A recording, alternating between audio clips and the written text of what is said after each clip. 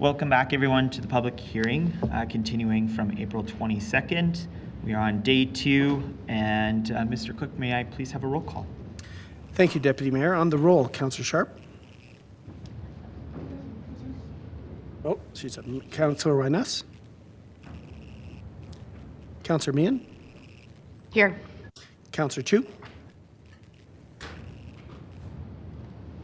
Councillor Dollywell. Councillor Pootmans. Here. Councillor Wong. I plan on challenging the chair in about 5 minutes. Councillor Wong. On the roll. Thank you. Councillor Sharp on the roll. I'm here. Thank you. Councillor Walcott. I'm here. Councillor Corral. I'm here. Councillor Chabot. Present. Councillor Penner. Here. Councillor McLean. Here. Councillor Demong. Mayor Gondek. And Deputy Mayor Spencer. I'm here. Thank you very much.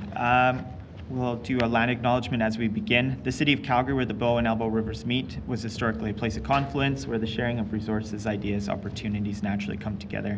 Long before the Scottish settlers named it Calgary, the original Indigenous nations of this area had their own names for the land. The Blackfoot name language called it Mokinstis. The Ayithka Nakota Wiskatabi First Nations referred to this place as Wichisba Oyade, and the people of the Tsuut'ina called it Gootstis. The Métis called Calgary Otuskawani. We would like to take this opportunity to appreciate and acknowledge that we are gathered on the ancestral and traditional territory of the Blackfoot Confederacy made up of the Siksika, Piikani, Amskabigani, the Kainai First Nations, the Ayithka Nakota Wiskatabi First Nations comprised of the Chiniki, Bearspaw, and Goodstoney First Nations, and the Tsuut'ina First Nation. The city of Calgary is the homeland to the historic Northwest Métis and the Otipemiaswa Métis government, Métis Nation Battle River Territory, Nose Hill Métis District 5, and Elbow Métis District 6. And we acknowledge all Indigenous people who have made Calgary their home. All right, we are going to launch right into the continuation of the public hearing. The first panel is panel 16. I'm looking for Joe Calnan. Joel, are you here or online? Sounds like maybe we have Joe online. Okay, Adam Fyfe. Adam Fyfe, are you here? Or online?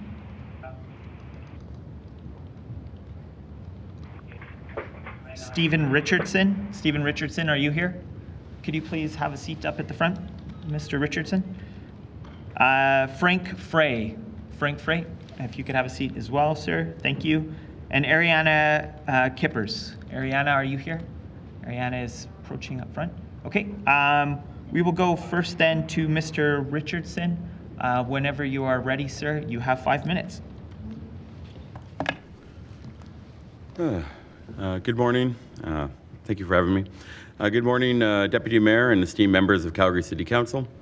My name is Stephen Richardson, and I'm here today representing the Alexandria Community Health Centre to express our full support of the citywide rezoning proposal. As the Chief Operating Officer of Housing at the Alex and a homeowner residing in Ward 4, I bring a perspective deeply rooted in both professional and personal interest in our city's well-being. For over 5 decades, the Alex has been an integral part of Calgary's social fabric, originating as a grassroots initiative in the Inglewood community and evolving into a vital support system for over 12,000 of Calgary's most vulnerable individuals annually. Our clients face a host of challenges, including homelessness, poverty, trauma, social isolation, and various physical and mental health issues. Within the 5 programs I oversee, we employ a continuum of care model that assists 400 individuals annually in transitioning from chronic homelessness to stability through access to rental units in Calgary. This recovery-oriented approach emphasizes the swift attainment of independent or permanent housing as the cornerstone for addressing other complex issues. Currently, Calgary grapples with a 1.4 vacancy rate, the lowest since 2014, with affordable housing options for low-income earners standing at less than 1%. This scarcity poses a significant hurdle for organizations like ours, making it increasingly challenging to provide adequate housing with the necessary support services. As our city's population continues to grow, it becomes imperative to take swift and decisive action to facilitate the construction of diverse housing options. The ramifications of failing to address the issues are profound, leading to an increase in homelessness and further strains on healthcare and justice systems, thereby impeding the city's efforts towards fostering safe, inclusive, and supportive communities. Citywide rezoning reform holds the promise of expediting the construction of all types of homes, including affordable and accessible units. This not only tackles the root cause of poverty, but also alleviates the burden on our overstretched social service sector. Moreover, embracing zoning reform positions Calgary to access federal funding through initiatives like the Housing Accelerating Fund, representing a significant opportunity to bolster the well-being of our citizens and the sustainability of our city. While rezoning alone may not single-handedly resolve our housing crisis, it undeniably constitutes a crucial piece of the puzzle. By augmenting the housing supply, we mitigate shortages and reduce competition for existing units, thereby affording relief to our clients and fortifying the resiliency of our city for generations to come. In closing, I extend my gratitude to Council for allowing me to address this crucial matter and for considering the perspective of the Alex, representing both our dedicated staff and the clients we serve daily. Thank you very much. Thank you, Mr. Richardson. Next up, we have Mr. Frey. Mr. Frey, when you are ready, you have 5 minutes. Thank you, Deputy Mayor and members of Council. My name is Frank Frey, as in French fry, even though it's spelled Frey.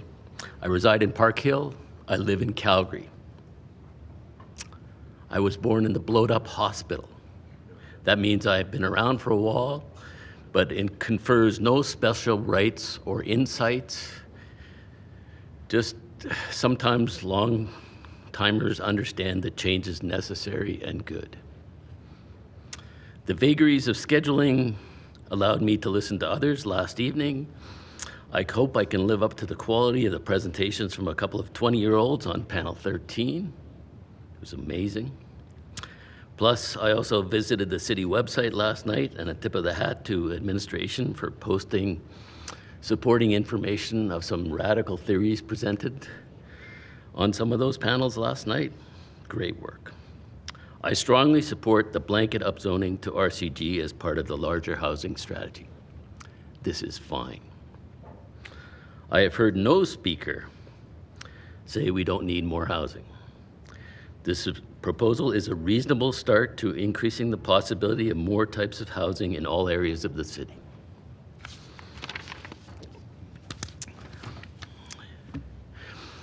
This council is the mechanism for managing change in the city. This measured proposal will allow for no more neighbors. This is fine. I was also involved in the development of a 50-bed treatment facility in Highland Park. Despite some strong opposition from people in the community, the facility exists today to be a vibrant part of the community with minimal impact. This is fine. When the John Howard Society was trying to move from near the Stampede grounds to its current location behind the Dream Center, Park Hill was very concerned. A presentation was made by the Society and the Calgary Police Service about the good work and the minimal impact of their operation. The straw poll was 88-2 against. Luckily, Council approved the John Howard Society application. The fears of the opposed were not realized as John Howard functions today with no visible impact to Park Hill, Alboya, Stanley Park. I have not focused on figures till now. 297. That's the official death count in the city of Calgary by the government of Alberta of houseless folks. The longest night of the year read 436 names of people who passed. The latest homeless count from 2022 is over 2,700 people. This modest relaxation is the first incremental step. This is fine. EMAN and the work of the drop-in center demonstrate the risk of homelessness in the current real estate market. Kneebone from the University of Calgary estimates that number at over 100,000 people at risk of homelessness.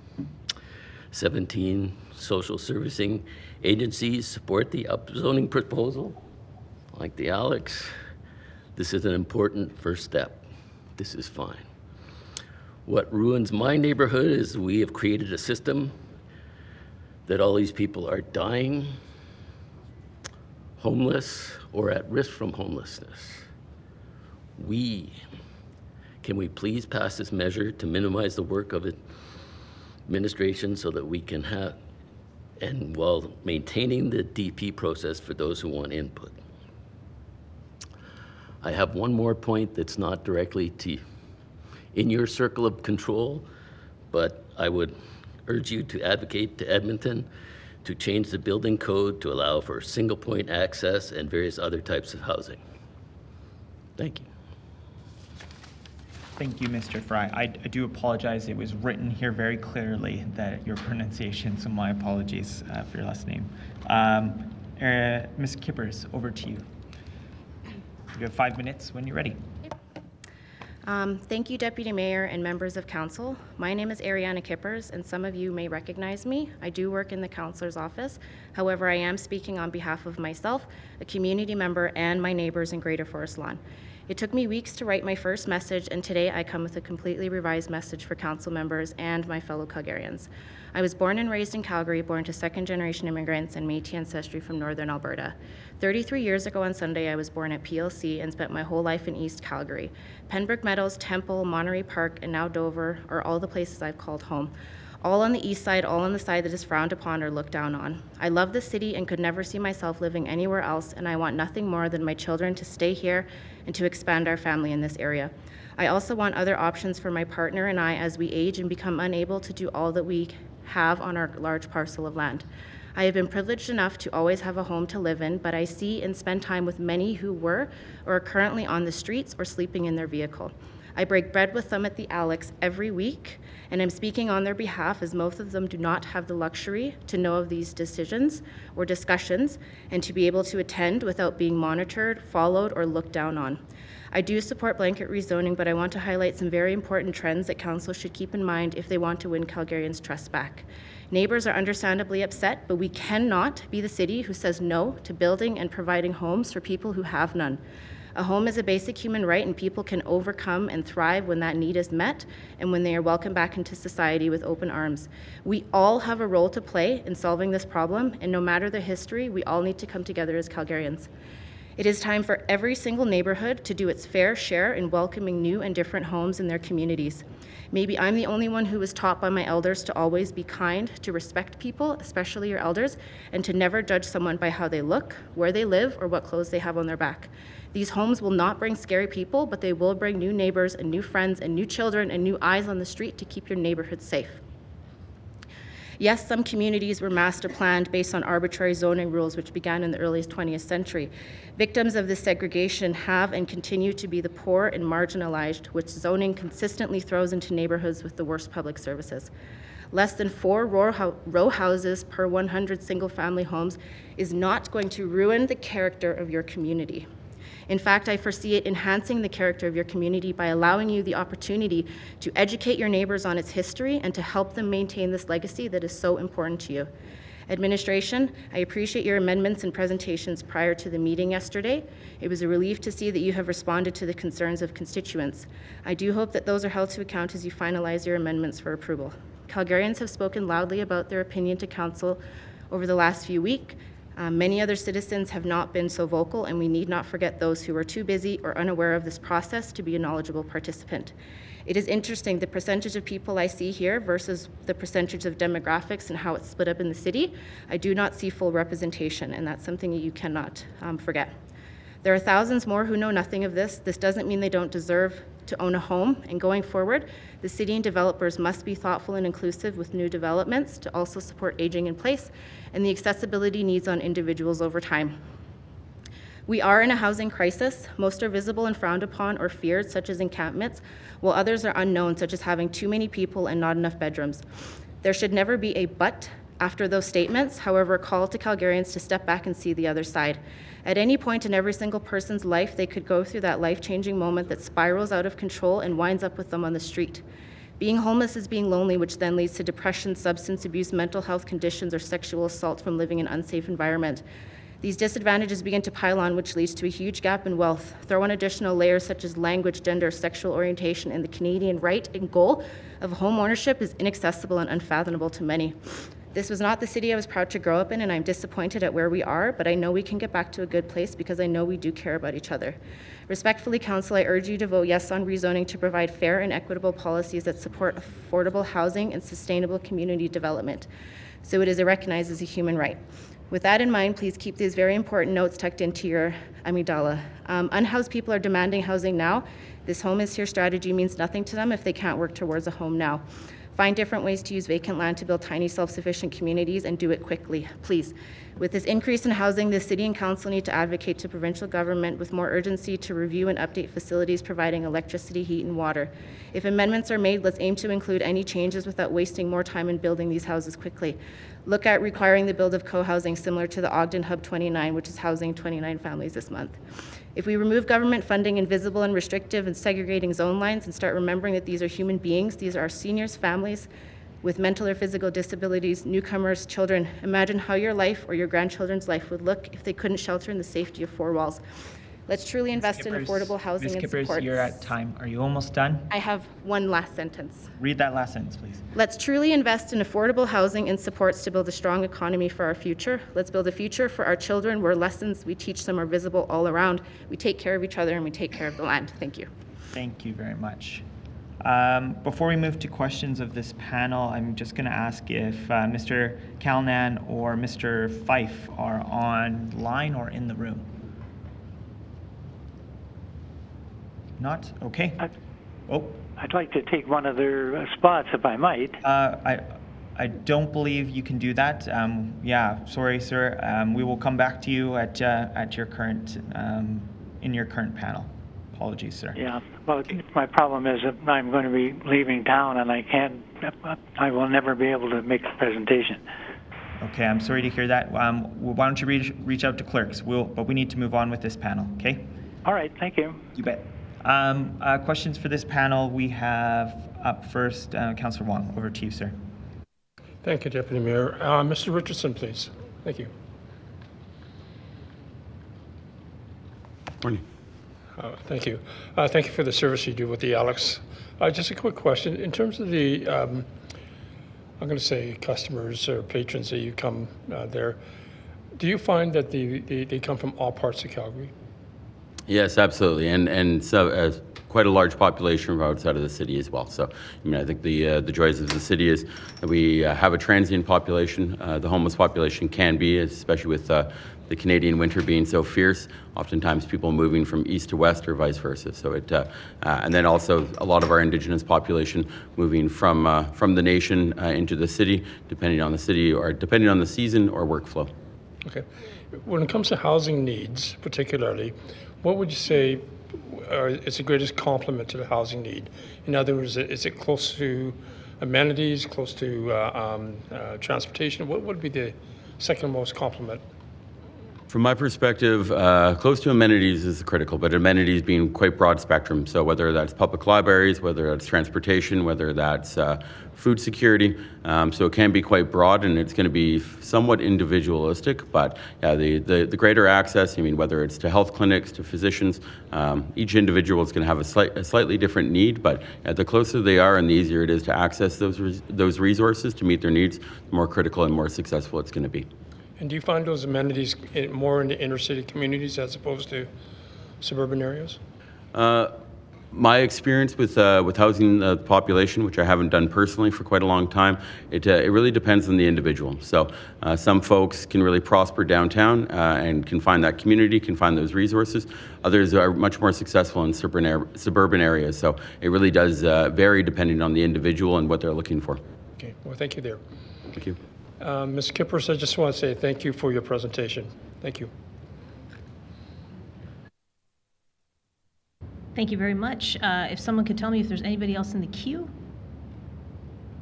No? Okay. Thank you. So thank you to this panel. We appreciate your presentations today. We are now going to panel 17. And do we have Dustin Collister? Hi, please go on up and have a seat. Do we have Gaurav Moda? No. Do we have James Duty? How about Brenda Harris? Yes, I'm here. Hi, thank you. And do we have Jim Romeril? Yes. Perfect. And I think we had, is there a gentleman that signed up to speak? Okay. Mr. Clerk, is there a gentleman in the audience that signed up to speak? He's on the line? Okay, do we know who it is? Sorry, Mayor, I don't know who the speaker on the line is still. Okay, so let's go with Dustin, Brenda, and Jim for now. Dustin, you can kick it off for us. Absolutely. Thanks so much. Let me know where to start here. Thank you, everyone, for having us. Thank you for giving us an opportunity to speak on behalf of our communities. My name is Dustin Collister. I am the Acting Infrastructure Manager for Mackenzie Lake Community Association, and I also put in about 500 to 1,000 volunteer hours a year, so I'm quite active. Let me first confirm my elation and our elation at the recent confirmation that federal funding is not affected by any carve-outs or exceptions to the proposed blanket rezoning. Great job, Mayor Gondek. Great job, Council. Thank you for getting and signing these this agreement requirement or these requirements before this agreement before the requirements and securing this much-needed funding for our city and, most importantly, those in need of housing affordability. We fully acknowledge the concerns surrounding housing affordability, but we believe the solutions need to consider the diversity of each community's needs. Much like personal choices in haircuts or shoes, where one style does not fit all, urban planning requires consideration of the unique needs of our unique communities. It's unlikely that standardizing something as unique as Councillor DeMong's haircut or Councillor McLean's shoe size for everyone in council would be effective or rational simply because it might provide a more efficient timeline or hopefully provides more affordability for them. This sort of one-size-fits-all approach will no doubt lead to significant drawbacks in your life, impacting your personal well-being, including your mental and physical health, while your fundamental pursuits of life, liberty, love, and happiness are highly degraded. With this perspective in mind, I'll now proceed further with my statement. Calgary's lake communities, unlike 95% of Calgary's communities, face unique challenges that will substantially increase the negative impacts of proposed blanket rezoning in our communities. Given their unique contributions and benefits offered to residents and the quality of life, along with the special appeal to our many visitors, these areas deserve the same considerations and protections and measures as the other unique areas such as the recent heritage sites and North Mount Royal. Lake communities constitute less than 5% of Calgary's neighborhoods, yet they stand as some of the most distinctive and socially valuable assets for both the city and its residents that they serve. Lake communities serve up to 1 million visits year over year, with half of that 1 million being comprised of outside visitors from other parts of Calgary and far beyond.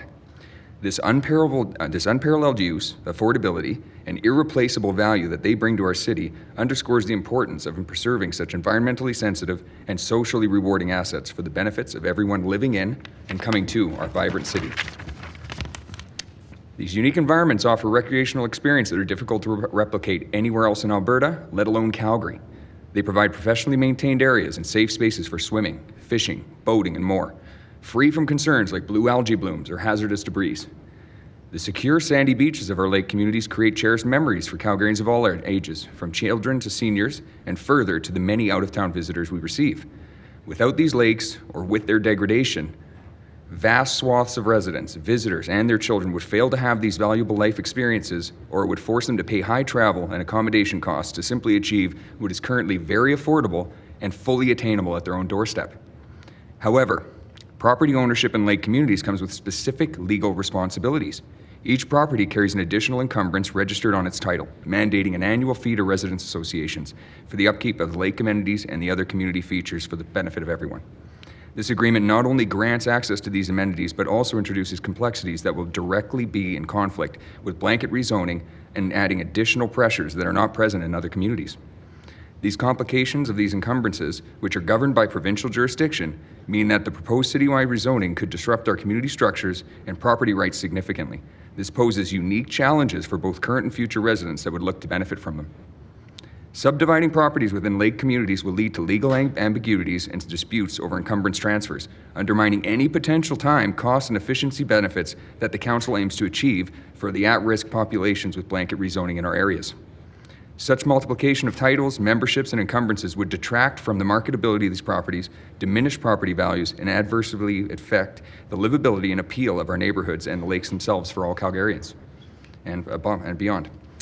It is crucial that citywide rezoning plans consider these specific issues to ensure that they do not compromise the integrity and enjoyment of our lake communities. Few communities offer as much joy or cater to as many visitors from outside as these neighborhoods do.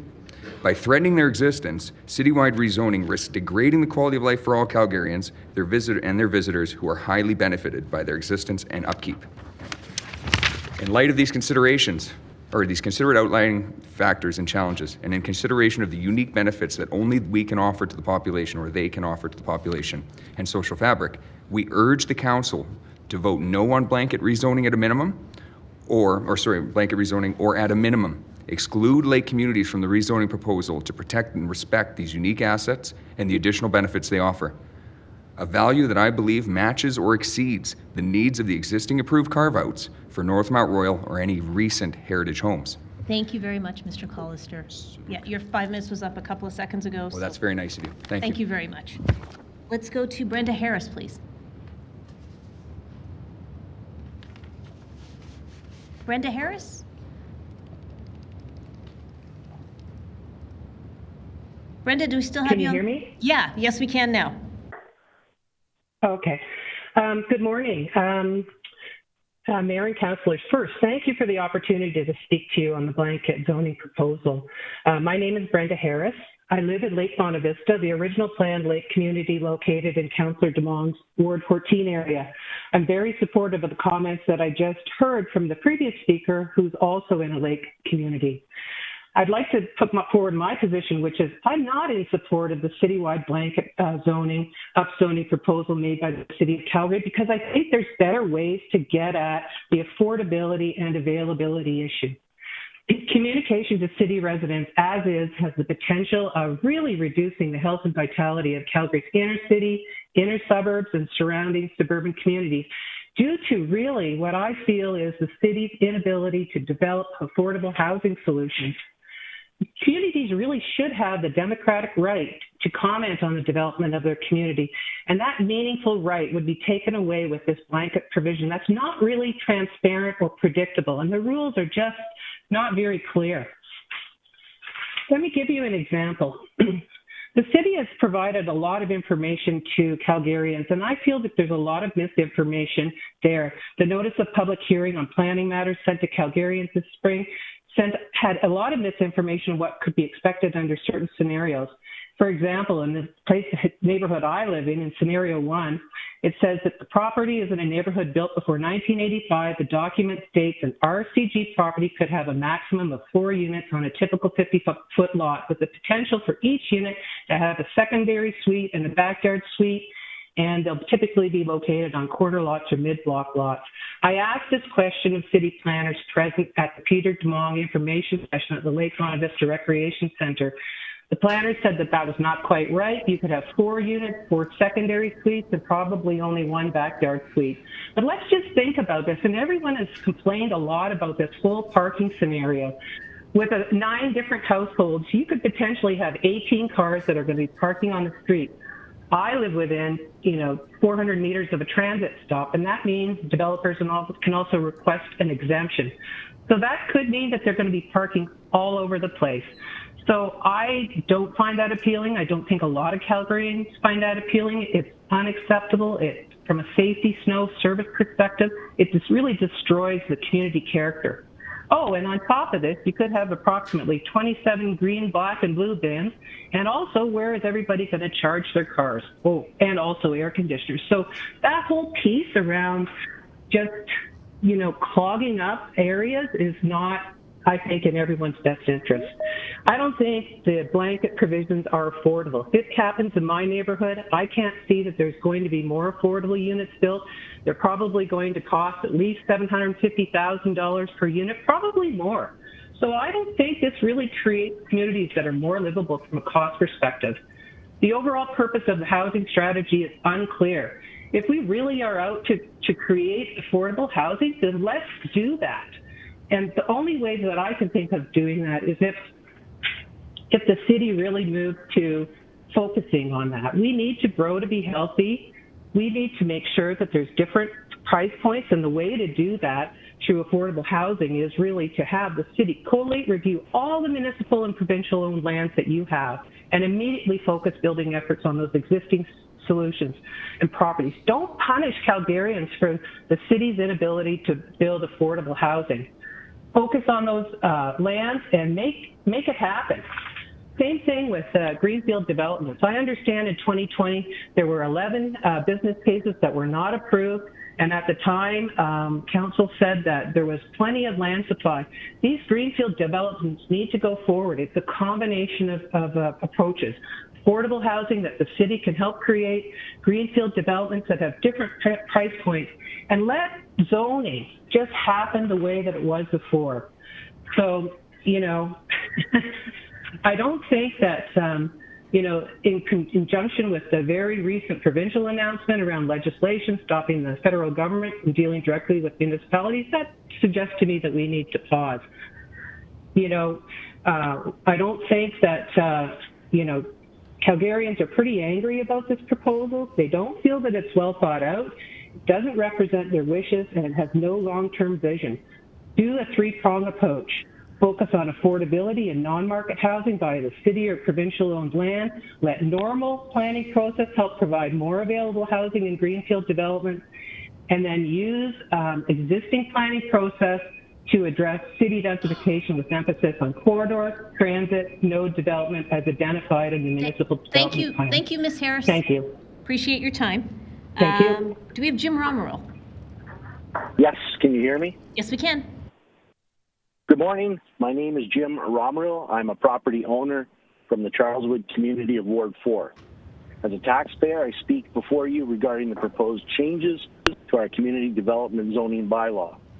This issue strikes at the core of citizen investment, as well as the democratic process that governs our city's future. The first 10 years as a citizen of Calgary, my residence would be described as high density, living with noise, smells, garbage, vandalism, assaults with deadly weapons, and theft. While we would file complaints to both the City of Calgary and City Police, both these groups seem to have little concern for victims unless there was bodily harm. My family's decision to seek calmer living arrangements eventually led us to purchase and significantly upgrade a property in Charleswood. We chose Charleswood for location, neighborhood characteristics, population density, infrastructure, noise levels, and perception of safety. And those decisions were well thought and calculated. We valued the front yard and the backyard. We valued trees, grass, and parking. We valued schools, parks, and privacy. And we took a gamble that our fellow citizens on the street all valued the same things. And within short order, we were not disappointed. In February of this year, I was shocked that the City of Calgary was going to take that away, and it appeared to me the City of Calgary was attempting to keep their information process as quiet as possible, hoping to get this past the radar of Calgary citizens. I want to express my concern over the lack of transparency and public discourse surrounding this matter.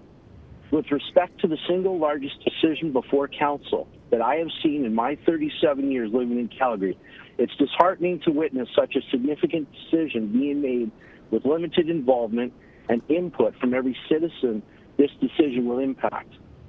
To my knowledge, during the last municipal election, not a single member of this council addressed their position on this crucial topic.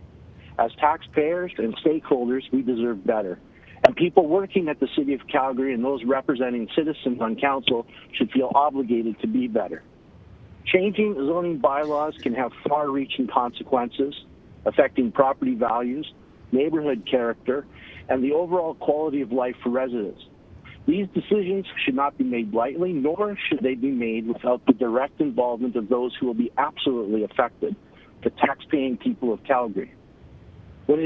While it appears that council is focusing on making lives better, making people's lives better that don't currently own homes, can't afford rent, or live in a parent's basement. When the city, and this will seem arrogant, when will the city of Calgary take 5 minutes to explain how rezoning Charleswood to row housing will make my family's life better? How does the city of Calgary plan on assuring my family that our significant investment in purchasing and upgrading of the property will not be put in jeopardy? Upzoning Calgary based on the need for affordable housing, I believe, is an urban myth. When a $600,000 home in Charleswood is purchased, the home will be replaced with a $1.5 million home. Under the new bylaw, the land will be subdivided into a pair of homes worth more than $1 million each. Any discussion about affordability being the result of upzoning is dishonest. I urge you to reconsider a better approach and commit to a more inclusive and transparent process with Calgarians. The current approach lacks meaningful dialogue and consultation with the citizens of Calgary. This current process is dishonest. It is absurd to think 70 years of zoning policy that has built Calgary into the city it is today only gets a couple days of public consultation for an unprecedented change.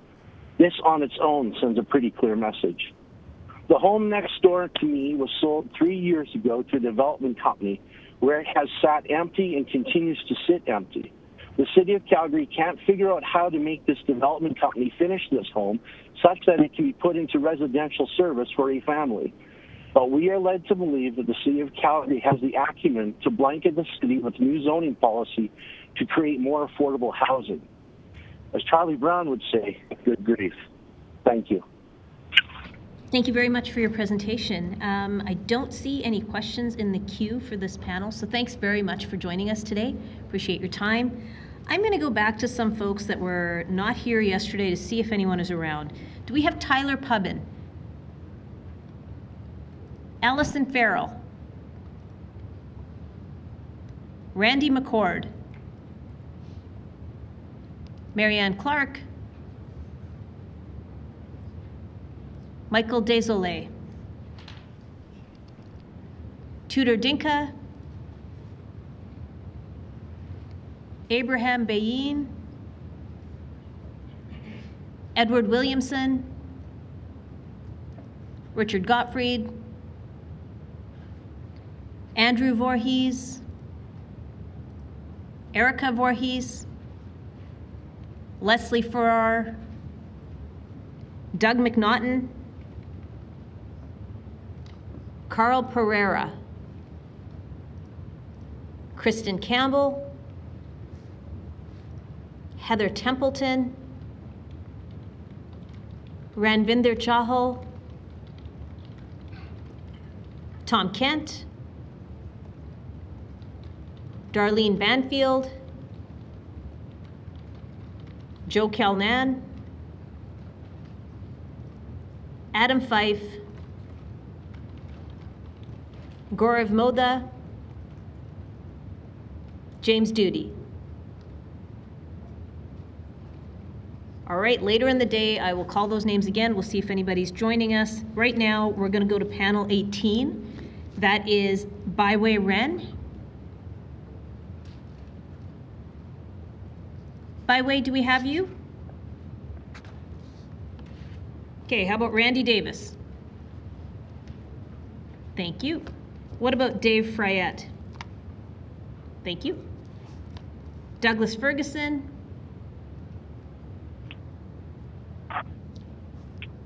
Natalie Winkler? Natalie is here. Thank you, Natalie. I'm going to go for a couple people that are on panel 19 so we can keep things moving along. Do we have Sonja Johnson? Do we have James Logan? Jim McPhail? Speaking. Thank you. Willem Klumpenhouwer? Great. Do we have Chloe Chan? On her way. Okay, we'll put her into the next panel. So for this panel, let's start things off with Randy Davis, please.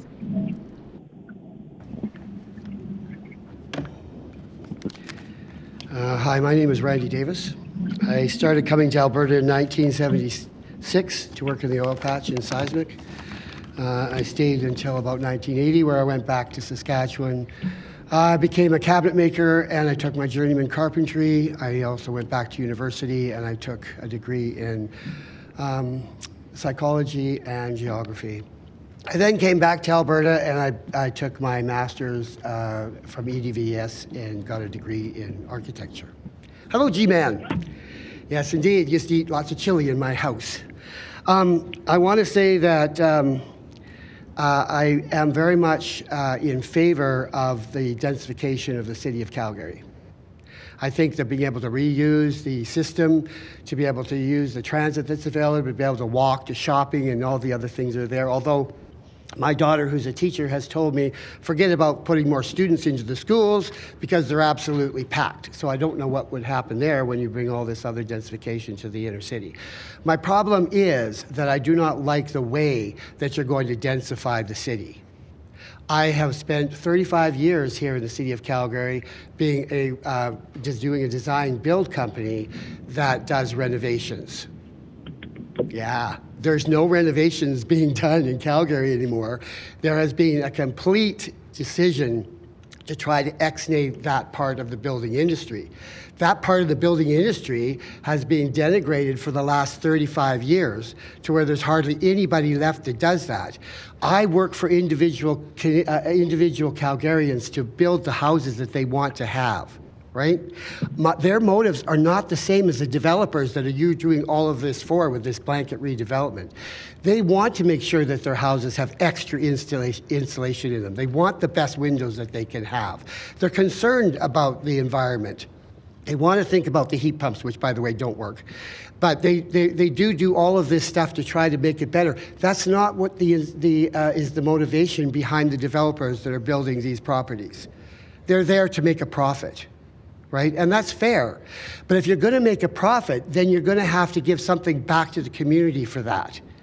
And where is, you guys, congratulations. One of the first things you did was say we're going to have a climate crisis. But there's not any of the policies in place that I see that should be involved with that. Why are we not seeing solar panels on the top of all these roofs that are being done? Solar heat pumps. Where's the gray water systems that allow us to use the water from our sinks and our showers to flush our toilets so you don't use so much water? Where's the encouragement of rainwater catchment facilities? All of that is there. You've spent your time on straws, but 15% of the time of the carbon that's produced here in this country is done by residential housing. And you don't have any of those policies in place to deal with what you're going to have happen here if you go ahead and agree to this blanket rezoning. It's not there. But you need to have it there. This is the opportunity of a lifetime. This is the opportunity to make sure that not only do we help out the City of Calgary get more housing, but that housing actually helps the people that buy it. They get to have their utilities reduced. They get to use less water. They get to be able to rewild their front lawns, all of those things. And if you don't think you can't do renovations that increase density, you're wrong. But there's nothing anywhere in any of this stuff that allows for renovations to be done. As a matter of fact, you've basically pushed all the renovators out. Why? Because you're freaked out about the flippers. But that's because you guys got rid of, you didn't spend the time to create a professional, ethical renovation component to the building industry. When I worked at SAIT and was teaching framing, I tried to create that. You know what the city did? They sent out 2 guys who came late, ate the free lunch, and then left. That's the kind of effort that was put in to trying to create that kind of an industry. And now you still have the demand for renovated houses, but all you've got doing it are people that are flipping them. So what do? Oh, we're going to make them do a new home warranty. And who does that punish? The people that are just trying to fix up their own house. I don't know what to say. There's so many ways that the City of Calgary could make houses more affordable without any of this stuff. And maybe you'll ask me that on your time, but there's a lot of that stuff that's available that the city could do to make houses more affordable right now. Thank you, so Mr. I'm Davis. done. Thanks very much. Thank you very much. Let's go to Dave Fryett, please.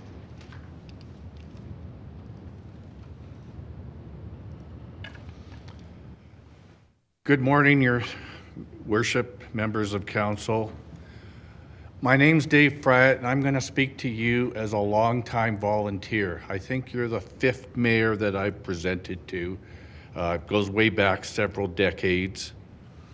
I'm going to start off with saying I don't think I've ever seen an issue where the council and the administration seem so completely out of touch with what the citizens are thinking. I don't know what it is. When I used to come here in the 80s, it wasn't Fort Knox. I could walk in and out of this door and go to it. I could go to the engineering room down the city. Everything's now behind security. I wonder if you guys now are in a bubble and you're out of touch. This issue should be decided by a referendum. It is obviously so major and got so many people worked up. When you have hundreds of speakers coming to an issue, I've never seen that before. This is the kind of an issue that's too big to be decided and rushed through like this.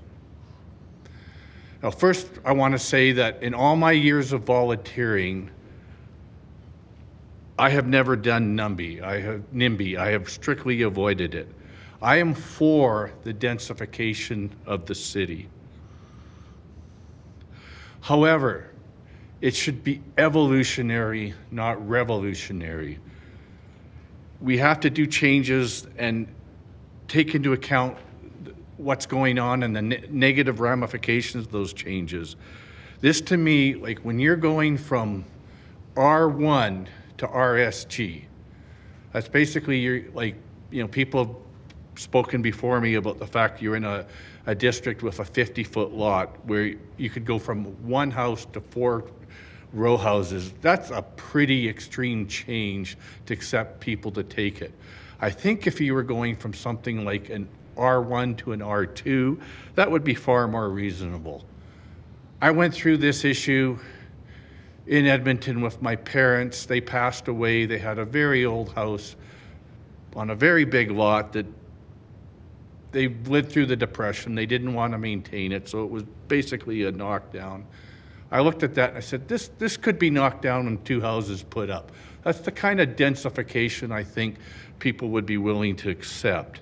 But when you're talking about going from R1 to row houses, the other issue, which is I'm sure you've already had people speak to, is the parking. When you're saying that certain communities are going to go from 1 car per unit to 0.5, that again is a revolutionary kind of a change. The community that I live in, I've lived in Shaughnessy, I've lived in Sundance. Just across the roads, Bridlewood and Chaparral. Well, guess what? They're excluded from this. They maintain that 1 parking stall per unit reservation. Why should it be that when I walk 100 meters across a road, we get a completely different parking thing? That just isn't right. There's just no planning in this. You need to do more consultation.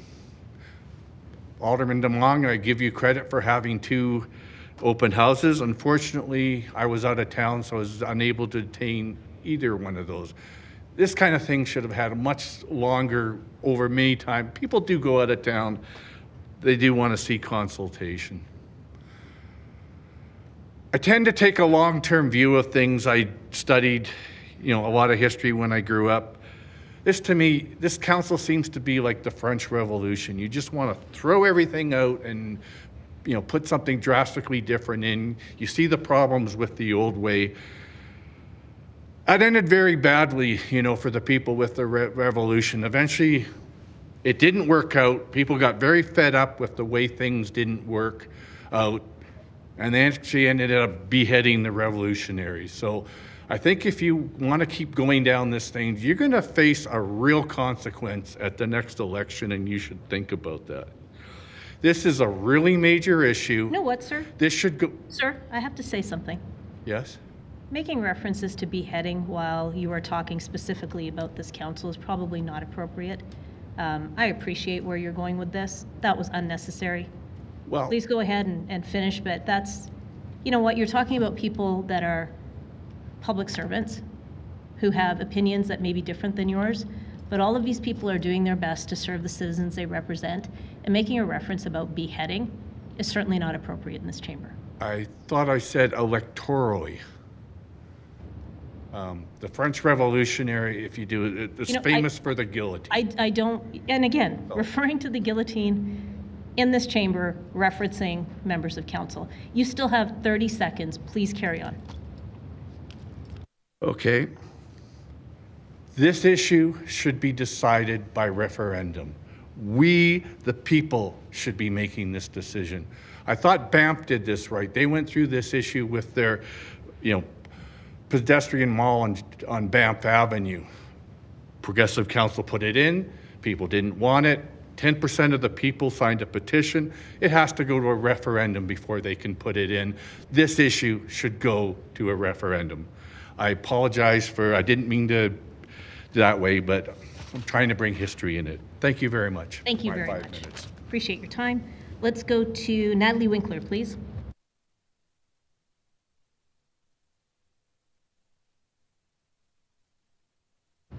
Hi, Natalie, are you still on the line?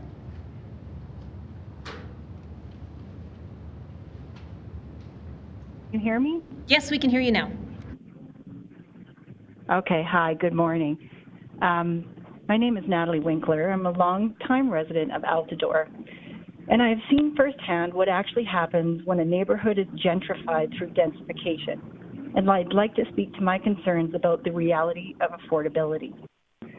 We've heard from administration that blanket upzoning will create homes that will be affordable. But through the natural life cycle of a home, it's actually the aging housing that provides the only affordable housing stock in our city, outside of purpose-built, subsidized homes. What has actually happened over the last 25 years in Altadore is that this older, affordable rental stock, much of which still has decades of viable life in it, is now being incentivized to be torn down for redevelopment far sooner than it otherwise would have been due to rezoning. And this is what blanket upzoning will invariably do throughout the city if this land use change takes place. My community has dealt with easily predicted problems, one of which is now having overcrowded schools, resulting in lotteries to attend within our catchment area. We're also losing long-term residents and their children who can no longer afford to live in our community, as they have been displaced from their rental, so would be bulldozed for redevelopment. I personally know of 2 separate single parents that were renting 1960s bungalows with 3 bedrooms, 1 bathroom, 2 bedrooms for the kids for $1,600 and $1,800 per month before being evicted for demolition. They each struggled, but they found places to rent a couple years ago, one here in Altadore, one a bit further in Killarney. But that allowed their kids to continue at the same school. But within the last 6 months, both have been evicted when their leases came up for renewal. They can no longer find housing in their budget anywhere in the area. They've both had to move much further to more affordable communities on the east side of the city, and their children have had to change schools due to the distance. Their children are having difficulty settling in with all their new friends being at their old school. With upzoning, affordable rentals are being replaced with luxury units that rent for upwards of $3,500 per month, plus utilities, and below-grade basement units are renting for $1,800 a month. It should be noted that these below-grade units have no egress window in the bedroom for fire safety. So the developers work around the fire code by not putting a door on the bedroom and call it a den. These units will never be suitable for families. This new blanket bylaw will have the effect of pouring gasoline on a fire. It will hyper-incentivize developers to destroy all the older rental stock that still has life left in it.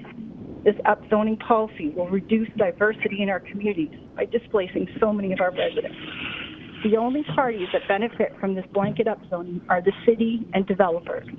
The developers are incentivized to sell or rent the highest price the market will bear to maximize their profits and move on. The city is incentivized to get the highest taxable revenue per hectare, regardless of the negative externalities introduced to the existing neighborhoods. Where do these displaced renters go?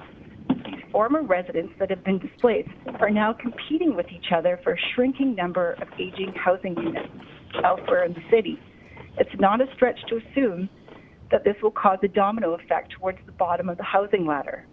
A portion of those displaced will either experience or be at risk of experiencing homelessness as they compete for fewer and fewer affordable choices, which leaves a growing number of Calgarians without a chair when the music stops. 3 years ago, the Guidebook for Great Communities failed to address affordability in any meaningful way, and it's unforgivable that this factor has once again been left out. Council, administration, and their chosen consultants who have constructed this base land use change have clearly made a decision not to mandate the placement of below-market units. Every council member who votes for this land use change, knowing full well it will hurt some of Calgary's most vulnerable residents, are simply derelict in their duties. Thank you for your time. Thank you very much for your presentation. If you can mute yourself and hang on the line in case there's any questions for you, that would be great. Let's go to Jim McPhail, please. Okay, and I did submit a presentation. Is that available at this point? We are just going to look for it. Thank you. And in the meantime, Honourable Mayor and Council, I appreciate the opportunity to participate in this democratic action. I am in favor of RCG blanket-wide, and at the same time realize that any change like this, there are going to be issues that we will have to deal with. If you could let me know when the slide deck is available. It's ready to go. Thank you very much. Do you have a ball so somewhere? if we go to the second slide, I see that, in fact, we will be able to facilitate affordable housing with the RCG. As already been pointed out many times yesterday, the expedited development process will be able to save approximately, well, several $1,000s, which, at least according to one set of developers, should end up being passed on to the purchasers. Also, when we have multiple units per property, that will allow a lower cost per unit, whether it's rental or people, as I've seen previously in other cities, coming together to purchase. And so I think we will be doing aspects for affordable housing. Next slide, please. Can I just, sorry, Mr. McPhail, can you hang on a second? Yep. Are you moving around? No. Okay, then hang on. Anybody else that's on the line, especially if you're moving around, could you please mute yourself? We've got a lot of background noise. All right, Mr. McPhail, we're going to try that again, and if you could just tell us when you would like the slide advanced, we can do that too. You're right, yep. Thank you. Thank you. If we go to the third slide on economic value. Is that available? Yep, we're there. Thank you.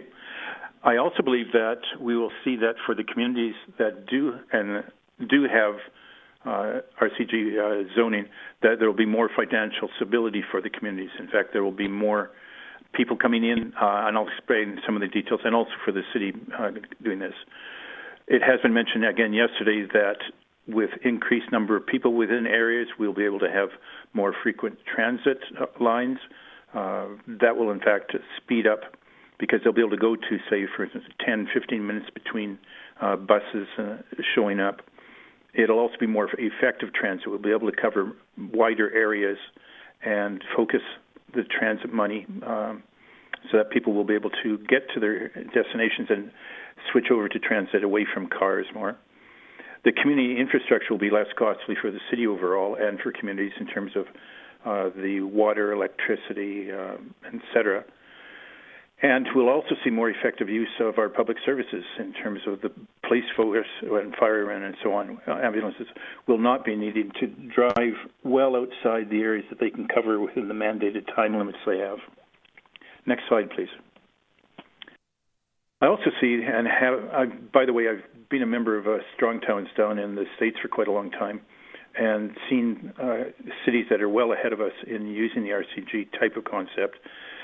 Some of the aspects that will be coming in for that type of zoning will allow for more local commerce for local businesses. I'm not too sure who it was. It might have been Councillor McLean yesterday that mentioned about the 15-minute cities.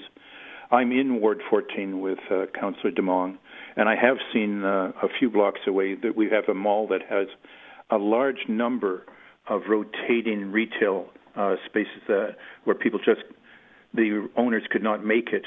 Because we, frankly, in the area, I'm down in Deerfoot, Queensland area, there aren't enough people to support a number of the businesses. So they come in, they get started, they go bankrupt.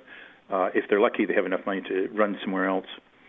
So the local businesses, the small businesses whom you've supported quite strongly in the past, would be very happy to have more people who will be their customers.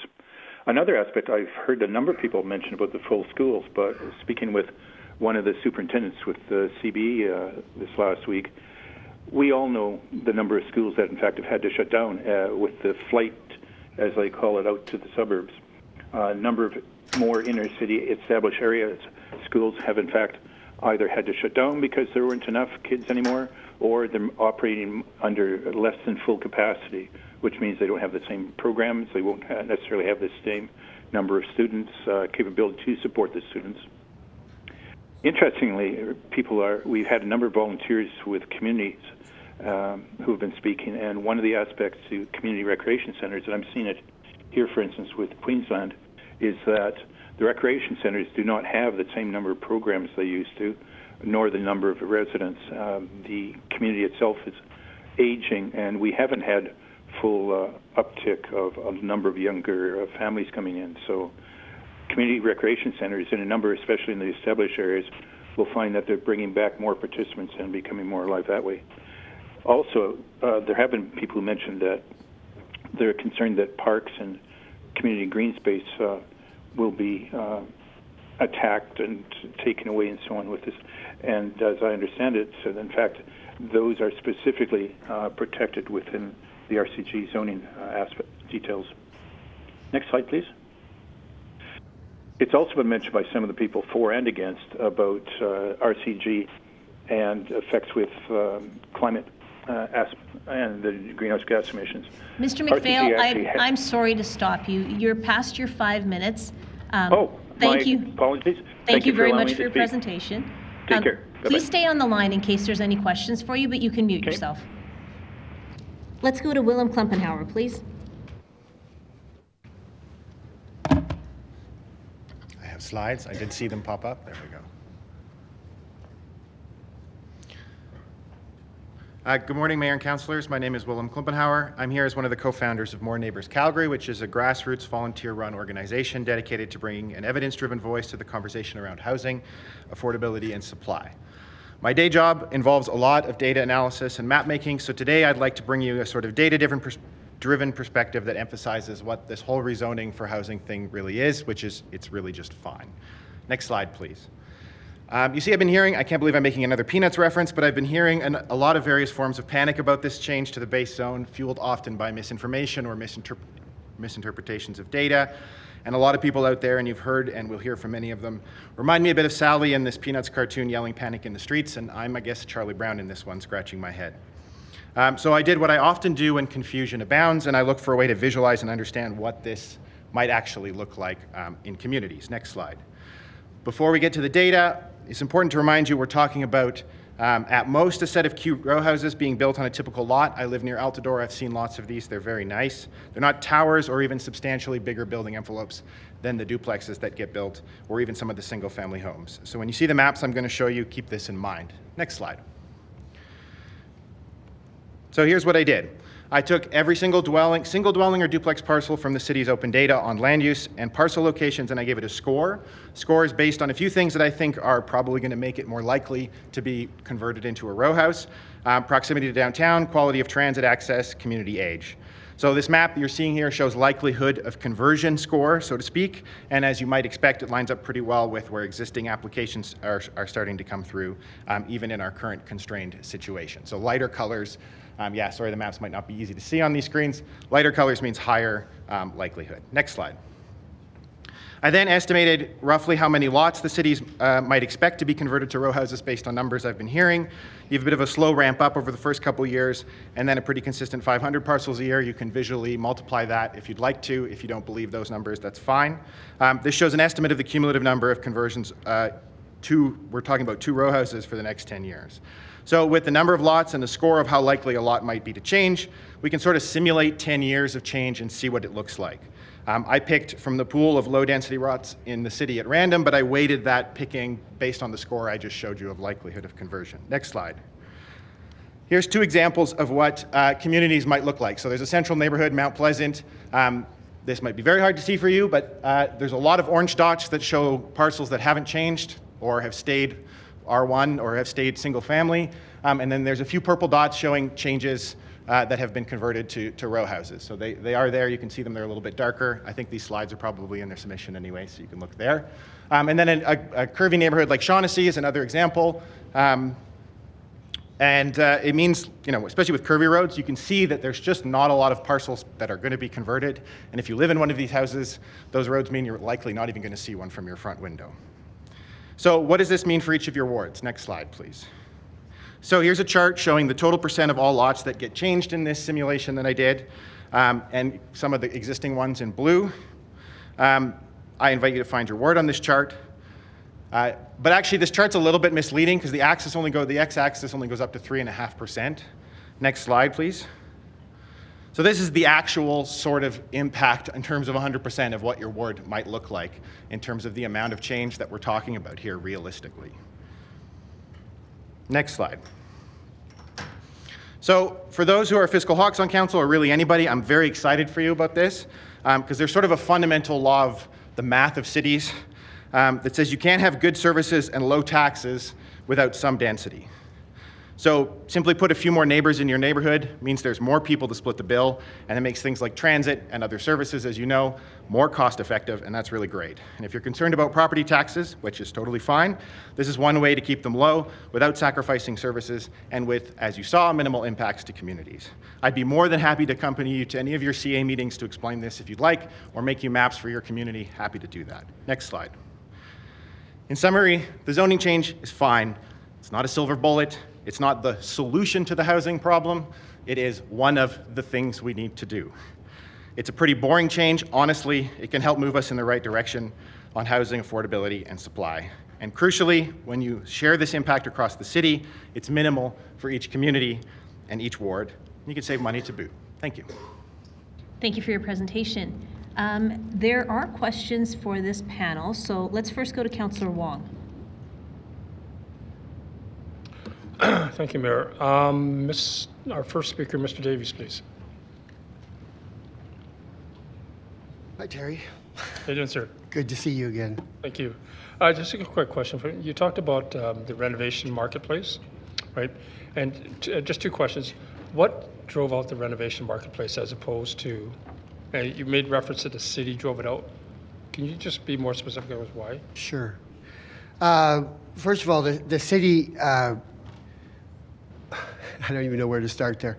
To begin with, the city uses technology against people who do not know how to do it. So when you send in your plans, and when it first started 20 years or 30 years ago, they did skinny houses, right? That's what they did. They took the 50-foot lots, they put them into skinny houses.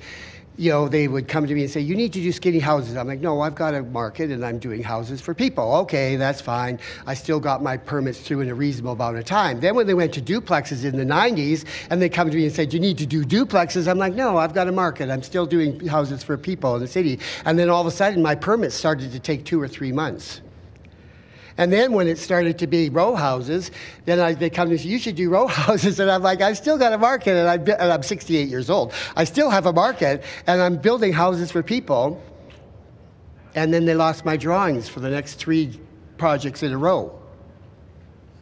That's how they do it. Or when you would send them a memo, they say, oh, it doesn't come from your IP address. We don't know what it is. Oh, it got put into the junk mail. So that's how they start the process of beating down the renovators. And then they make it extremely difficult to put a renovation through. It used to be able to be affordable. In other words, we were able to use the existing services to be able to make it more affordable for people to do a renovation. They don't allow that anymore. If you try to put in a new sink or a new toilet, oh, guess what? You have to upgrade your water and sewer. Well, a renovation that was going to be $100,000 is now $130,000. How does that make it affordable for people? So then people just quit doing it. And all they do is just buy a renovated house already, which is all got a built-in profit for the developer or the flipper who did it. That's how they do it. Okay. Okay, I'm going to move on from okay, that. I'm sorry. No, that's fine. That's fine. I think you walked into territory I don't want to get into. The second question I've got is right now, as you know, a few years ago we moved into secondary suites for single-family detached and duplexes, right? And the what's in front of us today is the permission of both secondary suites and a backyard suite on a property. Do you feel that that would help on our housing challenge? I think that any additional housing is going to be great. I just know that there's lots of ways to do renovations on existing housing. If you took a 1,200 square foot bungalow in Radisson Heights, let's not pick a nice northwest neighborhood, in Radisson Heights, you could build a second story on that place as a totally functioning unit. You could build a courtyard at the front, dig out the basement, allow to have nice air and everything to a nice suite in there, and you could put a garage out back with a suite on top of it, and you probably wouldn't touch one tree on the property. And you probably wouldn't hardly touch any grass. And you could actually design it so that you've got the roof in the right direction so you can have solar panels and solar water heaters. But the building department and the planning department don't want any of that. All they want is new build. And so they push the renovators to do new builds. And so they say to you, oh, and then they say, well, if you do too much renovation, it's not a renovation anymore, it's a new build. They don't even have a category for renovations anymore. It's absolutely bizarre. So you have to then do a new build, which means you have to upgrade all that stuff and everything, and it becomes non-affordable for regular people. Okay, well, that was exactly what I was trying to get at, is finding affordability, in that renovation market. And then you get people that can actually do that, not developers, but regular folks that can take their house and be part of this system to actually make it work for them. But the way you've got it set up, it's only the developers that are going to do it. And by the way, who pays for that embedded carbon that I see them hauling out every single day from the houses that they tear down in the city? Us, the taxpayer, that's who, because it's not the developer. Every other jurisdiction in the country understands that, and they make people pay for that. They make the developers pay for the embedded carbon that's inside of there because they're reproducing it again when they build those new things. And they have places where you can take stuff and recycle it. What an idea. Okay. Let's have places where you can recycle that brand new insulation that they put in the roof in the house they're tearing down across the street from me right now. Okay, thank you. Thank you, sorry. Appreciate it, no problem. No, I'm passionate about this. No, we understand that, thank you. Mr. Klumpenhouwer, thank you. Hi. Thank you for the slides and the data extractions. The question I have is, when you extrapolate that, did you put another layer in, which is the cost layer, to see exactly where affordability is? Because again, when you take a look at geographically, a lot of it's also land value that gets in there. Have you done absolutely. that? I had to work with the open data that I have and the quality of data I have, and like market type data is very hard to get, and it's not published really on the open data. So there is no affordability layer. This was just sort of an idea of, if you really let it be a free-for-all, as some people have mentioned, what would that actually look like? And so you're right, there's extra layers there. There's layers there that aren't accounted for. So I picked some ones that I thought were the most appropriate. And obviously, I think there's some correlations between these things. Hopefully we can get you that data, because that'd be an interesting scenario. Sure. Thank you. Yeah. All right, let's go to Councillor Carra, please. Mr. Klumpenhouwer, while you're up there, I was invited by More Neighbors, who you represent, to come and present how to speak to City Council and do presentations. It was a free and open workshop.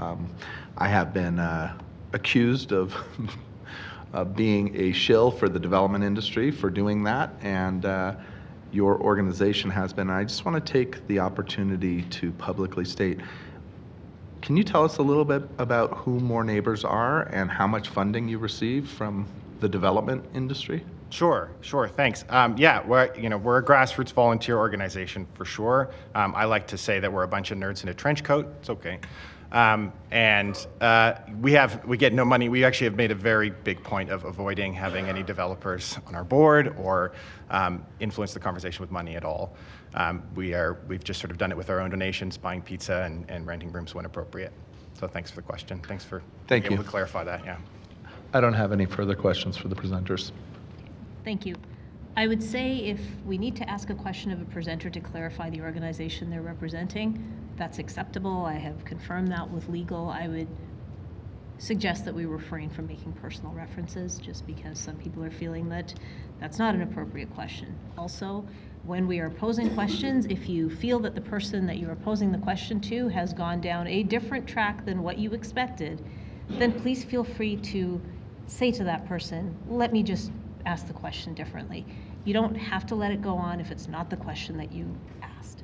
Okay, with that, let's go to Councillor. I just need a little bit of clarification from that. What do you mean by personal references? Councillor Carra, there are members of council who feel that your personal reference question was inappropriate. I have decided that your question was appropriate in the sense that you were asking about a particular organization that's being represented by the presenter.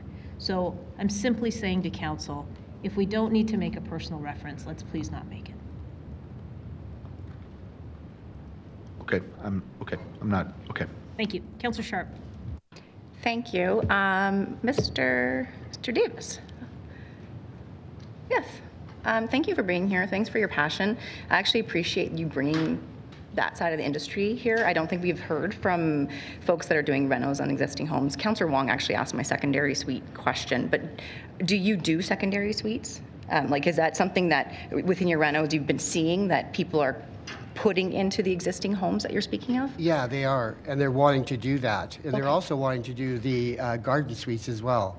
So there's going to be a lot of demand for that kind of stuff on top of all this other stuff that you're wanting to do. Okay, and then thank you for that. And then I just wanted to give you maybe just advice, or if there's some issues going on with like permitting or timelines, I am more than certain that there's people in planning development that would sit with you to talk a little bit about the changes that have occurred since 1980. Like lots has changed, obviously, with the processing, to make sure that your industry is not being run out. So I don't think that we don't want to see that. They don't want to see it. And so I would just give you some advice that maybe if you and I want to sit off after and we could chat a little bit, how we can get you some information and how you can speak to people. Because I think what's really important here, with regardless of what happens with the blanket and this, is that timelines are, just like time is money for businesses, timelines are important for, putting people and roofs over their heads as well, including the renovation company. So I would give that a little bit of advice for you if you want to meet me at lunch, and I can maybe take your information and pass it along. Yeah, well, thank you for that. You're welcome. Councillor McLean, please. Thank you, Mayor. My first question is to Ms. Winkler, if she's still on the line. Yes, I'm here. Great. Yes, I'm here. Yeah, okay. My question, you'd mentioned, sadly, that there's a lot of people you knew that got evicted in Altadore. Can you expound on that and why that was? Oh, yes, Councillor McLean. They were both evicted, not just for the standard rent increase we've been hearing so much about. They've been evicted for redevelopment. So the developers purchased the land actually privately from the homeowners, and then they were evicted for luxury semi-detached homes is what they're building, and the price is about $1.25 million for each side. And another family on 49th Ave in Altadore, they put in 2 skinny detached homes, and they are selling for $1.399, so just under $1.4 million each, and they put 2 of those on the lot. So these are very luxurious infills, and they displace the residents, and there's really fast turnaround time frames. So within the last 6 months, they've already broken ground and framed things, and they're on the market. So I hope that helps everyone, that the affordable units that they were paying $1,600 or $1,800 a month for a house where they could have children are now luxury infills, semi-detached or detached skinny homes. Yeah, thanks for that, because I think that's kind of one of our, our key points that we're hearing here with affordability houses are adding more density, which we've seen, obviously, you've seen a lot in your neighborhood. I've seen it just driving through in the parking problems, but I guess what you're saying is by adding a whole bunch more density, what we're trying to do is achieve more affordable rents and home prices, and you're saying this is the opposite that's happening? That's exactly right. And if you look at Altadore, we've gone through what the rest of the city would go through, and none of it has been affordable. Okay. All right. I just wanted clarification on that, and sorry to hear about if any of your friends were evicted, but thank you for that. And I did have one question for Mr. Klumpenhouwer. Hi. Hey, hi. Thanks for all the number crunching. I've got a bunch of friends that love doing that, putting things together. I think looking at all the charts, a lot of that is opinions and numbers that you put together. And the one that I wanted to kind of zero in on, it was you kind of ended with adding a whole bunch more growth and density would drive down our property taxes. So my question is, because we've seen a whole bunch of growth, a whole bunch of density in Toronto, huge 10% tax increase there. Edmonton, big tax increase. We're having a lot of growth here in density in Calgary over the last several years. We just raised taxes almost 8% last year. I just haven't seen it. So what makes you believe that if we continue with more density, that taxes are going to go down? Well, for clarity, I'm not saying that taxes are going to go down. I'm saying that taxes are probably going to go up less steeply if that's what you as a council value. It's trying to keep things low. The math is that if you have more people in the same area, you can do these services for cheaper, right? People talk about Vancouver. Well, Vancouver's still getting more expensive. That's true. But it might be way more expensive than it is now if they hadn't done some of the interventions that they have as well. And Toronto might be the same way. Now, I'm not a housing market economist. I'm not going to delve into that. There are others of those out there who've talked about that. But that's my feeling about how this works, is like the math doesn't change. And if you build within the city, it's cost effective. If you add new things to the edge of the city, it's not so cost effective. And again, the math does show that. Yeah, I think I'm not disagreeing with some of the math. I think just what people are saying is that we're seeing all sorts of levels of government saying these policies are going to fix things and we're going to help your affordability, and none of them are. I don't care if it's federal, provincial, even on the municipal level. Almost everything that seems to be proposed or that has been implemented has not been making anything helping the affordability crisis. So people are maybe a little bit not convinced, I guess, when we come in and tell them we're going to do this and we're going to solve your problems. So anyways, I appreciate what the work you put in, and we got to put it all together. But again, thanks again for your time. And Councillor McCain, I'll say, it can be frustrating to see the number continue to go up, right? Number continues to go up, but you have to look at the slope of that number. The Auckland example, for example, is the numbers may still go up. It's going up a lot less steeply than it was before. So that's part of something you have to keep in mind. And if you can do bigger policies to have bigger impacts, like RCG, you could argue is not enough to do that. But it's a start. And if it keeps things from going less steep, I'm a fan of less steep. Yeah, I've read all the Auckland, New Zealand, and different places, and a lot of it's attributed to when they've slowed down their immigration. Obviously, that's math. If there's less people coming, and that's a whole nother rabbit hole, another discussion that we could be having. But again, that's affecting our affordability, which isn't in this affordability task force plans at all. But again, thanks for your time. Thank you. Cities are complicated. Let's go to Councillor Spencer, please. Thank you, Willem. Mr. Klumpenhouwer, you can stay at the dais there. Wanted to dig in a little bit deeper. You have this picture that you paint with the stats that what's going to happen in Calgary is quite small, percentage-wise. Obviously, the felt impacts of that, depending on where it lands, are going to be, extreme for somebody on a street somewhere, potentially change that the city is facing. Can you paint a picture around what this means for transit and some of the services that you were just in conversation with Councillor McLean about? Yeah, I spoke in September during the housing strategy about how it's also a transit strategy to add more homes inside the city. This is a perfect example of that as well. Like, what makes transit tick is having many people trying to reach many places rather than concentrating all of your movement at one time and to one place. That's kind of an inefficient way to have transit work. And so if you have more people in a smaller area, you put a stop down, there's more people near that stop all of a sudden, and more people can take transit, right? So it does create a more cost-effective transit system to have people nearby. And of course, we're talking a very gentle change here, right? We're not talking, this isn't going to save the transit system at all necessarily, but it's, again, one of those things that really helps, and density and having people nearby transit is obviously the very first step in getting people to use transit and making transit useful for people. Okay, so then arguably a more measured approach or a more planned approach to add density in nodes, corridors, all these other things would help that transit strategy, would help. Can you speak to me, because obviously there's been a lot of thoughts in the broader community about phasing this some way, adding a little bit more clarity, certainty because this is change management we're ultimately talking about. Why do you gravitate towards this blanket, gentle versus a more, stage stepped, let's put it here, let's paint the map and have our transit line up? Yeah, I think maybe the word I take exception with is the versus. You don't have to do either or. More Neighbors, like we often talk about how this change it's really about updating what sort of the base idea of a neighborhood and a house looks like and is. We're not talking about building towers, right? That's not what's before us. But I think you also need to be aggressive about putting housing near transit-oriented development. There were some good discussions in September, and I hope they come up again about concentrating development around LRT stations and using that to sort of bolster the transit network, a bit of a positive cycle. So I think you can do both, and I think the overall citywide change that we're talking about is important.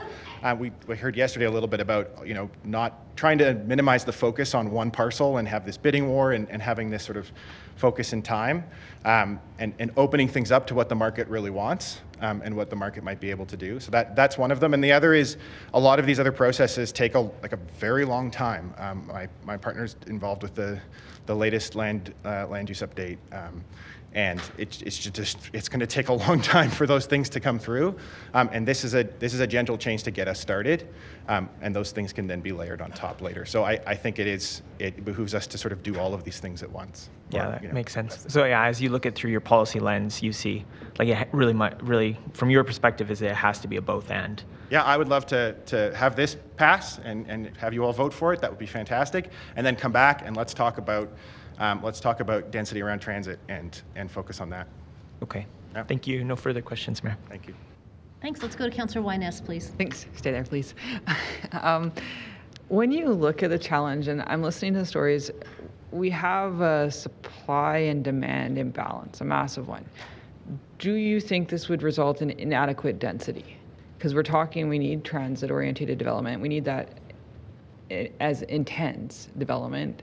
When we do a blanket zone, are we adequately providing the opportunity for people?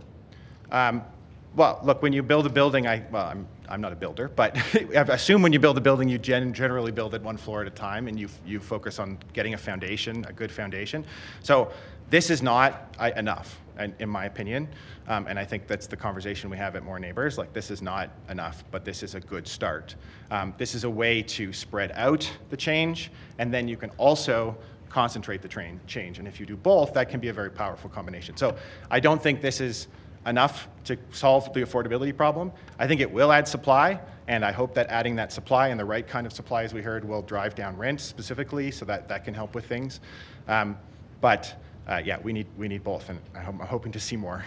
Yeah, and then in your data, how are we making our assumptions on ownership rights? Like, it's easy to say everyone will do this, we blanket zone, this is the movement of the market, but we also have an entrenched real estate market where people need to live where they live. Like, that's why we're seeing evictions that is causing more strain on the need for housing. How does your data take in this entrenched real estate market? I mean, the short answer is I just used the basic data that I had to paint a picture, and so it's not a simulation of the housing market or a simulation of the city. So it doesn't take into account the entrenched, some of those personal factors or specific housing factors. But we are seeing some change. Like, people are building RCGs and row houses, and people are rezoning. So there is movement, and I'm hoping that this kind of makes it a little bit more fluid. But those are other challenges, building challenges. Those are all things that still need to be addressed, for sure. So I think they're there. The model here is more about painting a picture. Okay. And currently, in governments and politicians trying to tackle the housing crisis, we're doing a bit of a shotgun approach. And do you see any policies that are counter to each other? Like, I can't remember how long ago we had said net zero your house. You get loans, you get kind of attached to this built form. And so we're trying to say blanket zone, but will there be a clash of previous policy with this policy if passed? Well, I think what we're seeing right now is a clash of decades of previous policies that were counterproductive, right? Like, I know the focus on sprawl and things. So I think there will always be places where policy intersects. I hope governments can work together to make sure those don't happen. But I think it doesn't behoove us to say, well, this is too hard or things bump into each other too much, so we should just keep things as they are. I think you take the good, you take the bad, you kind of take them both. But I think if you can reasonably feel like we're getting a net positive out of this, then I think it's worth moving forward. And then last question, hopefully. Have we factored in the current changes that the financial institutions are under, such as OSFI, lending regulations, interest rates, to actually make built form happen in your data? Yeah, I'm not an economist, and I'm definitely not a banker, so no. Thank you. Yeah. Thanks. Let's go to Councillor Putmans, please. Thank you, Mayor. Thank you, Mr. Klumpenhouwer. Back again, I'm afraid, sir. Some water. Getting some water. Hi. Thank you for your presentation and lots of incredible insight. I'd ask you for some more insight, if I may. A lot of people speak to the character of their neighborhood, and I'm never quite sure if they're referring to architecture, if they're referring to people, if they're a host of issues, tree canopy. How do you define character in a neighborhood?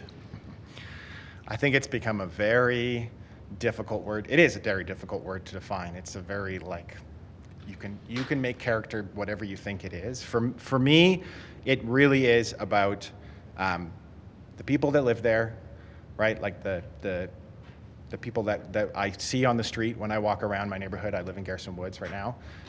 And the things I can do in that neighborhood. So like the freedom it provides me to do things.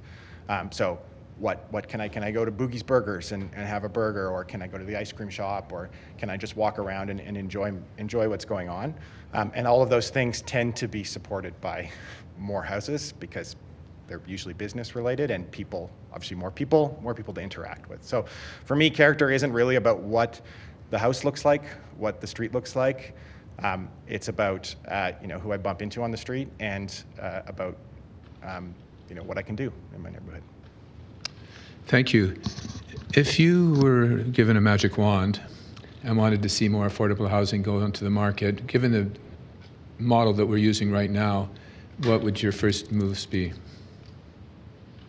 To take the land. I mean, there's moves happening right now. Westbrook is a perfect example of a place where that could be very directly affordable housing. So you need to make this effort to have housing that is accessible from the very bottom of incomes, but you also need to change the market. So the problem is cities are wicked problems, right? They're not something that is just solvable with one option, or you can't even really test solutions. You have to really gather as much information as you have and then move forward with it. So you don't want to give me a magic wand. That's probably not a good idea. But the magic wand would be to pull as many levers as possible, maybe 98 levers of them, and execute on this as fast as possible. Look for ways to get this affordable housing through, even if it's not a perfect deal for the city.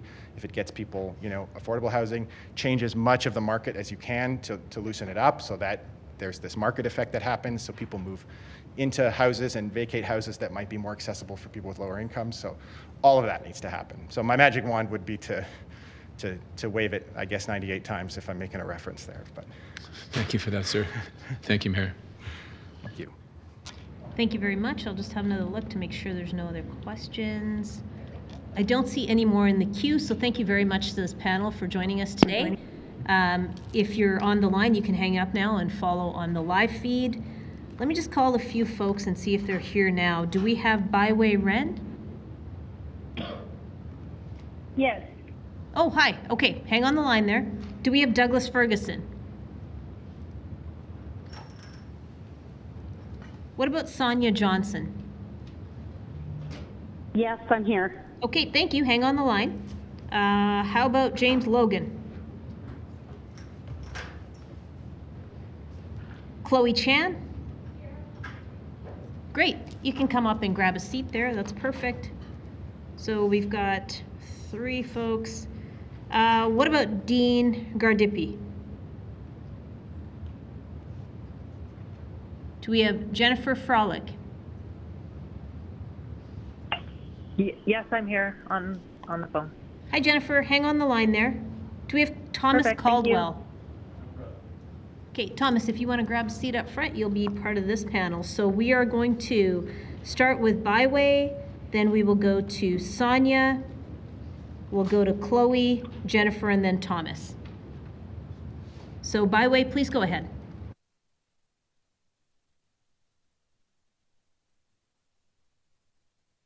Good morning, Mayor and Councillor. I'm Byway's husband, and I'm going to speak on behalf of Byway today. And we are here today to represent my parents-in-law who reside in the Westbrook community. As a family, we do support the city's RCG zoning initiative.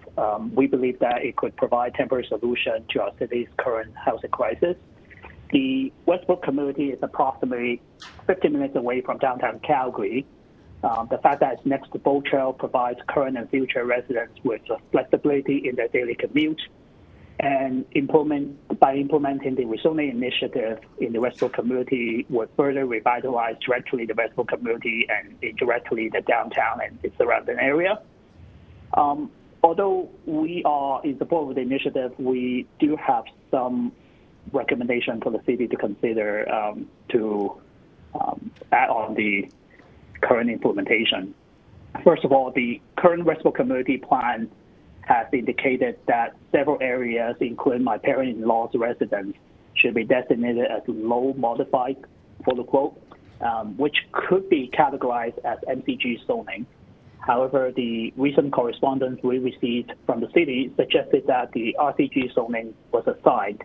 It's a little bit inconsistent between the document, and we believe that this inconsistency certainly created confusion, and we further believe that that's caused by perhaps lack of communication among the parties involved. And secondly, the city should consider implementing the initiative by permitting residents to elect whether they are willing to convert their property into different zoning, in our belief.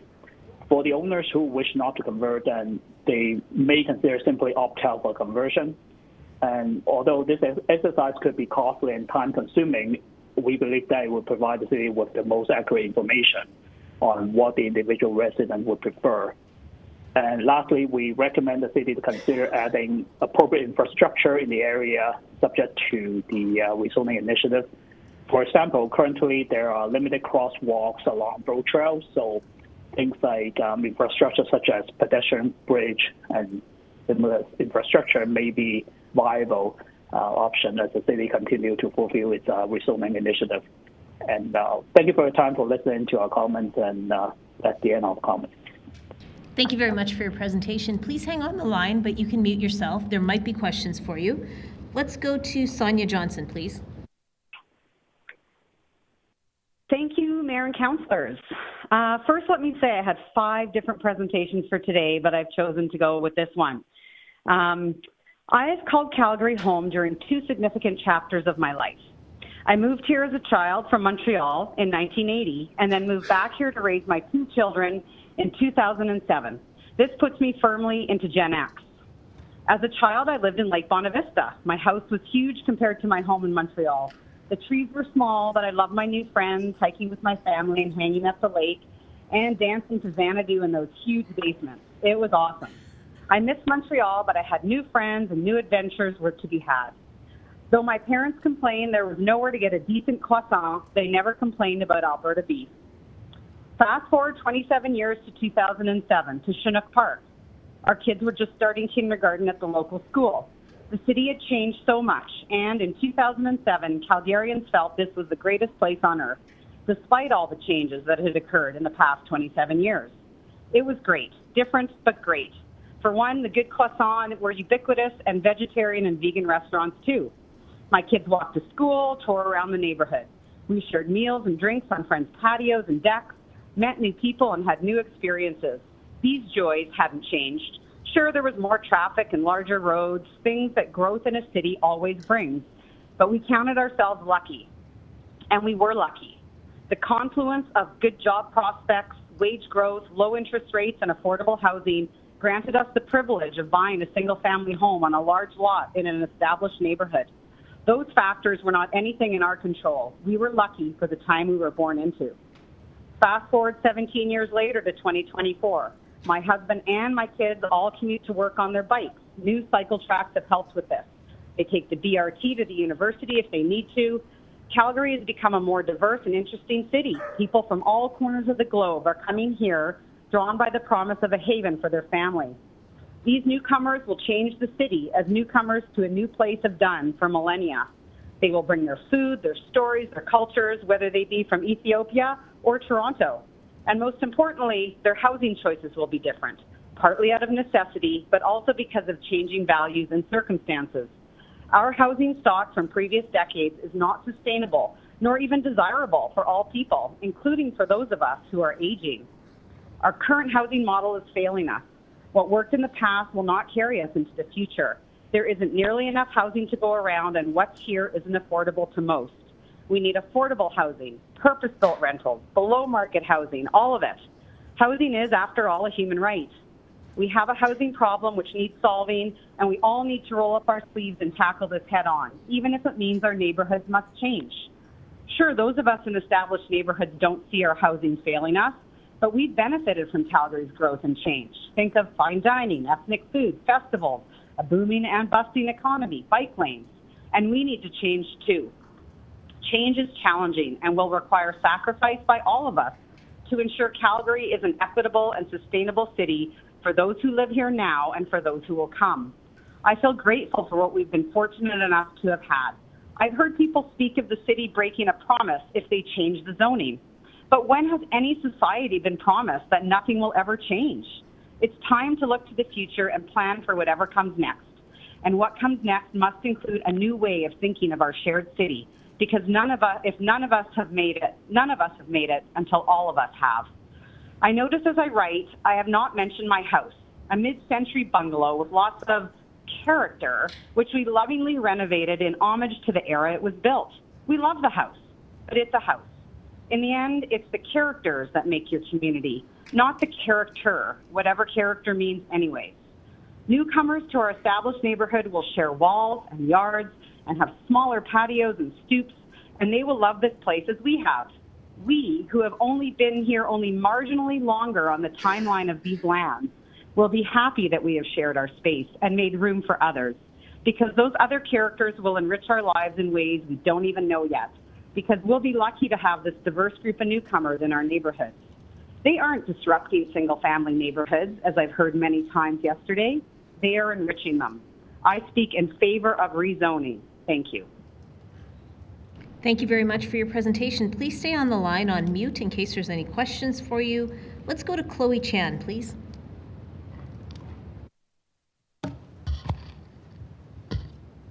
Good morning, Council. Do I sound clear? Wonderful.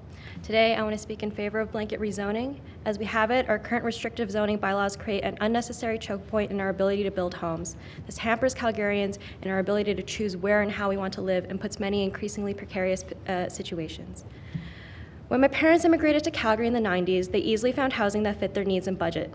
My father, along with his 3 sisters, all in their 20s, and his middle-aged parents lived in a 4-plex in Thorncliffe.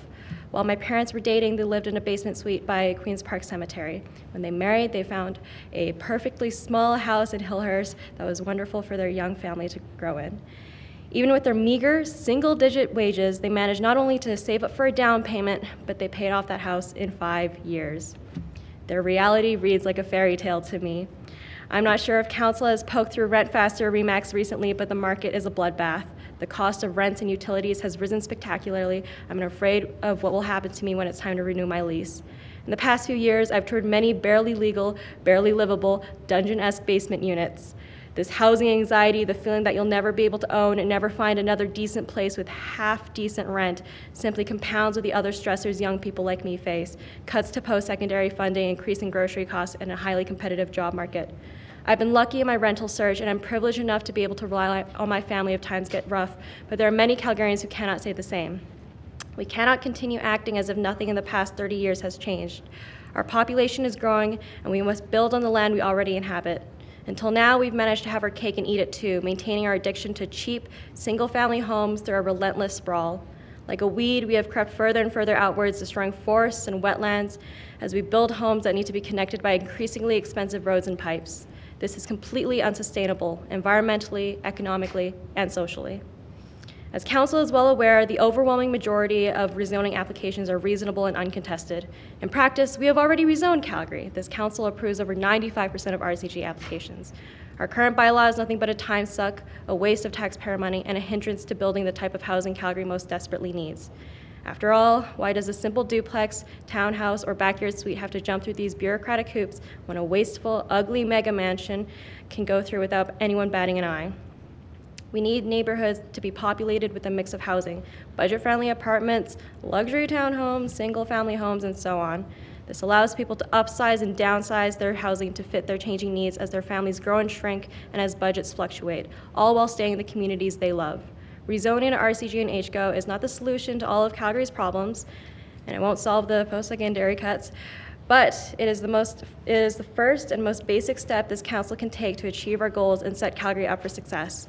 I have spoken largely from the perspective of a young person who rents, but I know that the housing crunch affects homeowners and the elderly as well.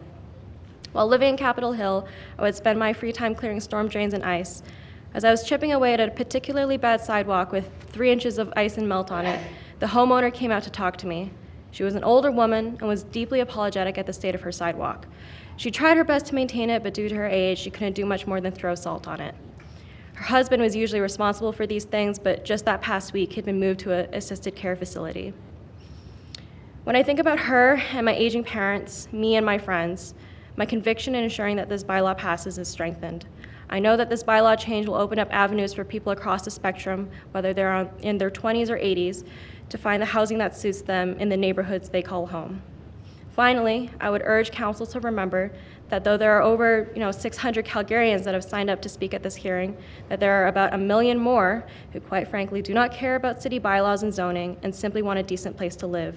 While you consider your vote, please think of the people that are out there right now touring homes and apartments, praying to God that the landlord or seller chooses them. Thank you for your time. I know that there has been a lot of opposition voiced, but I hope you do the right thing and show leadership in our time of need. Thank you for your presentation. Let's go to Jennifer Frohlich, please. Oh, hello. Can you hear me okay? Yes, we can. Perfect. Great. Okay. So good morning, Mayor and councillors. I would like to start by thanking each of you for your dedication and contribution to our city. Calgary is truly a wonderful place to live, work, and play. I also want to thank you for the opportunity to present my family's unique thoughts on this blanket rezoning and the impact it could have on our community where we live of Mount Pleasant. Please allow me a chance to tell you a little bit about my family. We are a family of 4 with 2 young children, ages 2 and 5. We choose to live in Mount Pleasant in a small 950 square foot bungalow because we love the access to green spaces, developed trees, and proximity to downtown, and having a backyard that can support a 400 square foot garden. My partner uses city pathways daily on his bike to work, and I, Jennifer, am a born and raised Calgarian and a public school teacher. Our family cares deeply about the well-being and future of our city and its people. We agree more affordable housing is needed, and increasing the number of housing options could improve affordability. However, we have noticed aspects of the recent development strategy that raise great concerns, and I would like to highlight some of these concerns with you. Firstly is access to services like schools, recreation facilities, and healthcare. As an inner-city family, we are already feeling the lack of accessible services for our family and children with current density levels. It is our understanding that the last city census data is from 2019, which we believe does not accurately reflect the population of our community.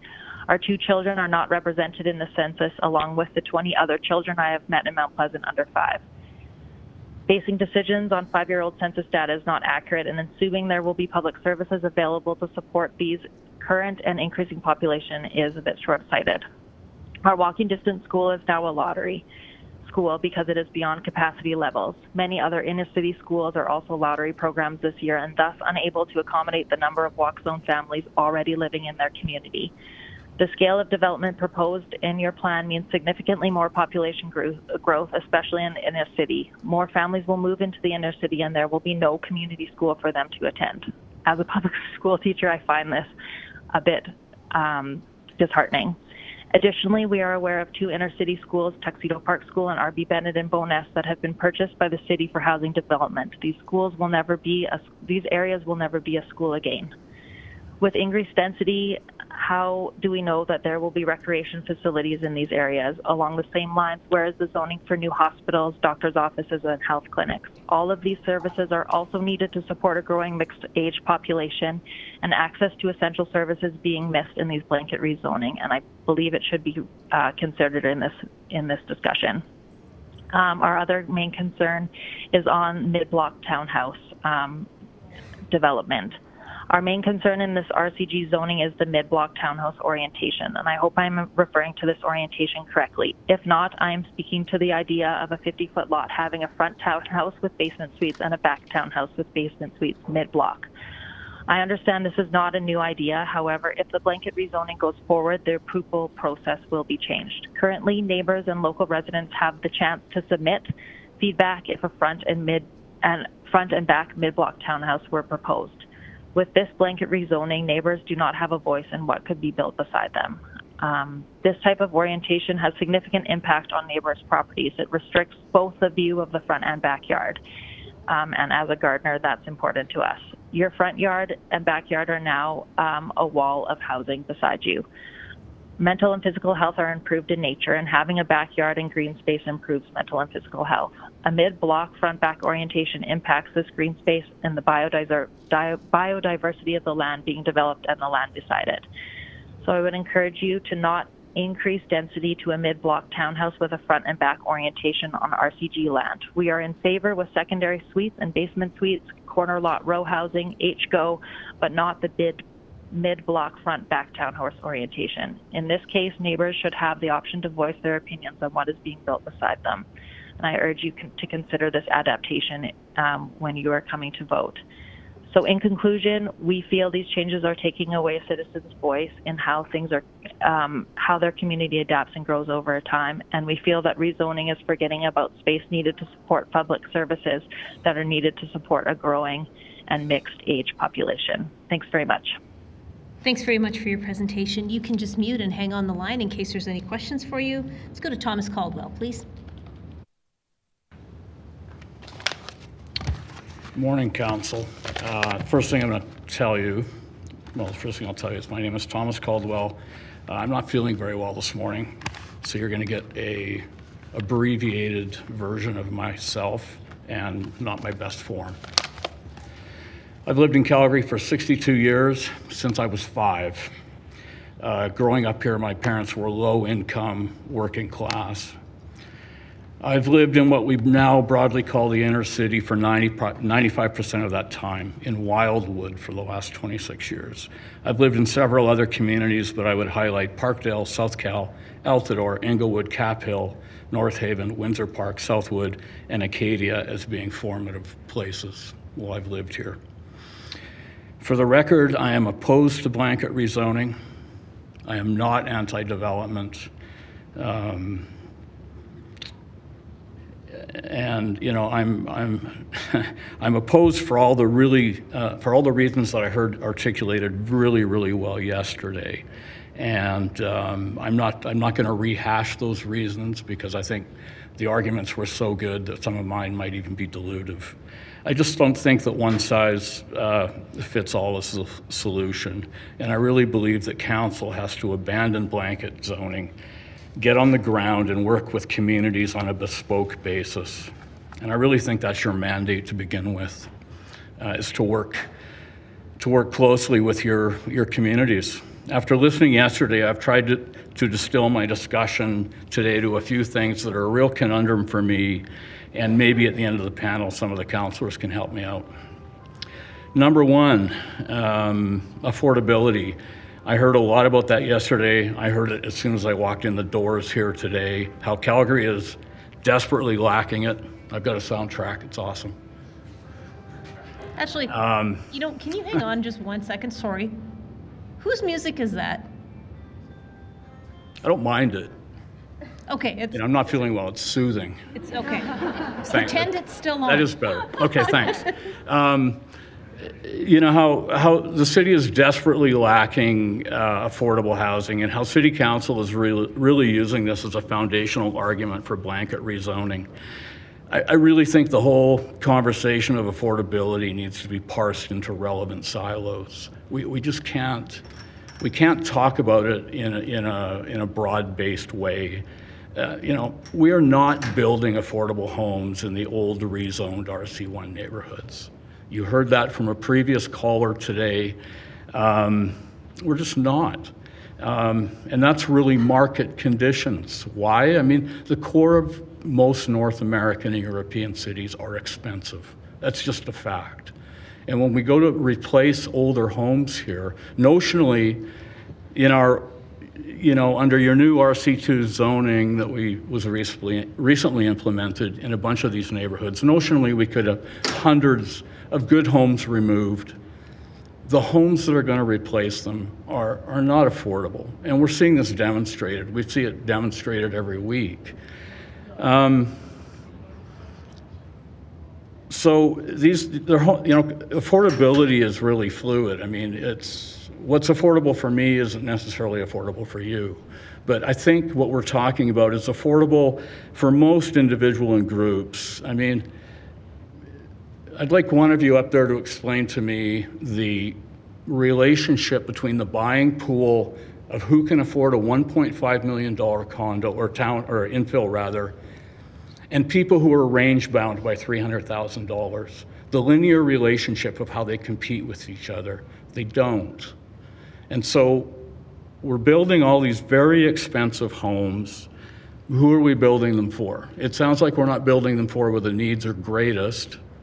And that's why I think you need to work with communities. How are we going to build affordable homes?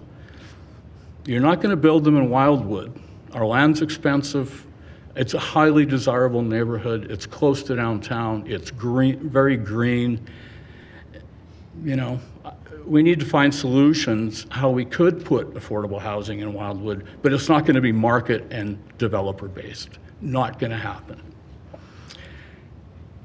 You know, in effect, I'm lost here, but you know, if you need demonstration of this, just walk around any of the inner city neighborhoods. I mean, I've logged hundreds of miles, literally, on feet and on my bike in these neighborhoods. I know them well. I've seen how they've been transformed.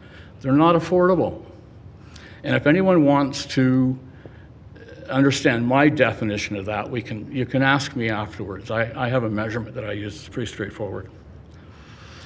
Just for one illustration, and not to pick on Mr. Walcott, but I will a little bit. Actually, you're at 5 minutes. Really? Yeah. Okay. Thank you very much for Thanks. joining us.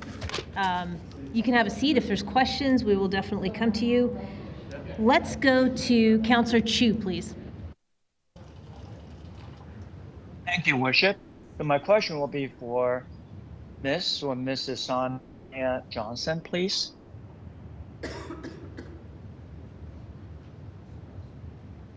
Ms. Johnson, are you still on the line? Huh? Hi. Can you hear me? Yes, we can. Councillor Chu has a question for you. Okay. Thank you. Okay, first, thank you so much for attending the meeting, and also thanks to everyone attending the meeting. So my question to you is, what does it mean when you said housing is human right? I mean, as a human being, I feel like every human being on the planet should have its basic needs met. And shelter is one of those basic needs.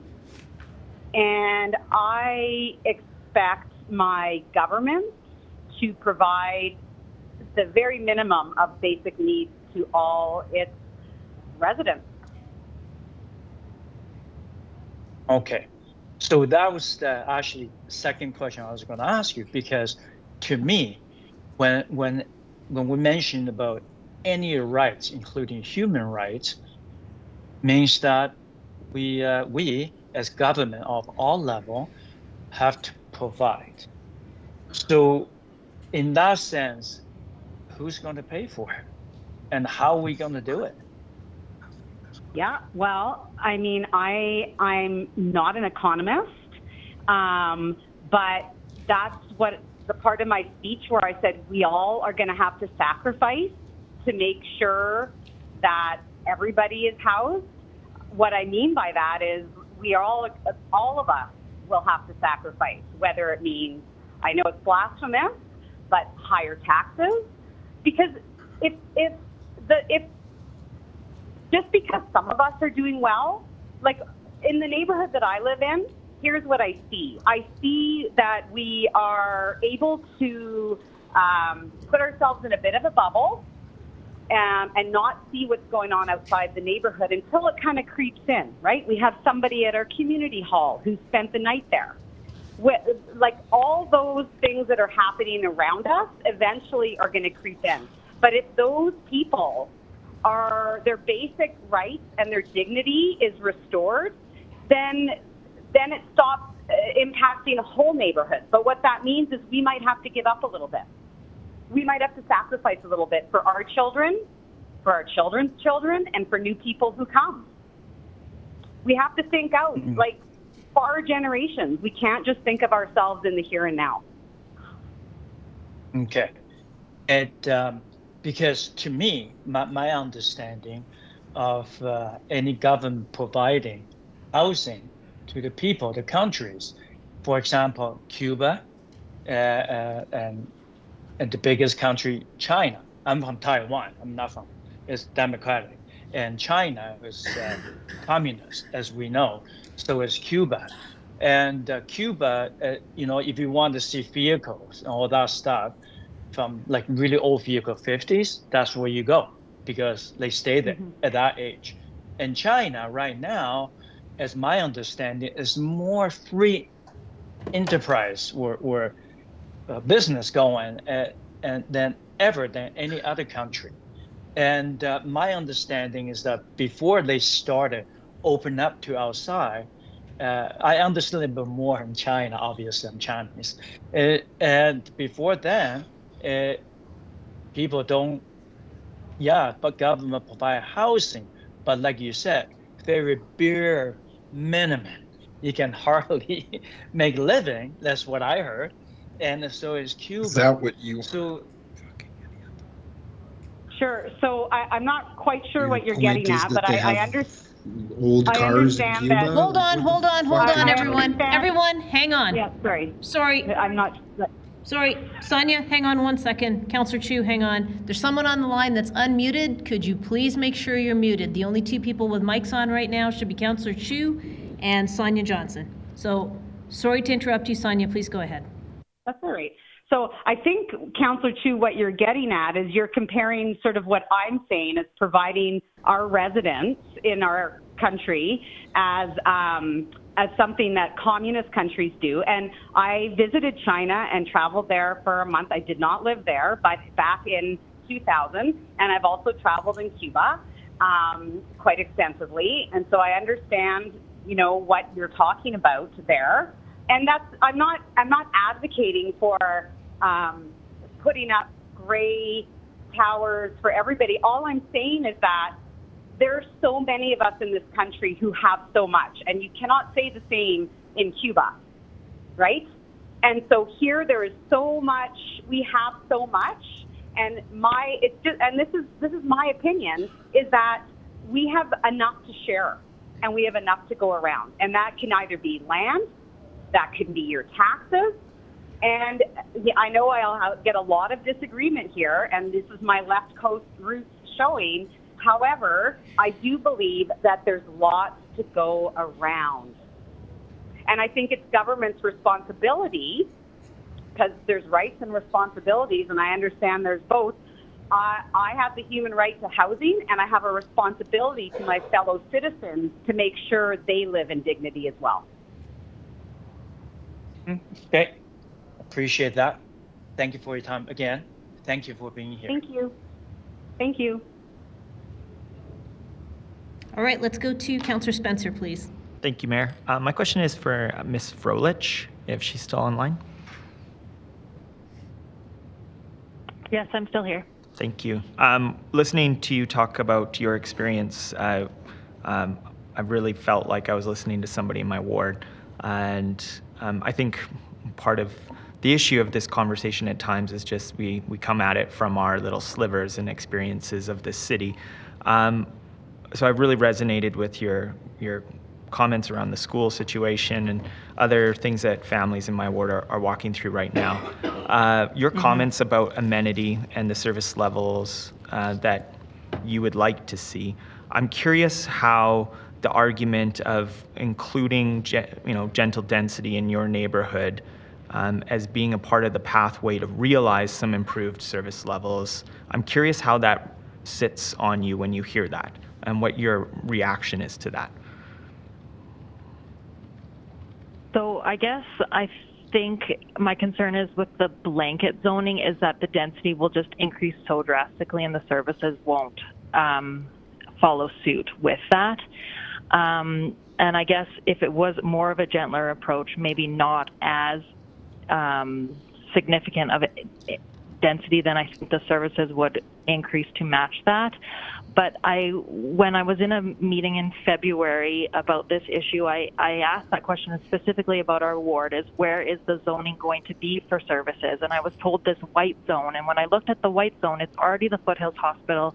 It's the bluff in our ward, the river bluff, and it's already places that are already fully developed. And so I guess I'm just worried that more families are going to come in. They're going to want services like childcare. They're going to want a rec center where they can take their kids to swimming lessons. They're going to want arenas so that kids can participate in things. They're going to need grocery stores, and there's actually going to be no physical space for those to be developed. That's my concern. So I don't know if that answered your question, but that's more what I was trying to say. No, that's very helpful. I agree with you in terms of your concerns. Like that's what much of my ward is feeling. So that was helpful clarification. Thank you very much. Mm-hmm. You're welcome. That's it, Councillor Spencer? Okay, let's go to Councillor Walcott, please. Mr. Caldwell, I wasn't going to leave you alone, right? So please, you had made a comment. I wanted to use a development in your jurisdiction. Oh, no, sorry. I had a question. Okay, go ahead. I had a question for you. You had a comment specifically around your own calculations of affordability, and I wanted to know what your perspective was. It's pretty straightforward. It's my children. My two oldest sons both own homes. One is in Calgary. He owns an old 50s bungalow in Westgate. He picked it up a couple of years ago. Before RC2 came in. Affordable for him, but he had the benefit of he had lived in Kelowna for a number of years, and so he got into that market at an appropriate time, and he had benefit of selling that townhouse for a bunch of money, came into our market and really wanted to live pretty close to his parents, so he lives about 4 blocks from us. It's a great little bungalow, a fixer-upper. I think he's a bit of an anomaly in terms of the equity he was able to put into it. The other son lives in Red Deer. He lives in a greenfield, new development, pretty affordable home. Despite the fact that they're both homeowners, though, what I was going to use as an illustrative example is the developments on Bow Trail. There's 180 homes going in there. You're obviously very familiar with it. So the benchmark for me is that my sons can't afford that place. They could afford the very lowest end of it, but it wouldn't meet their needs in terms of the kind of housing they need.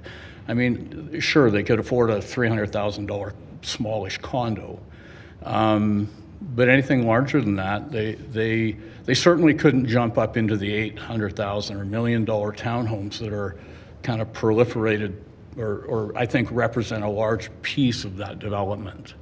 And so that's really and I should really talk about the characteristics of the two kids.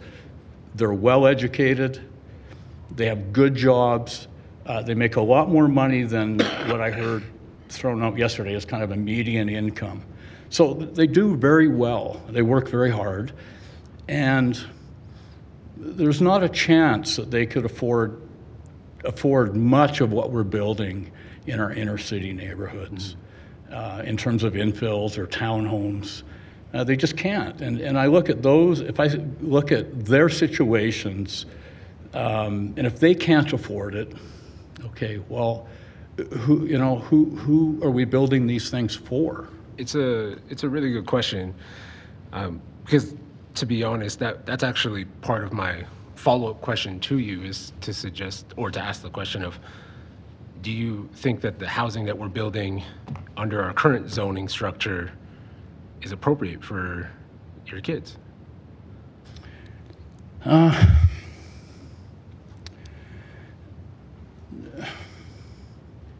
No, it's not. But again, I think we have to silo the conversations. I mean, the most affordable homes in Calgary are out in the greenfield developments. One of the builders mentioned that yesterday. If I want a different kind of product, if I'm looking for a more value added for my family, if I've got a couple of small kids and I want a backyard, I'm going to go to I can go to a greenfield development and notionally buy a house for maybe $350,000 or $400,000. Maybe I'm underestimating that. And so, could my kids live here in one of those places? Sure, they could. To me, it's the whole idea that if we just build a bunch of houses, that math, we're going to build more, and that math automatically, the increase of supply, we make other houses affordable. But we know that's not true. I agree. We could build hundreds of $1.4 million infill homes, and it doesn't fix where the needs are. I agree. And so we need to find... The reason I say I agree with you is because that's exactly what we do now. I mean, it's happening. But I don't know that in Wildwood it matters so much even the product. If you build a fourplex, there's no incentive for the builders to build an affordable fourplex on a corner under the current RC2. They're going to build $1 million fourplexes. They're going to have luxury tags hanging off of them. And so this is the part where I think that council, irrespective of zoning, has to work with neighborhoods. I think Wildwood would embrace a low-cost housing development, try and figure out where we could put that thing in the neighborhood. I mean, when you say low-cost housing development, are you referring to like affordable housing? I don't know what affordable housing is. Something that when you think about mediums, 30% of your income, no more of that goes to the cost of housing. And that's separate from like government housing. Government housing Sure. would be like subsidized and all that. So just like think about how much your kids make, 30% of that is the cost of housing, that pricing. Is that's what you're seeking? Yes, but again, it depends on what form it comes in. I mean, I'm not an advocate of having row housing mid-block. I'll tell you that, I'm not. And I don't know how you could even make it affordable in Wildwood with the land prices. But just generally, I'm not a fan of that. I wouldn't think that would work. And maybe Councillor Pootman can answer this. We have a form of housing on Bow Trail that was built, I don't know, 4 or 5 years ago, that we were calling low-cost housing. It's built right on 45th I'll pause Street. quickly here because he's in the queue next for you, actually, so you'll get a chance with Councillor Pootman's. Yeah. I just wanted, so I want to keep just take this a little bit further because Sure. I haven't had an opportunity to really have this type of conversation here yet. Especially with the example of your children, and I want to focus on those sons and the amount of money they make and the position that they're in. So we agree that your sons can't buy inner city right now, the way that the market is. Well, they can in places like Westgate and Wildwood that have preserved mid-century homes that you can still buy for $600,000. Is that generally affordable? I think it's still quite expensive, but in a relative sense, it's a hell of a lot more affordable than a $1.4 million infill that will take its place. 2 of them. Absolutely. So we agree that your kids aren't in a place to pay for an infill when redevelopment happens.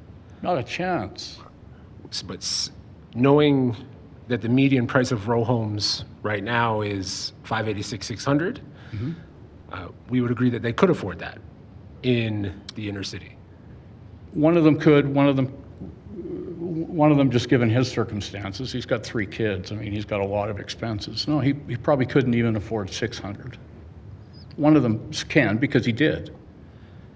And so the system, when you're thinking about restricting where these different types of housing can go, would you agree that further restrictions is going to actually, like when redevelopment happens, right, it's going to continue to drive that $1 million to $1.5 million infill? Barring, of course, because this is individual people's choices. So if they choose to renovate, everyone has that choice. People don't have to redevelop. But if someone redevelops, we agree that if that in our current system, that will produce a house that is out of reach for both of your children. I think so. I think I heard that from the developers yesterday. I mean, if I look at our own neighborhood, blanket rezoning isn't going to impact. This is my issue, is that we're using this as information for the city as it's going to add affordability. And I think you really have to be careful about where it adds affordability. You can put blanket rezoning into our neighborhood. I don't think it's going to have a significant impact on what individuals or developers are going to have to pay. Actually, I think it's going to drive land prices up from the existing place and even push young families further away from their opportunity to live in our neighborhood. I'm not sure if I'm answering your question. I think I think honestly we are on the same page here. So I won't go very much further because I really want to just keep it around the choice and opportunity for the kids. Right. And well, so and when you're thinking my about concern is listening to the types of organizations and the individuals who came up here yesterday under the premise that we're going to build a whole bunch of homes and that's going to make things more affordable. And I think that's a slippery slope. Where are we going to build these affordable homes for people who are range bound at $200,000 or $250,000? The notion that they're going to be able to live anywhere, that this is going to add choices and affordability anywhere is flawed.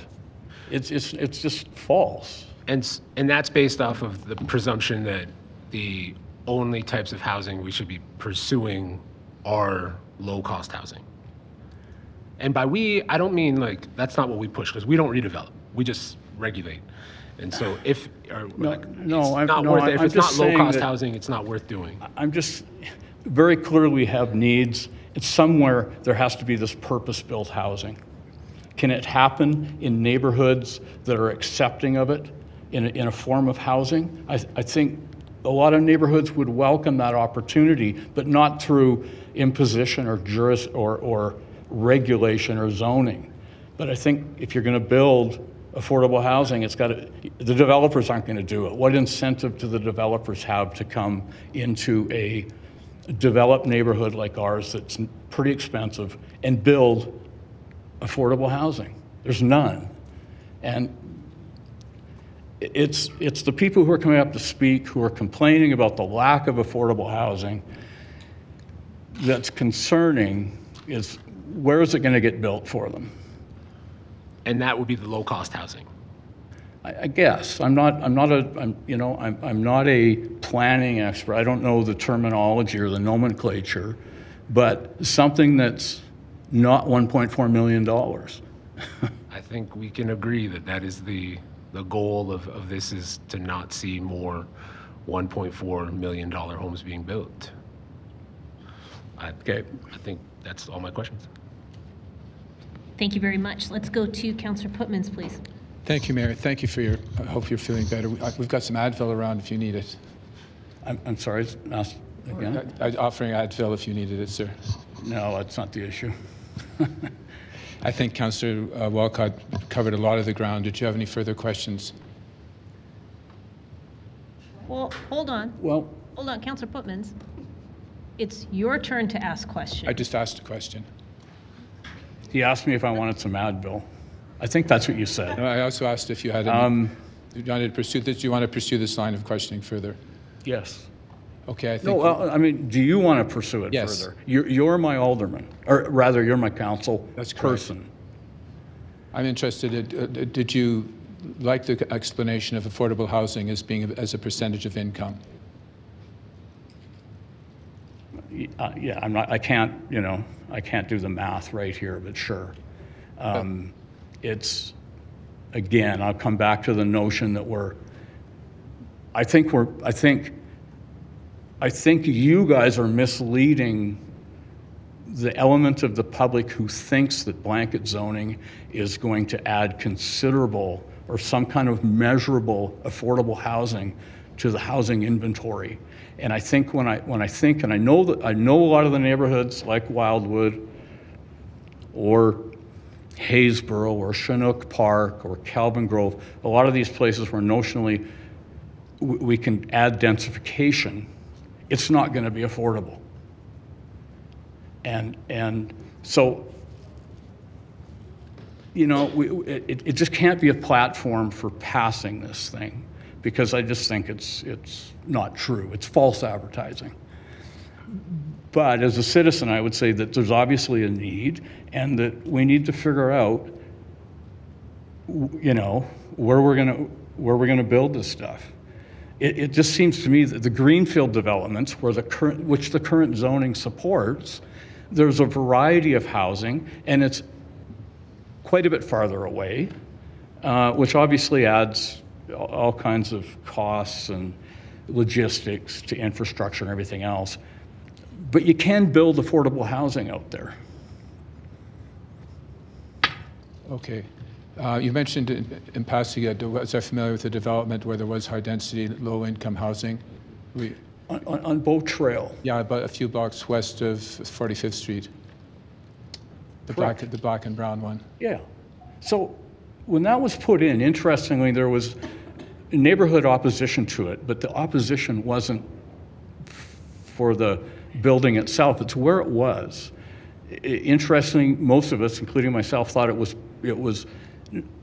we wanted to move it into the interior of our neighborhood, where there was more access to green space, and it was, so that complex, that development could actually be more part of our neighborhood, rather than shunted out to the periphery of the neighborhood, facing Bow Trail. It's just not a great place for families and kids to be hanging effectively on Bow Trail. So there was support for that. It came in a kind of a convoluted form. We opposed it, but not the concept of it. It's rather where it was. I think it works really well. It looks good. I don't know how it functions. I don't know anyone that lives there. Are you familiar with the Westbrook LAP local area plan? Yeah, I'm quite familiar with it, and it makes me wonder why I'm standing here now. How so? How so? Because we just went through this process. We moved our neighborhoods from RC1 to RC2, which allows for, should allow for sufficient densification. Okay, thank you. It's more of a policy document than a statutory document. Okay. Okay. I don't know the genesis of your question. I am familiar with it. Okay, because it contemplates where the commercial could be, where higher density would be as well. Okay. So it resolves some of the concerns you have. Okay, so if we have that in place, what we're doing now is actually changing the zoning. Why do we have to change the zoning if we already have that in place and we can execute on it? It's because zoning would still have to happen. If you wanted to build something, you'd have to apply for land use. Okay. So we're doing that job now. Ostensibly, that's what's on the table. And in a place like Wildwood, why couldn't we do that on a circumstantial and on a specific, as-needed, bespoke basis? That's not a bad question, and I think the short answer is it's deemed to be more efficient to do it on a blanket situation, blanket circumstance. Yeah, I don't agree, but we'll perhaps see you at the AGM this coming weekend. Sure. Take care. Thank you. Thank you. Thank you, Your Worship. Thank you for the opportunity to speak again. You might be speaking some more, sir. Councillor Chabot, I think, has a question for you. Yeah, Mr. Caldwell. I'm going to try and keep it brief because I need some Advil. In relations to the information that's been put out by the city, and so when we talk about 75 units per hectare, which converts to 30 units per acre, it's in reference to 4 units on a 50-foot by 120-foot lot. In reality, it could be 4 units with secondary suites, which... So 8. So 8. Depending on how you define a unit. And potentially more on the basis of that. The rules currently, and there's some proposed amendments to this, that would also allow you to put a backyard suite in addition to. So arguably, potentially more. Do you think the city's information has been transparent and well understood by the majority?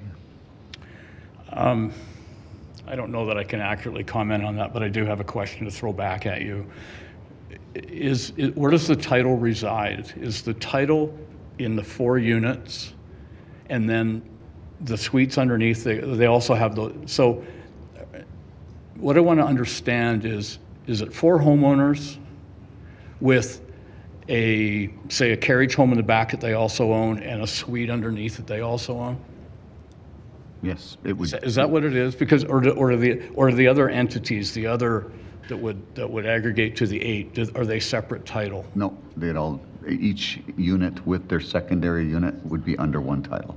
It couldn't separate the titles between the primary unit and the secondary unit. So it's 4 primary units. 4 primary units with potential, like I say, secondary suite. But I guess my question to you is, because many of the communities that we're talking about here were designed around 3 to 4 units per acre, this proposal could potentially upzone those to 30 units per acre, but that's not including secondary suites, because back in the day, secondary suites weren't even contemplated under the 3 to 4 units per acre sort of type of densities. Mm-hmm.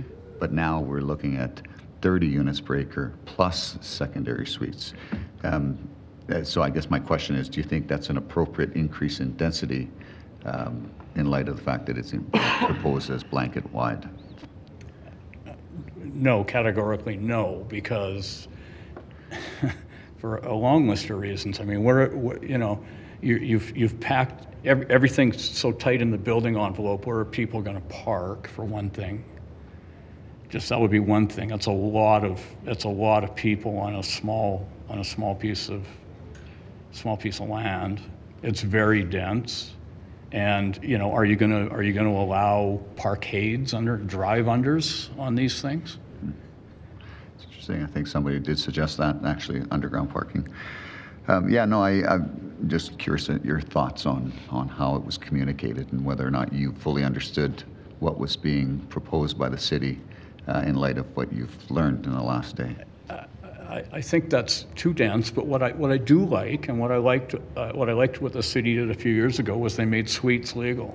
When I renovated my home 10 years ago, in hindsight, I really wish I had made a side access into the basement. We're like I'm not quite an empty nester yet. I've still got a daughter going to university, but we'd like to age in place in our home. It's a 50s bungalow. I can tell you that the property taxes every month are pretty expensive. I'm paying $1,000 a month. For the privilege of living there. I'd like to have a suite. The problem now is the capital to kind of put a side entrance in and build it. And am I going to get return of capital before I'm dead? Probably not. But the whole concept of carriage homes sort of built as permitted and suites, I think it's a great idea. It gives homeowners an opportunity to, I can't imagine that those are going to be inexpensive, but it gives homeowners an opportunity to generate cash flow, help pay their mortgage, and at the same time, kill 2 birds with 1 stone, allow, modest increase in density. modest increase in density. I think it really comes to question then is how dense are those? I think if they're reasonable, I think it makes sense for the homeowner and the neighborhood. Okay, thanks for your submission today and for sticking around. Appreciate it. No further questions.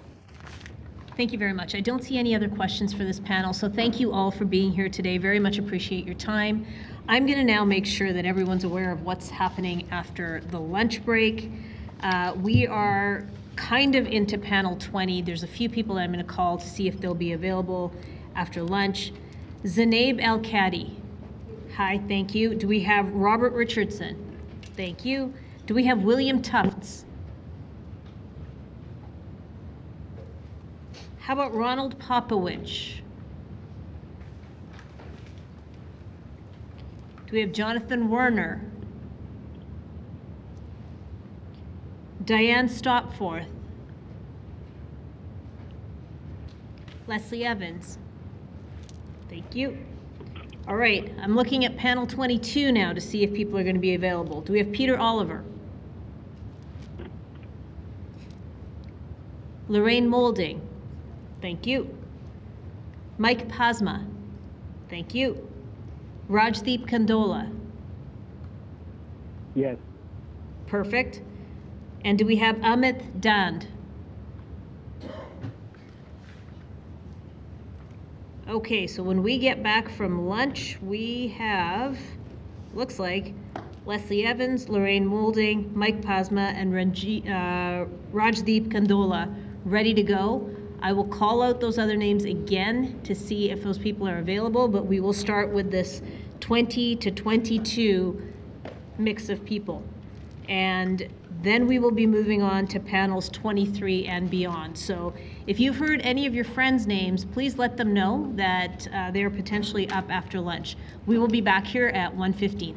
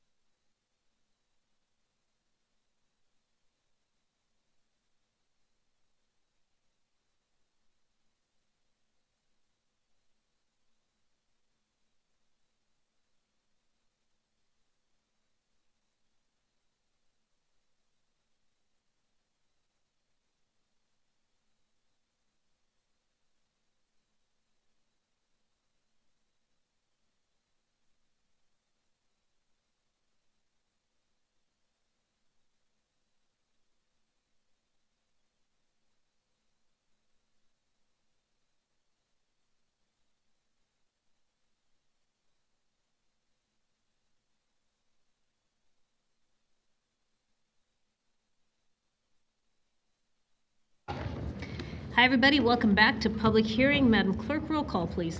Thank you, Mayor. On the roll, Councillor Chabot. Present. Councillor Chu. Here. Councillor Demong. Present.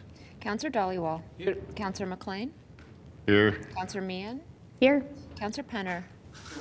Councillor Pootmans. Here. Councillor Sharp. Councillor Spencer. Councillor Walcott. I'm here. Councillor Wong. Councillor Wyness. Councillor Carra. Here. And Mayor Gondek. I'm here. Thank you, Mayor. Thank you. All right, so let's see who we've got ready to go. Have we got Leslie Evans?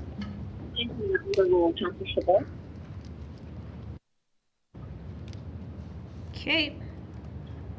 We've got Lorraine Moulding. Hi. You can grab a seat there at one of those 5 seats. And Mike Pasma. Hi, you can grab a seat over there too. And Rajdeep Kandola. Yeah, I'm on the line. Okay, perfect. Leslie is here, that's great. Okay, so our order is going to be, it'll be Leslie, then Lorraine, then Mike, then Rajdeep. Oh yes, here you are. It'll be Zeinab first, and then everybody else. So let's get started whenever you're ready. Your worship. Hello. Hi. Yes. It's Tom Kent from panel 15. I keep waiting to get roll call back, but never seem to hear it. Is it Tom Kent from panel 15? Yep. Yeah, we've actually called your name a few times, sir. So if you're on the line, just stay there. We're going to make this a panel of 6, everybody. Okay, so hang on the line, and you will be the 6th speaker, Mr. Kent. Thank you very much. James Duty's on the line also. Okay, sorry, repeat your last name? Duty, D-O-O-D-Y. Okay, I'm going to put you on the next 17. panel. I'm just boarding a plane, but maybe I can call in a little bit later today. Yeah, you know what? I will call your name again, and what time do you think you could call in? 4 o'clock. I will try you at 4 o'clock. How about that? Thank you very much. I appreciate it. You're very welcome. Okay, so Tom, you're going to hang Bye on. for now. Also, Peter Oliver on the line. Awesome, Peter. You are going to be up on the next panel. Okay, thanks. Okay, thank you. So I'll tell you what, everybody that's on the line, if you could just mute for now, that would be great. If you haven't heard your name called since we came back from lunch, don't worry, I will call it again after this panel.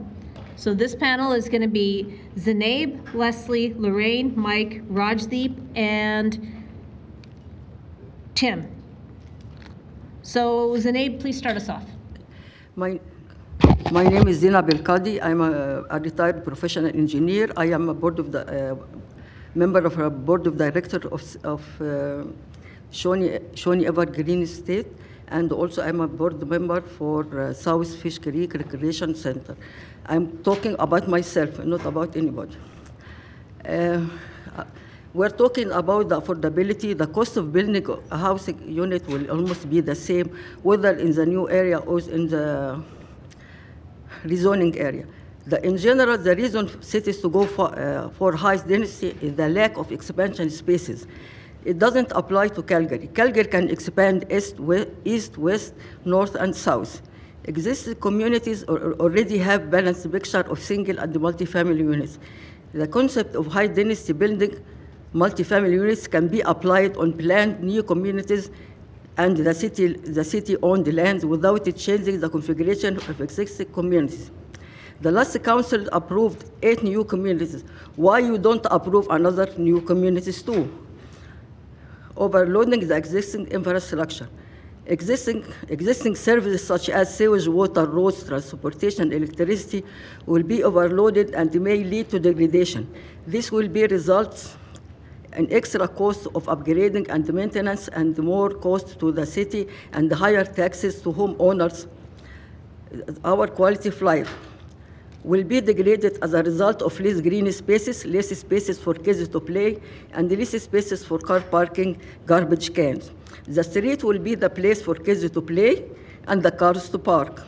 The street will be the place for kids to play and the cars to park.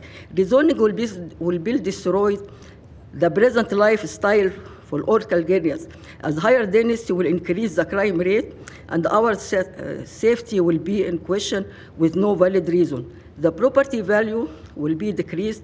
We selected to live in this area with existing zoning. We pay it for it, and it is sad to enforce less standard on us with no valid reason. Calgary will lose its reputation as one of the best cities in the world to live with no valid reasons. I will talk now about our community. Shawny Slope, we are a small community, only 890 units. We have 520 single family, 115 semi-detached units, row housing unit 55, and the apartment 200. The multifamily to the single family is 41.6%. This is the old one. Now we have in the middle of our community, Shawny Park. This Shawny Park, it will be 1,400 mixture of single and multifamily, and the majority will be multifamily units. And you have also planned a new multi-planned unit on the city-owned land on front of LRT station. And also we have two new towers, senior towers. They have 160 units, eight senior unit for assisted living, and 8 senior units for independent living. Why more do you need to do for us? We have a lot of multifamily home. Why do you need to do that for our community? Why? And you planned this multifamily home in the front of the LRT station. It's supposed to plan 6. It used to be planned 6 towers for TOD stuff. You change it. You are the one who changes the plan, not us.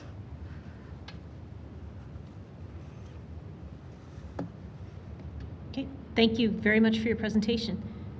If you could have a seat, we'll make sure if there's a question, we will let you know. Thank you. Let's go to Leslie Evans, please.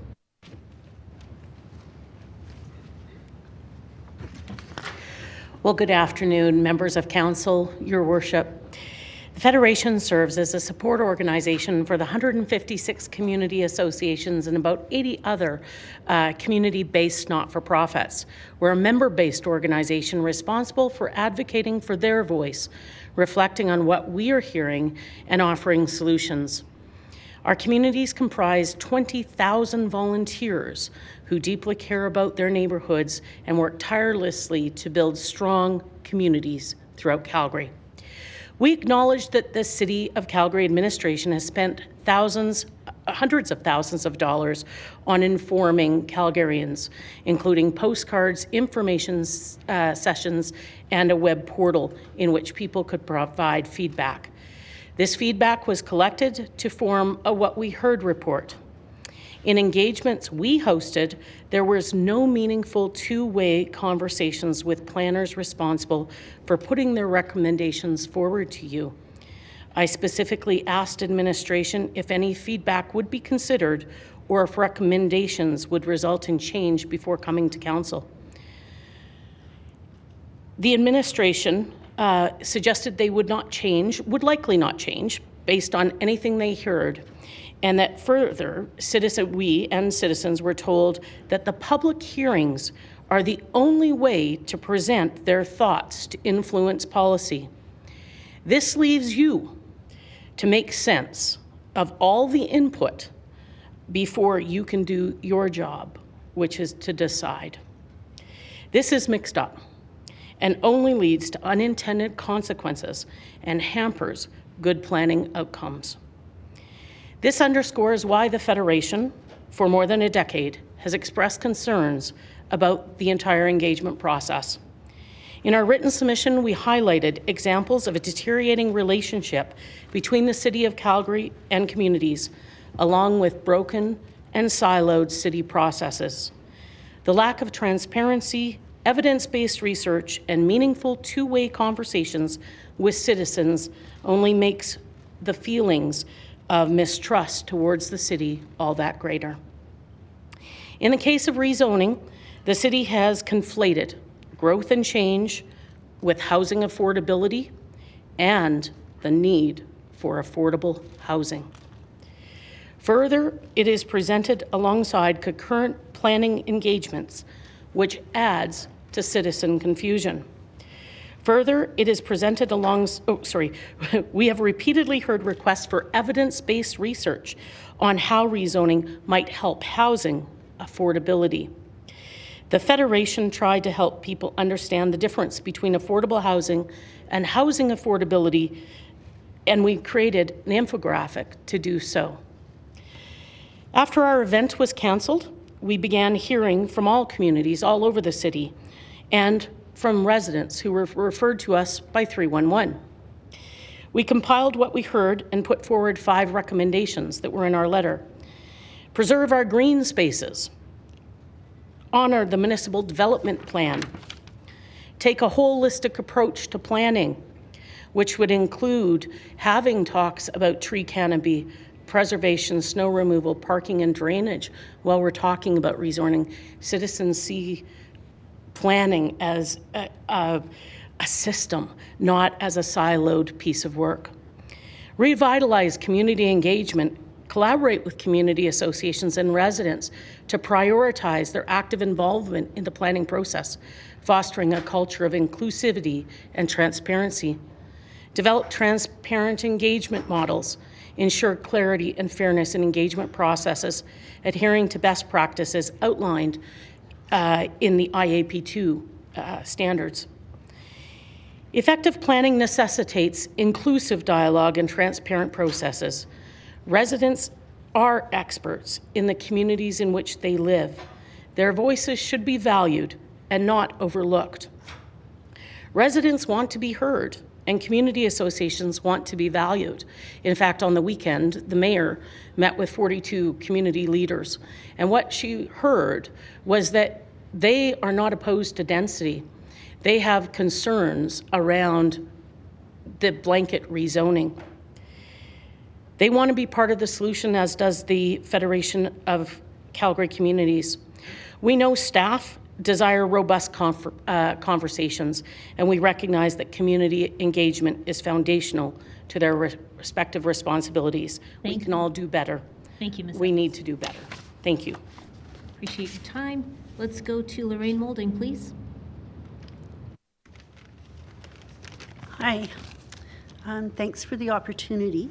I'm Lorraine Moulding, and I am a home owner in North Haven, Ward 4. And I want to clarify for me that home ownership is a privilege. It is not a right. However, safe, affordable housing is a right.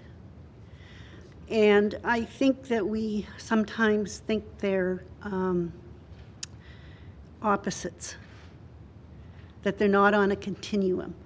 And housing is on a continuum. I want to speak first about, and I know it's not on topic today, about non-market housing, because I think there's a perception that non-market housing is only for poor people. And in my mind, it's for everyone. It talks about affordability, and I think the definition of affordability that I've heard today is 30% of your income. So that's a huge range. You got people who are making $10,000, you've got people who are making over $100,000. They could all be part of non-market housing, and we have plenty of examples of that in the city. And I want to speak specifically about Sunnyside Housing Co-op. I had 3 friends who started their housing in Sunnyside Co-op. They are now all homeowners, one in Ottawa, one in Victoria, one in Sunnyside. So I think we need to think about housing as a continuum. And I am in favor of the blanket rezoning for reasons that lots of people have talked about. So for me personally, it has to do with livability. I don't like the idea of 20-story housing buildings around transit stations. I think everyone has the right to a livable community, and I'm not sure those are livable communities. I'm not saying we shouldn't have any, but that's not, I think, a solution to how we deal with housing. And I've heard people here talking about that. For me, I also want to talk about gender and racialized communities and Indigenous communities. I've worked in employment services all my life. I'm retired now. And what was really clear to me, and is evidence-based, is there is a gender, racialized, and Indigenous difference in wages. And it applies in Alberta, it applies in Calgary, and so housing affordability is not equal. There are certain populations for whom it is more problematic. And in my mind, the city's job is to work for all of us, regardless of our income, regardless of whether we own homes or not. And I'm hoping that as you're sitting there thinking about how you're going to vote, that you're thinking about all Calgarians, regardless of where they live, if they have a home at all, or if they own homes. And I went to Vancouver in 2019, just before the pandemic, to help my sister look for senior housing. And I was amazed at the choices she had in non-market housing. The United Church had them. The Scandinavian Club had them. The Lions Club had them. The United Church had them. Big, beautiful places for seniors to live, and they were affordable. They were not low income. So it was based on 30% of your income. How did that happen? It happened because in the 70s and 80s, the federal government put in a program with CMHC to encourage non-market housing. Now, I know that's outside of your purview, but I would seriously urge you to work with other municipalities to put pressure on the federal government to bring that program back. I think that would have a far bigger impact on housing than anything that the city can propose, because I know you have limited tools that you can use, but the zoning is one tool, and it will make a difference. Thank you. Thank you very much for your presentation. Let's go to Mike Pasma.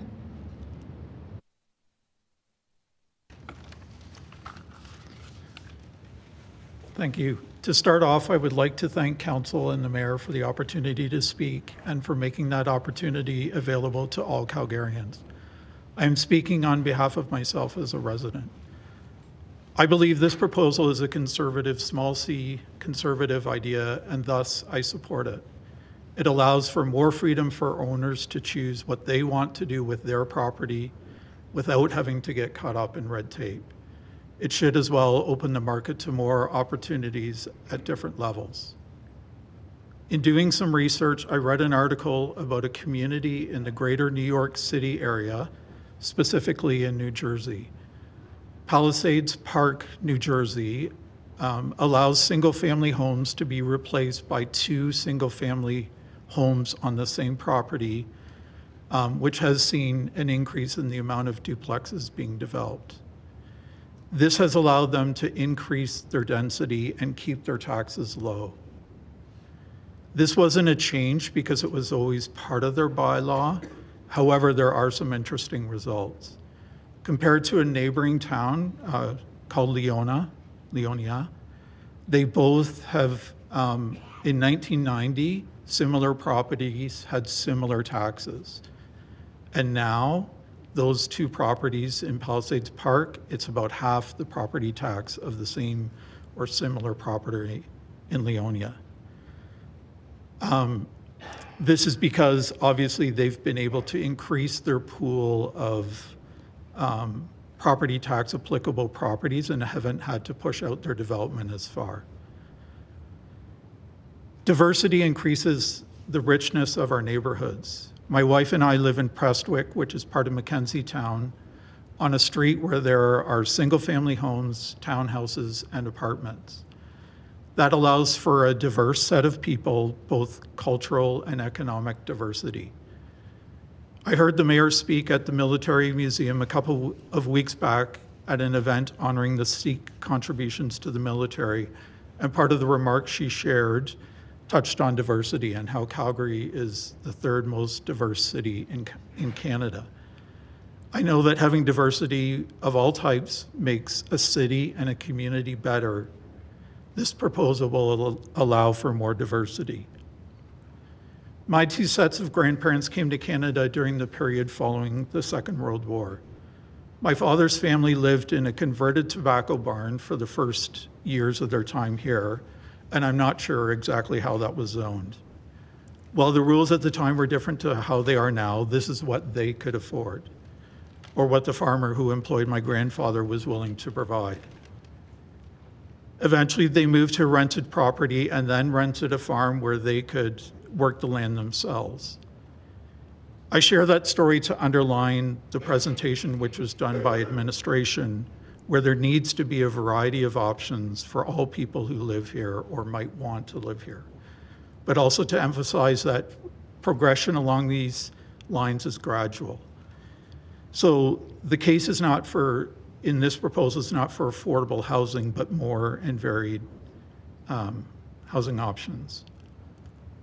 We do need to be honest that part of the way we solve the housing crisis is through home values that do not increase at a rate that is greater than the rate of inflation. While there were presentations that stated, and I believe it to be true, that land values will go up with the proposal because the potential of the value of the land is higher.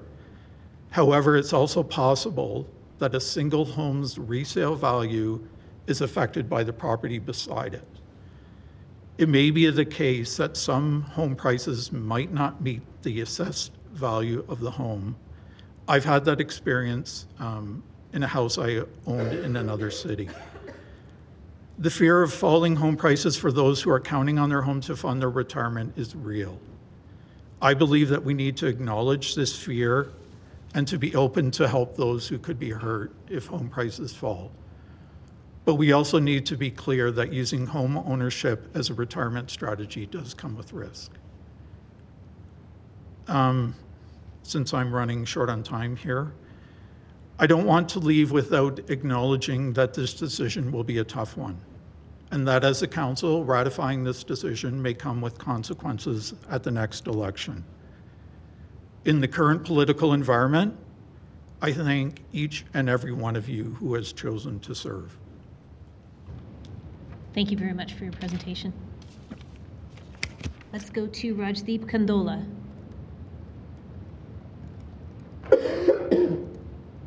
Hello, Council. Thank you for letting me speak. My name is Rajdeep Singh Kandola.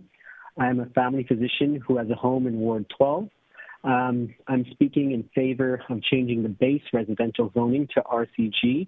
This change is necessary for those aspiring to have a home, but it is also necessary for those who already have a home, including those who have decided to speak out against these changes. The benefits of density flow to all of us.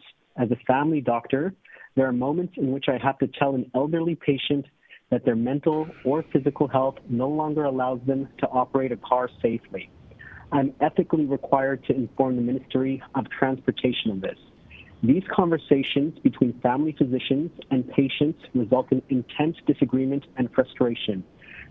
Surveys show over half the time the patient will never come back to see that doctor again. In some cases, these are doctors they had for decades, doctors who they trusted with their health and that of their families, who they confided in when they were at their lowest. Why such an intense reaction to losing a driver's license? Because in our society, losing access to your car means losing access to your independence. We have made things this way. In great cities with density, like London or Paris or Tokyo, elderly folks can walk to their grocery store or hair salon or pharmacy or doctor. They don't need a driver's license to live their life. Think also about this. We are building a city in which your kids or grandkids will not be able to afford to buy a house in your neighborhood. The result will be social isolation for our current homeowners as they age. That will come for all of us. As a physician, I am required to inform my patients about the consequences of their decisions. Counselors are leaders and representatives, so please inform your constituents of the consequences of their positions. For the sake of slightly more convenient parking, they will eventually lose their independence and become socially isolated from family. If you are against red tape or are in favor of property rights, allow landowners to use their property as they wish. A recent paper suggested that land use regulations cost the average U.S. worker $9,000 in annual income. That's real red tape. Allowing density allows people to live near the jobs most suited to them. If you want lower spending and taxes, then vote for these changes. Studies show that government services for an infill housing unit cost half as much as for a new home in the suburbs. Please do not vote to follow the failed policies of Toronto and Vancouver. We don't want their problems. I know you feel political pressure to vote against these changes, but consider that it's not just the lowest income folks who are now struggling. Entire new generations are becoming increasingly cynical about their housing hopes. The councillors opposed to this, those in favor, myself, time will come for all of us, and sooner than we think. We will be in a doctor's office someday and realize our parking concerns are gone, and now we need to find a new way to get around. For all of our sakes, I hope we have density and better transit by that time.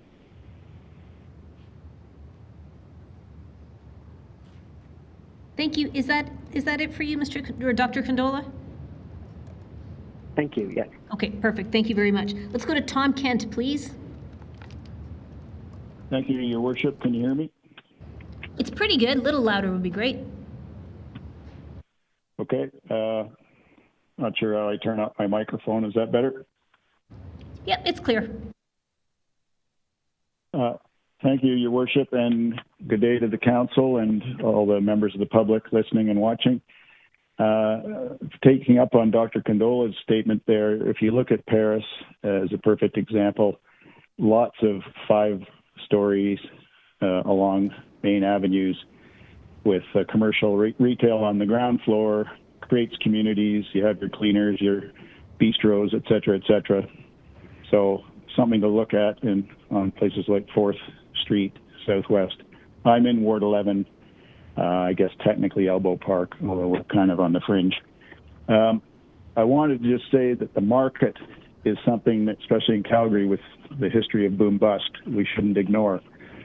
And that I was called to the bar in Ontario and started practicing law in 1986. Already resigned to the fact that at whatever age I was, 25 or 6, I would never own a home in Toronto. And I would rent, hopefully a half-decent place, and someday have a vacation property, perhaps in cottage country or something. And then the long recession in Ontario through the early 90s to 96 or 7 occurred. And lo and behold, my wife and I were able to buy a house in a bidding contest, but we bought a house. And we lived in that from about 96 to 06, at which point we thought the Toronto market's too frothy. We've made good money on this house. Let's sell and rent. And we did that. And before I could live to rue the day, I got offered a job in Kelowna, and we came west. So the Toronto market has never actually corrected. However, in Calgary, it's different. Now, I have been listening to a lot of this yesterday and today, and I spoke with a municipal lawyer who I know well and a builder who I know well, and they have diametrically opposed positions on this. The builder says that there'll be very few lots out of the 200,000 that are going to be included in this that will actually end up being suitable because the bylaws will govern, et cetera. And so he thinks it's much ado about nothing. The lawyer says, wait a minute, we're going to lose our right to be heard. And so I looked at the website this morning, how do you get a development permit? Because that's going to be the next stage, or the only stage. Well, it appears that you don't have a right to a public hearing, and you have a right of appeal, but the lawyer tells me the right of appeal is pretty difficult to succeed on. So I would suggest to council respectfully that you might want to consider, in considering amendments that have been alluded to, that if you're going to go this route and pass this land use amendment, that you might want to consider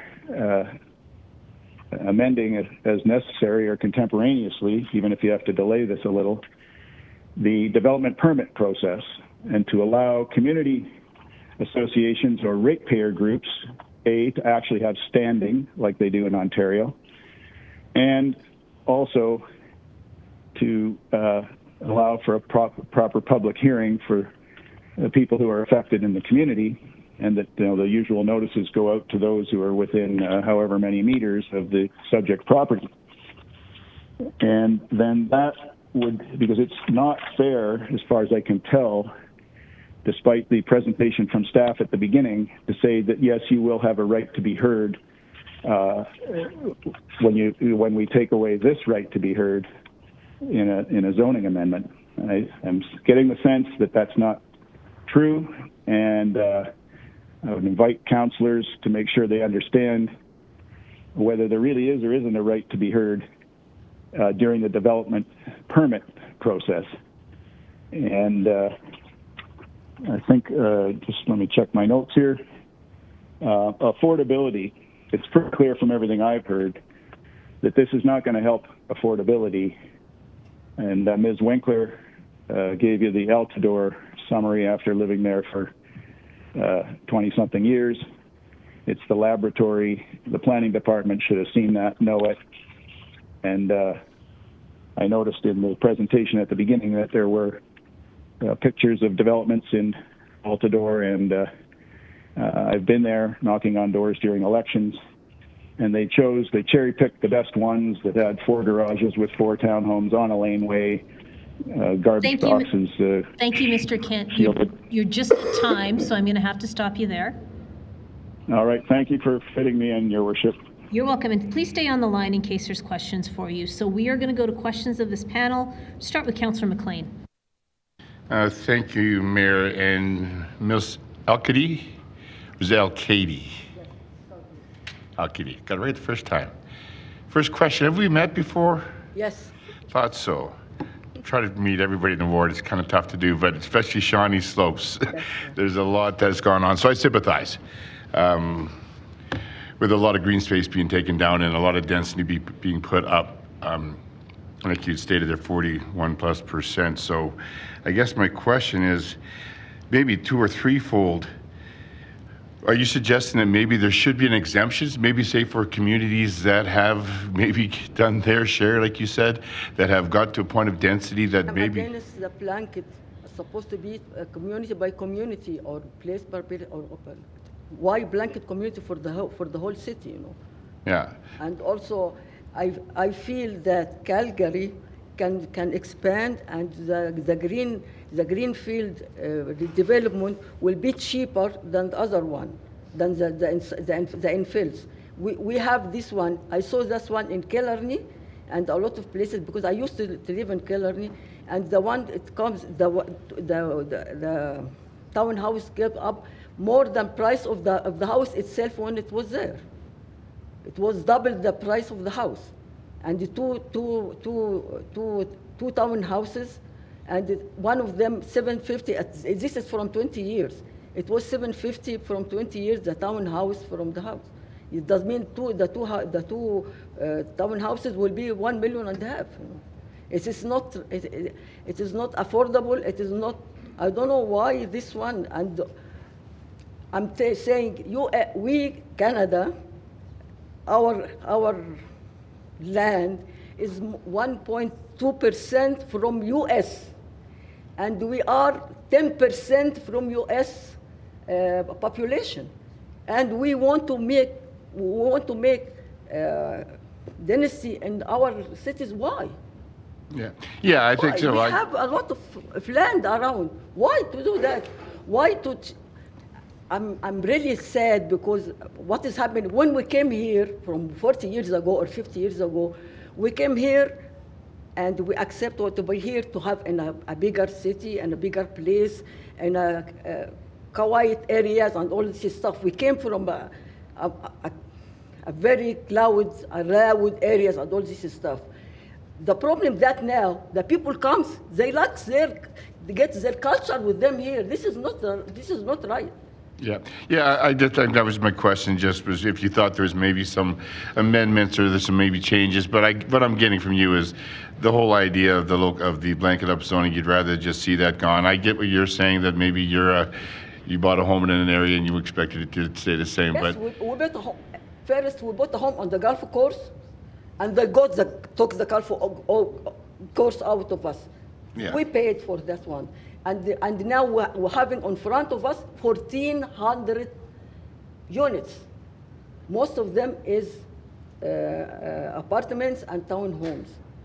And we have now another one, you know about it, the row of housing. Transitional housing, temporary housing. And what we're gonna do? And we also we were having that 4.1%. 41.6% from our units was multifamily. What do you need more than that? Yeah, I understand, and I sympathize. 41.6%, and yeah, we've reached our density goals there. I'll just thank you for coming to take your time, and I think people have heard what you've said. I don't think you're alone. So again, thanks for coming. Thank you very much. Actually, nobody was here because I'm just getting out from hip replacement operation, you know. Well, get well soon, please. Quick question for Tom Kent, if you're still on the line. I am. You got off the. Hey, Tom. No, I'm here. Good. Just quick question, because I couldn't quite understand at the end. You were talking about maybe having the public hearings on the development permit, because right now, as you know, we're having this public hearing to end public hearings on land use, and if the development permit, I know you're pretty aware of this, that doesn't really require a public hearing. There'll be some public input or an appeals process. But is that what you're suggesting, is that maybe you'd rather see like a public hearing, or maybe more emphasis put on the development permit, and so that these land use public hearings aren't necessary? Or are you still, would you say that the land use public hearings are still really important? I don't look at it from a point of view of the nomenclature. I look at it from the point of view of the builder yesterday I was speaking to said to me something like 45% of what the planning department deals with now are these land use applications. And so if this passes, then there goes a big workload. And I thought, well, okay, logic would dictate that then the planning department would have that much more time to deal with development permit applications, and therefore the system could be rejigged so that there is a right to be heard at a more localized meeting at very least. I mean, you can look at Ontario has the committees of adjustment that sit in the various parts of the city, and then you have a right to appeal from that. But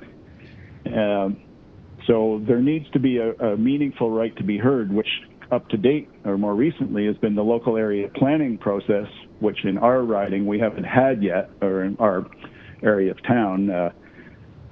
Somebody nearby had one, and I think we're up soon in theory, but I guess that's going to, if you do the local area planning and you look at your areas and you pick out these places that would be suitable, just as you might pick out at the same time how to do the Parisian 5-story residential with commercial retail, et cetera, then everything's kind of set in stone and you go from there. But now this is leapfrogged in front, and of course people have their suspicions why, and we won't get into that because I don't care one way or the other. I just think this is your opportunity to maybe streamline the process, but you have to maintain community input, either we design these areas now with no revisitation for, say, 10 years or something, and then people make development permit applications. So in other words, do the local area plans, or switch it up, pass this thing, but pass it with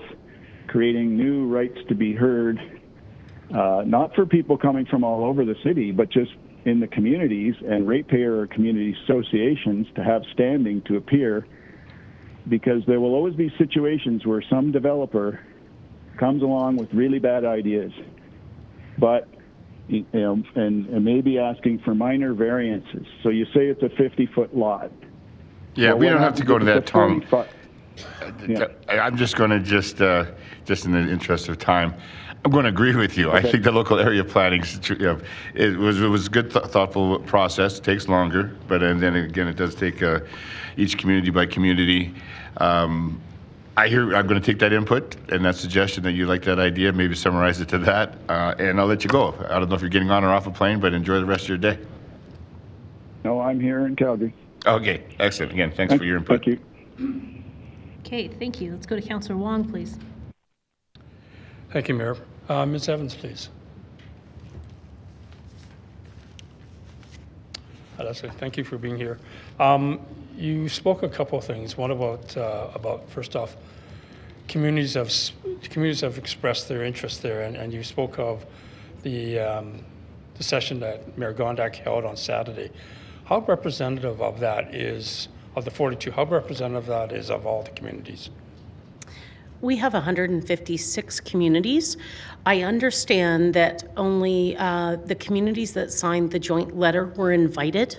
I have had feedback that many others were displeased. They were not included just because they didn't sign off, because they have different process.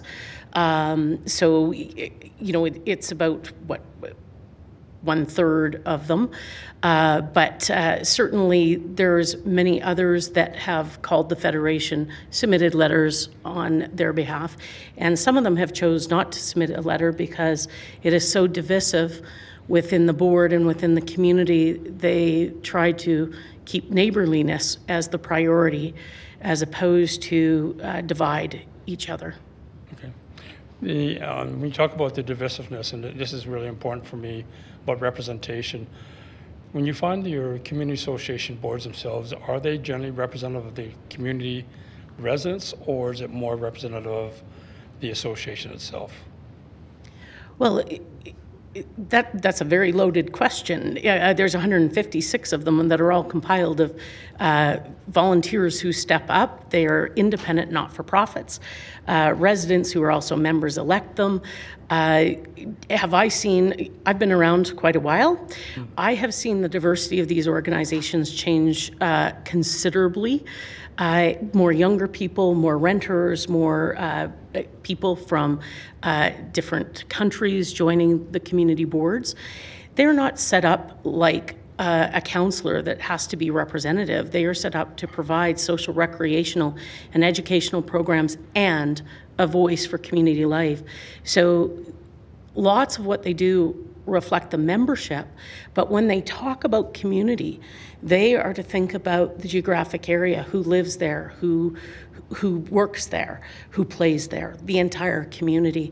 And a lot of them have spent countless hours developing the skills and education through our award-winning partnership with you, Partners in Planning course, to actually understand the planning process and to be educated around the process. And I think the mayor had the opportunity to hear the reasonable kind of conversation that went on and how they brought their concerns forward. I think that these are learned people that, yes, some of them, they're not all equal, but they're volunteers who are doing a lot of heavy lifting in your communities around building that strong neighborhood, which is one of your council priorities. And every time we turn, they're being put down and not respected. Yeah, a bit of a sidebar. I want to say thank you to Mayor Gondak and all members of council that had a their own town halls. I think that was representative of the type of hearing that you want us to listen to. You talk about education, your partnership and planning program. You've done this for a number of years. Have you seen an increase of people doing that in the last recent years? And what's the reason for it? We've seen a change. I wouldn't say an increase. Normally we have 50 to 70 people at every workshop. COVID decimated those numbers online, but we're seeing more young people, more students, more immigrant populations. We're working with ethnocultural groups as well to bring them into Partners in Planning. So I would suggest the numbers or the types of people that show up are different as well as our community association leaders. We have some community associations that have said if you want to sit on our planning committee, you've got to do Partners in Planning as well. Okay. So then the education is really to get them to understand both the process as well as the technicalities and how to represent constituents. Partners in Planning includes core courses offered by City Planning, and a big shout out to City Planning staff around doing the information and these trainings. They come out on Saturdays and they teach people about how to navigate the planning process and how to understand how the planning works and how to provide feedback. They also do a course on SDAB, how to appeal. Okay, thank you. To the start of your presentation, you talked about the degree to which the city has engaged people, and you talked about IAP2 and the different layers of that. Can you just, I guess, the issue here we're talking about zoning and housing and affordability. Do you feel that we've done a good enough job listening to people? I think there has been a lot of effort to inform people about what the city wanted, what they thought the priority was to talk about. I think that there has been a lot of confusion, a lot of missing information. When communities would say we want to see contextual buildings like 3 stories in the pictures instead of just 2-story row houses, no change was happening. So as people were bringing things up and saying, we'd like to see this so we understand what it looks like. So I think that staff did what they were asked to do. I think the missing piece is that two-way conversation. Putting information out there and hoping it sticks is failed us for a decade. And we have to have meaningful conversations with people. It doesn't mean that you have to change everything or they have to, conform, but you have to understand where they're coming from. I mentioned that they don't see planning in silos, like just talk about rezoning. In fact, this is one of the cases where the city has conflated affordable housing, housing affordability, growth and change with mass rezoning. All in the context that you're also doing city building, the work on the land use bylaw, you've started that work. People don't know, is RCG good planning practice? Or is RCG good for housing affordability? Or is RCG going to result in affordable housing? 3 very different things. And I think that trying to push it through has caused this crisis, has caused you probably the biggest public hearing you've ever seen, any council has seen, and perhaps the most anger from residents. And I'm like, wow, this could have been handled so much differently. And I guess I've been around at the Federation long enough and I've been flying the flag of we need to engage. My letter, 6 pages, plus my presentation today, is calling it out. There is a leadership issue around, some of you want to engage in the two-way conversation and some of you would rather leave it to the planners. The planners have been given direction, some of them, and some of them not, so there's a divide there too, not to have those two-way conversations and not to consider the feedback, but leave it to you folks. Did you read the What We Heard report? It almost mirrors my letter. I did, this much work. I mean, I talked to 150 associations, took in, I don't know how many people from associations and external. Plus, we hosted our own information session. 100 people attended that. And I came to almost the same recommendations, or what I heard was almost the same as what we heard report. So what gain did we have? And I guess if you really want to make your jobs easier, have these conversations with leaders out in the community and ask them for feedback early and try and get on the same page. Lean on the Federation. We've created, when all of this came out, we created a timeline of all the concurrent things going on, the rezoning for housing, the River Valleys project, the city building program, and the housing strategy, which started it all, to try and give timelines to people, because they would show up at engagements and not know which one they showed up to or how it fit to the bigger picture. City staff were like, wow, that's perfect, thank you.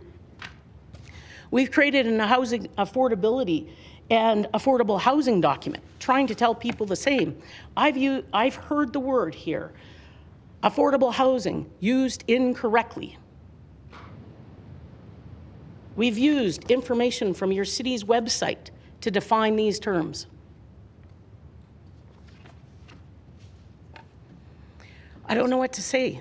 I think that we all need to step up. We are facing a crisis. There's no two ways about it. We have a crisis on our hands, and it's not just housing. It's about listening. It's about allowing people the time to adapt. It's allowing people to make their suggestions be heard. Your timelines you're giving administration are deeply unfair and unprofessional to your professional planners. I actually feel for them. I think they've been given bad information, bad advice, and timelines that are absolutely setting them up for failure. I'm glad they're not here in the room to hear how unhappy people are. It must be devastating for them. Be devastating to my staff. Thank you. Just my last question to you. We have a housing crisis. We have people who obviously need housing. We have a process problem that you just outlined. In your words, what would be the next step for us? Well, your next step is you have to get through this hearing and make a decision. Yep.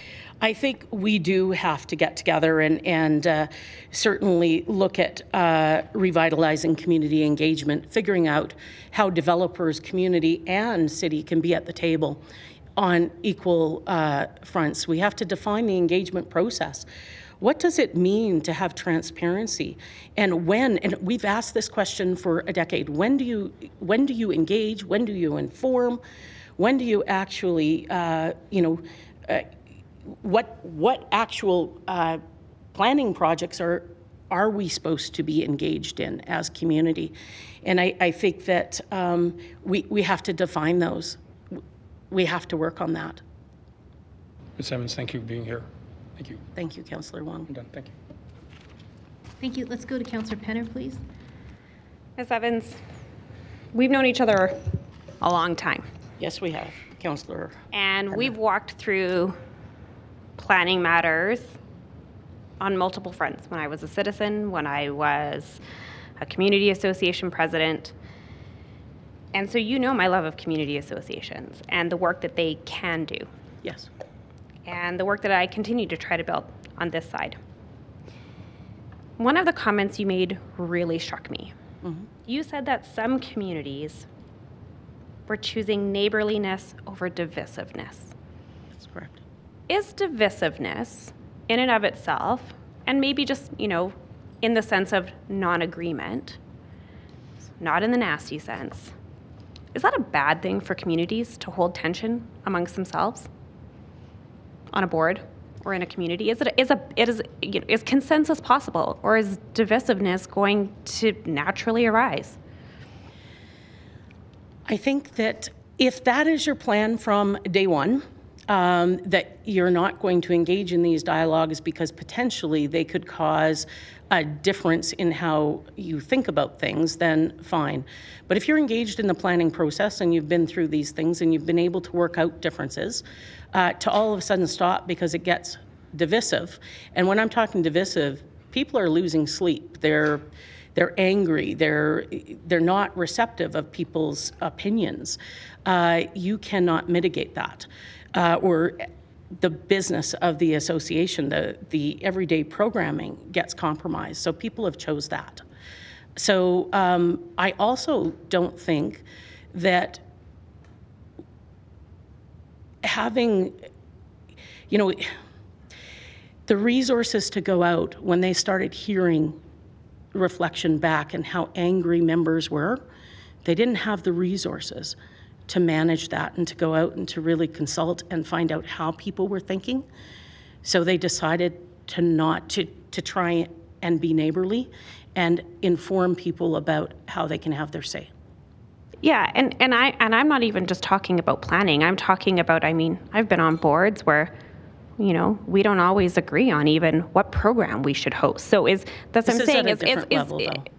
I'm not saying it's not at a different level, but I'm saying is consensus within any community association board or with any community actually even realistic?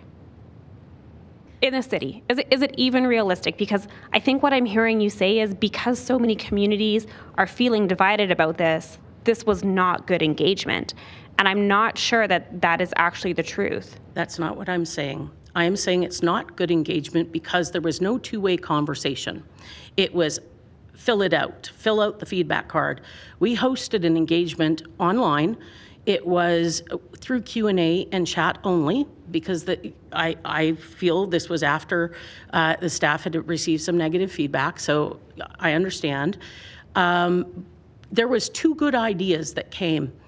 The staff said to the people on the other end of the chat, why don't you take that and upload it to the Engage portal? Those are really great ideas.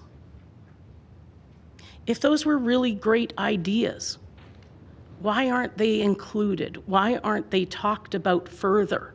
Why does a resident have to go after they're sitting in a meeting with planners and go upload it to an Engage portal so it can be somehow captured into a what were heard report that's not even presented to you? You got it last week as I did. So, I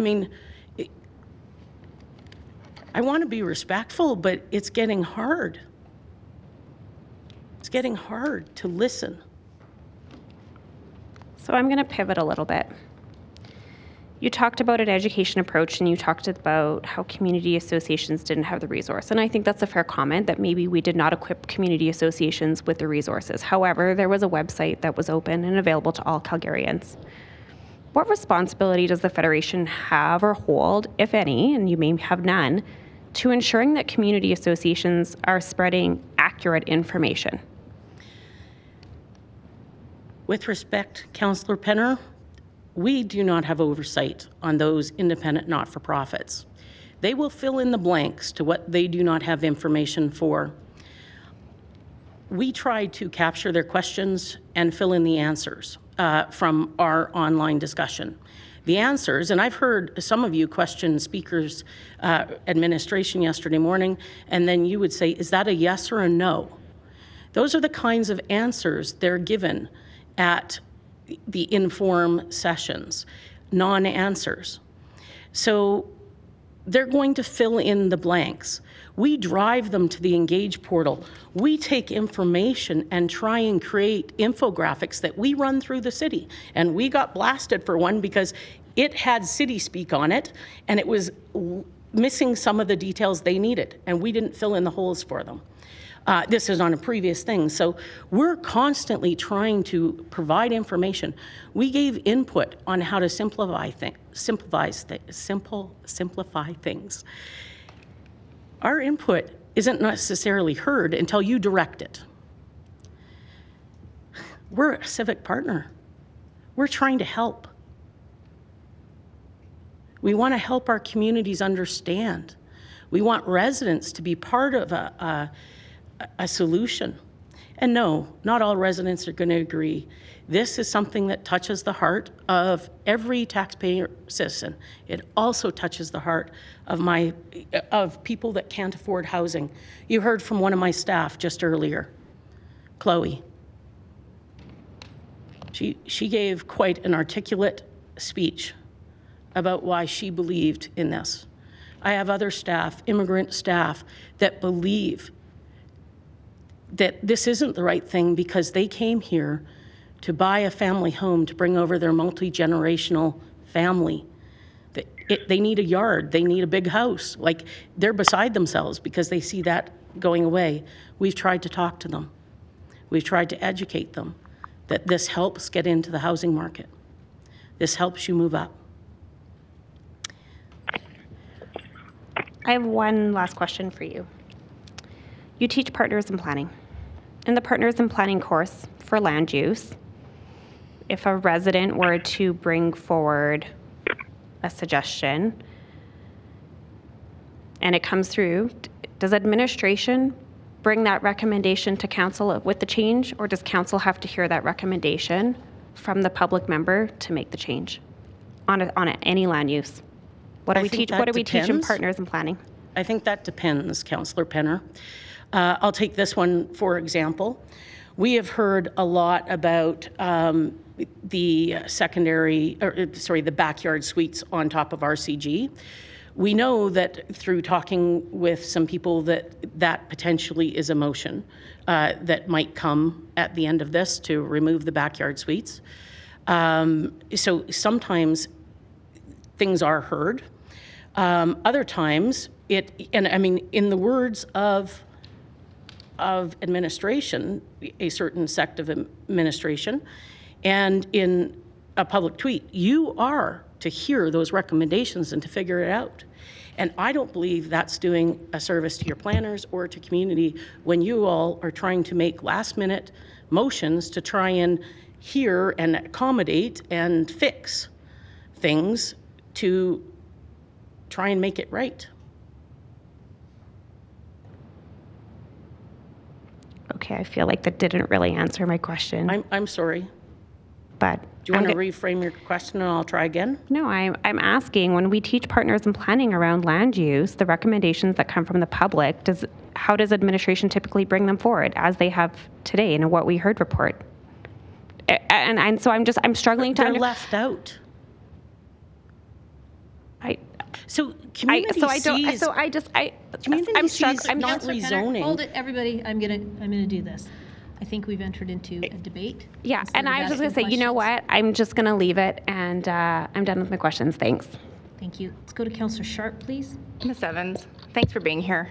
I don't have much of questions for you, but I just want to say I commend you for being here and speaking the way you're speaking with guts and passion, representing your communities, representing the people that build our communities.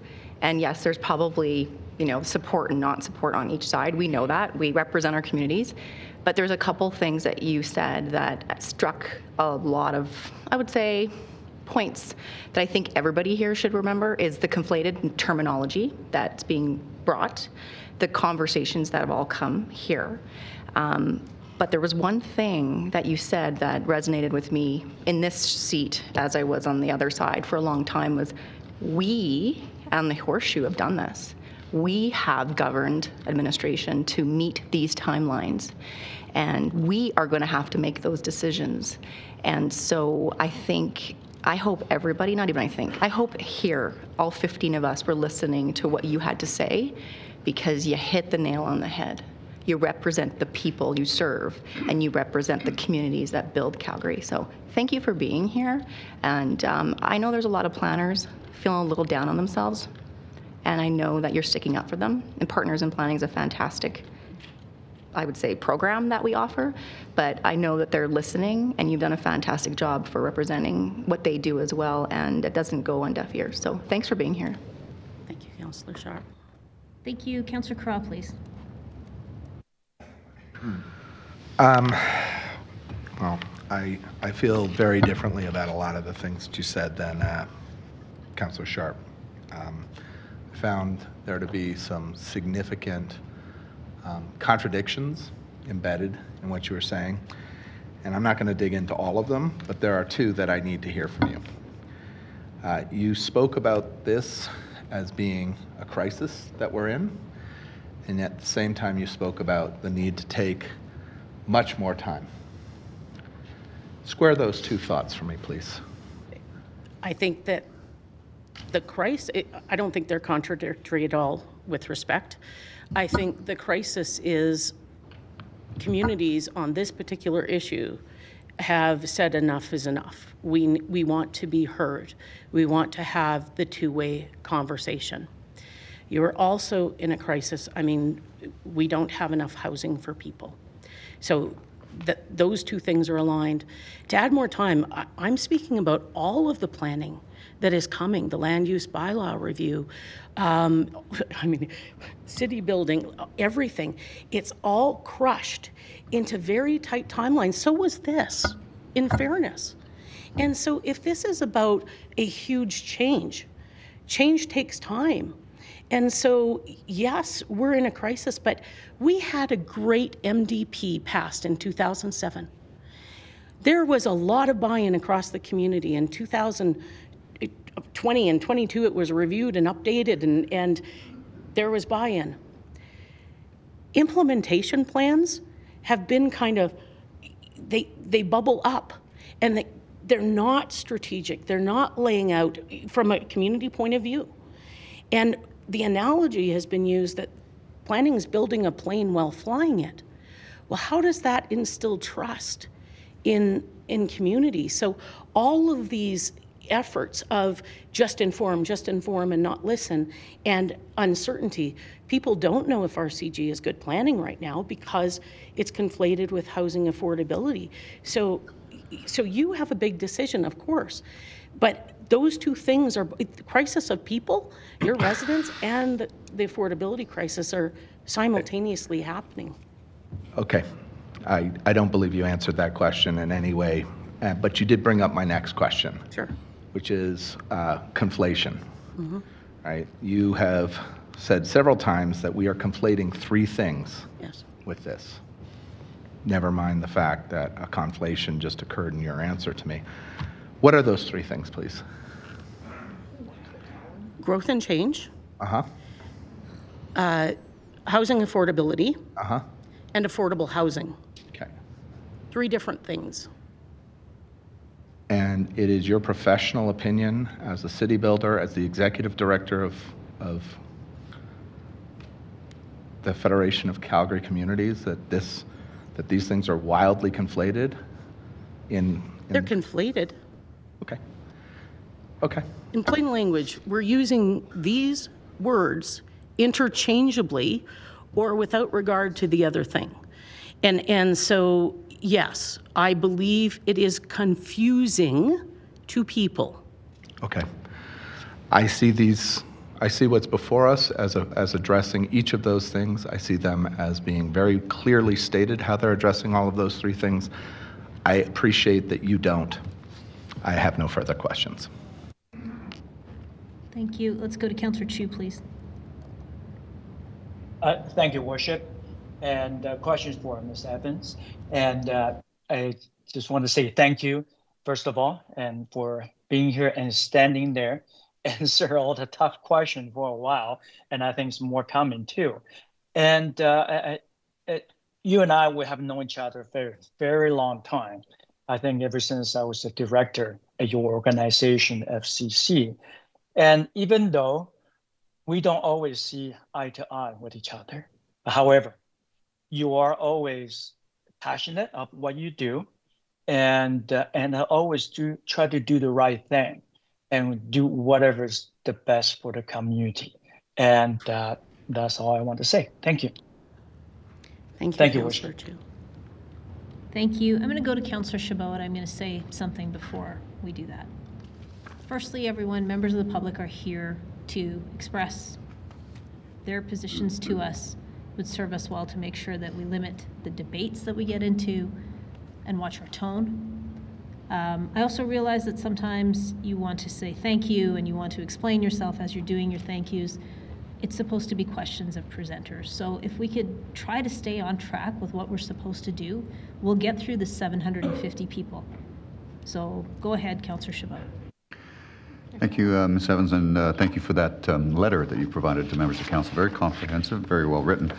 Some of the points you raised in that letter I guess is where I want to go insofar as the RCG land use that's before us, specifically as it relates to the potential for a feedback loop. The What We Heard report, which is included in our package, has some issues that were raised through the engagement, and as well as administration's position or some of the counter positions. What I didn't see much in the What We Heard report is solutions to those differences of opinions and what the outcome is going to be from those differences of opinion.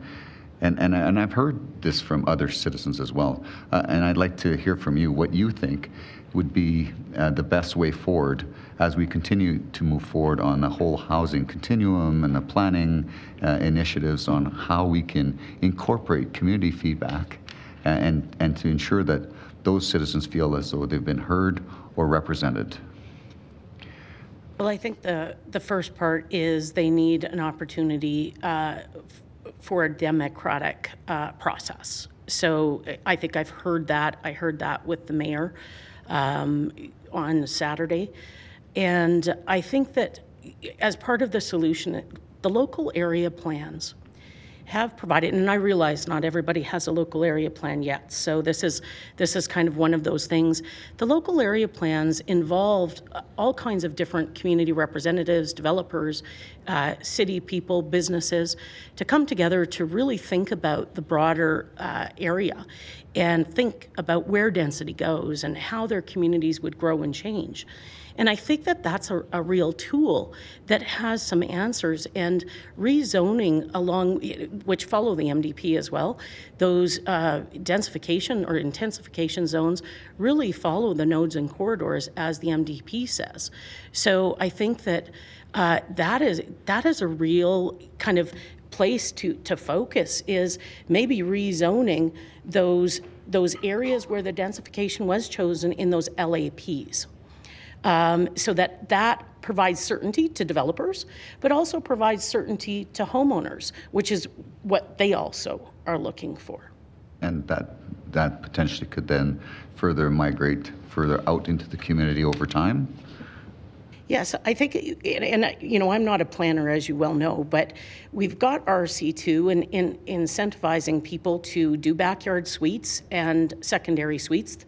If that goes through, that's 3 units on an inner city, like mid-block, if people were to redevelop that way. And if you had RCG and greater along the corridors and nodes, you would reach that 4 dwellings per lot on those bigger communities, I would think. Okay, so while I was away, I participated in some I guess, activities that took place on other initiatives similar to this.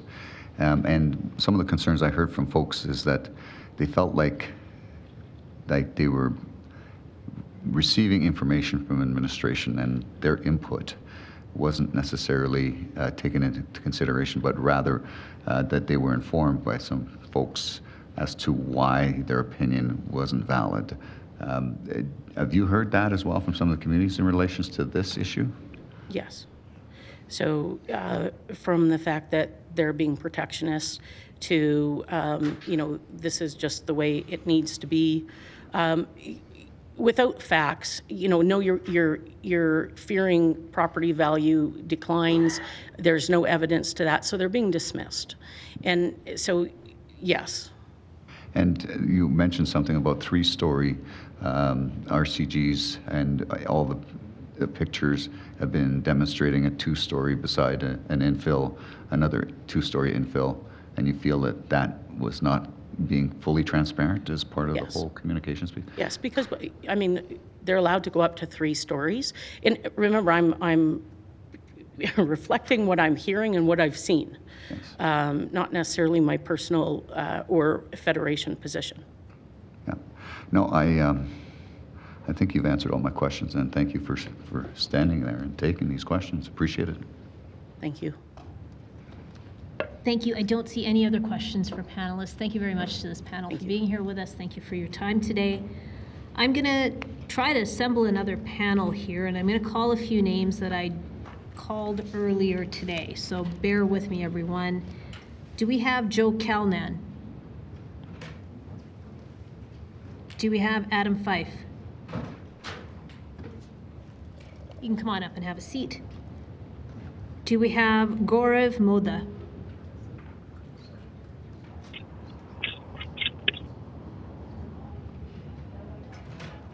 What about Douglas Ferguson? How about James Logan? Dean Gardapi? Okay, what about Robert Richardson? You can come on up, sir. William Tufts? How about Ronald Popowich? Present. Where? Where? On the line? Oh, right there. Yeah, okay. Perfect. Do we have Jonathan Warner? Diane Stopforth?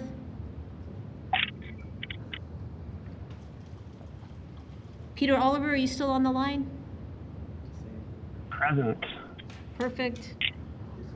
And do we have Amit Dand? Council, if I can just possibly ask you to refrain while I'm trying to call out people's names, that would be awesome. Emily Fellers Robertson. Jeffrey Hodel? Okay, then we are going to go with Adam Fyfe, Robert Richardson, Ronald Popowich, and Peter Oliver. Okay, please go ahead, Adam.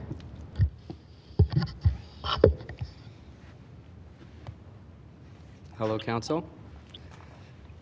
So first off, I would like to say that I have found it quite rude that people on both sides have been abruptly cut off over the past 2 days. I believe that there should be a 30-second warning for everyone. I realize that this is here, but obviously people are passionate, and I feel bad for those people who may have experienced an embarrassment and might not feel comfortable coming back and speaking at these future hearings because of that small little hiccup. While sitting here and observing, I saw some of you, but not all of you, looking bored, unengaged, even chuckling between some members. And I just want to say, like in high school, I grew up, and cell phones weren't allowed in the classroom. And I think that maybe something along those lines should be drawn up here. I know that this is dry, it's long, it's boring, but as my Opa would say, show some respect. So I'm here as a self-represented homeowner in Ward 1. I live in an 1850 square foot bungalow that was built in 1958 on a block foundation. When we bought this home, we were actually in a competitive situation and surprisingly won an offer over an investor with a letter that we wrote, even though we were not the highest offer. That letter that we wrote still stands today. We will care for and fertilize the greenery within our dimensions and not redevelop it. We have a 90-year-old huckleberry tree, some newly planted fruit trees, and other vegetation that will never be cut down by us. You see, my wife and I actually made a pact, and this pact was made in 2023 when we got married. We agreed that we will own this home until one of us is no longer here, and at that time, that person may consider their options and potentially let it go and start a new chapter on their own somewhere else. You see, our lot is one of the most sought-after lots in the entire city. It's a 50 by 120. We won this home in a competitive situation, even though we were not the highest offer. We won this home because we respected that previous homeowner, what they built and how they maintained over their many years of home ownership. My career as a realtor, I've experienced many, many scenarios where young couples had lost out on beautiful, affordable homes to developers. I've experienced quite a few awkward conversations with people who lose out on amazing opportunities only by a few $1,000s to watch that home get ripped down and resold twice, both sides being more expensive than the original acquisition cost. With this new rezoning that could be sold 4 times, even 8 times for just as much and even a little bit more than that original acquisition cost. So let's talk about that. You talk about affordability, and I am totally with you. I wish this city was more affordable for all people moving here from all over the world. It is one of the best cities in the world, bar none. While all the while watching Toronto and Vancouver prices become more and more decreased just based off of supply and demand as we have a new influx of people moving here. I've actually recorded this entire journey on YouTube for those who are interested, and I do this every single month. Personally, I believe that if the Canadian economy continues to go in its current direction without serious consideration of our lack of investment in the right areas, our high debt, our overspent federal budgets, and our lack of collaboration on all levels of government, not just one, then all of this additional supply in a few years, of course, is going to cause some pretty significant price decreases. But I think that there might be a bigger issue at hand if the Canadian economy continues to go in that direction. Home prices may drop prices by creating more supply, absolutely. But if you do some basic research on Calgary's real estate market over the last 25 years, I think you could agree with me that we're probably going to see some sort of correction at some point in the future. But hey, this time is different. You never know. I will end with this. I live in a 1958 cinder block bungalow, and just last month I found out that my neighbor sold their small bungalow off market to an investor who also bought another home just down the street. Call it selfish, I get it, but I'm quite upset. I turned into just having a few too many beers, sitting in my backyard, staring at this little area that my tiny little east-facing kitchen, my garden, and a large portion of my backyard will be shaded by this new development. But this is a reality that I have to accept, and to be honest, it's quite hard. I understand how plebiscite is not exactly in your favor, but not debating or running on this topic is quite frustrating. I think amendments are in order. In this chamber, 8 of you took away the power of the people who built this place, just like the previous homeowner whom I respected. Thank you, Mr. Thank you. Thank you. Let's go to Robert Richardson, please. Mr. Richardson, I owe you an apology. You should have been on the last panel, and I missed you. I apologize for that. It's okay. Well, good afternoon, everybody, and thank you, Mayor and councilors, for allowing me to speak about my thoughts of the blanket rezoning initiative. My name is Rob Richardson. I am not representing my community in general, but I'm speaking on behalf of 16 residents that live on my street. I have been a resident of Brayside, Ward 11, for 45 years. When I first learned of the rezoning initiative, I felt that I had to get a better understanding of the plan. I had difficulty grasping the concept of how rezoning will provide affordable housing, as that was the city's original reason for the plan. Affordable housing, I thought, was government subsidized, government controlled, government mortgages, rent control, wartime type housing that allowed people and families to get established. Now it appears that I was wrong. It looks like the rezoning is a city solution to a housing crisis.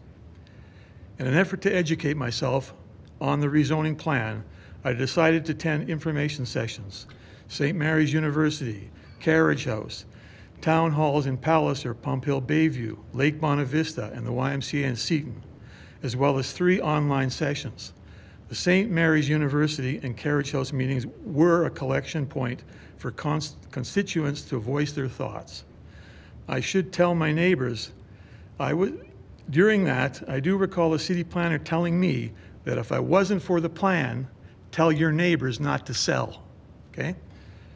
This got me really wound up, I'll tell you that. While attending the various town hall meetings, I realized that a huge number of the attendees were definitely against the plan. At all 3 that were attended by hundreds of people, it was clear that almost everybody was against the plan. I'm talking 500-600 people, 5 people in those sessions were against the plan. And some of these councillors are aware of that. And I appreciate them holding those sessions.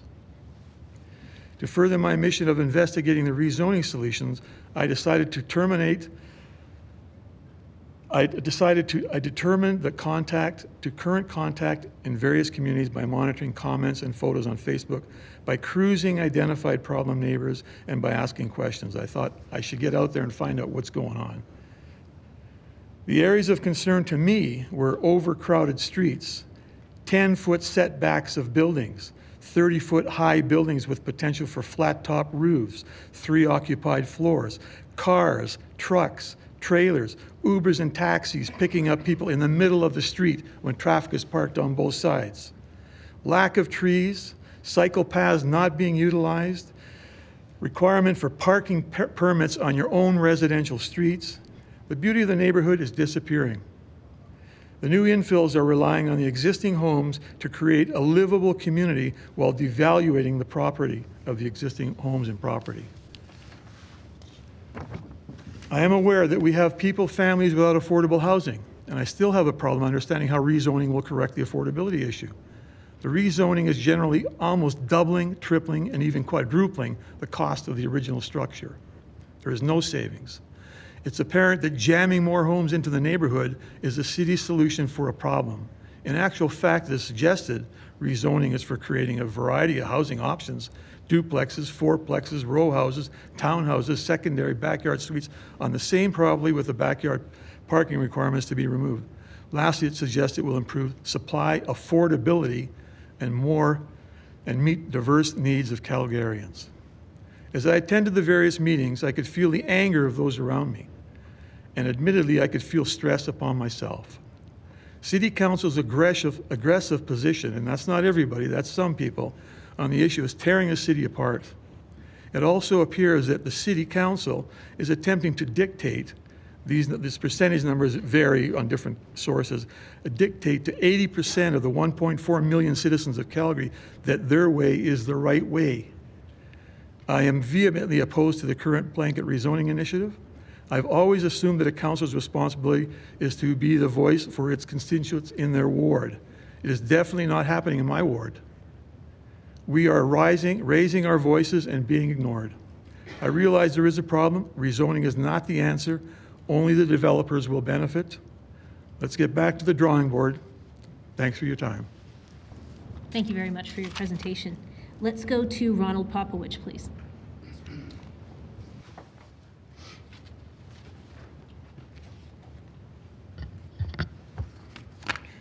Ronald Popowich.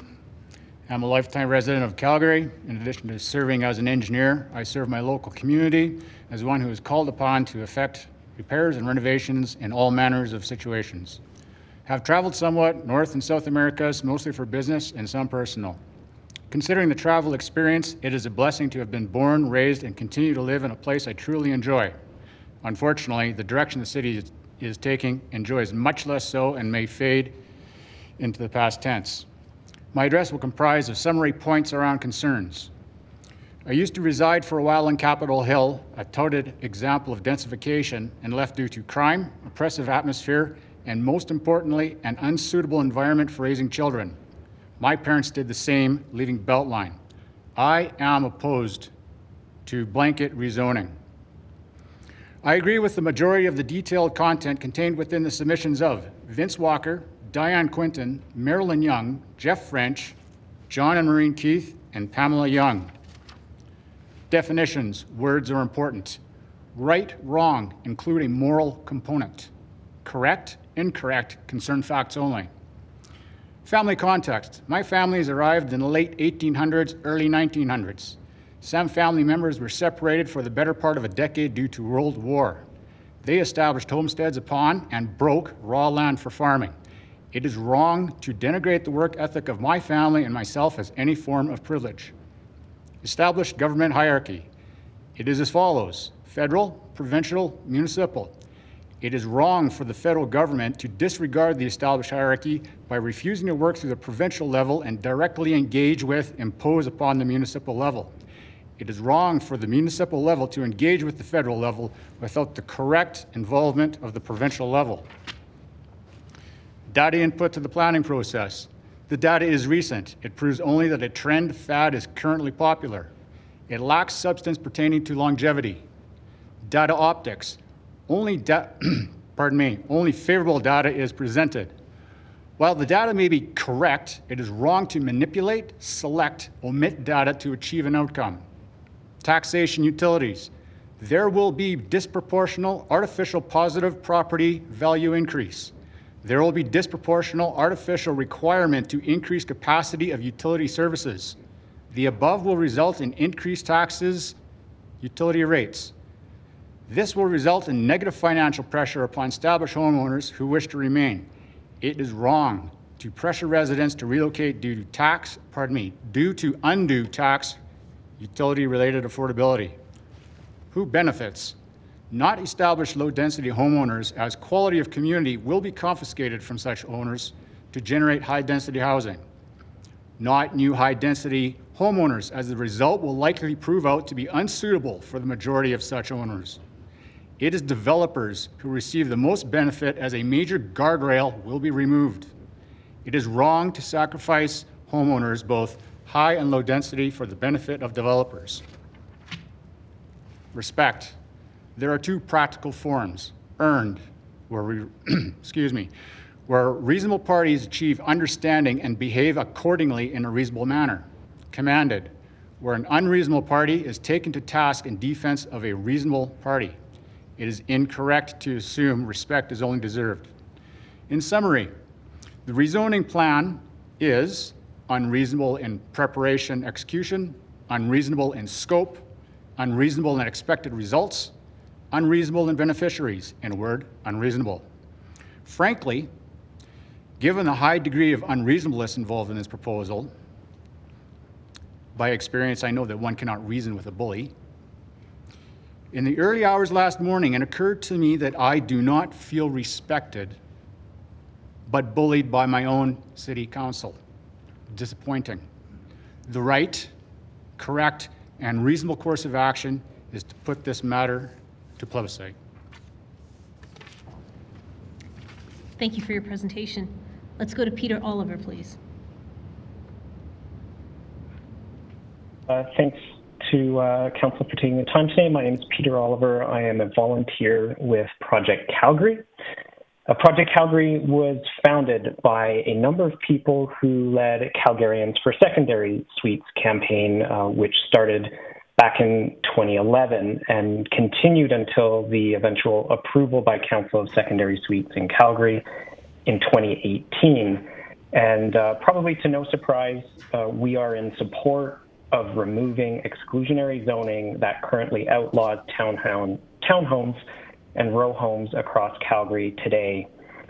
And while much of the discussion around Calgary's housing strategy has really focused on affordability, we think that many of the benefits to homeowners have actually really been overlooked in this conversation. Thankfully, there have been a number of people, I believe, over the past 2 days of public hearing who have really drawn good attention to those. But if anyone wants to ask me more about that after, I'm happy to go further on that. But what I'd really like to share today is perspective. And what Council has today that the Council in 2018 didn't have was the perspective. Because the objections you're hearing to rezoning today are almost an exact copy and paste from what we heard during the 14 years of dithering by previous city councils to legalize secondary suites. So back then, we also heard loud, emotional opposition that secondary suites would destroy the fabric of Calgary's single-family neighborhoods and cause chaos, lead to unwanted demographics moving into neighborhoods, overload infrastructure, exacerbate parking issues, eliminate consultation, and I think someone maybe even provided a comprehensive slideshow of messy dumpster bins, if I recall correctly. Increased crime rates, we heard it all, and we're hearing it again now. Of course, now we have the benefit of 6 years of time to look back that none of this came true. The sky didn't fall. 6 years later, we have the benefit of knowing that the decision to approve secondary suites, though it was highly contentious at the time, was the right decision. Suites no longer draw the cries of neighborhood apocalypse that they once did. They're very uncontroversial. And likewise, the sky will not fall on the rezoning as is proposed today. Because just like with suites, we can expect the same incremental long-term benefits and reinvestment in aging, emptying communities that we've seen with suites. And there's been really good reports on that by both the city and by the news media pointing to that. And so I'll close on reminding City Council that we are in a housing crisis. And unlike past councils, which really didn't have the same market pressure we have today and the housing crisis we have today, we can't afford to dither for years. We can't afford to kick this down the road. And we have a very good proposal here in front of us today. And we can't afford to meet all the demand of new housing with everyone moving into the city simply through costly greenfield sprawl alone. So I'll leave it with that, and I want to thank everyone for your time and really encourage council to show the same leadership that the council showed in 2018 when they approved secondary suites, even though it was highly contentious at the time, but was the decision that put that council on the right side of history. Thank you very much. Thank you for your presentation. Bill Tufts is here. Hi. Sorry, say that again? My name is Bill Tufts. I'm just calling in, so I'll wait for my name. Okay, which panel are you on? 21, you called my name at the start of your introduction of speakers. William Tufts. William Tufts, okay. You know what? Since we've got you, go ahead. Hi. Yes, I'm a former Calgarian, now live in a smaller community outside. I'm here representing a group of organizations mainly focused on municipalities from across the country. It was called, we are called Civis for Reform. One of the things that I'm sort of alarmed about and haven't heard too much background information is why are we in a housing crisis? Why is housing affordability a problem? And what I would like to do would be to briefly bring everybody up to date, because there seems to be a lot of misinformation and inaccurate reasons why we have such large number of people coming into the country, into the province, and into the city as well. Mass immigration is occurring that is happening on a level that, quite frankly, has never been seen before in history. It's happening super fast, and we're not, looking at the long-term implications of that. Just to give you some quick facts, Alberta, over the past 12 months up to the end of December, had 187,000 people into the province. If we look back and say, hey, gee, well, that's sort of our history, but the census from Stats Canada from 2016 to 2021 showed that over that 5-year period, 5 years, we had 195,000 people that came into the province. So in 12 months, we've had as many people that came into the province as we had over the previous 5 years. Our current population is 4.8 million, and we're trying to deal with a huge housing shortage because of the fact that those 187,000 people into the province, we weren't prepared for it. A lot of them don't have jobs. In fact, a recent Stats Canada report shows that over the past 12 months, 67,800 people, additional full jobs were created in the province. Compare that to the 187, we see that it's well short.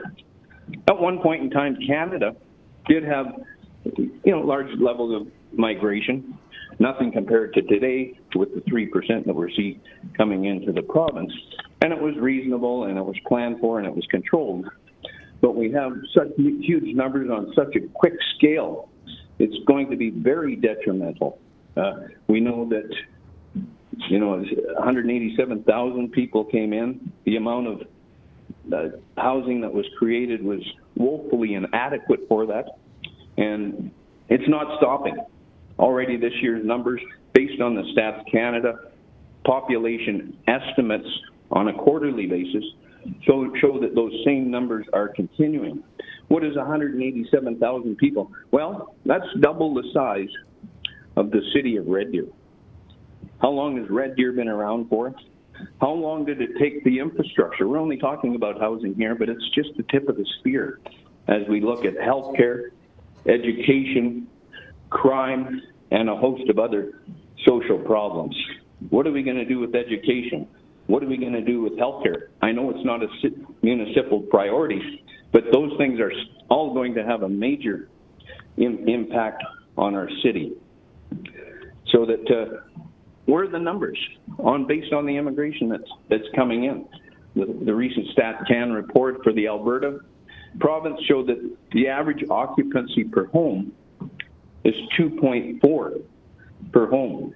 If we built 15,000 homes, but we had 187,000 people coming in, we can see that that is woefully inadequate.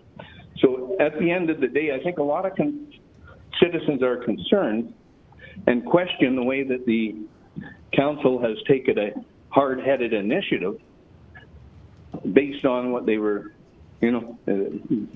told by the globalist leaders that are running our country. We had reasonable immigration for many years. It was controlled. It was sustainable. We had the jobs, we had the housing, we had the education, and we had the health care. But ever since the Migration Compact was launched from the United Nations, something's been unleashed.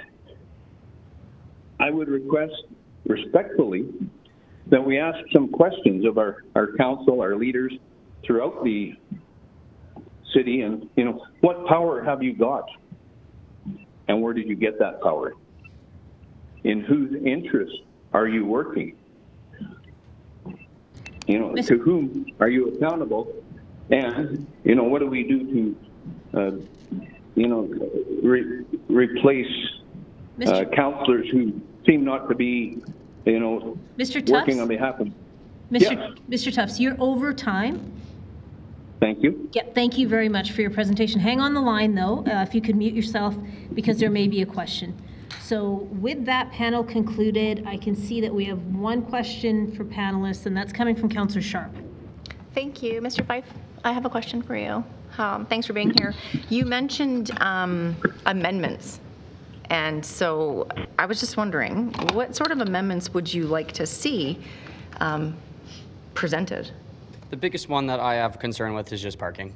I think that's just the hottest topic. I think that I've had conversations with neighbors, living in a lovely community that can probably take a little bit more density. But when you start to put a lot of these mid-blocks in with 8 units, I can tell you right now there was one at the end of my street, and I can show you on a satellite image they have nowhere to park. So they start to overflow into 2 blocks away. So parking, I think, is honestly just the biggest one that I would like to see amendments in, and that's where I'll draw the line.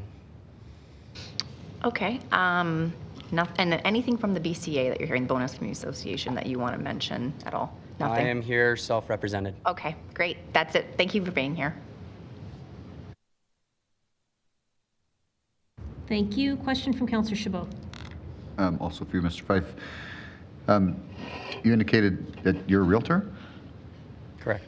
So do you see, as a realtor, how these units might be considered to be affordable through redevelopment? Can you define affordability for me, please? Well, that's a good question. As it relates to maybe some other product that could be purchased. You yourself purchased a home, a single-family residential home. Do you see these units as potentially competitive to that type of product? I mean, if we're talking about today's market, there's really nothing affordable out there. That's a total fair assumption.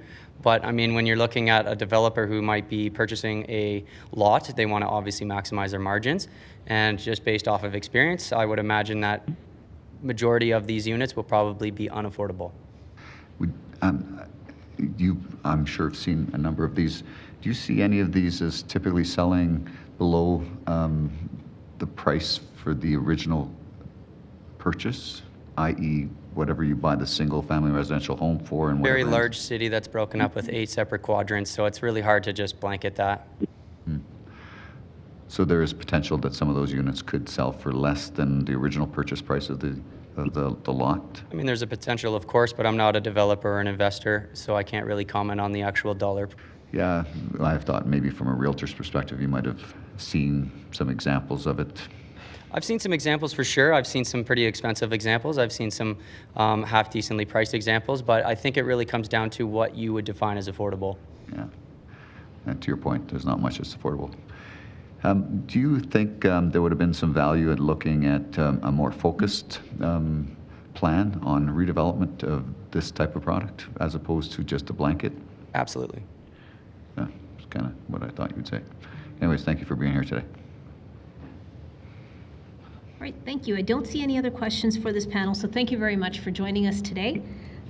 We are going to see who is up for the next panel. I'm going to call a couple of names again. Do we have Douglas Ferguson? Do we have James Logan? Dean Gardipi? Jonathan Warner? Diane Stopforth? Amit Dand? Emily Fellers-Robertson? Jeffrey Hodel? How about Chanel Mather-Shapiro? Marianne Schleinich? Did I hear somebody say here? Yeah? Oh, right there. Hi. Was that Marianne? Okay, please come on up. We have Paige Coulter. Here. Fantastic. Please stay on the line. From panel 24, do we have Jason Barnsley? Perfect. Come on up, sir. And we're going to go with those three speakers before we break. So, Marianne, please feel free to kick us off.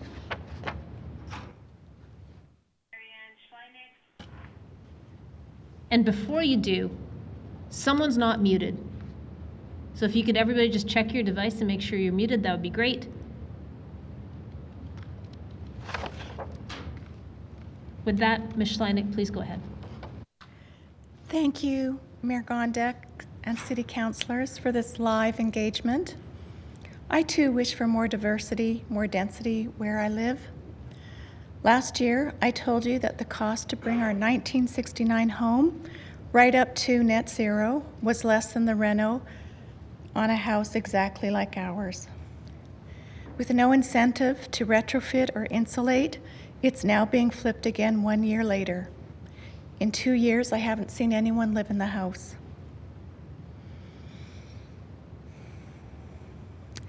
You're likely aware that at 70% of house sales, Calgary has the highest rate of house flipping in Canada, where houses are used as commodities instead of homes. Net zero means that we reduce the energy needs of our home by more than half, and the solar array covers all the energy needs for 1 year. We've built in 25 years of affordability and amazing comfort, and did this for maybe the cost of one of the many trucks you see driving in the city. Investors and developers are skilled at the purpose of financial gain. They are unskilled at the vision of long-term affordability and for those with the lowest incomes. They also do not understand the environmental impact of tearing down embedded carbon in housing stock and how to be selective. Blanket rezoning doesn't recognize the cost of poorly situated buildings that block a neighbor's solar array. And infill would nullify all the work done to reduce carbon emissions from our home. And did you know that about 30% of Canada's carbon emissions come from building stock, and we need to get this down? Isn't listening to the land part of truth and reconciliation? When a community 2 hours south of us has relied on hauling water for a whole year, and when we ourselves have been hit with severe climate events, and when we have architects in this province that lead in building with no need for air conditioning, then we need to commit to the best of climate adaptation and affordability to those with the lowest incomes. This is high value, non-market housing, and is a responsibility that belongs to us, not real estate developers. Becky Pushman stood here and told us she worked out that living in a new RCG home would require an income of $60,000 to be affordable. Buffer zones. Alberta now has regulated buffer zones for highway drivers passing by parks. City land needs buffer zones, and so do we. My solar array needs a buffer zone to be viable. Let our communities decide on what kind of buffer zones are needed and where. For example, I lived 7 years in a 1920 home in Edmonton on White Avenue. Kitty Corner was a 5-story building for residents with disabilities. North and east were 3-story low-rises, and west was a 13-story terrace towers. Then I moved to Saskatchewan Drive, where west of me and my windows was a 21-story Cranley Towers. And all that density did not disturb me. Why? Because of buffer zones, the right amount of space between buildings, and because all were sensibly situated, paying attention to light, spacing, parks, transit, coexisting in neighborhoods that retain their character, and tree canopies for all to enjoy, and people love living there. In contrast, blanket rezoning makes urban sprawl more attractive than ever because home buyers understandably want predictability in the space around them. Blanket rezoning misses the important incentive of building along transit lines. It misses efficiencies in updating infrastructure investment. Sensible density is really good for the arts and culture. Let's not miss the boat by higgledy-piggledy infills. Lastly, the term exclusionary zoning is befuddling. All zoning regulates and excludes what is not included. Everyone who doesn't understand what is meant is left out of the conversation when that term is used. It sounds like people are acting privileged and exclusive, and I doubt you mean that. Let's also ask to avoid labels such as NIMBYism, which miss the granularity of concerns, which is why we're here to hear them.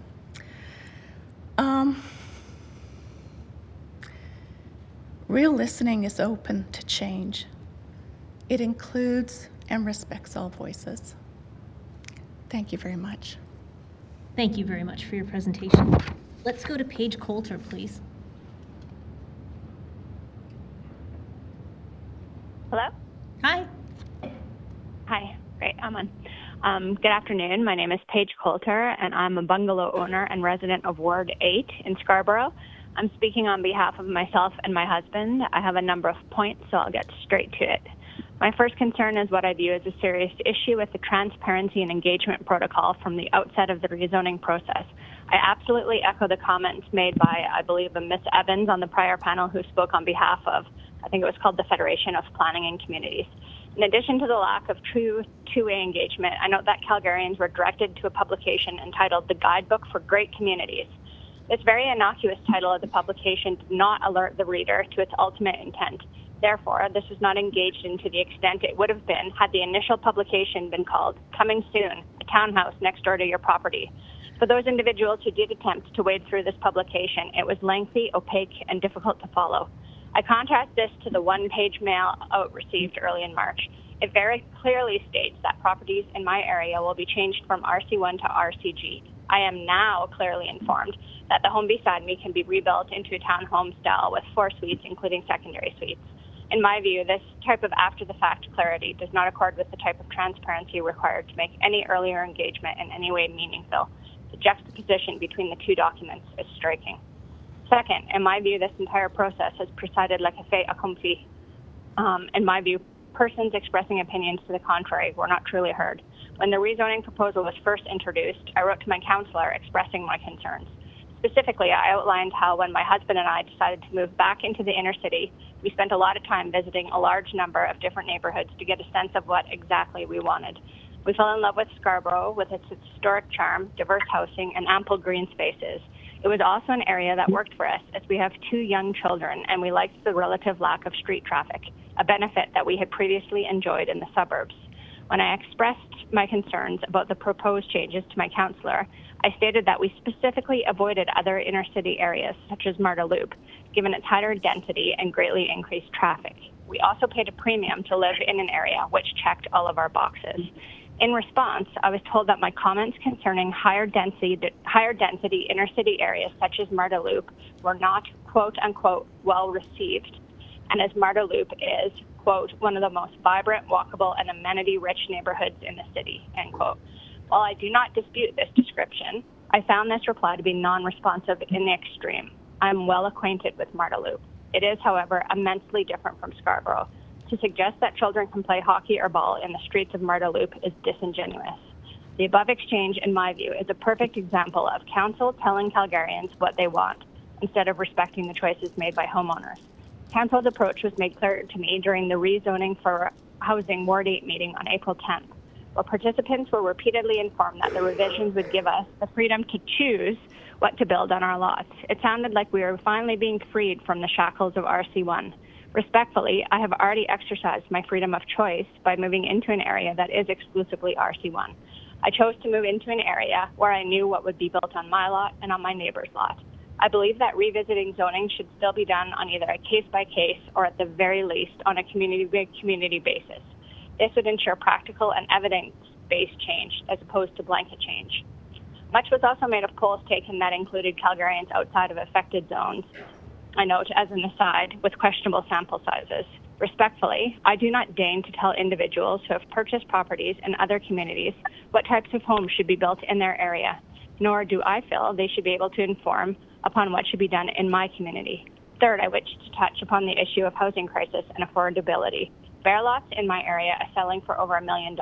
In order to be profitable, I fail to see how future builds in Scarborough will be priced in a way that will address affordability in any meaningful way. The true beneficiaries of this rezoning scheme appears to be developers who can purchase multiple lots for row housing. This leads to a concern about amenities. Unless one believes that $1 million duplex is the answer to the housing crisis, one of the chief remaining options for lower cost housing in this area would be row homes.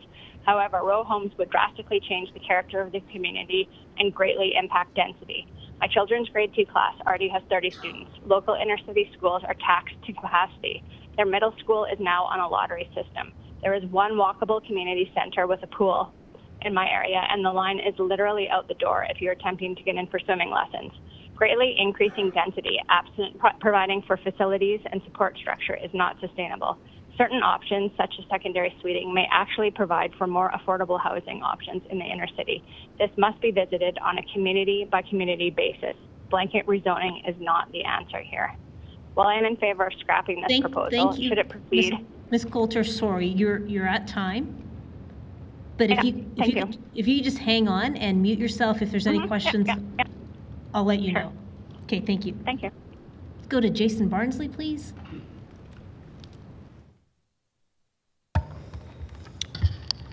Your Worship, councillors, I am neither here for nor against this proposed blanket upzoning at this point. Why I am here is because I am suspicious that both the council and the ensconced, unelected, unaccountable city bureaucrats have once again not done their full due diligence on this matter. The reason I'm highly suspicious about this is because of where this upzoning idea comes from. It is directly out of UN and WEF globalist agendas. These globalist elites want to dictate how we here in Calgary live by pushing through bylaws like this, designed to collapse our system into the open arms of whatever hellscape that they have designed for us.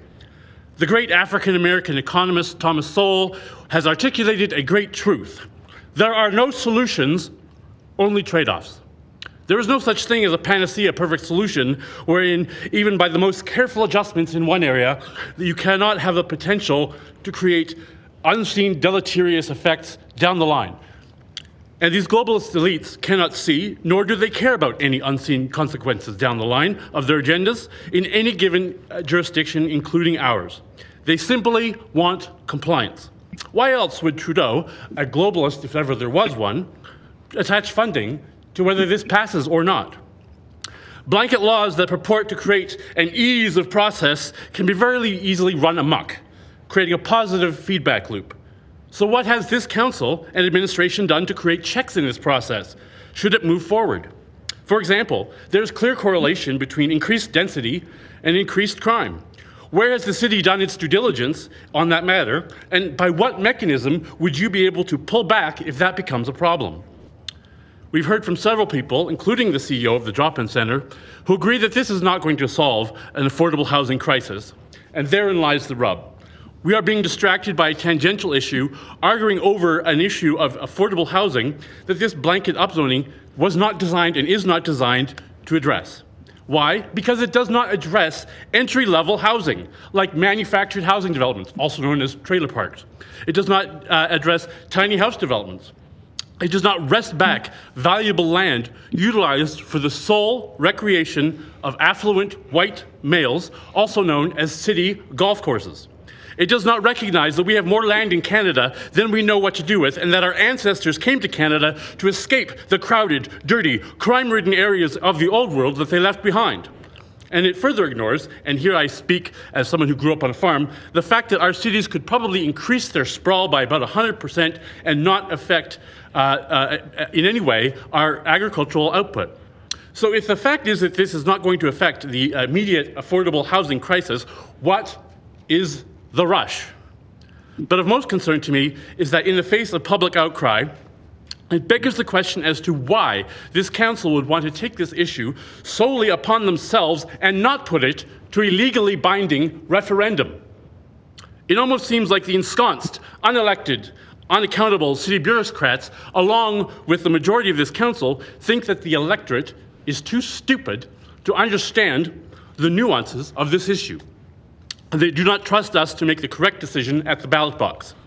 One only needs to listen to those speaking in support of this measure to hear how they resort to subtle ad hominem attacks, speaking with sarcastic arrogance, making such statements about those who are not in favor of being afraid of change. Subtext, they're ignorant. Or they don't know what Google is. Subtext, they're stupid.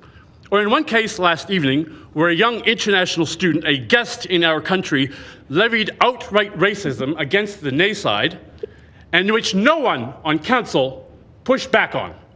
Yeah, we all saw that. Shame on all of you. Given all of this, it would be my humble recommendation that this issue be left to a referendum in 2025.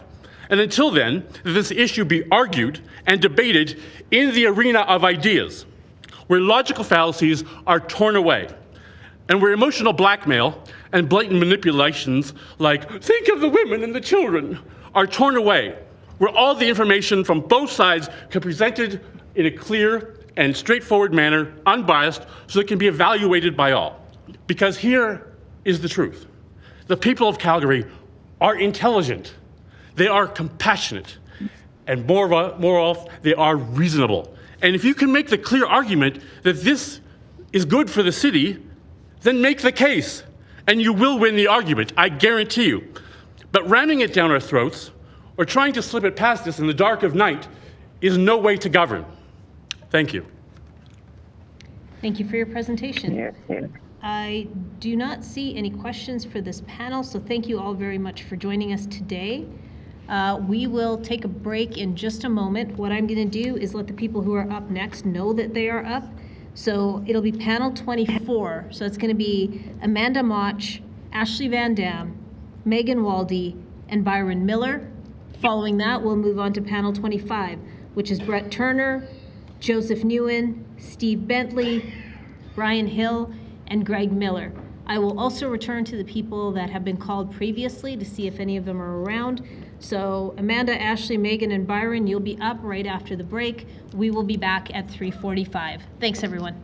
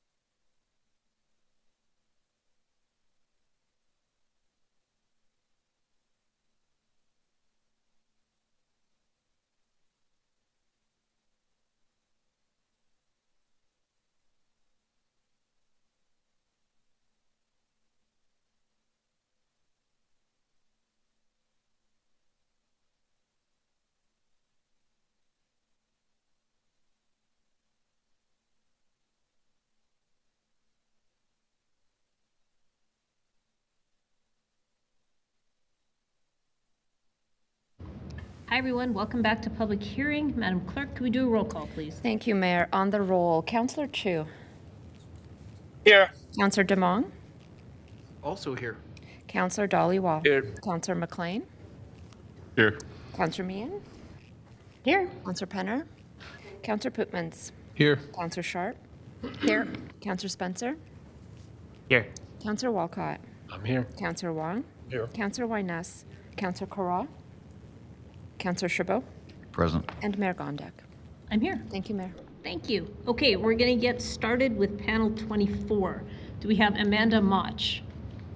Hi, you can come on up and grab a seat up there. Do we have Ashley Van Dam? How about Megan Waldy? Yep. Great, thank you. Thank you, just hang on the line. What about Byron Miller?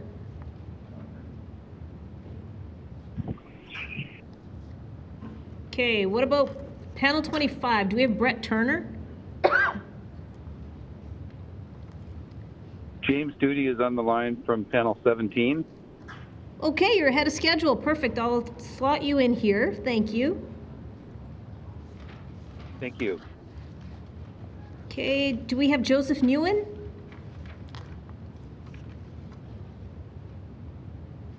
How about Steve Bentley? Steve, go on up and have a seat. So we have 1, 2, 3, 4. Brian Hill. Greg Miller. Great, go on up and have a seat.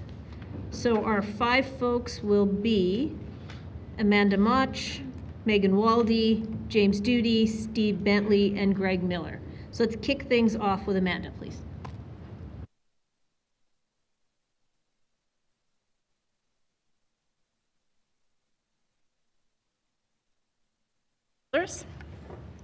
My name is Amanda Mach.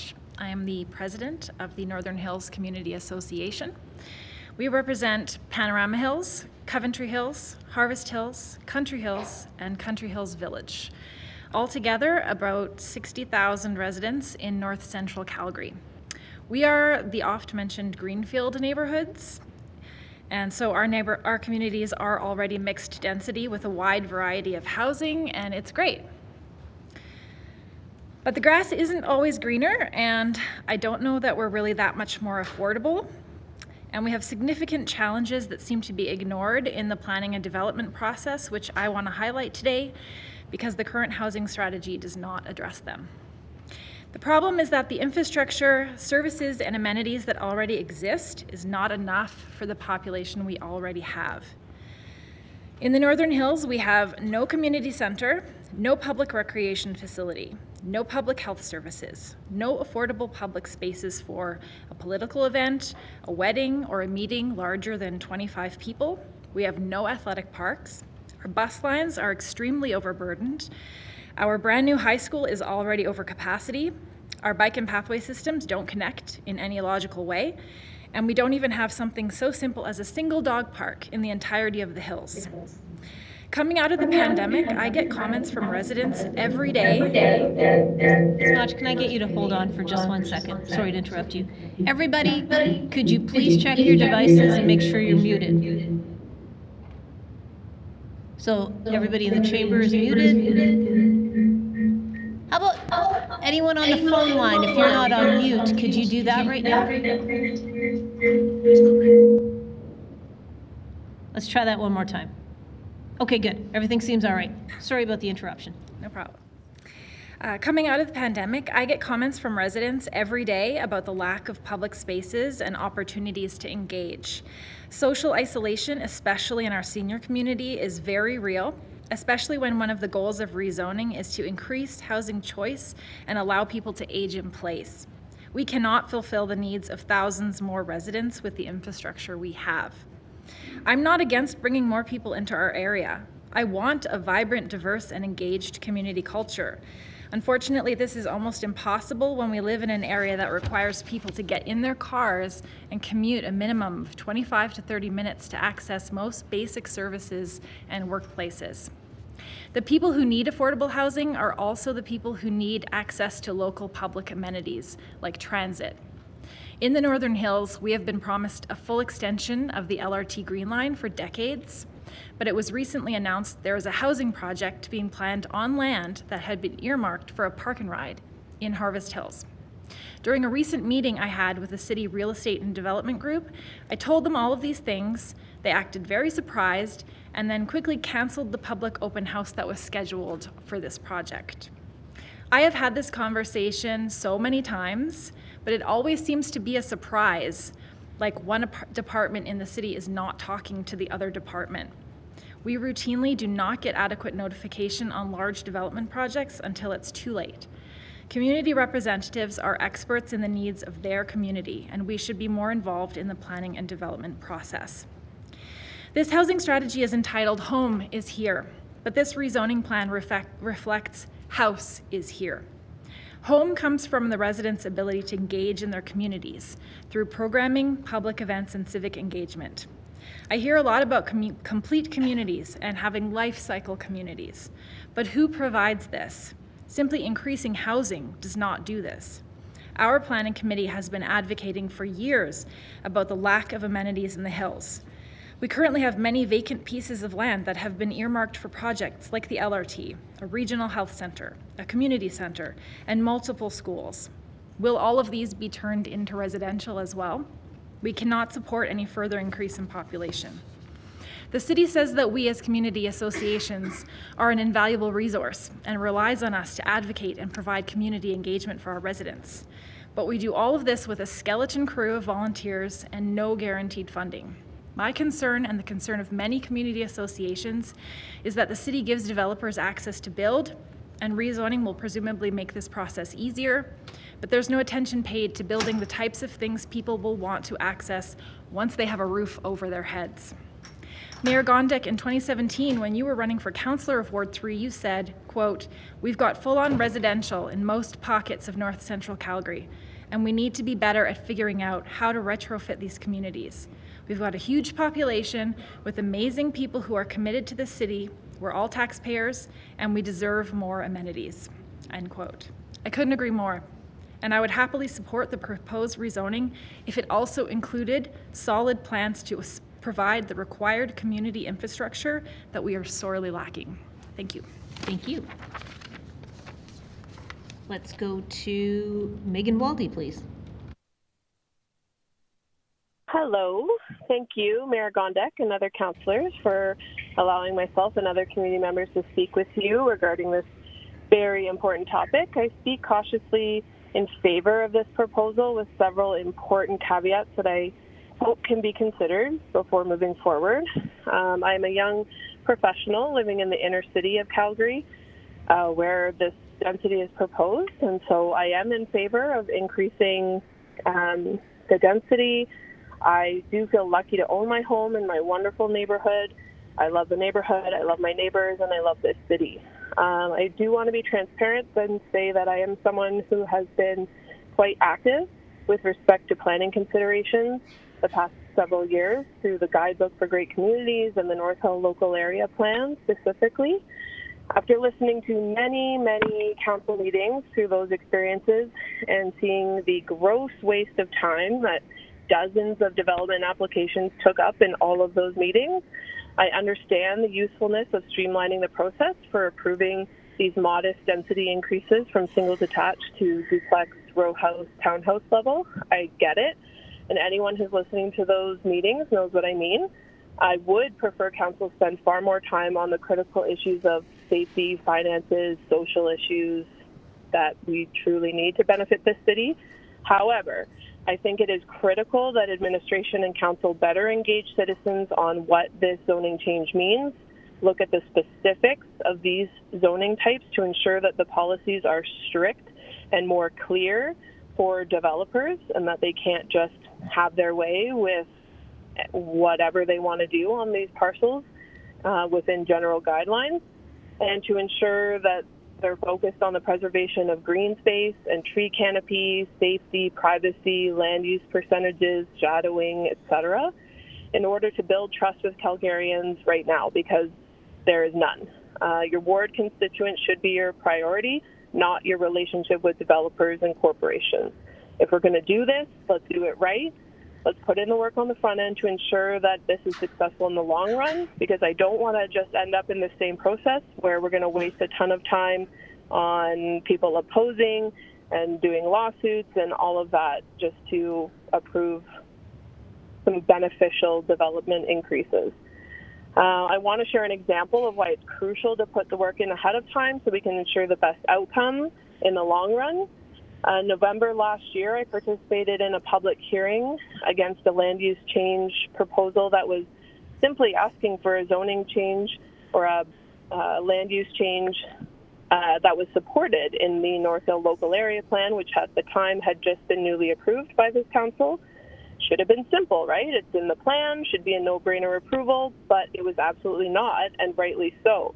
It was a part of the local area plan that myself and hundreds of neighbors had fought against since the creation of the local area plan just a year earlier, trying to get city planners and councillors alike to understand just how much the suggested density didn't make sense at all for that parcel, and that it was an error in the plan that we wanted changed. It was a 6-story apartment building being proposed to be put on a current RC2 lot where there was just one dwelling there at the time. Fast forward months later, and at this public hearing, hundreds of citizens had to make presentations over days, again, wasting hours and days on time on the same things that we had done through the North Hill Local Area Plan. We're back here again opposing the development application. At that point, now the majority of the councillors agreed that it was completely inappropriate and way more density than was safe, respectful, or in line with any of the principles and policies of planning. So it was absolutely clear that there was not enough foresight put into the local area planning on the front end, and it wasted everyone's time on the back end opposing it and fighting it when it should have just been fixed in the first place. And in fact, someone even sold their house and moved in fear of that apartment building coming and upended their lives, and then it ended up not happening, and their life was forever changed. I fear that if this goes through now without more careful attention to details and engagement, we're going to be stuck in the exact same place with a bureaucratic mess of appeals and lawsuits and opposition down the line, and we won't be streamlining anything. In closing, I believe council administration needs to spend further time creating very specific and very detailed policies with respect to these zoning levels at hand so that trust can be built between Calgarians and councillors, of which right now there is none, and will result in respectful development. Thank you very much, Ms. Waldy. Thank you. You're just at time, but if you could hang on the line and just mute yourself, I'll let you know if there's any questions for you. Okay, thank you. Thank you. Let's go to James Duty, please. Thanks, Madam Chair. Can you hear me? Yes, we can. Madam Chair, council members, and most welcome guests. My name is James Duty. I'm with the Meadowlark Park community, and we've lived there for 28 years now. They call it small but mighty. Small number of homes, about 250 homes. I'm in favor of development, but speaking against the blanket rezoning for a number of reasons. And the example I wanted to use was what was discussed yesterday with the electrician that had talked about development of an 8-unit building in an existing neighborhood that would have 8 units but 0.5 parking stalls per unit, which would give us 4 parking stalls. Now, the question we ask is, where are we going to park all of our electric vehicles? But let's just say we have 4 electrical vehicles that we can park on the parking pad for the building. There's still potentially 8 vehicles that would be on the street, and that's using about 1.5 cars per unit on average. So we end up with a lot of vehicles on the street. And the problem we run into in the wintertime is it gets really cold, and we're going to have block heater extension cords. So let's just say we have to run 8 different extension cords to those 8 cars that are on the street. Now we have 8 cords going across the sidewalk. And then if we get snow, the snowplow could plow in a number of the smaller cars, and they may have to get towed out. The other problem we have in Meadowlark Park is we have a lot of pets and we have a lot of dogs. And the dog community don't like to have to step over things on their sidewalks. And the dog community, they always insist on clean sidewalks, no salt. So it's just with those extra cords going over the sidewalk can be kind of difficult. There were a few other examples I wanted to mention. Brooklyn, New York is high density.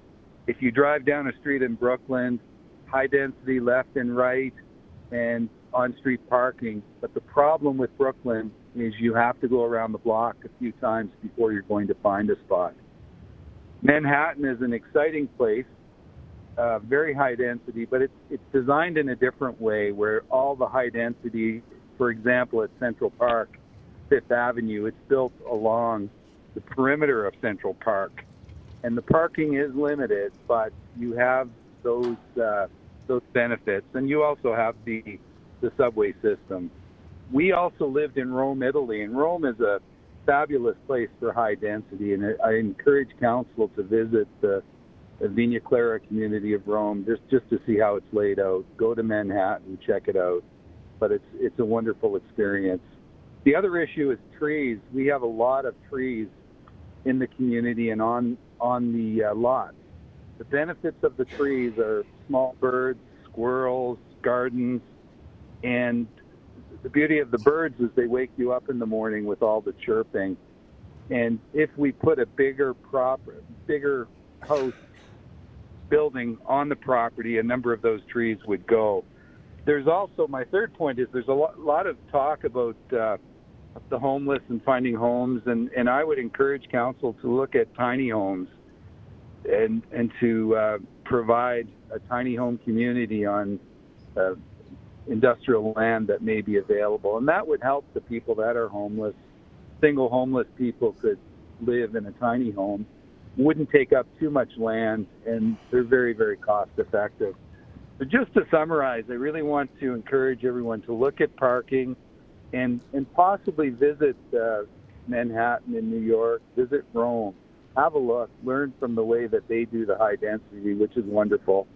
I encourage you to be cautious about cutting down trees, because when we lose the trees, we lose the wildlife, for squirrels and gardens. And tiny homes as well should be considered. Madam Chair. Thank you. Is that it for your presentation? And that is everything. Okay, thank you. Let's go to Steve Bentley.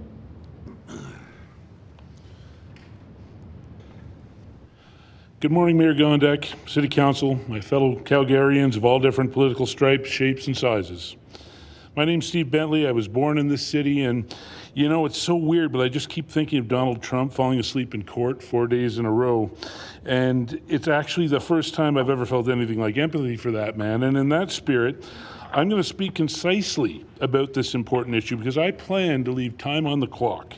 And I hereby challenge my fellow Calgarians to do the same. This is a multi-day marathon session, hundreds of speakers to go. Maybe we can make the whole thing easier on each other, let alone our council. Now, I'm not your boss or your dad, so obviously you can all do what you like, but if you're game, if you're hip to it, pick up this challenge and make it your own. Point one, recap.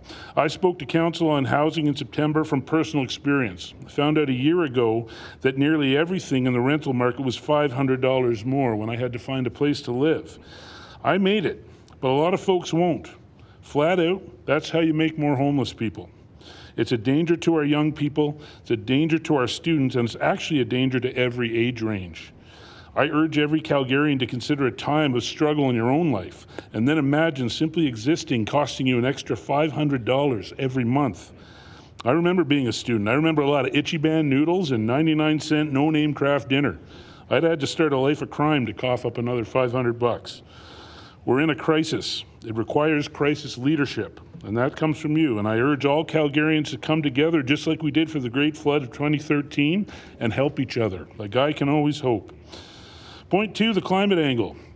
We live in a time of multiple crises, and a yes vote on RCG zoning takes steps on at least two of the big ones, housing and the climate emergency, because it turns out one of the prime ways we can do better on our city's emissions is to build homes on the existing city footprint, which means less drive time, less emissions, less Calgarians stuck in their cars for untold hours of their lives they'll never get back, and connecting them with transit and active transportation networks that also have the additional benefit of making a healthier, more vibrant, more connected Calgary. Yes, yes, yes. Sign me up. As point 3 regarding tree canopy, as a climate person, I want rezoning so that our only way of building isn't gobbling up more of our wetlands, which protect us from expensive and dangerous climate-enhanced flooding. There's been a lot of talk about tree canopy, and as one of the founding members of the Calgary Climate Hub, let me just tell you, we plant trees. We do. Welcome to the party, all of you. Join us. Let's work together and green the heck out of this city. We've got people working on it literally right now. I was sitting in the audience and I got an email about something that's coming out in early May regarding specifically trees. They're working on that independent of all this. So there's room for all of you that cares about tree canopy to join us. I urge you to do it. CalgaryClimateHub.ca. In closing, I want to again thank City Council for the opportunity. I'm deeply grateful to live in a city and a country where something like this is even possible. Thank you for your service. Now go do the right thing. I'll just hang out over here in case there's any questions. What's my time? I got 1:42 left. Thank you very much. Thank you very much for your presentation. Let's go to Greg Miller. I have a presentation with clerks. There you go. Thank you. Hello, my name is Greg Miller. I'm a homeowner, a longtime Calgarian, and I care about fiscal responsibility. Today, I want to speak to those of you on council who also care about fiscal responsibility. Next slide, please. Some of you make very clear where you stand on fiscal issues. Candidly, you describe yourself as fiscally conservative. Fantastic. Next slide, please. Good news. What's in front of you this week is a low-cost, low-risk, red tape-reducing way to enable a free market response to our urgent demand for more housing. It is conservative in its approach to building homes. Now, how does that compare to our current approach? Next slide, please. I suggest to you our predominant method today is suburbs and subsidies. For example, in 2022, this council accelerated the approval of 8 new suburban developments. You committed to $532 million in capital costs to enable these developments in the current budget cycle, with an estimated $4.4 billion that you're going to be on the hook for after 2026. Furthermore, you did so even though administration advised you that you would grow greenhouse gases by 1%. Now, there are no guarantees if and when the city will recoup this money. The city is in fact acting like an investment bank, except we're using public funds. How can we call this conservative? In contrast, what will rezoning to RCG cost taxpayers? Virtually nothing. Furthermore, whether a community is new or old, everyone expects their pipes, roads, wires, and services to remain in place forever. Next slide, please. And that's a problem, because the tax revenues we collect in some communities don't line up with forever. These charts show the city collects extremely high revenues from the core and surrounding inner city communities, and high revenues from the RG zone communities further out, which is the equivalent of RCG. The lowest revenue areas are brand new developments on the very edge. You see them in red. We're still waiting for a return on the hundreds of millions of dollars in public investment. The other low revenue areas are existing low density, primarily RC1 communities. Effectively, what we have are high revenue areas subsidizing services in brand new areas and also subsidizing services in low density areas. Next slide, please. To be blunt, something has to give. If you want low density and stable services, there is only one answer: more revenues, more taxes. How long before communities who continue to add density and generate more tax revenues, but seem to receive little to no additional services, will accept lower tax revenues being generated by lower density communities? Gentle, gradual densification through RCG will help balance tax revenues across the city, reducing subsidies needed for brand new and low density neighborhoods. Next slide, please. And let's be clear, we've heard some fear. While updating to RCG will make it easier to build homes in existing communities, residents will still be heard.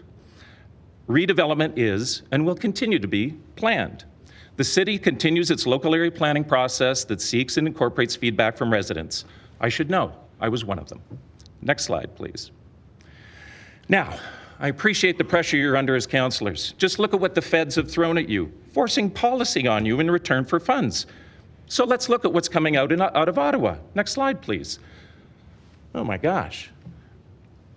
Impose a NIMBY penalty on big city gatekeepers for egregious cases of NIMBYism. Empower residents to file complaints about NIMBYism. And this last one, I can't believe it. Withhold infrastructure dollars until municipalities remove the blockage and allow home building to take place. This is very strong language. What's the source of all this?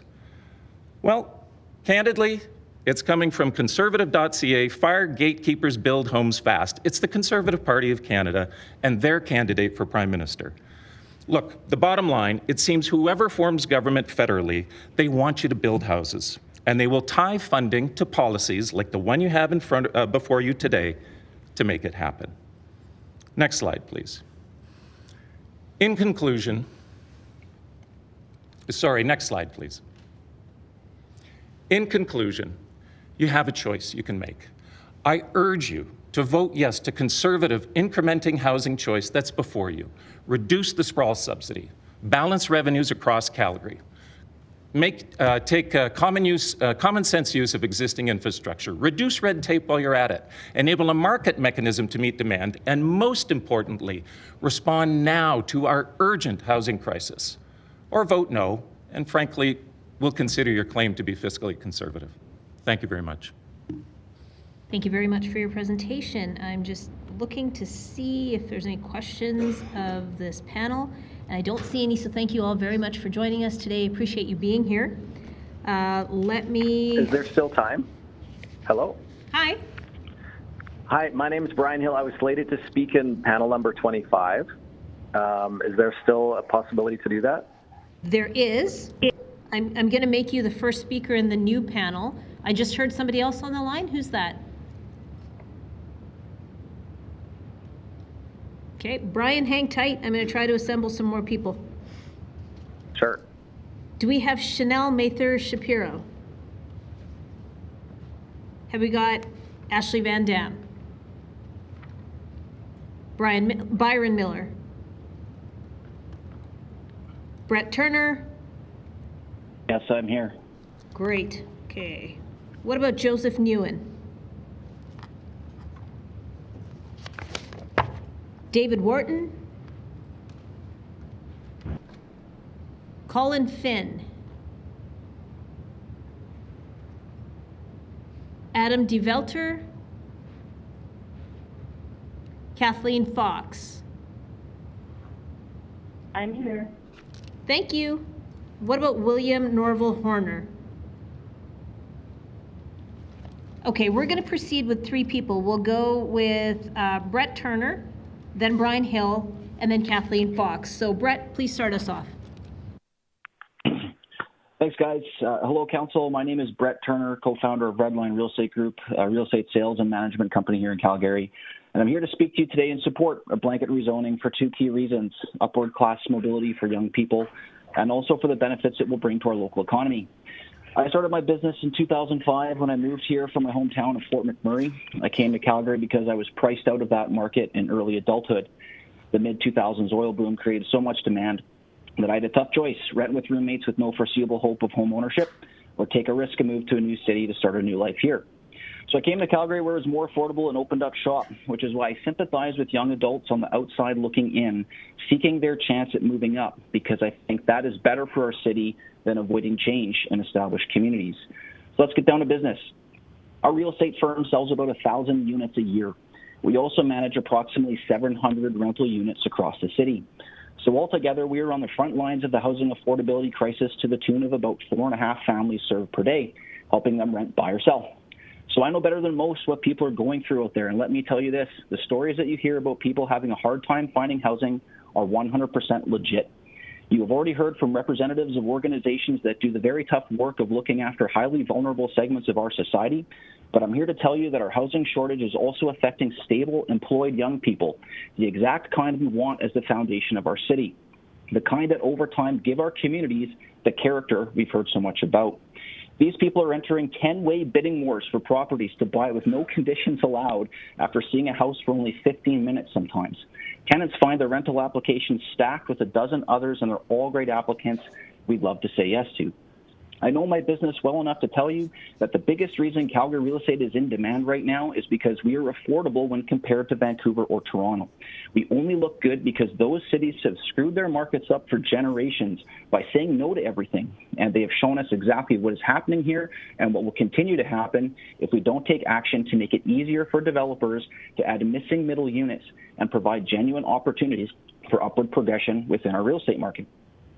You should be able to rent an apartment, buy a condo, trade up to a townhouse, and eventually buy a single-family home or raise a family, ideally all within the same part of town. As councillors, you guys would know that as it sits right now, the vast majority of building permits being issued are for condo apartments. We are not creating the framework for a healthy balance of real estate, and we must act in response for the benefit of future generations. Now, it may not seem like it right now, but all of this is actually a good problem to have. I see opportunity in every obstacle, and you guys should too. People want to move here. We are amongst the most desirable places to live in the country. It is good for our city that we are attracting the young, bright people away from Vancouver and Toronto. It's good for Alberta that Calgary grows in size relative to these two cities. Easing the path to inner-city densification will not only add supply for housing units, but it will bring new life into communities that have been stagnant for decades. It will make it easier for small home builders to take market share from the greenfield giants and add competition and choice for consumers within the new home sector. It will make it easier for restaurants and light commercial retail enterprises to stay solvent when younger families and working professionals move in. This is all preferred to what we went through during the economic downturn not so long ago, when our undiversified economy took some serious slumps and the supply versus demand imbalance was skewed the other way, and our realtors were practically begging people to buy. I've read all of the news articles and heard the positions of people in opposition, and they all fall flat with me. When someone says they work hard to live in an R1 community, there's another voice that could say they are working equally as hard and can't crack the market. People say they don't want their character to change, but the character is subject and not a planning criterion. If we were here 70 years ago, I'm sure there would be residents telling council that everything outside of the Beltline should stay as farmers' fields to keep Calgary's rural, small-town character from changing. When opponents say their property values will be hurt, I'm here as an expert to tell you that they won't, because if the zoning change is applied everywhere at the same time, and the potential for densification right next door to any property becomes ubiquitous, it will be possible everywhere, giving no one a market advantage or disadvantage. In closing, I'd like to say that the city did the right thing by convening a task force on housing affordability. Comprised of objective professionals, this task force recommended blanket rezoning. You councillors came in on a Saturday afternoon, I was there, to debate the findings and then voted in acceptance of the recommendations, all very professional and democratic. So don't stop now. Please finish the job and approve blanket rezoning. Thank you. Thank you very much for your presentation. And before we keep going, so we've got Brian Hill, then Kathleen Fox. I understand that Joseph Newen is with us, so we will have 4 people on this panel, but let's go to Brian Hill. Madam Mayor, it's Dave Wharton calling. I was just a little slow on the button there. Sorry, could you say your name one more time? Dave Wharton. Dave, I will put you at the end of this panel. Where were you supposed to be? In panel 26. Okay, good. I'll add you at the end of this one. Thank you. So Thanks very much. We're going to Brian Hill. Thanks a lot. Good afternoon, Mayor and Council. Thanks for the opportunity to speak today. My name is Brian Hill. I'm speaking as a citizen. I'm an entrepreneur and a leader in the social service sector that works a lot with folks in Calgary who are living on lower incomes. My family is living the classic, comfortable, middle-class life in a charming, single detached home in Northwest Calgary. My street is a cul-de-sac. It's quiet. It's got nice trees. Very few cars pass by. When I had my 40th birthday party last year, it was all the neighbors on my street who I partied with, and they're now my closest friends. My street's centrally located with easy access to transit and schools. I love where I live so much, no word of a lie. When I'm riding my bike up the cul-de-sac to the top where my house is, I think there's not another street in the city where I'd rather live. So as we think about rezoning, it's easy for my initial thoughts to go to what I have at stake or what I might lose. Will the serenity of my street be shattered? Will my house, my greatest asset, get dealt a grave economic blow? Will renters who have less rootedness in the neighborhood fill the units around me? These are all the questions about me. And, you know, they're valid and fair questions. But the courageous path here requires a different level of consideration. It requires us to think of the we.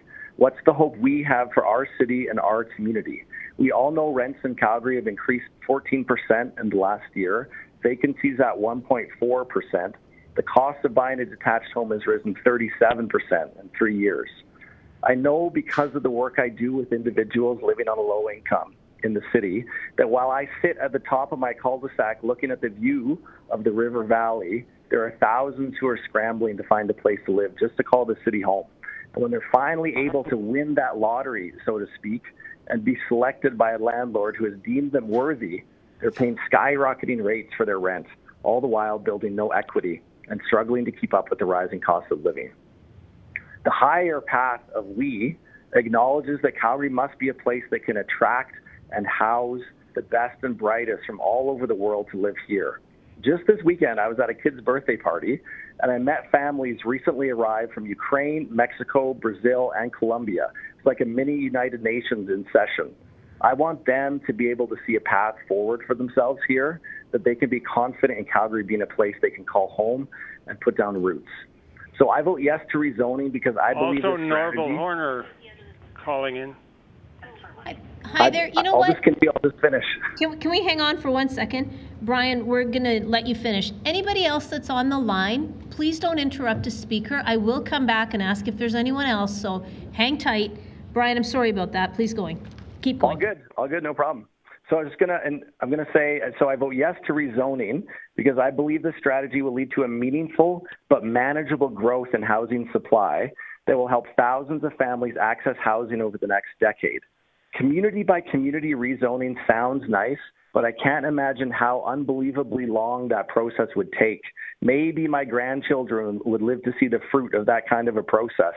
The current rezoning plan is definitely not the only solution, but it must be part of the solution. It at least puts a dent in the issue.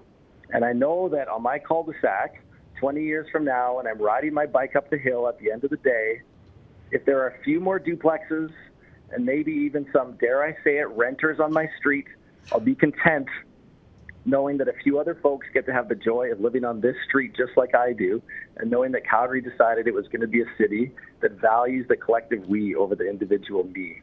So thank you for hearing my perspective. Thank you very much for your presentation. Let's go to Kathleen Fox, please. Hello, my name is Kathleen Fox. I came to this beautiful city more than 45 years ago, started in the rental apartments, and then we put roots down. I raised a family and worked as an engineer until my retirement 6 years ago.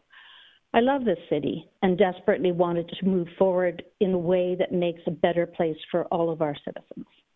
I want affordability for the next generation. I want beautiful and vibrant city. We chose the inner city for just those reasons, walkability.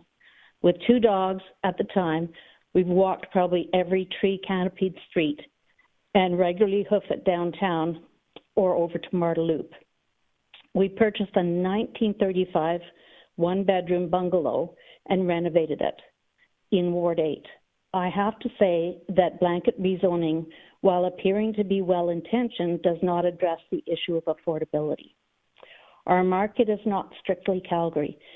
As was previously stated, investors from across Canada have recognized not only the beauty of the city and the gorgeous mountains, but the relative vastly underpriced housing environment of this years ago.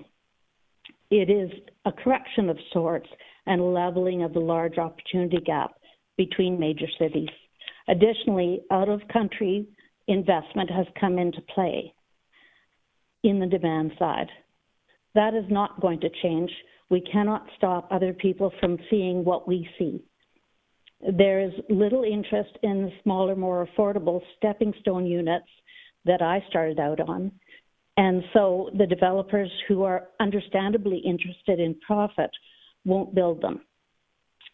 You must get more creative. Non-market housing, co-op, non-profit, etc., is one of the routes to go. I referred to the developers panel yesterday. They want to streamline their process. I understand this. But this is an opportunity for us to require them to adhere to building codes that will enhance the community. We must take experience of other places. I have children that live in Ireland, and the access to getting upgrading or new housing takes years. That's a little extreme. But we need to listen to the communities. They best know what is required in their area. In close, I'd like to preserve or enhance the areas, honor setbacks. In our area, it's 25 feet. Understand the infrastructure needs, keep green spaces, and enhance our building codes. There's a holistic approach that's needed to look at the environment. We need the tree canopies remained kept, and we need collaborative grassroots, LAP, community volunteers have made available to you. A meaningful two-way dialogue. We had our community association meeting, and our ward commissioner did not want to attend. We need the non-market, i.e. co-op or city-managed housing for all the vulnerable, all the vulnerabilities, inclusive of seniors, new Calgarians, and younger generations. I do not appreciate the blanket nature of this blanket upzoning. Thank you very much. Thank you very much for joining us. Please stay on the line, muted, in case we need to ask you any questions.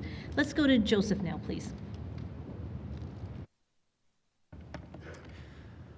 Good morning, everyone. Good afternoon, esteemed members of City Council. My name is Joseph Nguyen, and I am representing the students at Mount Royal University. I'm currently the president of the Representation Executive Council.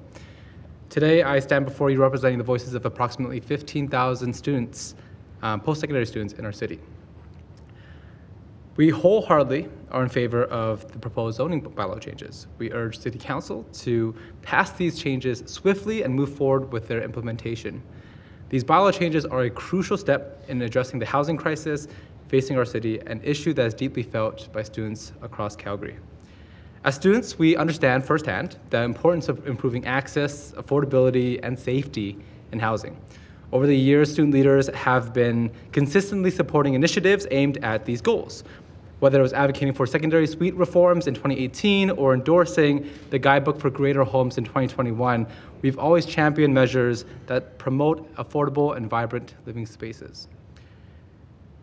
The current housing crisis, as you folks may know, is disproportionately affecting several folks, including students. This has caused financial challenges with rising rents and low vacancy rates and inadequate housing options, which are forcing students to make difficult choices. I want to share some comments and real-life stories from Mount Royal University students who have faced hardships due to the lack of affordable and safe housing. Comments from students. I work a full-time job and I can't afford to move out. Our city should be walkable. We need spaces for kids to learn how to ride a bike. Our communities should be more than middle-aged people walking their dogs. We need different kinds of housing, not just single-family housing. I want my kids to stop drawing a single-family house when they think of drawing a house. They need better examples around them. I'm afraid I will always live at home. The only way I could afford to move out is to live with a family friend. I plan to build a shed and live in that because it'll be cheaper than buying a house. Single-family homes are being turned into illegal suites, making unsafe living environments for students. I hear my parents talk about their mortgage, and I don't even think about moving out when I hear their struggles. I want to support them. Now, I'm going to move on to stories from students. There's 4 stories here that we've selected out of a few dozen here. The first one is a third-year student shared they are living with 3 roommates, 4 people living together in total. 2 of them pay $850 a month, and the other 2 pay $1,350 a month. for a total of $4,400 a month to rent a house in Calgary. A second-year student who was unable to afford the increased rent in her basement suite was forced to move out. When she was unable to find an available and affordable place to live, she ended up living on a floor of an unheated garage for 3 months, from December through February. She ended up failing 7 of 8 courses, which she was registered for that year. One fifth-year student is taking up an extra year in school in order to be eligible to stay in residence because they can't afford to find a place elsewhere. One second-year international student pays $1,500 a month to stay in a single room with no access to a kitchen or laundry facilities. Thank you. Post-secondary students are not just residents. We are integral contributors to Calgary's economy, vibrancy, and future. Our city's ability to attract and retain young talent hinges on its ability to addressing the housing needs on its student population. Calgary is home to multiple world-class educational institutions. It's not enough to train the leaders and innovators, but to make sure that we also train the leaders and innovators of tomorrow. In conclusion, I implore City Council to take decisive action in addressing the housing crisis facing our city. Approving the proposed zoning bylaws changes is a crucial step towards creating a more inclusive and livable Calgary. The Students Association of Mount Royal University stands ready to work collaboratively with City Council to ensure that our city remains a welcoming and vibrant place for students to study, live, thrive, and of course, stay here to contribute to the economy. Thank you for your time and attention. Thank you very much for your presentation. Let's go to David Wharton. Thank you very much. Good afternoon, and thank you for the opportunity to speak on this issue. My name is David Wharton. I'm a 60-year resident of the city of Calgary. I've owned 2 properties in the city, and I'm currently a 7-year resident in the community of Upper Mount Royal. It is my opinion and that of my neighbors that the blanket upzoning, as proposed, would negatively affect my family, the property that I own, and that of my community in general. I submit that blanket rezoning has no merit from a planning perspective. The citizens of Calgary did not ask for this significant change to our property structure, and the current council did not campaign on this issue, and you were not elected to do so. Therefore, until such time as the majority of the electorate can get behind blanket rezoning, either through a plebiscite or a civic election, it should be rejected. Blanket upzoning disproportionately impacts older inner-city neighborhoods without recognizing or protecting their unique nature. I believe that blanket upzoning represents a backward environmental step. Upzoning permits 60% lot coverage, replacing green areas with hard surfaces. Most of Calgary's mature trees are in areas that will be disproportionately impacted by blanket upzoning. Increasing dwelling units, including both the permitted main houses, secondary units, backyard suites, and driveways, will squeeze out vegetation on lots that once only had one dwelling. Because 70% of the urban canopy is on private land, that the adverse effect will be significantly magnified and accelerates the threat to the environment in inner-city neighborhoods. Citizens of many Calgary neighborhoods, including Mount Royal, are rightly proud of their local environment, including a lush urban tree canopy. Through existing planning and development review process at the community level, these characteristics are actively defended and preserved for future residents. One would expect these efforts to resonate in a city which is facing an existential climate crisis. RCG zoning will increase densification, which by its very nature will increase lot coverage, further threatening the already fragile tree population. As an example, should my lot be redeveloped under this zoning process, here's what I could expect, or what the city could expect. I have more than 18 to 20 large and mature trees on my property.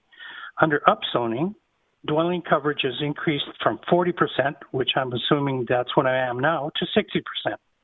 This would result in a loss of 8 or more large mature trees. And now if you multiply this across all available affected communities, under this proposal, it would be very significant and not the outcome the city should be striving for. This is one of those unintended consequences. The blanket upzoning proposal does not adequately consider the necessary infrastructure and does not allow for timely and strategic improvement of infrastructure necessary to accommodate future density, increased density. The older core neighborhoods have aging infrastructure, including sewers that are too small for proposed housing density increases, which contemplate the increase in loads from 1 kitchen to 4 up to 12 kitchens, 2 bathrooms to 8 or 16 bathrooms. Carefully planned spot zoning, not blanket upzoning, is needed to target specific areas while economically feasible improvements in infrastructure can be made. More schools will be required to address density, but there is no coordinated plan in place. Without targeted pre-planning, there will be significant lag times in providing services. Our community schools are at capacity at the moment. Western Canada High is now using a lottery system to allocate spaces. Our community meets today's standards of a 15-minute neighborhood, provides a choice in housing, has stable population, has significant tree cover, and combines a blend of historic and modern designs. Our community, like the others in Calgary, is unique. These important infrastructure issues have not been addressed. By implementing blanket rezoning, the city would abdicate its rightful control over planning decisions to developers. I believe the unintended consequences of blanket rezoning will pull an irreversible strain on city parks, utilities, waste and recycling, on-street parking, and other services. Blanket upzoning will reduce certainty as to investment decision in housing by individuals and family. For most citizens, their home is their biggest investment they will make in their lifetime. Current homeowners who purchase their homes based on under our current zoning and have accepted the upsides and downsides that were in place at the time, these changes come without citizen input to the rules. The rules are being changed. I recognize the needs of individuals and families will change as they progress. Thank you, Mr. Wharton. Lives. Thank you. I'm sorry, your time is up. Thank you for your presentation. Just hang on the line for a quick minute. Let me confirm whether there's any questions. And I am not seeing any questions in the queue for any of our panelists, so thank you all for joining us today. You can hang up from the phone line and follow along on the live feed. I'm going to attempt to assemble another panel of people from panels 19 to 26 who were previously unavailable. Do we have William Norval Horner? Yes, I'm on. Thank you. Do we have Adam DeVelter? Do we have Colin Finn? Yes, I'm on. Colin Finn, that's you? Correct. Great. We're just having a little bit of trouble hearing you, so we will come to you in a minute, but maybe let's try to see what we can do with your mic. Yeah, okay, is this better? That's a little bit better. Yeah, hang on the line. We'll come back to you. Do we have Byron Miller? How about Ashley Van Dam? Do we have Chanel Mather Shapiro? Jeffrey Hodel? Emily Fellers Robertson? Amit Dand? Diane Stopforth? Jonathan Werner? Dean Gardipi? James Logan? Okay, I'm going to pop into panel 27 and see if we have Nasser Ahmed. Do we have Benji Reil? Hi, please have a seat. Do we have Sasha Adamova? Hi, you can grab a seat up there too. And do we have Hashim Al-Majdoub? What about Emily Krahulik? Hi, you can come on up and grab a seat. So we will go with William Horner first, please. Can you hear me okay? Sure can. Okay, excellent. Well, good afternoon, and thank you for the opportunity to speak. My name is Norval Horner. I'm away working, so I regret I couldn't be present. I'm a 75-year-old engineer who should be retired, but I have lived in Scarborough for over 40 years, and I volunteered for many years to help keep that community strong. My old home is my most valuable and my most valued possession. I see this council gambling with that home in an experiment. It's a major sudden change to systems in place for nearly a century. I have some experience that suggests this experiment may not go well. During my working career, I formerly lived in Dallas, Texas, on the edge of a lovely old district that had recently been upzoned by their council, and I witnessed firsthand how it was ruthlessly blockbusted by developers. You know what creates the conditions for blockbusting. It occurs when large lots are suddenly made available. Your Worship, for I'm going to rise on a point of privilege.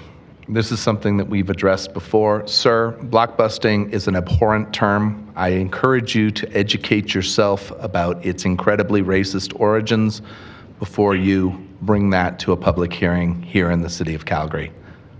Actually, it's experience that I had of what happened in Dallas, and I think it's relevant experience because what happened is there, and is that the people would buy the house when it was rezoned. Developers would buy a house in the middle of the block, and then they would move the scariest people they could find into that house, and then the houses on both sides rapidly come up. Mr. Horner, I'm going to stop you for just a moment, and I'm going to assume you perhaps don't know the origins of the terminology, and I don't want you to carry on if this is not what you intended, but it's an incredibly racist term and concept. So if you want to talk about it in different language, be happy to hear your experience with it, but just watch what you're doing, please. Okay, well, I'm unaware of the racist connotation that he apparently takes from it, but what happens is... Sir. Okay. You know what? Hang on. Okay. Sir, it's not what somebody... Okay. Mr. Horner, it's not what somebody is taking from it. It is known to be a terminology that is rated racist in its origin. So we are just trying to save you from using a term that you may not know the origin of. So if you would like to talk about the example in a different way, please do. Okay, well, what happens when a developer moves people in? He has an incentive to lower the values of the properties on that block. So he moves people in who don't care about it. You tend to get old cars on the block, and pretty soon the owners on both sides wish to sell. And I saw that happen in Dallas to a gorgeous old neighborhood. It was a spectacular neighborhood. And it only took 6 months before it was basically destroyed. And there was a lot of controversy in the press about it at the time. And so I see that what you create is you created an incentive for developers to do that in Calgary. And generations of work to maintain a healthy community can go down the drain very quickly. And in Dallas, that neighborhood turned derelict very fast, and it was a big loss to the community. The problem with blanket rezoning proposal is that every lot would be subject to that kind of sudden change and loss in value. But it would hit the inner city the hardest, and what are currently vibrant areas would be permanently damaged, like the cores of so many U.S. cities. What should be happening is the City Council should make decisions about what neighborhoods are ripe for rezoning based on transportation, infrastructure, employment, and extensions of previous multifamily areas. Once council rezones an area for greater density, then the residents in that area are usually able to enjoy some uptick in property value, which provides some counterbalance to the loss of security of single-family zoning. In fact, I've been involved with neighborhoods where people actively campaign for upzoning. Now, I realize these are difficult decisions for council to make, but they should be made, and it gives some control over development. However, that uptick in value will not occur where the whole city is upzoned, and every neighborhood will suffer from the lack of security. It seems like a large price to pay in order to create housing when there's so many other approaches that would accomplish the same thing. With blanket rezoning, no one will benefit except the developers that buy lots cheap, and that process will have no respect for our historical aspects. It's funny, we have developed zoning over 100 years because it provides protection for people so they can feel comfortable with their largest single investment, having some sense of security and expectations for the future. The other problem you create is that you annoy many of the movers and shakers in the city who live in the neighborhoods that are likely to be targeted. It seems to me that this council is gambling with all of our homes and proposing something that none of you ran on in the election campaign. I believe consequences are likely to be negative and far-reaching, and I ask that you vote against blanket rezoning. Thank you for your presentation. Let's go on to Colin Finn. Good afternoon. Interesting how many things I've wanted to say that have been echoed by previous speakers, so I'm just going to kind of jump into it. Preface my comments by saying I understand that housing is a significant issue. Recent National Post article stating Canada needs to build a new home every 2 minutes for the next 7 years. Okay. I further appreciate that it is a very complex issue at the best of times, never mind under such pressing time constraints. And I commend Council for attempting to develop a solution, even though I personally feel this is not it. Lastly, I'm aware we face two kinds of housing issues in Calgary. We have a shortage of low-cost housing for our vulnerable populations, and we have a shortage of moderate-cost housing that will allow the next generation of homeowners to be created. I do not see how this rezoning will provide either of those kinds of housing. I'm a scientist by training and by profession. I work with data. But today I'm going to move into some unknown territory. I'm going to talk about feelings. And I said I was going to do this to my wife. She struggled with that. So, about how this proposed zoning change feels in a lot of different ways. You just heard from a gentleman, I think quite eloquently, about how he feels. So when I registered to speak at this meeting, it was with respect to density. As I attended various open houses, dug a little deeper into it, it felt like the issue was kind of moot, that the terms of the deal seemed fixed, that we were going to have as many as 12 dwelling units, 4 primary, 4 basement suites, 4 alley suites, and 4 parking spots on my little urban lot, period. Or is it? Conflicting information is problematic. And then I kind of, I imagined this phone call with Ottawa, something like, hey, Calgary, zone for 12 homes, 4 parking spots, we'll give you $200 million. Yeah, I'm sure that's not how it went, but it does bother me that that connection could even be made in my mind. My spidey sense is tingling. My gut is on alert. I'm sensing something. So over the course of the past few days, a different narrative has come out. Ottawa's money, well, actually, apparently the citizens' money, like my money, maybe isn't tied to this rezoning, which sort of supports another feeling that a poor job of engagement and communication surrounds this whole thing. I expect better out of the city. Similar to other people, when we bought our home, we felt that a contract existed between us and the city based on its zoning. We knew it could be done with the land, pro and con. Now it's like the city wants to change that contract arbitrarily, no good faith consultation or bargaining. Don't like how that feels. I've attended community meetings and heard comments about property values. We just went through that whole dialogue with the previous speaker.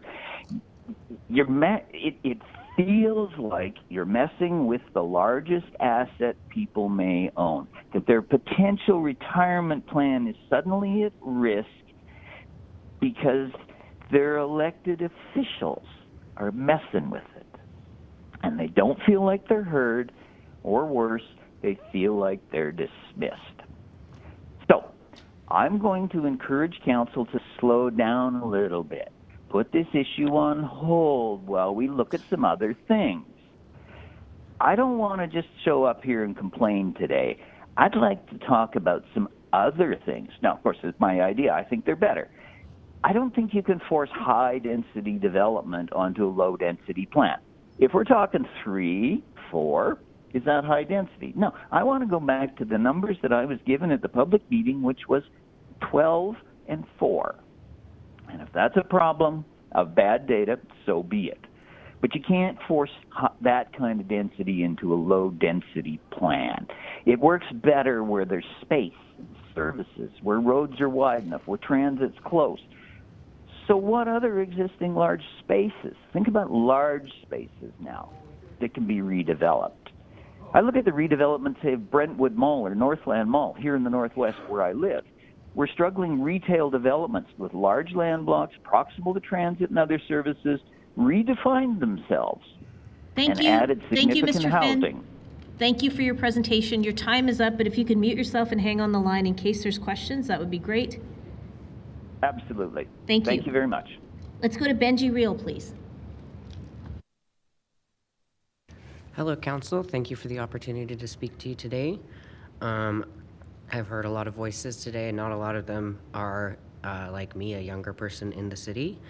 I have grown up in Calgary. I've lived in Calgary my entire life, and I grew up around diverse housing. What I remember from it was walking around in government-owned housing and smelling the most amazing food. And I remember sometimes there was yelling at night. I didn't feel unsafe. But one of the things we've talked about a lot today is parking. To me, this is somewhat of a moot issue, as I am someone who cannot afford a car and I use transit. I rely on transit. I live in a house with 4 people. 2 of them have cars, 2 of them use transit. And on transit, I see a lot of people who need houses. And I see a lot of them being forced out of the only shelter that they can find, often in the dead of winter, and being told to go to overflowed shelters. I see them using drugs that I'm sure they would rather be using in the privacy of their homes, but that's the only place they have to do it. When I was growing up, I had a teacher, a science teacher, who actually lived in Okotoks and drove into the city. And she told me one time that she preferred the foggy days to the days where it was clearer, because then she didn't have to see all the developments on the outside of the city, getting closer and closer to the town she was living in. We've heard a lot of things about trees, and trees are great, but what else is great is wetlands. Wetlands hold all the water, and so when we destroy wetlands, we make things like the flooding of 2013 even more devastating, and I'm sure it's not going to be the last time that happens. So the choice between saving trees in the city or not developing on the wetlands that we still have, I think the environmental choice is definitely going to go for the wetlands.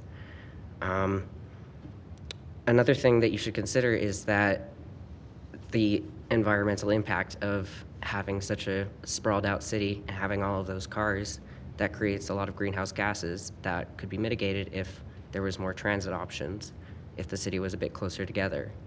I spend a lot of time on transit every day, and it definitely needs to be a better system. There's definitely problems with it, and especially in the winter, but the solution isn't making a bigger city.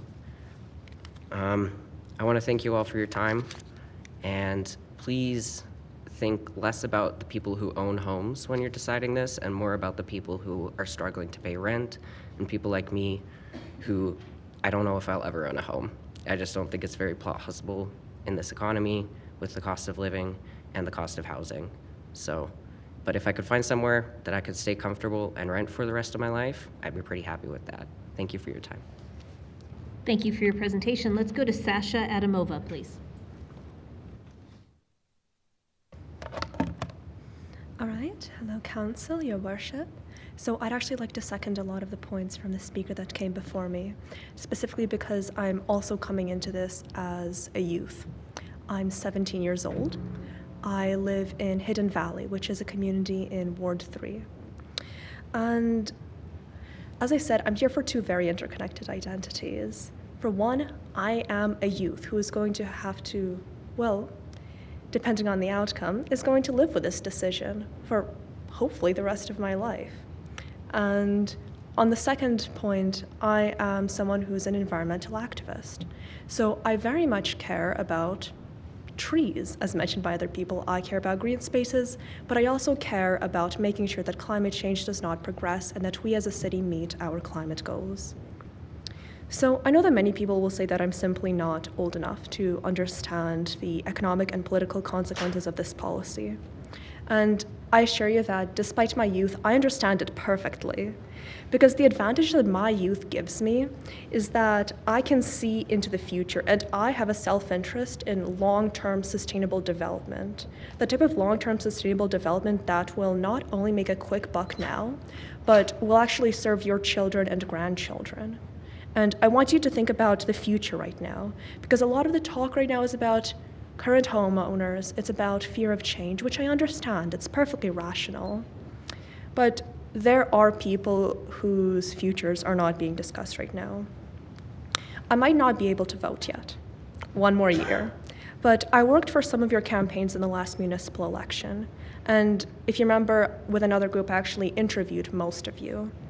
So at the time, I remember most, if not all of you, mentioned revitalization of the downtown and retention of young professionals as part of your campaigns. And this policy, it may not be the silver bullet, but it's the step forward to many of these things. Because I can't imagine living in Calgary right now if I wasn't living with my parents. I can't imagine affording rent for any prolonged period of time, and I can't imagine buying a cheaper house in the suburb and commuting hours every day. Where I live now, it's a 20-minute ride to my school, which is in Hillhurst. On the bus, that's usually more than an hour, most days. And that is simply not the type of livable community where I think that our next generation of leaders and learners can live. I was also here speaking to council several years ago when the Pathways to 2050 policy got approved. It was actually on my birthday, and I like to say that that's one of the best birthday presents I ever received because it made me hopeful about the future.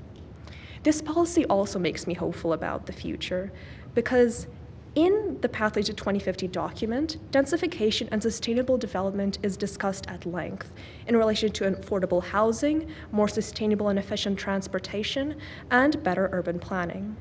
Because rezoning is a climate issue. The majority of our emissions here in Calgary do come from a combination of transportation. Once again, we are a very car-oriented city, but also through our housing, our building materials, our heating, and that's not something that I've seen discussed a lot. Because I understand that there is a lot of information around it, but from the sources that I have looked at, it's much more efficient. Heating is much more efficient. Transportation emissions are much more efficient when we are living in a more densified area. Because densification lowers these emissions. It lowers costs for every Calgarian, and it gives them more freedom. Another almost aspect of my opinion on this policy is that my family moved to Canada in 2011, and for the first 5 or 6 years, we lived in an affordable housing unit in Neven Place, which is in Ward 4. And that is largely what allowed us to save up and to buy a house, the house that we have right now. Today, with record immigration to Calgary, those affordable houses are missing. And I understand that blanket rezoning is not the be-all, end-all solution, but it is the step in the right direction to make sure that more of those houses are available. I try to sympathize with the people that have concerns about immigration, about RCG housing ruining these established neighborhoods, but I've been at both sides of the issue. And I can also recognize that it's a sensitive issue to people. It's a decision about families, about their children. It's a decision about maybe the house that they were planning to retire on. But when I think about, you think about your families, consider my family 10 years ago, and consider many of the low-income people today and the youth who would like to make a home in Calgary tomorrow. Thank you so much for your presentation. All right, let's go to Emily Krahulik, please. Hello, everyone. Thank you so much for the time that you're spending listening to us. I really appreciate living in a place where everyone, our politicians, take the time to listen to us. I live between Ward 6 and Ward 1, Coach Hill and Varsity, which is obviously not an ideal situation, but I cannot afford to live in an apartment by myself. One of the homes in which I live is with family, and we would be well served by this rezoning, the blanket rezoning. With blanket rezoning, you have so many options. to do what works for you and your family. So many of my friends talk about, even if they have their own homes, which many of them don't, everyone talks about wanting to live in co-housing, but everyone has a completely different idea of what that looks like. And if we were able to streamline this process and not waste your time every time someone wants to make a non-single family home, people would be able to make solutions that work for them. As our population ages, we are worried about our parents. Right now, they love their houses. We've moved out. They have the whole house to themselves. They love it. They've been there for 30 years. They know the neighborhood. They love it. And they don't want to move. They don't want to move. Change is hard. I know it. But also they see congregate settings as a place that's not for them. I want our parents to be able to stay in their neighborhoods as they age. And I want their caregivers, whether it's me as a daughter, as a sister, as a niece, or their paid caregivers who make minimum wage, I want us to all be able to live in the same neighborhood.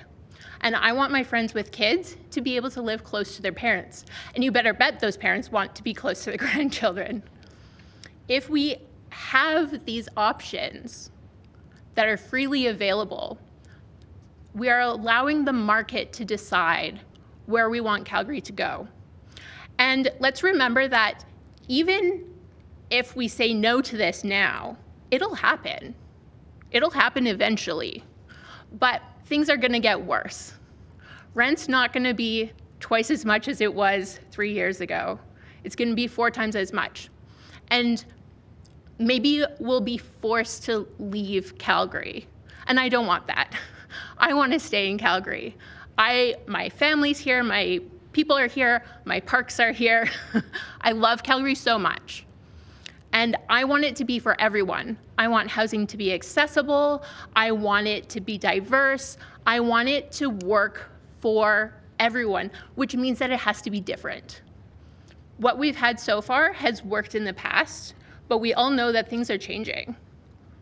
The economy changes, what people want changes, people aren't happy commuting in the ways that they were pre-pandemic. And by increasing density, in this very incremental way, I think that it's a good way for Calgary to think about the future and to think about making a place where people can say, I'm going to stay here for university because I know I want to stay here and I want to build relationships in my industry so that I can have a family and stay in Calgary forever, rather than I have to move. I have to live somewhere else. I can't afford a basement suite. I can't even afford to live with 5 people. And that's the reality for people who are my age. I'm 35. And my parents' generation, that was not their experience. It's a completely different experience. And so I know everyone truly has the same values here.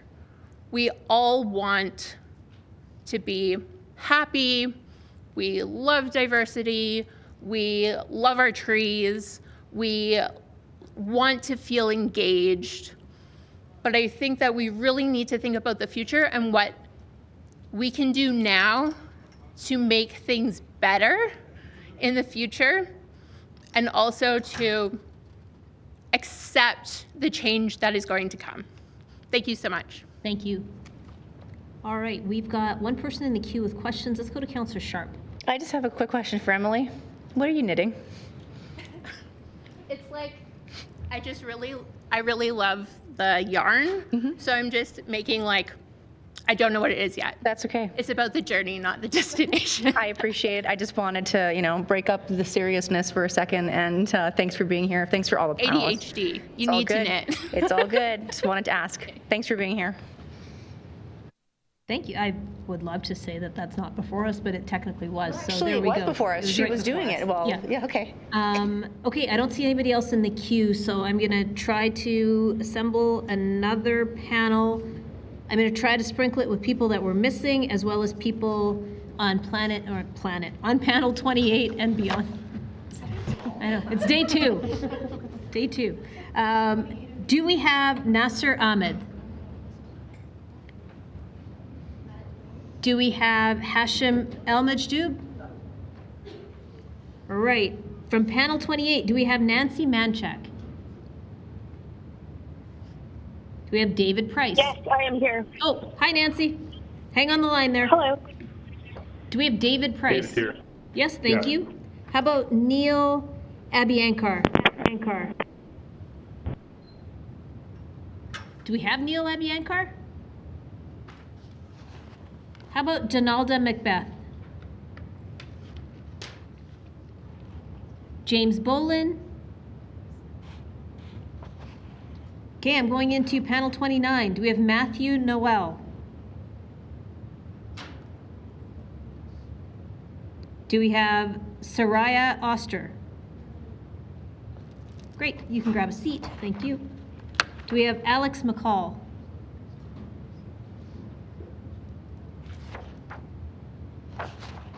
How about Ryan Anderson? Great, you can go grab a seat. And do we have Jonas Cornelsen?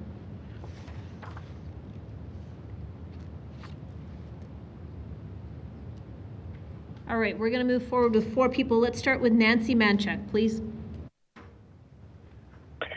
Hello, just want to check you can hear me okay? Yes, we can. Perfect. Good afternoon. My name is Nancy Manchak, and today I represent myself as a young professional and property owner in Calgary.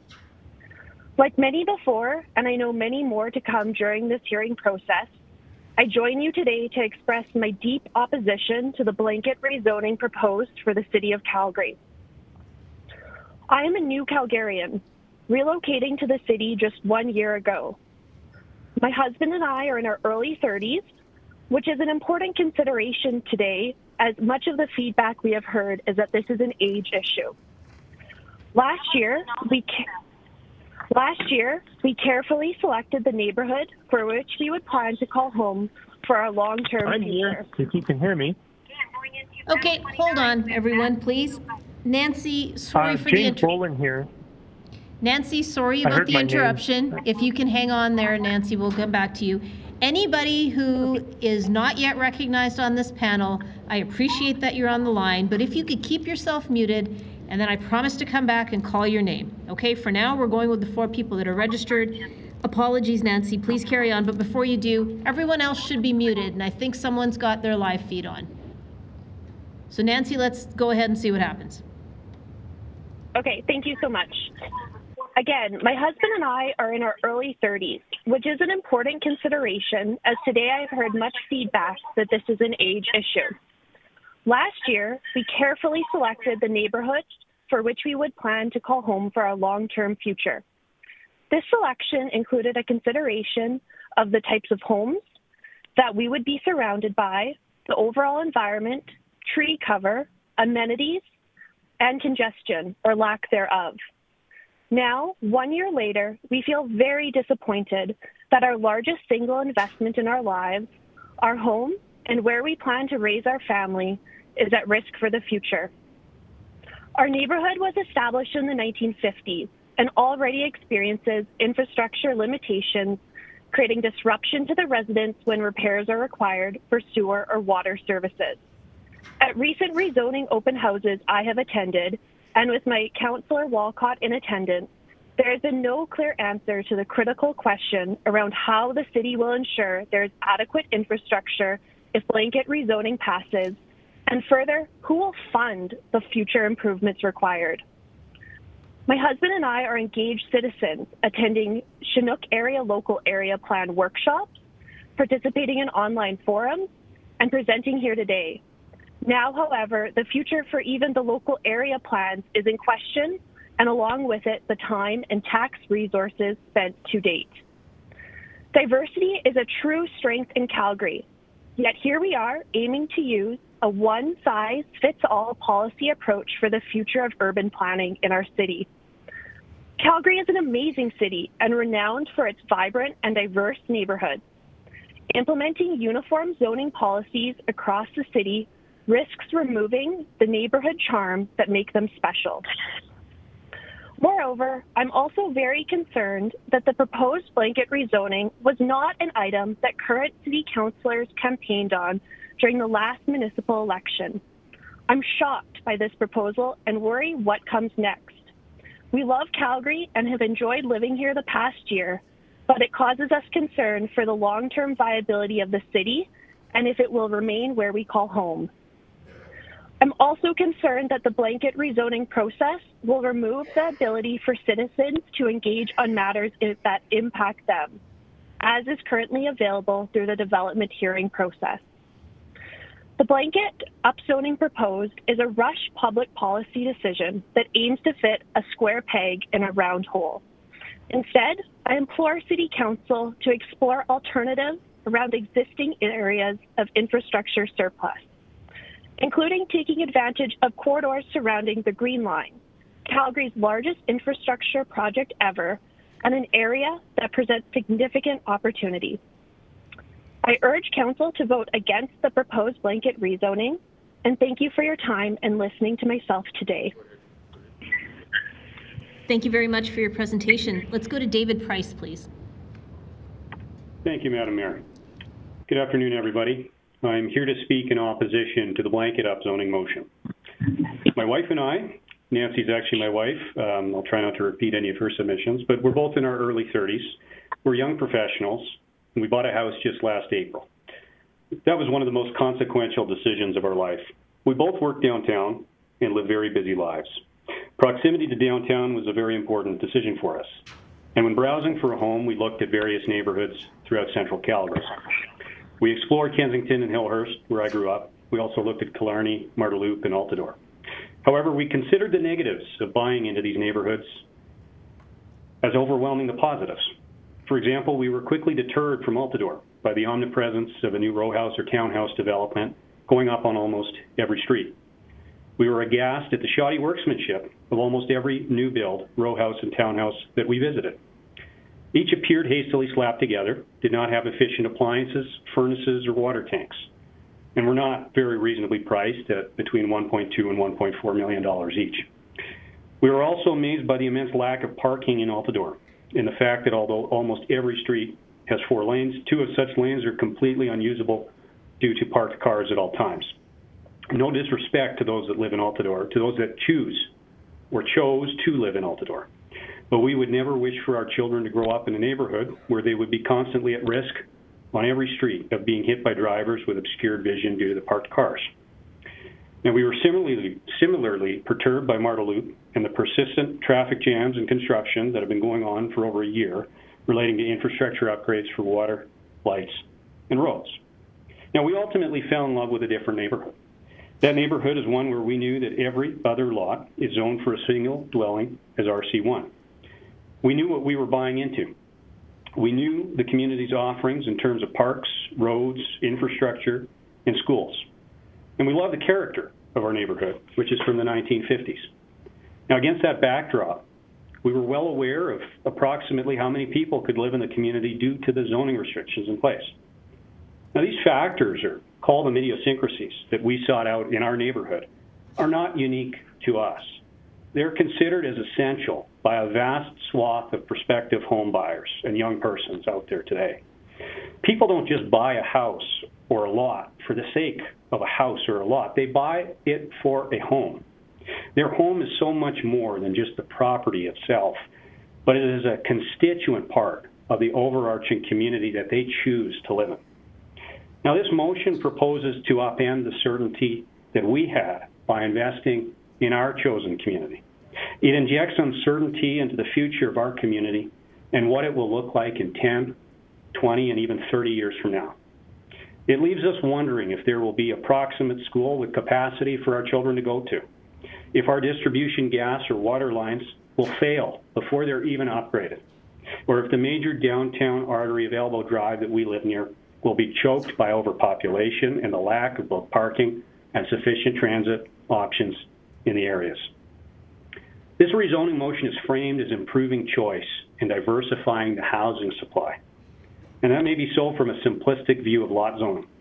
However, the effect of this motion is ultimately exclusionary and anti-democratic. It proposes to impose a one-size-fits-all solution on home buyers and will fundamentally reshape the available housing market by depriving people of choice. Choice in the overall character of the neighborhood and the community that they want to buy into. If this passes, all Calgarians, regardless of neighborhood, except for DC neighborhoods, where lots will be in the same boat from here on out, living in a wild west of development chaos no matter what community they chose as their home. This proposal also isn't going to solve housing supply issues, as there aren't even enough construction workers in the province available to meet today's demands. This will simply push a swath of prospective purchasers to either the deep suburbs of the city or into satellite communities and out of the city entirely, as those purchasers search for an actual community to call their home.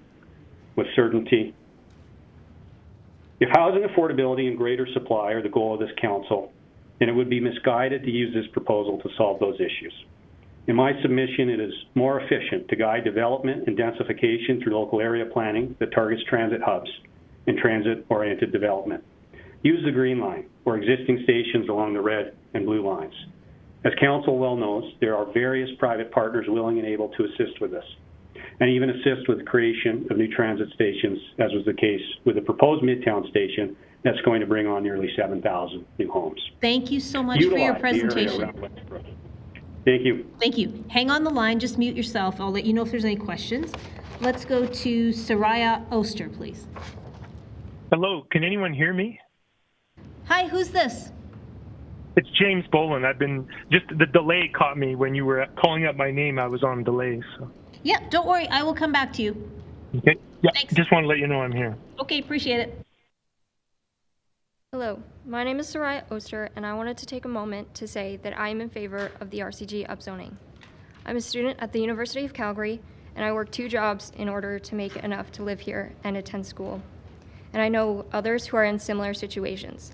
Housing is a human right that has become too expensive for many people in Calgary. I believe that one way to help with that is by going forward with the blanket RCG upzoning. Thank you for your time. Thank you very much for your presentation. Let's go to Ryan Anderson, please.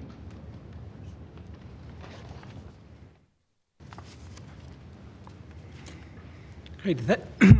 Thank you. My name is Ryan Anderson. I am the lead organizer for the Calgary Alliance for the Common Good, which is an alliance of 28 organizations that represent approximately 35,000 Calgarians and is made up of faith, labor, nonprofit, ethnocultural, and educational institutions. Now, when our leaders met to discuss whether we'd support this rezoning, they faced a similar situation that you do. Their members are also divided on this. So they did what mature public leaders do, is they reflect. And they thought about, what is it to be a public leader? It is to represent your people. It is to think about the values that guide your decisions, and is to think about the pragmatic solutions that is going to build a city where everyone can thrive. So we choose our issues by listening to people. And we heard stories from our seniors, as well as our parents and our teachers, about their concern about the youth, as you've also heard. How do we build a city where people have the opportunity to build a life, where they can actually raise families and afford it?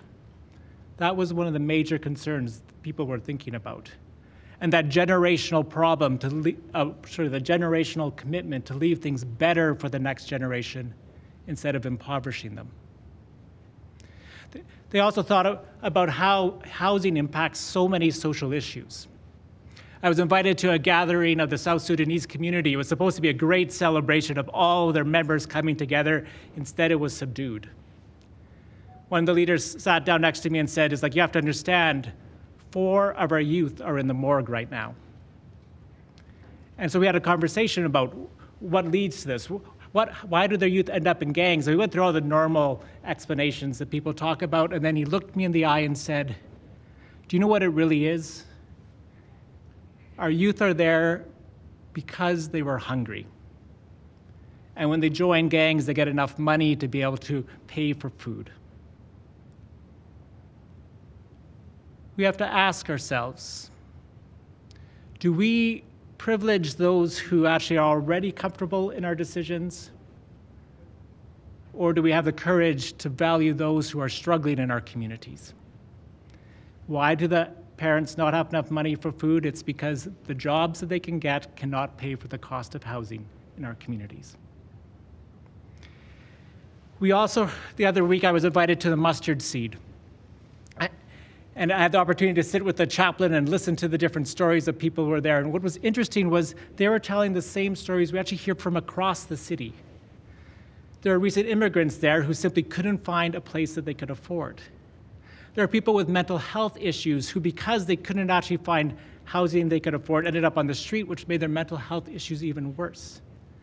And there are people there with jobs, but we're facing the challenge of actually saving up enough money to be able to actually afford first and last month rent. The next question is values. What values guide our decisions? We have many faith leaders who all share the same commitment. What defines the soul of a city, the soul of leaders out of our public life, is not how we respond to those who are rich and powerful. They have enough standing already. But how do our decisions shape those who are most vulnerable, those who are struggling, those who don't have a seat around the table? And thirdly, they thought about pragmatic solutions. The reality is that your commitment to affordable housing in the budget is incredibly significant, as well as our federal commitment to that. We need non-market housing, but non-market housing isn't going to cover the needs. It's not going to provide housing for students, for recent immigrants, for the long list of people who need housing. It's odd, but the progressives are actually arguing for a market-based solution to be included in this, while we have many conservatives who are wanting regulations to prevent the market from meeting the need that's out there. What's happening in our city? Finally, our leaders came together to consider all these things. And like you, they have the pressures. Many of them have to be voted into their positions as well, too. But when they looked at the needs of their people, they looked at their values and commitments, and they looked at the solutions in front of us, they together voted for me to come and for us to turn out to ask you to please pass this. Please pass the blanket rezoning so that we can have a city in which everyone can thrive. Thank you. Thank you very much for your presentation. I'm just looking at the queue and I don't see any questions for this panel. So thank you all very much for joining us. I'm going to try to assemble a few more people that I think were called earlier and are here now. Do we have Byron Miller? Perfect, you can come up and grab a seat. Do we have James Bolin? Yes. Perfect, do we have Alex McCall? I am here, thank you. Perfect, do we have Jonas Cornelsen? Oh, right there, perfect, thank you. And do we have Matthew Knoll? How about Donalda McBeath? Neil Abiyankar? How about this? Is there anyone on the phone line that missed their earlier turn that's just waiting?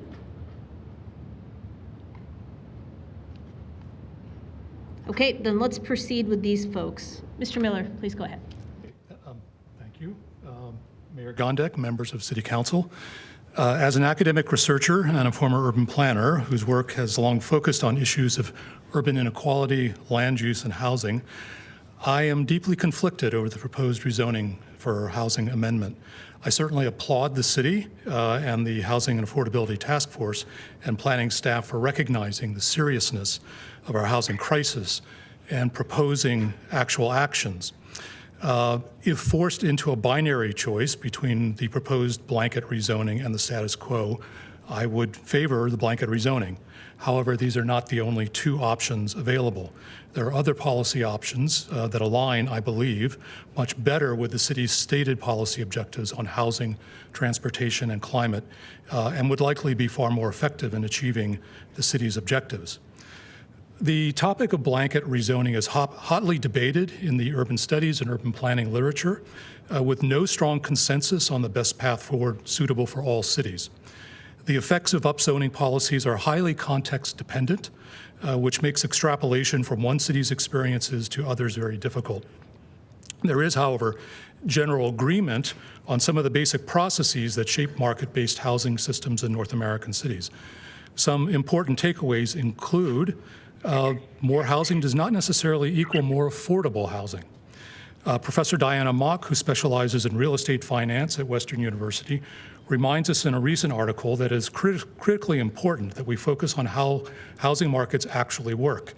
The North American market-based housing policies emphasize housing construction at the upper end of the market, as opposed to many European and Asian Pacific countries that build non-market housing to offer at affordable prices. Both the theoretical and moral justification for these policies is that older, good quality housing will filter down to lower income households, thereby benefiting people who cannot afford pricey new housing. This form of trickle-down economics presumes that new construction will create vacancy chains in which the benefits work through ongoing vacancies. I won't have time to get into this. This account is accurate to a degree, but depending upon the variety of city-specific factors, it can vary greatly.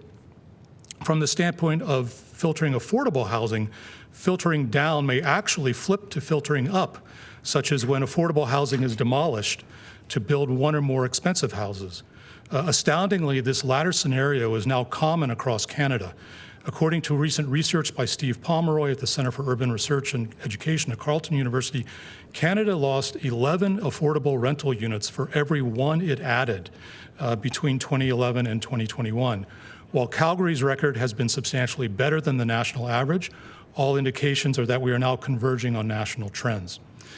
So how is this relevant to blanket rezoning?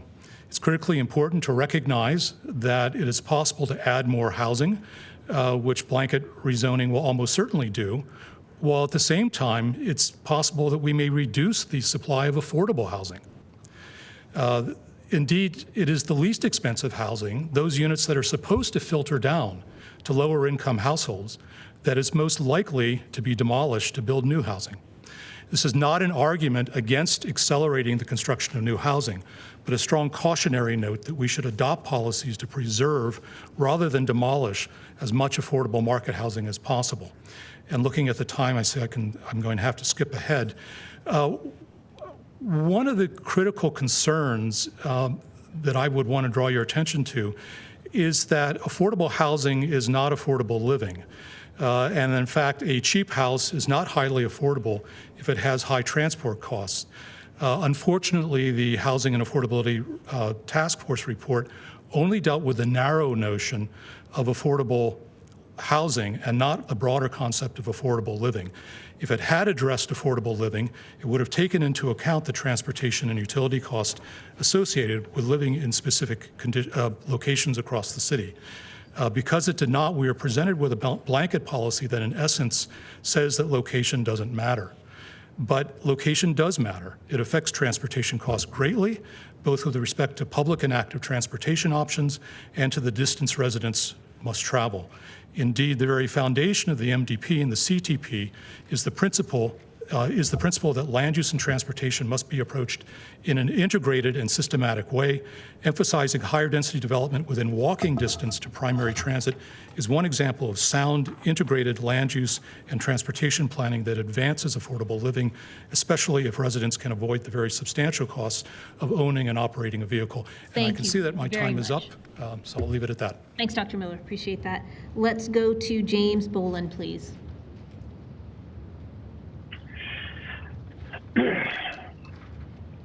Yeah, James Boland here. I'm strongly opposed to the rezoning policy as proposed. Not against smart targeted rezoning, not against densification, but against blanket rezoning specifically. No fear of change here, but certainly of bad ideas. The one-size-fits-all policy is a win-lose. All the benefits that RCG zoning presents can be achieved without the blanket approach, without the downside. It would take engagement, critical thinking, and use of advanced analytical tools. My opening message to council is listen and then get back to work. I hear the passion, need, and urgency to solve the housing problem for those with less wherewithal, but it's a totally flawed leap of logic to jump straight to blanket rezoning as the answer. Many here have tried to characterize a vote against this policy as a vote for doing nothing or for denial of a problem. This is categorically false and counterproductive. A no in this case simply allows the opportunity to create more effective solutions to the problem. Given this council's record, I'm justified in coming here with skepticism, feeling like this decision was made long ago and this is an optics exercise. So I urge you to prove me wrong and vote this down simply because the majority of Calgarians don't want it, and it doesn't make sense. There are many technical flaws, and I'm going to highlight a few. Blanket upzoning will actually eliminate choices. For example, the result will be a virtual elimination of traditional single-home communities, even if some sinful people were to want that. And by design, it will silence dissent in the approval process. In most city zones, the objective of creating low-cost housing will not be met. The math doesn't work. I just asked my young professional daughter, but they will see effective confiscation of essential value and potentially economic evictions. Only developers will do well in those areas. For many, the family home is a pillar of a retirement reserve and the preservation of their hard-earned lifestyle for aging in place. So in the spirit of equity, will the city and the developers legally indemnify those homeowners against consequential financial and health damages? It's a gross breach of trust. Next, application of RCG to greenfield developments is entirely different than established areas. Your developer friends yesterday conveniently ignored the most pertinent fact that in greenfield developments, everybody knows pre-investment exactly what to expect, and they're designed for that mixed zoning. In established areas, this is changing the rules of the game post-investment. Council has no business doing that in blanket fashion, while simultaneously eliminating trailer parks for commercial space. And to the earlier presentations by some developers, RCG isn't nothing, and it certainly does increase density, not by 3 or 4, but up to 8 or 9.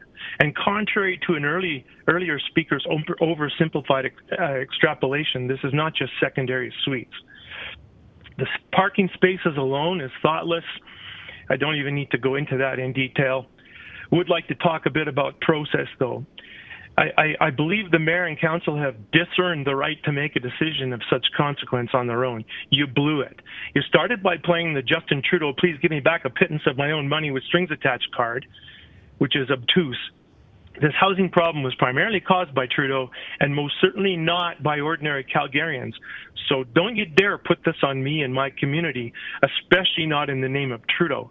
There's no conscionable way to deploy that tactic to bypass good process.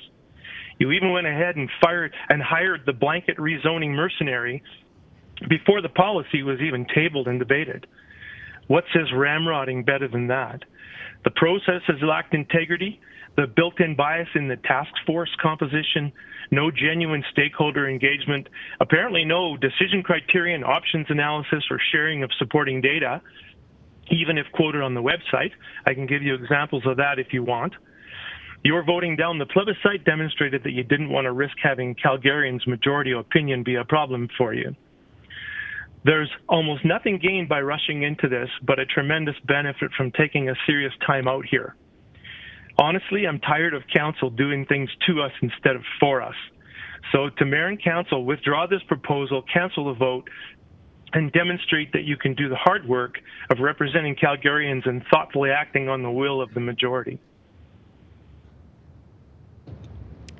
Thank you for your presentation. Let's go to Alex McCall, please. Hi, can you hear me now? We can.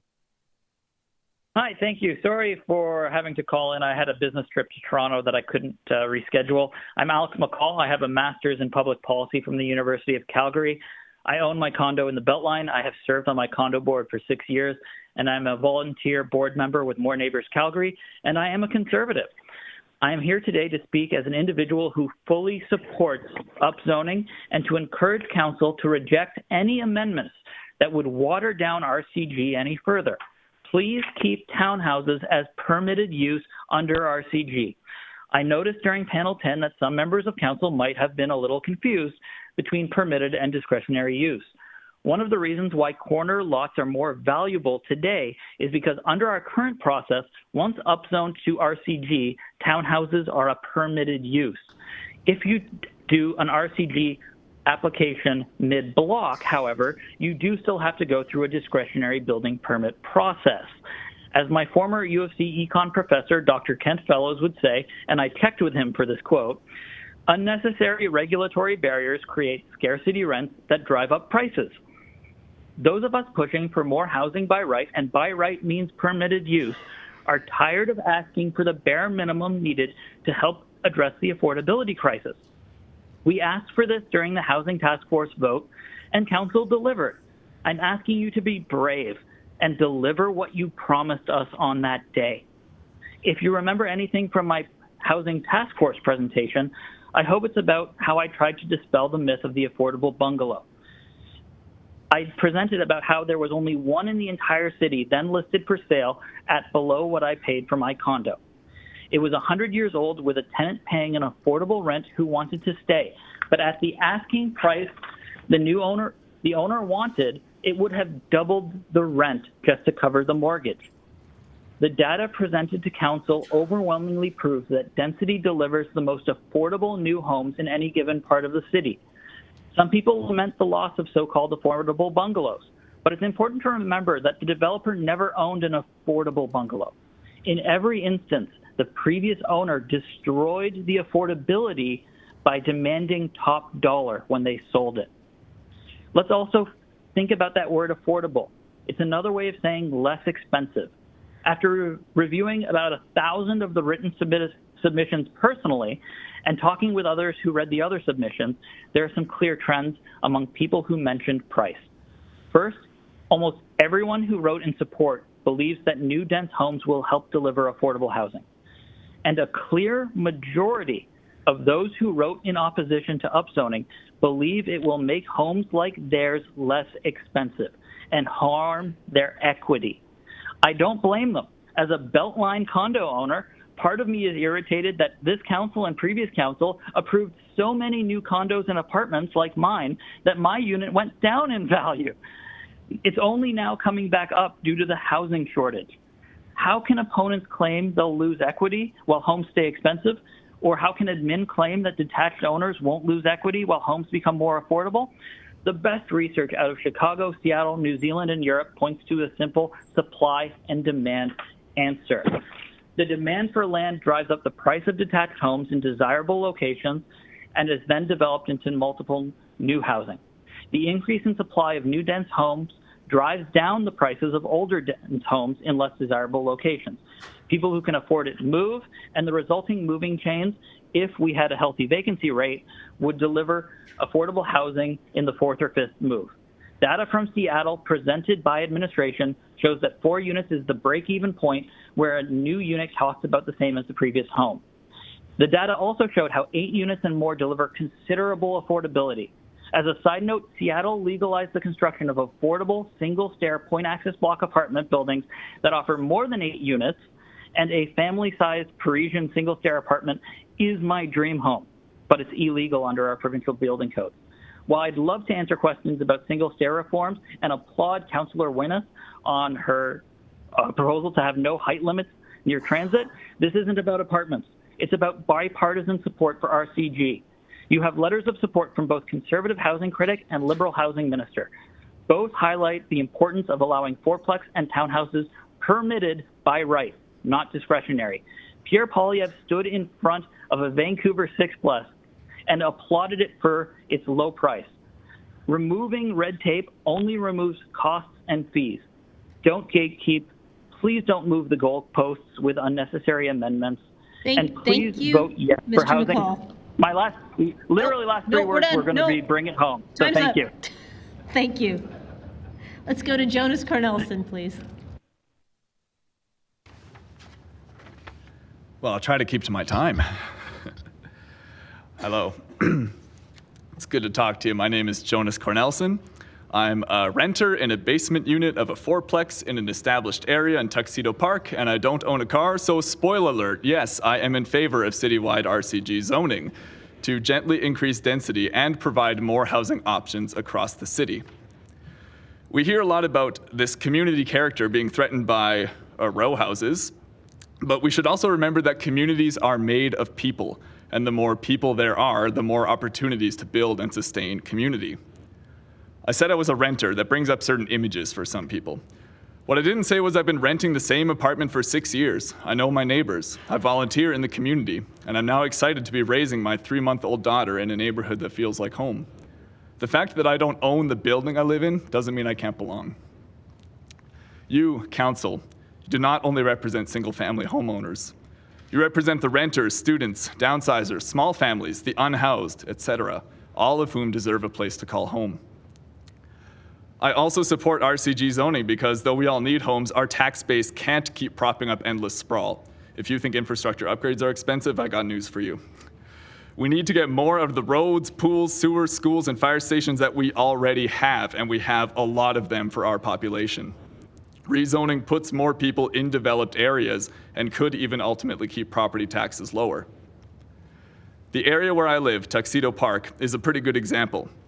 Lots of townhouses have been built within just a few blocks of me in the past 5 years, and they look really nice. I'm sure you're getting more property tax dollars for the same lots than you were when they were single family, even while each owner is likely paying less individually. And dare I say it, the neighborhood is still a great place to live, and there's still plenty of parking if that's what you're worried about, but I'd say more homes is more important than parking anyway. But I digress. Tuxedo Park also still has mainly single-family dwellings, and it will for a long time, because even a policy change which is as broad as citywide rezoning doesn't cause drastic change on your street tomorrow. It allows gradual redevelopment to increase choice and maintain population and services in existing areas over the next several decades, with far less of the red tape that we just heard about and hear so often demonized by certain politicians. I'm sure this week isn't exactly giving you the urge to sit through more public hearings as you currently have to for every rezoning application, 94% of which are already approved. Cut the red tape and let people build more homes. I bet you didn't think I'd start with renting a basement with no car and get to lowering taxes and cutting red tape. But there are reasons left, right, and center that RCG is a good idea. For everyone that demonizes Trudeau should know that Poilievre has called for this as loud as any federal politician has. I'm going to leave you with one more way that RCG is a good idea. And in some ways, it's the biggest one. This council has already passed citywide RCG zoning once. The housing strategy document that you approved, eventually, included it as a core recommendation. The people who worked on this housing strategy weren't just randoms off the street like me. They were experts who worked hard at making recommendations that would increase the housing supply in our city. If you don't approve rezoning here, you're undervaluing their work and undoing work that you have already done. And in contrast to what some have said, I really don't think it matters that you didn't campaign on this proposal. Elected governing bodies have to deal with issues that come up during their mandates. That's how this works. You've done part of the work in approving the housing strategy in principle. It's time to get it done. We don't want the housing strategy to end up being a nice policy document that sits on the shelf beside, say, the climate strategy or the former municipal development plan that promised a 50-50 balance of growth between new communities and established areas. I'm sorry to be a bit snarky, but since I've lived here, Calgary has been great at passing really smart policy documents and then doing basically nothing. Don't let the housing strategy be just words. Let's make it count. Thank you for listening. Thank you very much for your presentation. There are some questions for this panel. Let's go to Councillor Wong, please. Thank you, Mayor. And Dr. Miller. Thank you.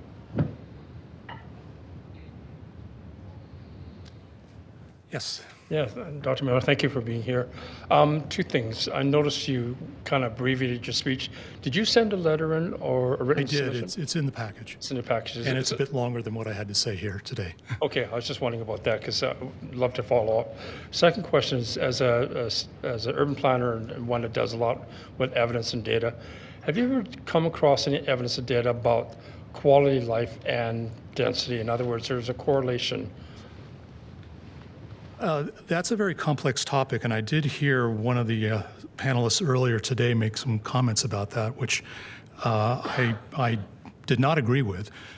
I think probably the most straightforward thing one can say about density is it tends to intensify the social relationships that are already there. So if you're dealing with a community that works well together, more neighbors is an even better thing. If you're dealing with a community where there's a lot of crime and poverty and problems, intensifying that can lead to more of the same. So one has to look at densification in context. I don't think it's either a good or an evil. Okay. Yesterday we had a speaker talk about dumpsters and mattresses and everything else and such, and he spoke about bylaw, which basically talked about services that the city offered. Would you agree that better city services will help distinguish that separation you're talking about? Better city services would certainly help. And I guess I would, remind everyone that some of the most wealthy locations in the world are very dense cities. Park Avenue in New York, and nobody thinks of that as a crime-ridden, poverty-ridden place. Higher density it does generate more property tax revenue, which allows for the funding of more services. So there are certainly many benefits to density. And I hope no one misunderstood my comments earlier as anything contrary to that. Okay, appreciate it. That was it. Thank you. Okay. Thank you. Next in the queue is Councillor Chabot. Over to you. So don't go away. Is it Dr.? Dr. Miller. Sorry, you're listed here as Byron Miller, not Dr. Miller. I'm struggling to understand exactly what you were saying in your presentation. It sounded like you were saying targeted density is your preference. Thank you for asking that question, because the part of my statement that I didn't have time to get to would have kind of tied all this together. And it's in the letter that I submitted to council. But basically what I'm arguing for is that we can densify, we can create more housing options, greater variety, and do it within the framework of the municipal development plan. And I think the central problem that we've had so far, and I think that this was alluded to by one of the previous speakers, is that we have a very good plan in the MDP, and this was widely discussed in one of the most significant public engagement processes in the history of planning in North America, and widely approved by the citizens of Calgary and by City Council. We have this wonderful plan, and we've done not a very good job in implementing it. And I would argue that the single biggest problem in the implementation of the plan is a lack of any sort of direct, quantitative, measurable linkage between the MDP and the local area planning process. So we are going forward with our local area plans and not hitting the targets of the MDP, as far as I can tell, although frankly, I've never seen numbers on this. And I really think that this is a preferable way to go forward, because we can achieve the goals that are stated in the Housing and Affordability Task Force recommendations, but we can do it with community input through the local area planning process. This is not an either-or question. We can do both, but we need to get the connection between the local area planning process and the MDP right. And you made reference to affordability as a component of all this by tying it in closer proximity to the primary transit network as one example, but other things such as local amenities, I assume, fall into that same realm of affordability, affordable living, I should say. Sure, yes. And that's really an important point, because when we move to more dense cities, the public realm becomes more important, and we cannot neglect that as we densify. So this broad brush approach may not be the ideal solution. This is why I opened with the statement that I'm conflicted, because I agree with the goals of the blanket rezoning proposal, but I don't think that it's the best way to get to those goals. Okay, that provides me enough clarity. Thank you. Thank you. Let's go to Councillor Walcott, please. Still you Dr. Miller, so thank you.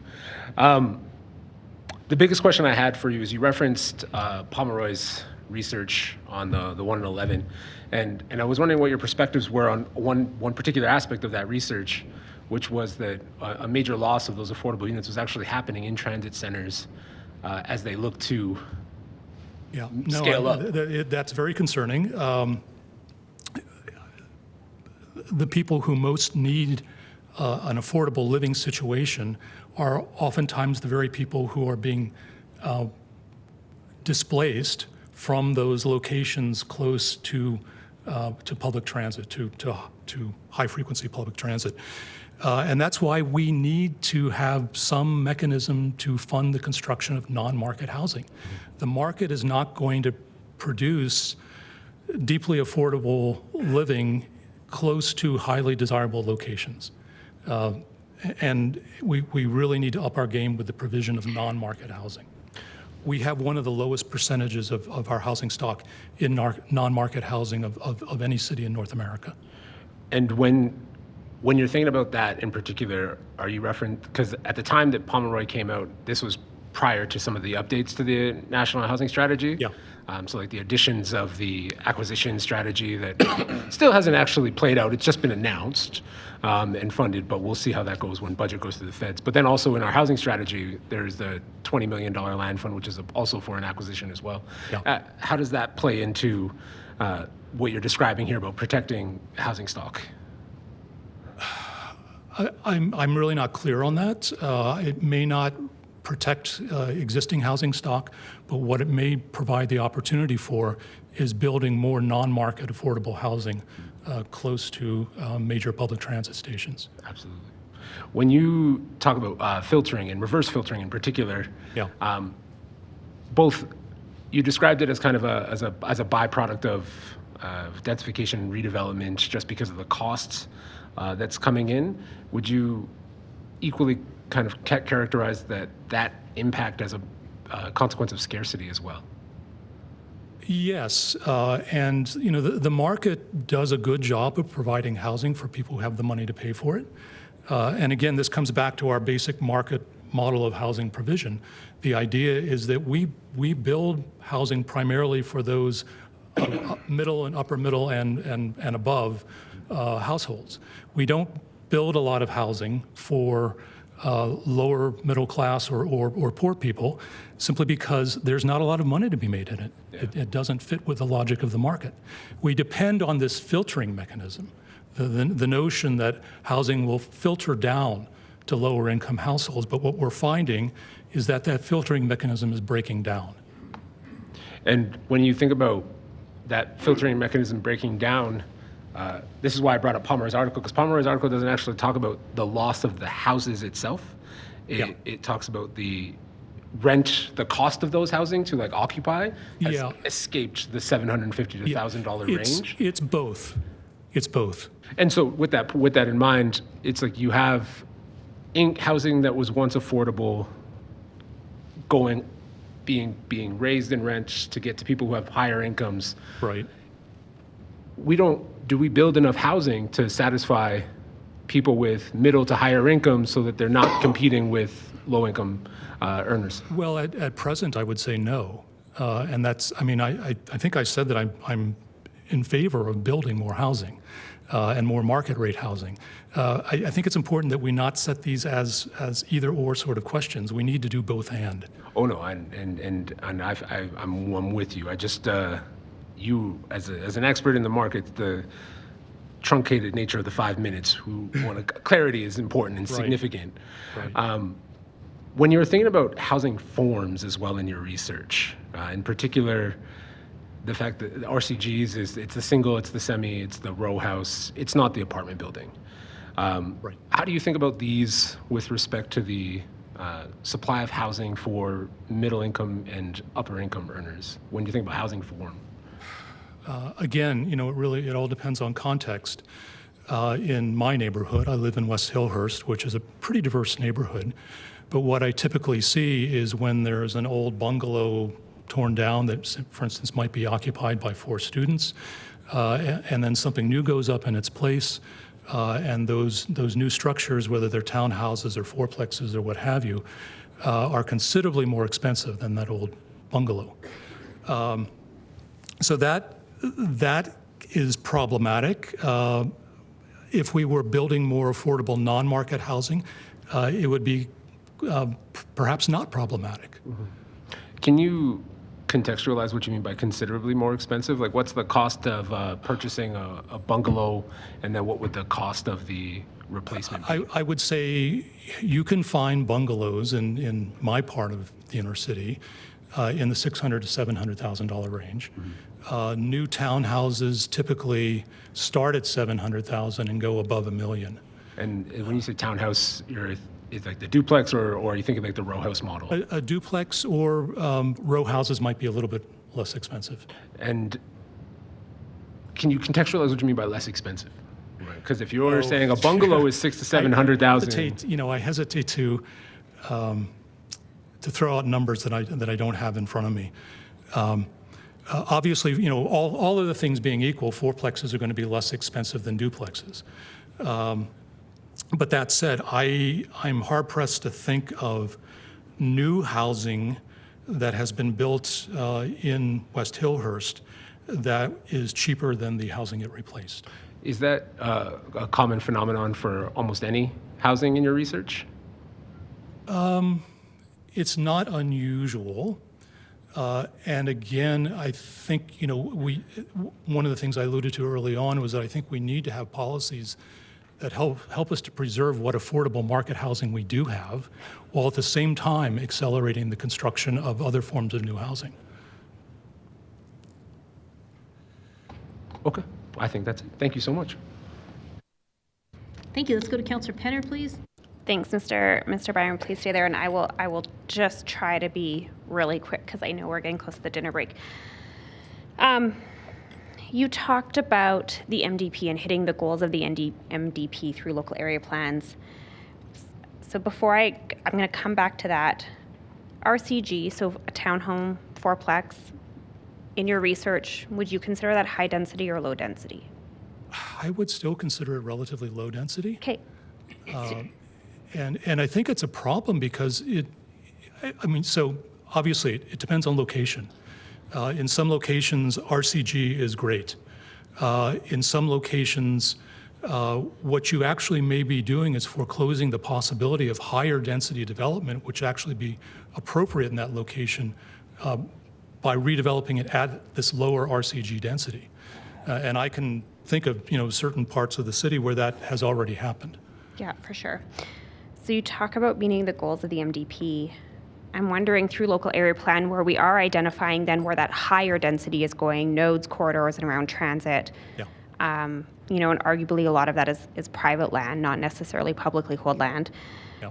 Can we only achieve MDP goals through high density, or is it, as you alluded to, a bit of that both and scenario? Yeah, no, I think it's always going to be a mix, and I think mix is good. And I think we'll get mixes that people are more comfortable with if we have citizen input on this. Yeah, don't disagree. And I want to just go back to something you and Councillor Walcott were talking about with respect to removing affordable market housing. Yeah. And I agree, right? It's a problem we could face. Now I wonder, with our projections of 1% to 2% a year property conversion, is that rate sort of insurmountable on the market? I wish I could answer that question. I can't. Okay, no, that's totally fair. That's totally fair. I don't have any other questions. Thanks so much. Thank you. Thank you. Let's go to Councillor Carra, please. I don't actually have a question for Dr. Miller, although I'm intrigued to see some of the more conservative members of our council hanging on the words of a neo-Marxist scholar on the question of rent chains. What I want to do is put the cat amongst the pigeons. I don't apply that label to myself. Okay. I'm wondering if we could call back Alex McCall, who I think probably represents some scholarship on a slightly different end of the political spectrum, and ask him what his research has shown us about rent chains when supply is increased. Hi, can you hear me? I can, sir. Would you like me to restate the question, or are you ready to go? I think I'm ready to go. So moving chains certainly benefit when the vacancy rate is far higher than we're experiencing now. The only way to get that vacancy rate up, though, is to build more housing.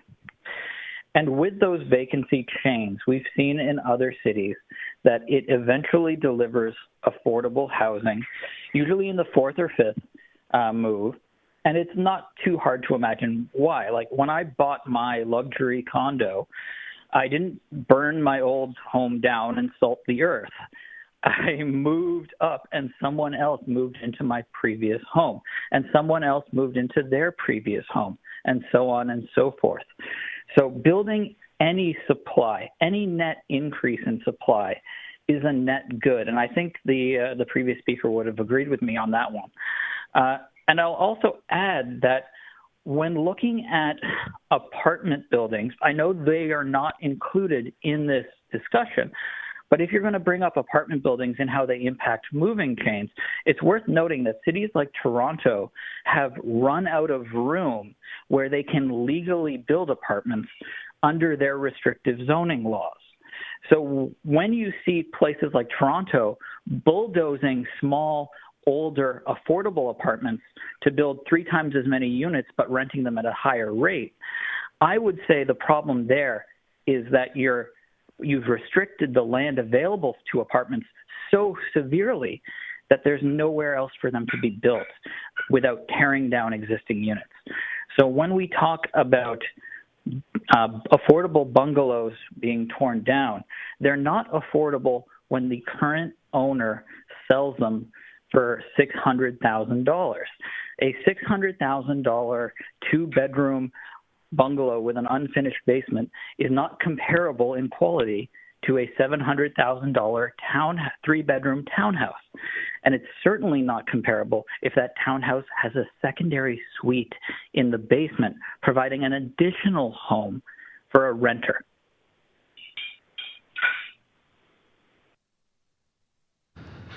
Thank you. That answered the question. Yeah, I think that does. I get the sense that Dr. Miller would like to weigh in. Let's have an academic fight here. If I may, I pretty much agree with everything that's been said. Is that a question too, Dr.? That is an entreaty to Dr. Miller to weigh in on what was just said. I like how he agreed with everything. Is it okay for me to respond? I would like that, please, sir. The one thing I would add is that in some cases, we should be looking at higher densities than RCG. And one of the things I'm concerned about is that in certain locations where those higher densities would be more appropriate, we're just going to move forward with RCG. So again, this is why a finer grained approach is important. So we can identify those places where higher density is appropriate and places where lower density is appropriate. I appreciate that comment. No, I think the chair is going to quash this. As much as I enjoy this gentleman. Interesting approach to posing a question, and that's it. Either there's more questions from you, Councillor Craw, or there's not. I would just finish off with one last question to Dr. Miller, and that is, we've got 98 actions in our Home is Here strategy. A lot of them speak to everything you're talking about. The continuing march of local area planning across the city is embedded in our budget and our work plans. This is about what the floor is in the city of Calgary in the areas where we're not putting that special attention to as a base district. With that in mind, all things being equal, is RCG a better base district for the city of Calgary than R1 and R2? Again, this is for me a big conflict.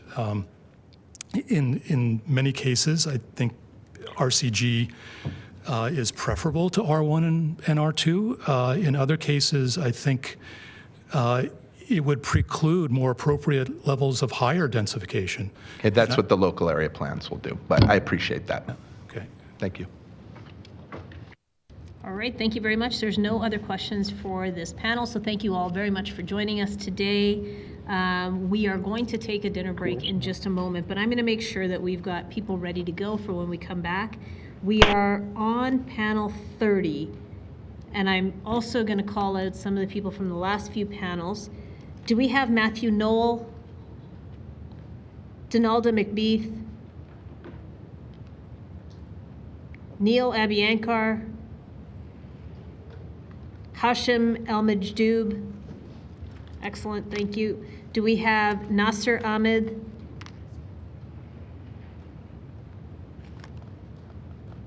What about Ashley Van Dam? Okay, then I'm going to move this way onto panel 30. Do we have Joni Liu? Perfect. Do we have Richard Belzil? Thank you. Nancy Kearney? Do we have Richard Craig? Peter Guo? How about, from panel 31, Dylan Proctor? Do we have from panel 31, Kelsey Stevens? Thank you. What about Nicholas Bell? Kendra Wanamaker? Thank you. And what about Gus Hunt? Perfect. So when we come back, when we come back, and I'll tell you when it is in just a minute, first person we are going to go to is Hashem El Majdoub. Then it'll be Johnny Liu, Richard Belzil, Kelsey Stevens, Kendra Wanamaker, and Gus Hunt. So that will be the order of speakers. We will be back at 7:15. Thank you.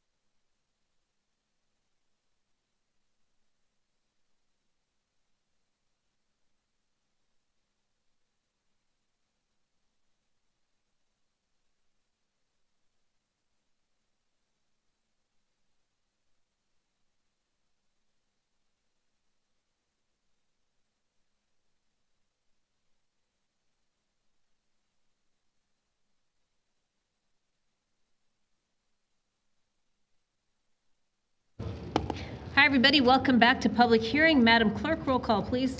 Thank you, Mayor. On the roll, Councillor Demong. Councillor Dhaliwal. Here. Councillor McLean. Here. Councillor Meehan. Here. Councillor Penner. Here. Councillor Pootmans. Here. Councillor Sharp. Here. Councillor Spencer. Here. Councillor Walcott. I'm here. Councillor Wong. Here. Councillor Wyness. Councillor Carra. Councillor Carra is here. Thank you. Councillor Chabot. Present. Councillor Chu. Here. Thank you. And Mayor Gondek. I'm here. Thank you, Mayor. Thank you. Okay, so before we took a break, I had assembled 6 people onto a panel. So let's see if they're here. Do we have Hashem El-Majdoub? Please come on up and have a seat. Do we have Joni Liu? You're already up there. Thank you very much. Richard Belzil. Thank you. Do we have Kelsey Stevens? Come on up. What about Kendra Wanamaker? Hi, you can come on up and grab a seat too. Somebody's got a device that's not muted. It's either someone who's on the phone line or someone in this room. If everybody could just check and mute, please, until it's your turn to speak, that would be great.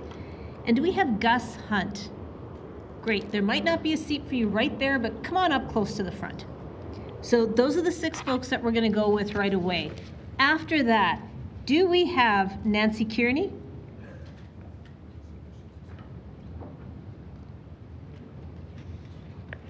Nancy Kearney, are you on the line? How about Peter Guo? You're right there? Okay, perfect. We'll come to you for the next panel. Okay, perfect. So let's get things started. Hashem, why don't you start us off, please? Good afternoon, mayors and councillors. Mayor and councillors, sorry. I'd like to start with saying thank you for your time. I appreciate you hearing out the perspective of different residents of the city. My name is Hashem El-Majdoub. I'm an international student at the University of Calgary, and I'm excited to speak about this item, which could be potentially a great way to build more sustainable housing in the city. As we all know, the population of the city has been growing very rapidly, especially in the last 2 years. Alberta has seen a population growth of about 200,000 in 2023 alone, which is mainly here and in Edmonton. And if we look at Edmonton, they have been making many decisions to build more sustainable housing, and we can find this all on their website. And this is a call for us to investigate a better way to house more people. Of course, I'm speaking about this with my own perspective in mind. Last fall, the university had 740 students on the wait list to live on campus residence. These are mostly students who are new to the city and have not lived on their own before, and who need the convenience of living on campus, as lots of them do not own a car. With the campus housing being full, they need to look at their next best option, which is to find housing nearby. This is where the misfortune comes in, as their options are very limited. They can either move into a small number of apartment buildings in the area. However, the prices have hiked so high that it's no longer a viable option for students. Their next best option is then to move into a shared house, which is actually considered a single-family home, although it could house up to 10 people in one building, in one 2-story house. I've lived in more than one of these units, and I can sincerely say that this is no way to live. Many of us here, both in council and those listening online, cannot put ourselves through that. This is why the city is in dire need of denser, more affordable housing units. This item is a good step towards achieving that. Moving on to the opinions I've heard that oppose more dense housing. The first one I've heard a lot from homeowners is that this will lower the value of their property. This is indisputably false. To the homeowners opposing this decision, when was the last time the value of your property dropped? With the ongoing inflation and the insane growth in demand for housing that we're having, the value of property will surely not drop anytime soon. In fact, it might go up too high that most people in this city will only dream of buying a house in the future. Is this what we want, to gatekeep the use of land for only single-family houses until we drive the prices up so high that we can't afford it? Do we want to force ourselves to live in the outskirts of the city or to move to Airdrie just so we can have a quote-unquote quiet neighborhood? The next and final point I hear is that we have the land to expand and build more housing on the outskirts of the city. While this is true, this means more facilities having to be maintained, such as roads, waste management, and electricity. While the value of these housing units might be lower, the costs to maintain them are insane. RCG is not the singular solution to this issue, but a small step forward. So I urge you to make the right decision. Thank you for your time. Thank you very much for your presentation. Let's go to Joni Liu, please. Mayor and City Council. I'm Dr. Joni Liu, and I've been a landowner since 1980, mostly in Ward 4. When was the last time home prices went down? 1981. 1981. Regardless of income levels and demographic differences, I found that people want the freedom to buy homes which suit their needs. A whopping 71% of Calgarians love being homeowners, and among those, 55% of them own single-family homes. Zoning regulations make good neighbors. Quoting from the Municipal Government Act, Section 646A2, it states, the proposed development would not materially interfere with or affect the use, enjoyment, or value of neighboring parcels of land. That protects parking, landscaping, privacy, and against shadowing. Long-standing zoning regulations before 2018 protected all of that. With blanket upzoning, we citizens will no longer have a voice or protection. By the way, affordable housing shouldn't be confused with social housing. You should be calling the province for that. I've already submitted my letter to each of you concerning the psychological harm that crowding and urban design inside the home and lack of privacy does to people, especially children. If we continue down this road, building skinny, cramped, tall buildings, it will lead to poorer mental health, poor physical health, poorer performance, and eventually a poorer future. This is not the Calgary I want to live in. I have many friends and neighbors who are from other countries. My neighbor next door is from Africa, who is a single mom with 2 university-age children. She's worked very long and hard to save up enough money to buy a house in the neighborhood that she chose. And she is very concerned about the direction that City Hall is going. A friend of mine is from the Philippines. She came to Canada as a caregiver for seniors. She built a business helping special needs children. She was able to build a life where she actually could own single-family homes that she could rent out to people. And what's her personal choice of abode? A single-family home. In my neighborhood, there are lots of immigrants from Hong Kong and China who really love their single-family homes. And why? Because they're enjoying a lifestyle that was impossible from where they were coming from, where there are acres and acres of cramped apartment buildings. One of my Chinese neighbors told me how he researched Canada and its major cities before he made a decision about where he was moving. He looked at Toronto, he looked at Vancouver, and what he found was what he hated about his native Shanghai. Cramped apartment buildings, lots of traffic, and lots of crowding. There was no way that he was going to go to places like that he disagreed with. So he picked Calgary. And now his family just loves living in their single-family home with a private backyard, with fruit trees and a garden. These are just 3 examples. Most people do not want to rent forever. Renting is a temporary housing option for most young people. When they move into different life events, like going from single to a relationship, a serious one, like marriage, and having kids, they want a place which is perfect for bringing up their kids. And that means home ownership. It's not a quaint idea from the 40s, 50s, and 60s. It's about hopes and dreams. It's human nature to want more. If you want more housing, this is what I suggest. Then use all of that city land that you have sitting empty and speed up the approval process. I found out that a mobile home park that was cleared out many years ago is still sitting empty. You haven't exhausted all the possibilities, City Council, so get to work. I want to remind you, Mayor Gondek and City Councilors, you work for me. a voter, a taxpayer. You work for the citizens of Calgary. You do not work for unelected city administrators or fly-by-night developers. You do not work for Justin Trudeau. Making amendments isn't good enough. Thank you, Ms. Liu. Thank you. We're just at time. Vote no to blanket upzoning. If you can have a seat, that would be great. Thank you very much. Let's go to Richard Belzil, please.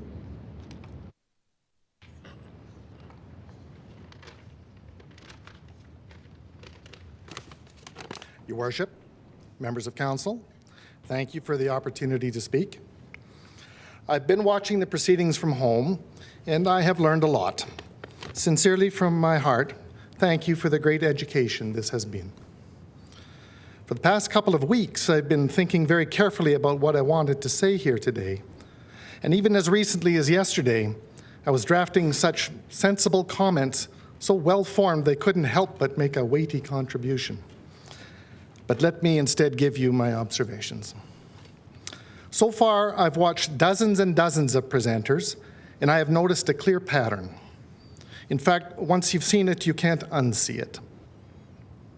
Speakers in favor of the proposal invite many cordial questions from the council, but speakers against usually get "thank you for your presentation" and a blank-faced row of councillors whose curiosity has all but abandoned them. And here's another thing I've noticed. With a few exceptions, those speaking in favor of the proposal aren't generally property holders. Some of them are little more than drifters, having made no material contribution to Calgary at all, except to grace us with their presence. I've heard more than one person say something like, "People should be able to live where they want." I wonder what planet such a person hails from. I would like to live in Buckingham Palace, but that isn't in my future, and I've accepted that. You might be interested to know that for the first 8 years we lived in Calgary, we lived in a small house so far south there was only one other house to the south of us. It was all we could afford. I rode the bus every day to Anderson Station and took the train into town.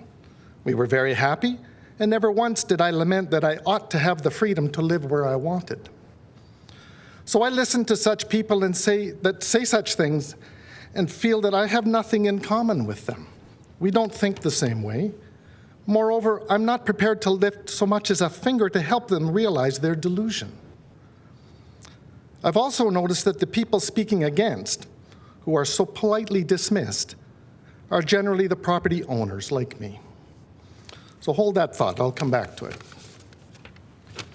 Now, I've spent my career building projects in a wide variety of industries, and I'm pretty good at getting things done. One of the things I like to do is keep a to-do list, and I like to prioritize the items on my list. But it's a truism that if I assign every item on my list as priority number one, I really haven't prioritized it at all. In fact, I've defeated the whole priority idea.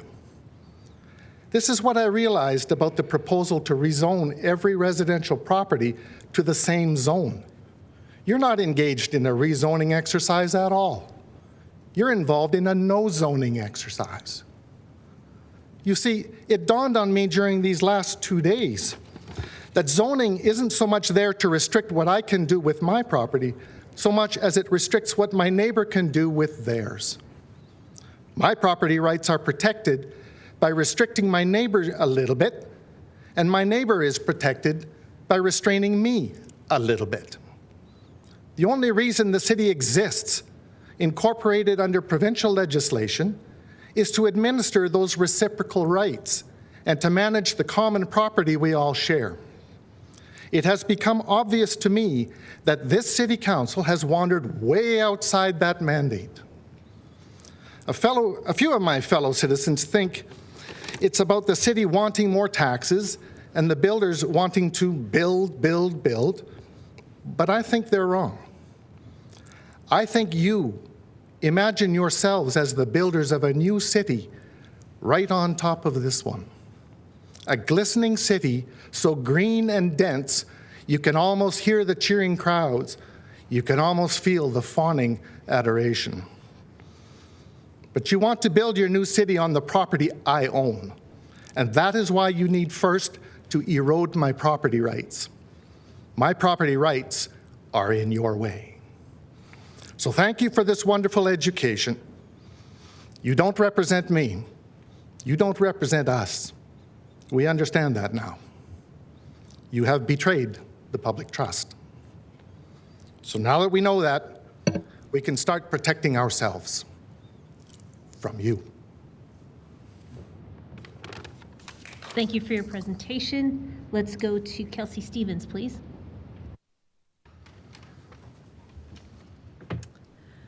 Mayor, councillors, thank you for your time today and throughout this marathon hearing.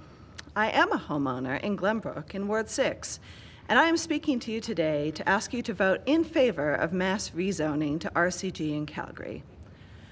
I attended the town hall Councillor Putmans hosted on April 4th and was dismayed to see some vitriolic reactions from attendees against rezoning. This was directed towards the councillor, his staff, and the city staff on hand to answer questions. In contrast, I have seen nuanced and thoughtful facts, op-eds, and research from several groups, the dedicated city staff who patiently staff town halls and answer questions, housing policy analysts, anti-poverty advocates, business groups, and even the RBC Assistant Chief Economist, all in support of easing zoning restrictions to increase affordability. I hope when the time comes to vote on this, cooler heads will prevail. First and foremost, I am deeply concerned by Calgary's housing crisis. Calgary needs more housing, and we need it fast, with as many administrative barriers removed as possible. As a millennial, I watch my peers in Calgary struggle to maintain a good middle-class quality of life, even in dual-income houses with well-paying jobs. I know that even with all of my privilege and luck, in the 3 years since I purchased my home, prices have risen so sharply that I would no longer be able to afford it. Those who are renting in an increasingly costly market say they have no hope of ever owning a property, not a house, not a condo, unless density increases, the diversity of housing stock increases, and housing prices stabilize. I recognize that mass rezoning is not a silver bullet for affordability, and I don't think this administration has says it will be, which is why the housing strategy is a multi-pronged approach. I live in an area dominated by RC1 and RC2 housing, and if the properties next to me were to be redeveloped, I would rather see them replaced with higher density row houses than similar sized single or semi-detached homes. At the town hall I attended, I heard concerns from established citizens that rezoning would push them out of their neighborhoods. On the contrary, I think diversity of housing will allow people to stay in an area they love throughout their lifetime. I have a vision of a city where all in one neighborhood, people can rent an apartment as they are starting out, move into a row home as they settle down, size up to a semi-detached or detached home if they need the space, and then move into a laneway home to age in place. I recognize not all of these housing types are covered by the RCG designation. However, I think it is a necessary first step towards diversifying the overall housing stock. I plan to live in my home and neighborhood for the next several decades, and I look forward to seeing how the character of my neighborhood will change over time. Just between me and City Council and the public record, I'm hoping that includes a fun little cocktail bar. I would love to pay $15 for an overpriced drink. We need to build a city for generations to come, and that requires an appetite for change. Calgary Economic Development and Tourism Calgary recently revealed the new slogan for Calgary, Blue Sky City. If Calgary wants to meet the lofty expectations of innovation, diversity, and inclusion implied in that slogan, they need a city council willing to make big changes supporting sustainable, affordable growth in the city. My fear is that if we pursue only perfection in our housing strategy, we will miss the opportunity to make progress. I expect this city council to be courageous enough to design a city not just for today's citizens, but for those citizens who will live here beyond our lifetimes. The rezoning initiative being considered in this hearing helps us do that. Thank you, and I look forward to seeing City Council vote to support mass RCG zoning. Thank you for your presentation. Let's go to Kendra Wanamaker, please.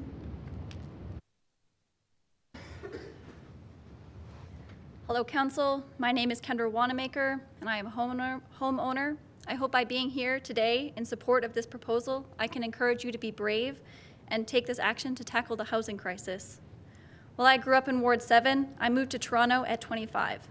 It is difficult to articulate the hopelessness that set in at the cost of shelter there. Doing some napkin math, even if my husband and I managed to make more than 90% of our peers, and somehow saved up $200,000, homeownership was out of the question. It would not even be financially prudent to rent a 2-bedroom apartment. I hope the ripple effects that has on someone's life is obvious to you.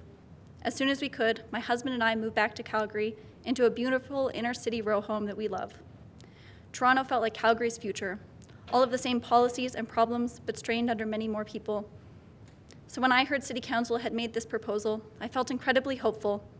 You saw the problem, and instead of saying it was someone else's job to fix, you came up with an extensive plan to tackle it.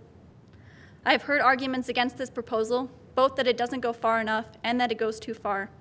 Strangely enough, I believe both these arguments misunderstand the scope of the housing crisis. This specific policy will likely not create homes for the poorest amongst us, and it will definitely not create them overnight. There has been questions raised about how rezoning will help people afford homes. I would like to explain my understanding, and perhaps council can correct me.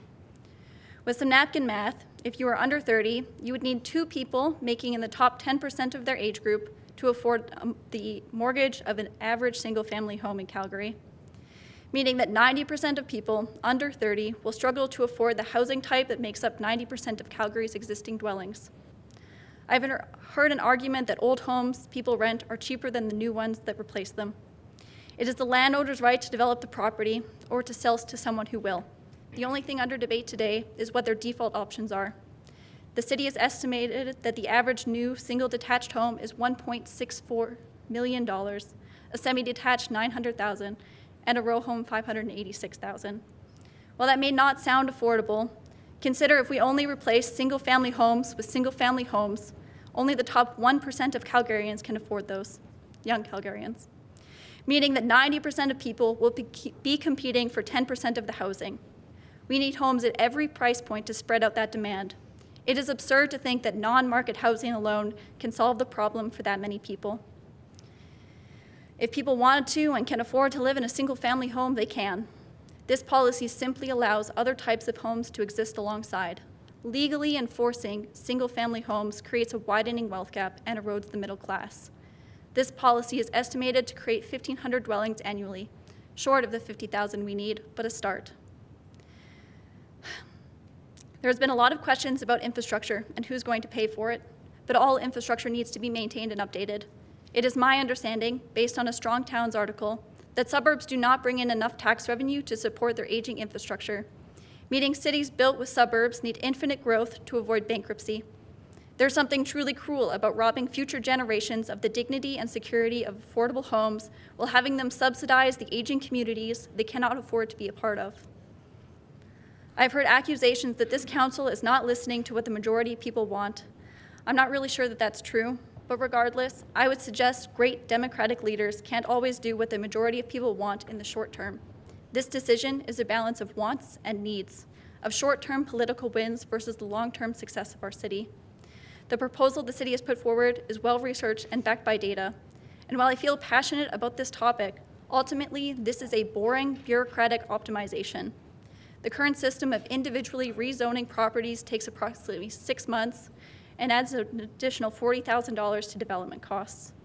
Over a 9-year period, you have heard 290 RCG applications and only rejected 17, a strikingly low number given this process inherently favors neighbors who oppose the development.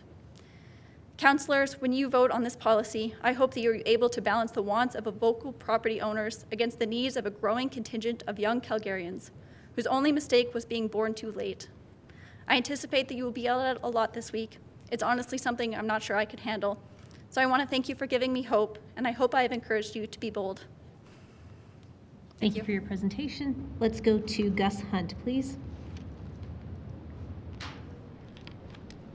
Hi everyone, my name is Gus Hunt and I'm a student going into my 4th year of broadcast media studies at Mount Royal University, and I support blanket rezoning.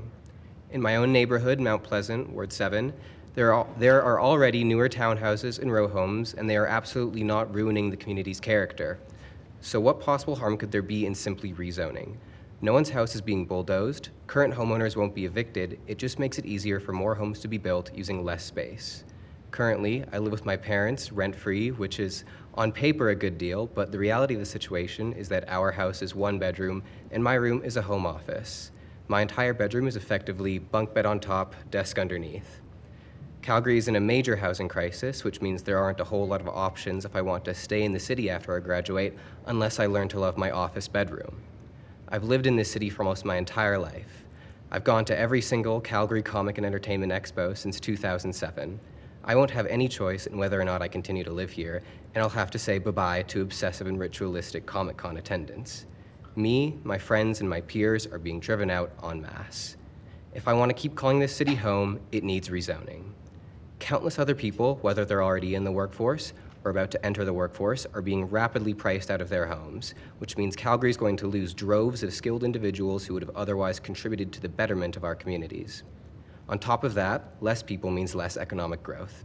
For our city to thrive and flourish, it needs rezoning. There are so many people who want to call this place home, but they can't because there are simply not enough places to live.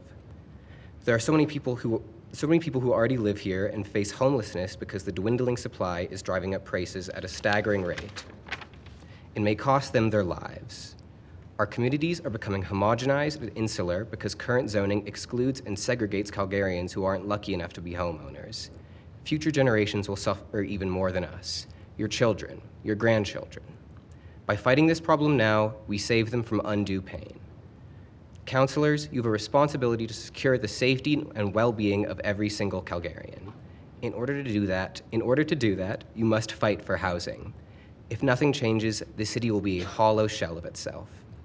This is just the first step in a long journey, but this step will begin the process of strengthening our communities, uplifting Calgary for decades to come, and quite literally saving lives.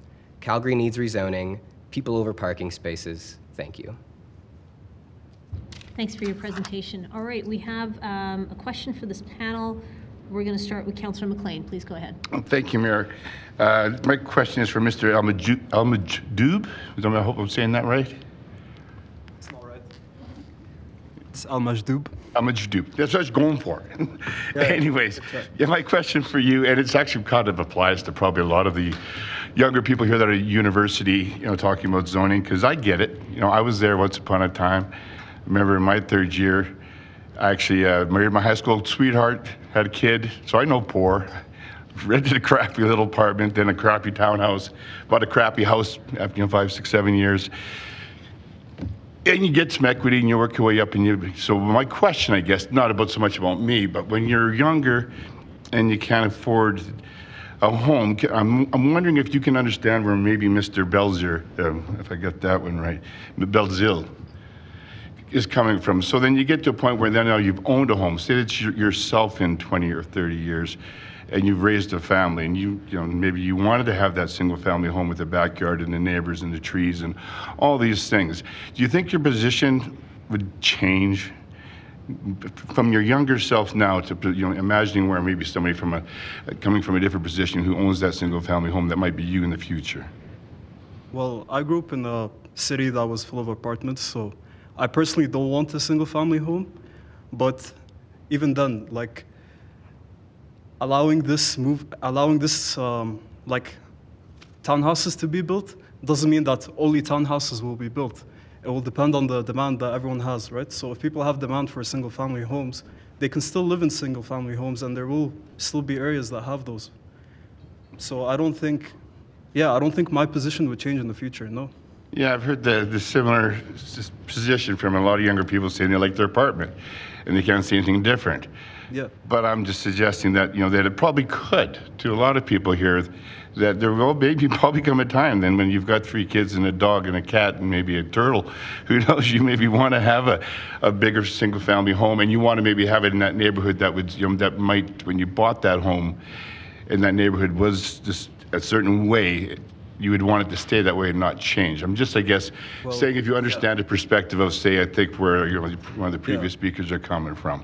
I understand that perspective for sure, but that doesn't mean that you shouldn't allow for other types of housing to be built in your area. You can still live in a single family home and be in a community that has apartment buildings, townhouses, because like that's where I lived, that's how it was. Like, yeah, again, that's actually, that's yeah, this is my perspective as well. I understand their perspective, but I think it's a little bit close-minded, to be honest. Yeah, I'm not talking about perspectives from other countries. I think we're talking about people that, we live here, and there's a certain amount of expectation that, say, I guess if you bought that single-family home, those always will be available. But what we could change is then the home next to you might change, and that you didn't want that, so then you have to go move again because you wanted to have a single-family home next to a single-family home. You know, 2 backyards that weren't shaded, maybe you had a garden, things like that. But anyways, I just was kind of wanted to make the point that basically that perspectives change sometimes. And so I just think we should all be aware of that and respect each other's opinions, which I respect yours and everybody else that came down here to speak. So thank you very much. For sure. Thank you. Thank you. Let's go to Councillor Wyness, please. Thanks, Mr. Bazell. And maybe it's just the composition of this panel, but I'm over here. Okay. Listening to the other people speak on the panel, are you not concerned that at the time you would want to sell your house, you may not have a buyer other than a potential investor who wants to tear down your house, purchase your home at the price you're looking to sell? Absolutely, you have to take your chances in the market and the market at the moment you go to sell. I think the point I was making, and even just connected to the previous question, was that when I started out in this city, you know, literally, I remember how long the ride was. It was like 45 or an hour to get into work. Everybody wants to live in the middle of the city now. So just to speak to that point, I don't know why they default to that, because of course the priciest real estate in the city is in the middle of the city, so you're kind of looking in the wrong place. And if it was good enough for me, it's good enough for you. So that's thing number one. But your question is, do I anticipate there will be a buyer? I don't know that. There are forces for, there are factors in favor and factors against, right? Our birth rate is collapsing, so sometimes I'm concerned there won't be any buyer. But on the other hand, I hear that there's many people today looking for housing, so you never know. You never know if Calgary's economy will continue to thrive. You never know if it will tank, and there are certainly people trying to tank it. Yeah, and there's so many programs happening right now all at once. And the reason I was asking, because when you look at first-time home buyers have to purchase new homes to get the extended amortization. So we see other programs outside of the decision we're making kind of pushing all at once. And so I was just wondering if after you listen to everybody speak on your panel, if it changed anything. Do I have compassion for them? Certainly. I was in their shoes myself many, many years ago, back when, when dinosaurs still roamed the earth. So it's not that I don't have compassion for them, but just their expectations are out of line with where they are in life. And particularly if, for me, I do pay my taxes every year to the city city to manage its business. And it is kind of my expectation that the city has my interests at heart. And so when I see, and stories, it hasn't happened to me yet, but when I see other people saying, I kind of bought into this neighborhood and what it was on the day I bought into it, but that isn't what it is today, then I feel great compassion for them, because as many have said before me, that home, when it ultimately sells and the price it fetches, is their retirement plan. So you're going after somebody's retirement plan. You're really savaging their investment, as if inflation hadn't already done that, right? So I really have compassion for people who sort of did the time. They paid their dues. They mowed that lawn for many years and paid their taxes. And then the city just seems to say, well, that counts for nothing. We've decided we want to do this with the city. And I really do think, it was very discouraging to listen to these administrators on the first day give their presentation, because you listen to the words coming out of their mouth. They think they're in the housing supply business. They're not. They're only in the business of providing for orderly development of the city. They're not, whether the housing gets supplied or not, ought not to be on their minds. It's only that it's just done in an orderly fashion. So we've adopted now this whole thing where now the city sees itself as a supplier of housing, and I'm thinking, no, we have rules for that. If you want to supply housing, you buy a parcel of land, you develop it, you put in there whatever you want on a business case that makes sense to you. But the city is not a developer and is not a supplier. Yet all the presentation was all about where are we going to get more housing and why would we want that? And I think, what are you talking about? You're way out of your mandate. Awesome. All right, I have another question for someone else on the panel, Ms. Wanamaker. So in other cities that have done blanket zoning, we didn't necessarily see the affordability piece follow. I think New Zealand was in it because essentially we're labeling land because you have land value plus whatever we label it plus whatever the built form is equal what market will pay. And so what are you hoping that will happen even if there's a risk that we increase the unaffordability through this decision? I think that North American cities are kind of a new experiment, and to say that there aren't existing denser communities that work is to ignore the rest of the world.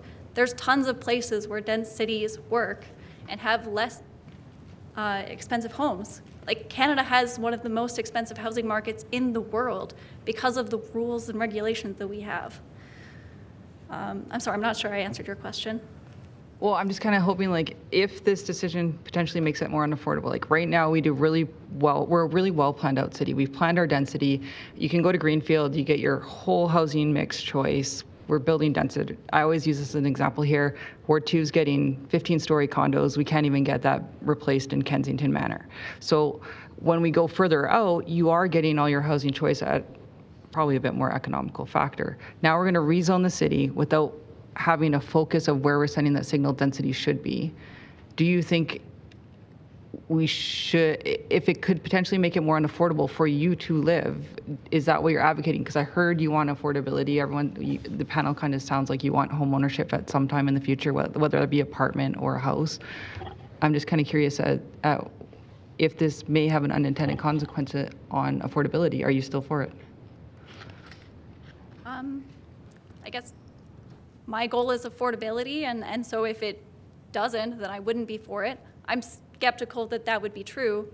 Just to be clear, when I lived in Toronto, I lived an hour and 40 minutes in a one-bedroom apartment, and it was $2,600 a month in rent, and we couldn't afford a second bedroom.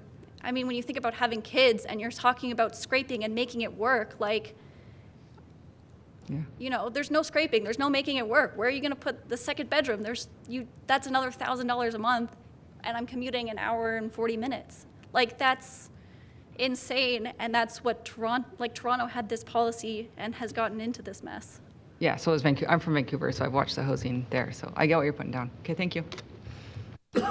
Thank you. Let's go to Councillor Meehan, please. Oh, my question's for you as well, if you'd like to stay here. I thought some of your statistics that you said were interesting around how much money it would cost to be able to afford relative to your income for your age group. And there's been some statements made about that people have been in the shoes of you before. And so do you feel that previous generations have been in your shoes in terms of housing affordability and their ability to afford it, basically? I do not believe previous generations have been in these exact shoes. You know, I feel like I followed a very clear line that was kind of prescribed, you know, go to university, and then I got my master's degree, and I got a job in tech, and I made all of these decisions to be some of the top earners in my income, in my age group, and it's still not enough. And so it's like, I understand that other people in previous generations worked hard and made do, but I'm saying that you know, I'm very fortunate and privileged and lucky, and there are people much worse off than me, and I'm struggling. And so that makes me really worried about the future. Thanks for that. And what was the statistic you did quote? I don't know if you can remember it. You said something about your income, you're in the top, what percentile? I used a couple of statistics. I guess for Calgary, you have to be in the top 10% of people under the age of 30 to afford a median single-family home. Okay, thank you for that. That's all. Thank you. Thank you. Let's go to Councillor Wong, please. Thank you, Mayor. I just lost my track. Ms. Menzel, please, sir. Richard? Yes. Thank you. You talked about having your first house south of Calgary, correct? Yeah, South of Anderson? At the time, it was in Sundance, and there was literally one house further south. Yeah, and what year was that, if you don't mind? Say again? What year? We bought that house in 1987, and moved out of it in '96. Okay, thank you.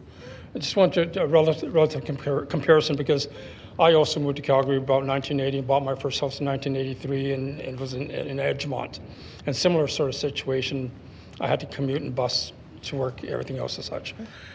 But I guess the fundamental question, you talk about the roles and responsibility of council and the roles and responsibility of our administrators here.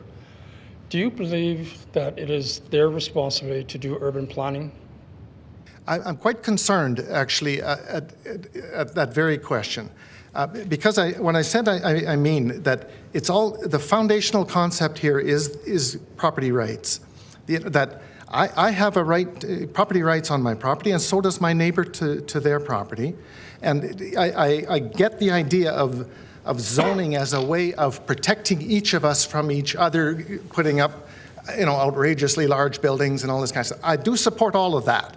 Sort of the control of the development process. I think it's good because your alternative, if you don't do that, is we have to sue each other in court all the time. Right? It's not unlike the reason why we have a land titles office, because it just settles all the land titles questions so neatly that we don't have to spend time and legal effort fighting over titles all the time, right? So it's the same concept that when I can rely on the zoning adjacent to me to say, well, I know that you can't put something untoward in that spot, and they know the same thing of me, then that zoning is acting to protect both of us, right? That's a great system, and it was hammered out over 130 years of this city council, people sitting in the same chairs you're sitting in, right? Mm-hmm. So it didn't come about by accident. It's not a mistake. That's the best compromise you can come to for controlling development like that. I was very discouraged when I saw this sort of corner-to-corner map of everything the same color of orange, because it really means you're actually going to a no zoning situation. Now all the decisions get made by the city council and or by the city and its administration, maybe council, I don't know. But you've removed that reliance that it couldn't go outside these bounds. And that's a serious concern for people who've already made their investment in their property. They knew what they were investing in when they bought it, and they financed it that way, and they even committed to the purchase like that, right? Now you're impacting all of that. And that I understand. I understand. That's what you spoke about earlier. I just want to go back to the comment about the roles and responsibility of administration planners versus the roles and responsibility of council and our responsibility of service to you. Okay, so from that perspective, you've agreed that there is a requirement for zoning, as you say, to protect you from them from each other. There's also a responsibility of urban planning to ensure that we have an orderly development and growth of the city, correct? I can speak to that a little more finely than that, but maybe finish your question. There is reason why we have a systematic planned growth of our city. I mean, otherwise we can be like a lot of other U.S. cities, where the U.S. cities just, they have really no ordinances, no bylaws, and things just get haphazardly built, and they end up in a situation where they don't have the proper social standards of social quality of life that everybody wants. So we do have a Canadian system, if I can use that, of planning. And that planning has benefited the city. Do you not agree? From 1987 to now, do we not have a great city? Yes, I live in Calgary by choice. So my fundamental question is, the roles and responsibility of administration, evolving over the course of the last 40 years of you and I being here, we've created a great city, correct? And that's a rhetorical question. I'm sorry for doing that. The point I'm getting at is when you and I came here, the income differential between income and being able to buy a house was 2.1, 2.3%, or 2.1 to 2.3 times. In other words, 2.3 times your income would have bought your house. Today, it's a 5-time differential. So as a result of that 5-time differential, and not only for purchasing a house, but for renting a house, is it not the responsibility of our administration and council to figure out how we can house Calgarians? I would say no, actually. And the reason I feel this needs a little finer discussion is that there are many factors governing that. The city has decided it's a housing supply issue. But there's lots of reasons why this is going on, and why I agree with you. There's a problem between the price of real estate and the people's income. People's incomes have been frozen effectively for 20, 30 years now, right? So you have the real estate goes up, but frankly, middle class has sort of been locked out of all this stuff, and it's getting worse. Now, if you look back over those years, there was back you'll recall in I think it's like the early 90s or something. Well, it was actually near the late 90s when Hong Kong was coming up to its 1999 deadline, right? There was a ton of money flowed in from Asia at that time. Well, what do you think that did to all the real estate? All went through the roof because there's just flowing money in here like you wouldn't believe. Now, and I'm not saying it was a bad thing, only that it happened, right?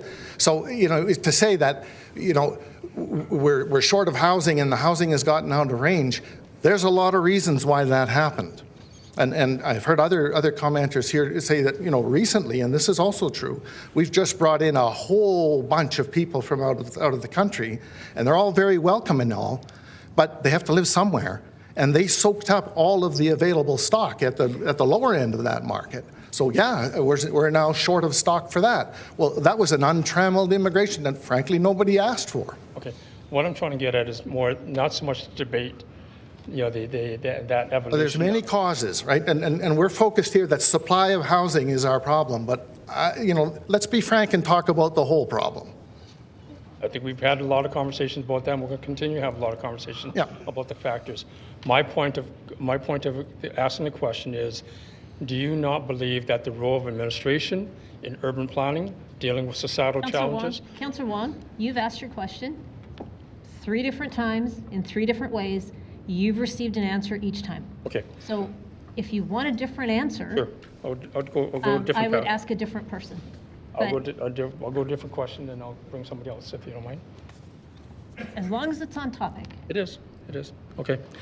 I think the fundamental question you've heard from the panel, beside you, behind you there, having challenges of getting into housing. How do we propose helping them get a place, given that the challenges that they've spoke about?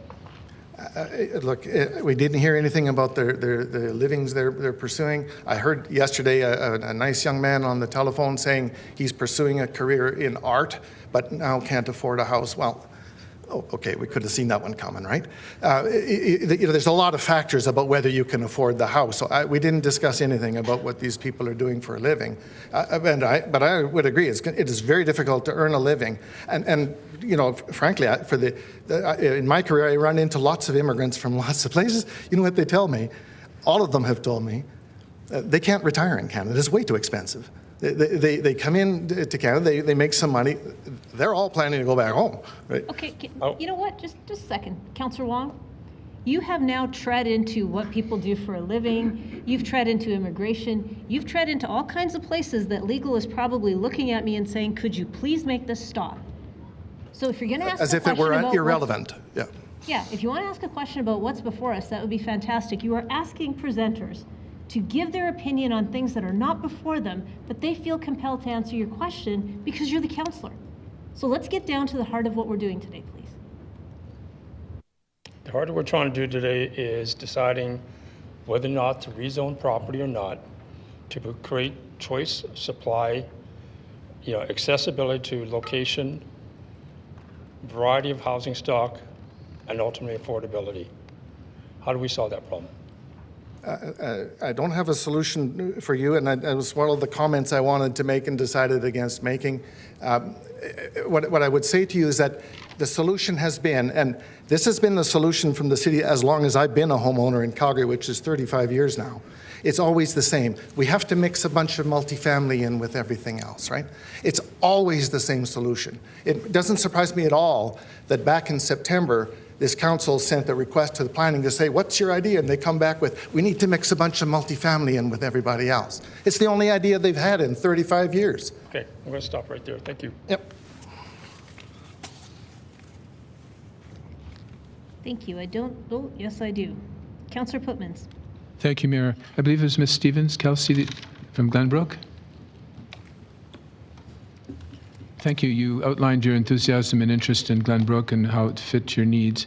It occurred to me it would be helpful in terms of understanding the broad range of issues we're facing in terms of intergenerational issues as people grow and change neighborhoods. If you were to consider another neighborhood, would it be in or another area? Would it be a different area in Glenbrook, or would it be a different area east of Sarcee Trail, or where would you go in the city? I grew up in Shakanappy, which is, one ward over, but physically quite close by. So when we were looking to buy a home, that was sort of the area we were looking in, let's say where the Westbrook plan is, approximately. So yeah, I would say that is the part of the city I like. I grew up there. I know there's great amenities there. There's schools, there's shopping centers. It is close to the city center. There's great cycling infrastructure. I think it's a great place to live, and I would like other people coming up behind me, so to speak, who are younger than me or who are less privileged than me and have less access to capital, to also have the opportunity to live there in whatever type of housing they choose. Thank you. That's very helpful, actually. I'm trying to understand, because I represent several of those communities, and it's interesting to see what your choices or your priorities would be for the next step. So thank you very much. Thank you. Thank you. I don't see any other questions of this panel, so thank you all very much for coming to present today. Appreciate your time. I'm going to attempt to assemble another panel, and it was Peter Guo that is going to be our first speaker. And let me see who else I can get to join you. Do we have Dylan Proctor? Present.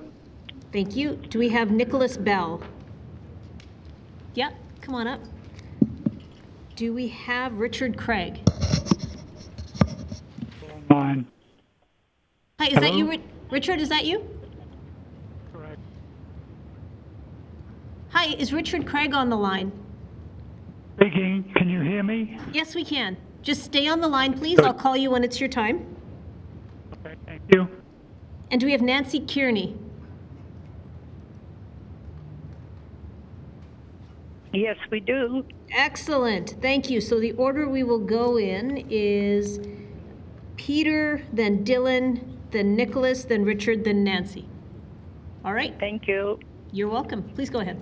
I have a deck, if you don't mind queuing up. So, ladies and gentlemen, thank you for allowing me to speak today. If you have a diversity box, I feel like I check off a few. I'm an immigrant, I'm a physicist, I'm a millennial, and I'm an entrepreneur. But none of that matters today. I'm speaking to you as a concerned citizen, and I'm going to do what I do best, which is to tell some stories through data. The city is proposing blanket zoning on the assumption that the case-by-case land use zoning review is the #1 bottleneck in the housing crisis. The second thing is the blanket zoning will improve affordability by increasing supply and to some extent reduce the cost of development. Now, I find it really difficult to support this policy based on these assumptions for 4 reasons. Number 1, the incentives are misaligned. Number 2, the zoning is not the bottleneck. We're going to see some data on this. Number 3, there's no evidence that affordability will follow from this policy. We'll see more data on this. And number 4, if we can get to it, the policy is aimless and unmeasured. There are no metrics. There's no definitive goals and targets that we've seen. So on the first one, it's hard to be on the same page when the city, the developers, and the people of Calgary have non-converging incentives. The city wants to maximize supply, which is also to maximize the tax dollars from a given unit of land. Now, this benefit lasts forever. The developers are driven to maximize profit, not supply, profit, given a one-time 3 to 6 months commitment, and certainly no more than no more commitment past the warranty. And people want to maximize affordability and, to a certain extent, standard of living for their lifetime, maybe the next couple of generations. And so it's pretty straightforward to see why, when these incentives don't align, don't mix, this policy is really difficult to do what it's set out to do. And given also the differences in the timelines of their payoffs, of the benefits. So the second point is it possible then that the supply increase may not actually decrease the price? So if you ever look for Taylor Swift concert tickets, doesn't matter the size of arena, even if there are more tickets, doesn't make it any less cheaper. For students, don't be fooled. The number of enrollments in the university have increased, right? But when's the last time you've seen your tuitions go down? What about the quality of the education? Unemployment rate among the youth would suggest otherwise. Sometimes it's counterintuitive, but in mathematics we have this as a paradox. It's called the Brace paradox, where the networks, even when you expand the capacity, sometimes increases congestion. If you ever drive on the 401 in Toronto, you'll experience that. Certain sections are now 18 lanes, but congestion haven't gotten any better. Now, let's look at some data on the rental market. So here's the data on the, next slide, please. So here's the data on the, from CMHC on the rental versus supply. You can see that around, the two are sort of going opposite directions until about 2017, where we see supply increase with prices, right? So what happens here? This is often the case when new supplies end up being under the control of smaller percentage of property owners, profiting from this arbitrage between buying and renting. Next slide, please. Despite this shortage, right now on Rent Faster, there are 4,000 units, 4,400 units available, but you can see some of the units are priced at $9,500 a month. This is not so much of a supply issue, but maybe something to do with the incentives behind these leasing practices. Next slide, please. So we see this sort of dynamic happening in the marketplace all the time. So even with conservation efforts, mining companies have increased the supply of gold by orders of magnitudes in the last few decades. But when's the last time you saw the price of gold actually becoming cheaper, more affordable?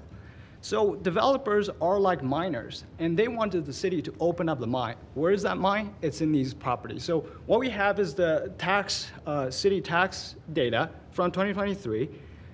It's all the properties that are labeled currently under RCG, and you can see two peaks, around 400 and around 700. So basically the mine is this.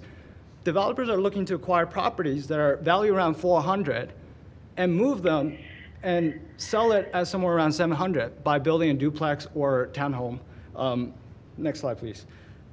If you look at the properties that's built since 1999, these are the distributions. Again, 700 and up. These are not very affordable. I'm going to jump into the next slide, please. And keep going. So I think it'd be somewhat surprising to us that the housing construction actually peaked in 2007, and the last peak was in about 2015. Where we are today, we're at less than a quarter of where we were in 2007 and less than half of 2015. So until we get to those levels, I don't think this policy makes any sense. Thank you very much for your presentation. Okay. Let's go to Dylan Proctor, please. Thanks. Good evening, Mayor and councillors. Hello, my name is Dylan. I'm a homeowner in Calgary. I've lived here my entire life. Today I'm speaking in support of rezoning. Calgary is a changing city. This isn't new. All cities change all the time.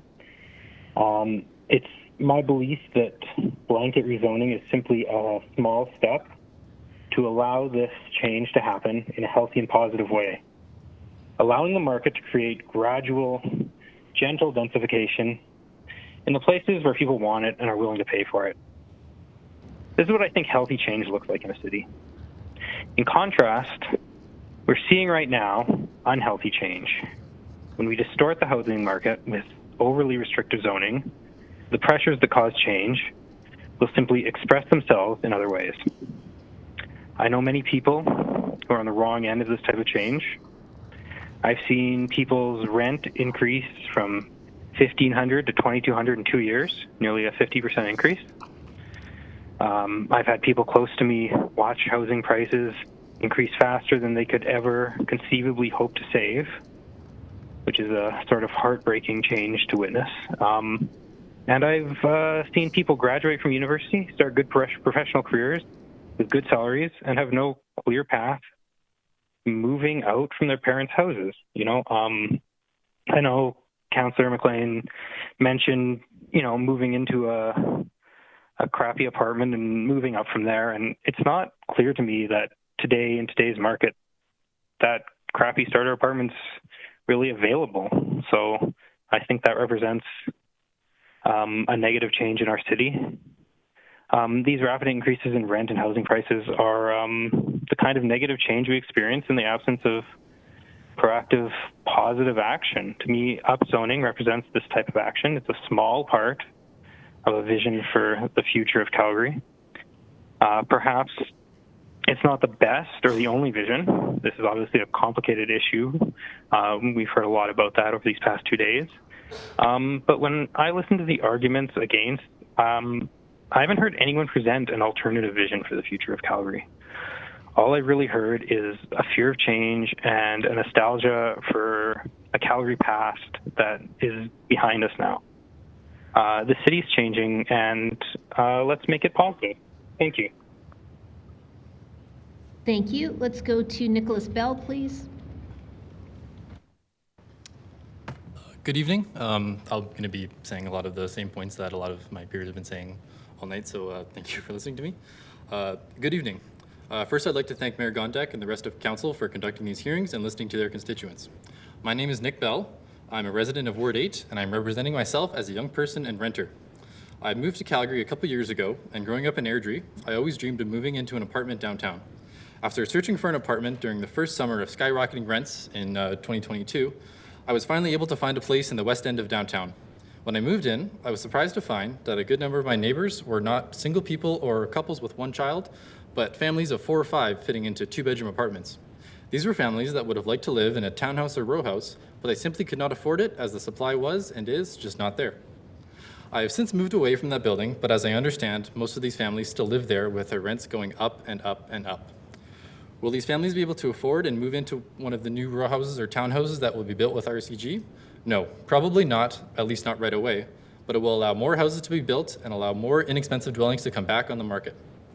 This seems to be one of the biggest issues that I'm hearing from those that are against the rezoning proposal. They do not believe that this will make housing more affordable. I feel that these people miss the fact that adding more homes to the market will lower prices, as you do not have as many people competing for the same home. If you can build 4 units on a lot that previously had 1 single-family home, that is 3 more dwellings that can go on the market.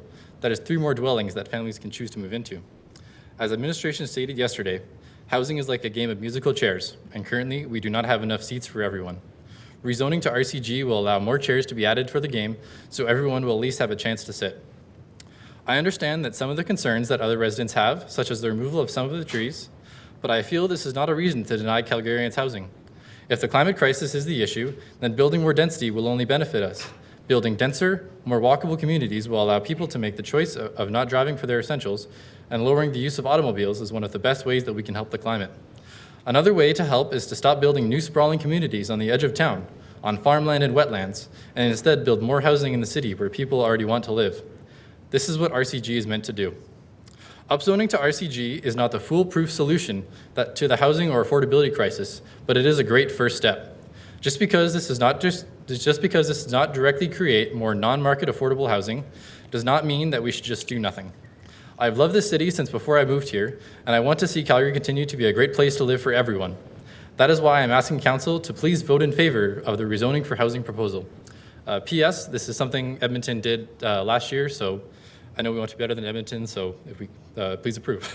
Thank you for your time. Thank you very much. Let's go to Richard Craig, please. Can you hear me? Yes, we can. Thank you. Mayor Gondak and councillors, my name is Richard Craig. My wife and I are second-generation residents in our home in Killarney. We are both seniors and plan on aging in place as long as possible. We enjoy living in Killarney and watching the neighbourhood grow into a healthy, sustainable community. Southeast Killarney, under R2DC guidelines, has transitioned into a healthy, full-spectrum community thanks to ongoing densification. As a result of the development, we have witnessed the resurgence of young families in our community. Babies and dogs are walked, kids play in the area, seniors take an evening stroll. Housing is a mix of semi-detached and single-family homes from the 1950s. Many of the single-family homes are well maintained and some are significantly upgraded. Our 2 schools, once underutilised, are full to overflowing. There are many similar communities in the inner city. These communities should have been models for inner city development, not targets for RCG and HDO development. Community involvement. Years ago, planning worked with the community associations to vet development processes. This was replaced with building envelope concept, which effectively cut the residents and the community out of the conversation. The blanket rezoning proposal appears to further reduce input from residents. Is it time to reintroduce community input into the development process so we can sensitively increase inner city density? Recently, a group of Killarney residents submitted a 60-plus objection letter on a rezoning proposal. When the rezoning went before council, the objections were not mentioned. The residents of the community were basically silenced by planning. I don't think that was fair. As a resident of the inner city, I understand the fear and anxiety generated by the proposed blanket rezoning, also known as build anything anywhere. I understand blanket rezoning will force inner city Calgarians in all communities to give up any certainty with respect to their surroundings. I don't think that's fair either. I understand the developers support the process because it will make them a fortune. I support increased density in the inner city, but I cannot support the proposal for blanket rezoning. Calgarians should have the right to object to inappropriate developments in their neighbourhood. Most of the inner city communities would support increased density but want a plan. Reasonable development is not the problem. It is the blanket RCG rezoning, which is the issue. I also have no idea why council wants a good portion of our community to live underground. The root cellars in a development near us are seriously depressing. As I see it, council has 3 choices. Vote no on the blanket rezoning, re-engage with the communities instead of treating them as a monolith painted battleship grey. I think also you'd be surprised at how much support you would get for densification at the community level. Put the blanket rezoning to a plebiscite and put all developments that have not already broken ground on hold until the issue is resolved. Pass the blanket rezoning and go from there. As an aside, anybody who thinks that RCG development is senior friendly has a lot to learn about the aging process. Thank you for your time. Thank you very much for your presentation. Let's go to Nancy Kearney, please.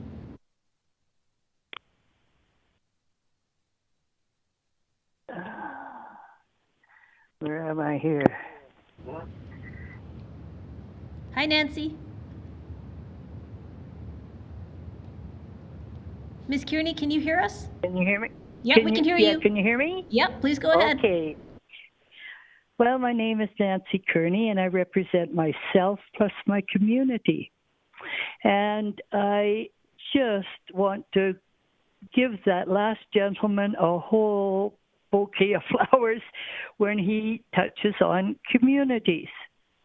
I attended the meeting on April 9th, and I spoke, and I left so upset, so disappointed that we're nothing.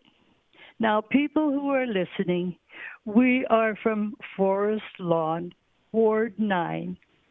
There is a piece of land that was the school donated years ago.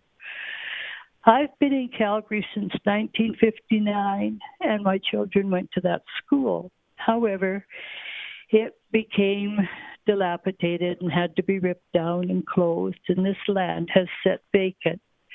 I have asked my alderman for Ward 9 We would like to have a new hall as ours was destroyed due to mold. On that piece of land, there's approximately 9 acres.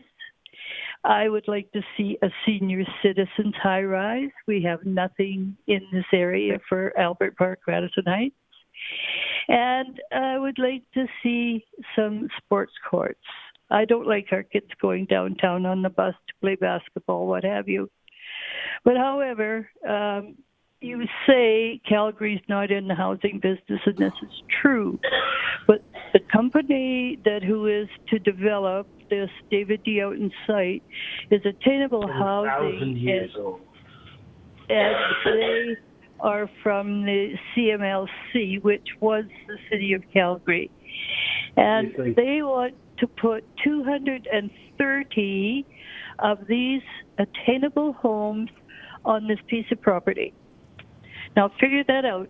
Just let's go 2 adults per. That's over 400 people. There is no parking. There is no playground. No schools. When you see these little 6, 7-year-olds standing out in the cold waiting for a bus to be bussed out to go to ECS or whatever, when we've got land sitting right there in Albert Park. Albert Park, Radisson Heights does not have a community association. We have no way of raising money. We are defunct. And I am so frustrated that with all this land that we have in this city, and that young lady was talking, when I moved to Calgary in 1959, do you think it wasn't tough? I rented a basement suite and I started, and I had 4 kids now and a house, and my God, my hands were my gift and taught me how to learn, to cook, to manage. It's too much of a fast pace for our people nowadays. Everything has to come from a grocery store. Talking about people coming into our city, don't blame Alberta, don't blame Calgary, blame Ottawa. You know, people, when it comes time to vote, we've got to start casing these people out. And I'm sure, Mayor Condick, you do not want a legacy like this left, that these shacks have been built up in a, to me, I'm from the farm, I call them a grain elevator. The poor people who move in there, they'll be lucky to afford it, let alone then try and raise children. It's not Europe. It's not New York. We've got the space. Go east, go west, go south. Have a look. Get some more land and make them a community of their own with these type of houses. The people along 34th Street, some of them are having mental issues because they're there to retire and they don't want to see this. But nobody's listening to us. If anybody would like to make a meeting with Albert Park, Radisson Heights community, come on out, because it's not the only place that these buildings are being popped up on corners or what have you. Thank you very much. Thank you for your presentation, Ms. Kearney. Just stay on the line in case there's questions, and I'll let you know when you can hang up. Thank you. Okay, all right. Perfect. So we have some questions in the queue. We'll start with Councillor Sharp. Thank you. Mr. Gua, or please tell me if I said that wrong. Peter Gua. No, you're talking to Nat.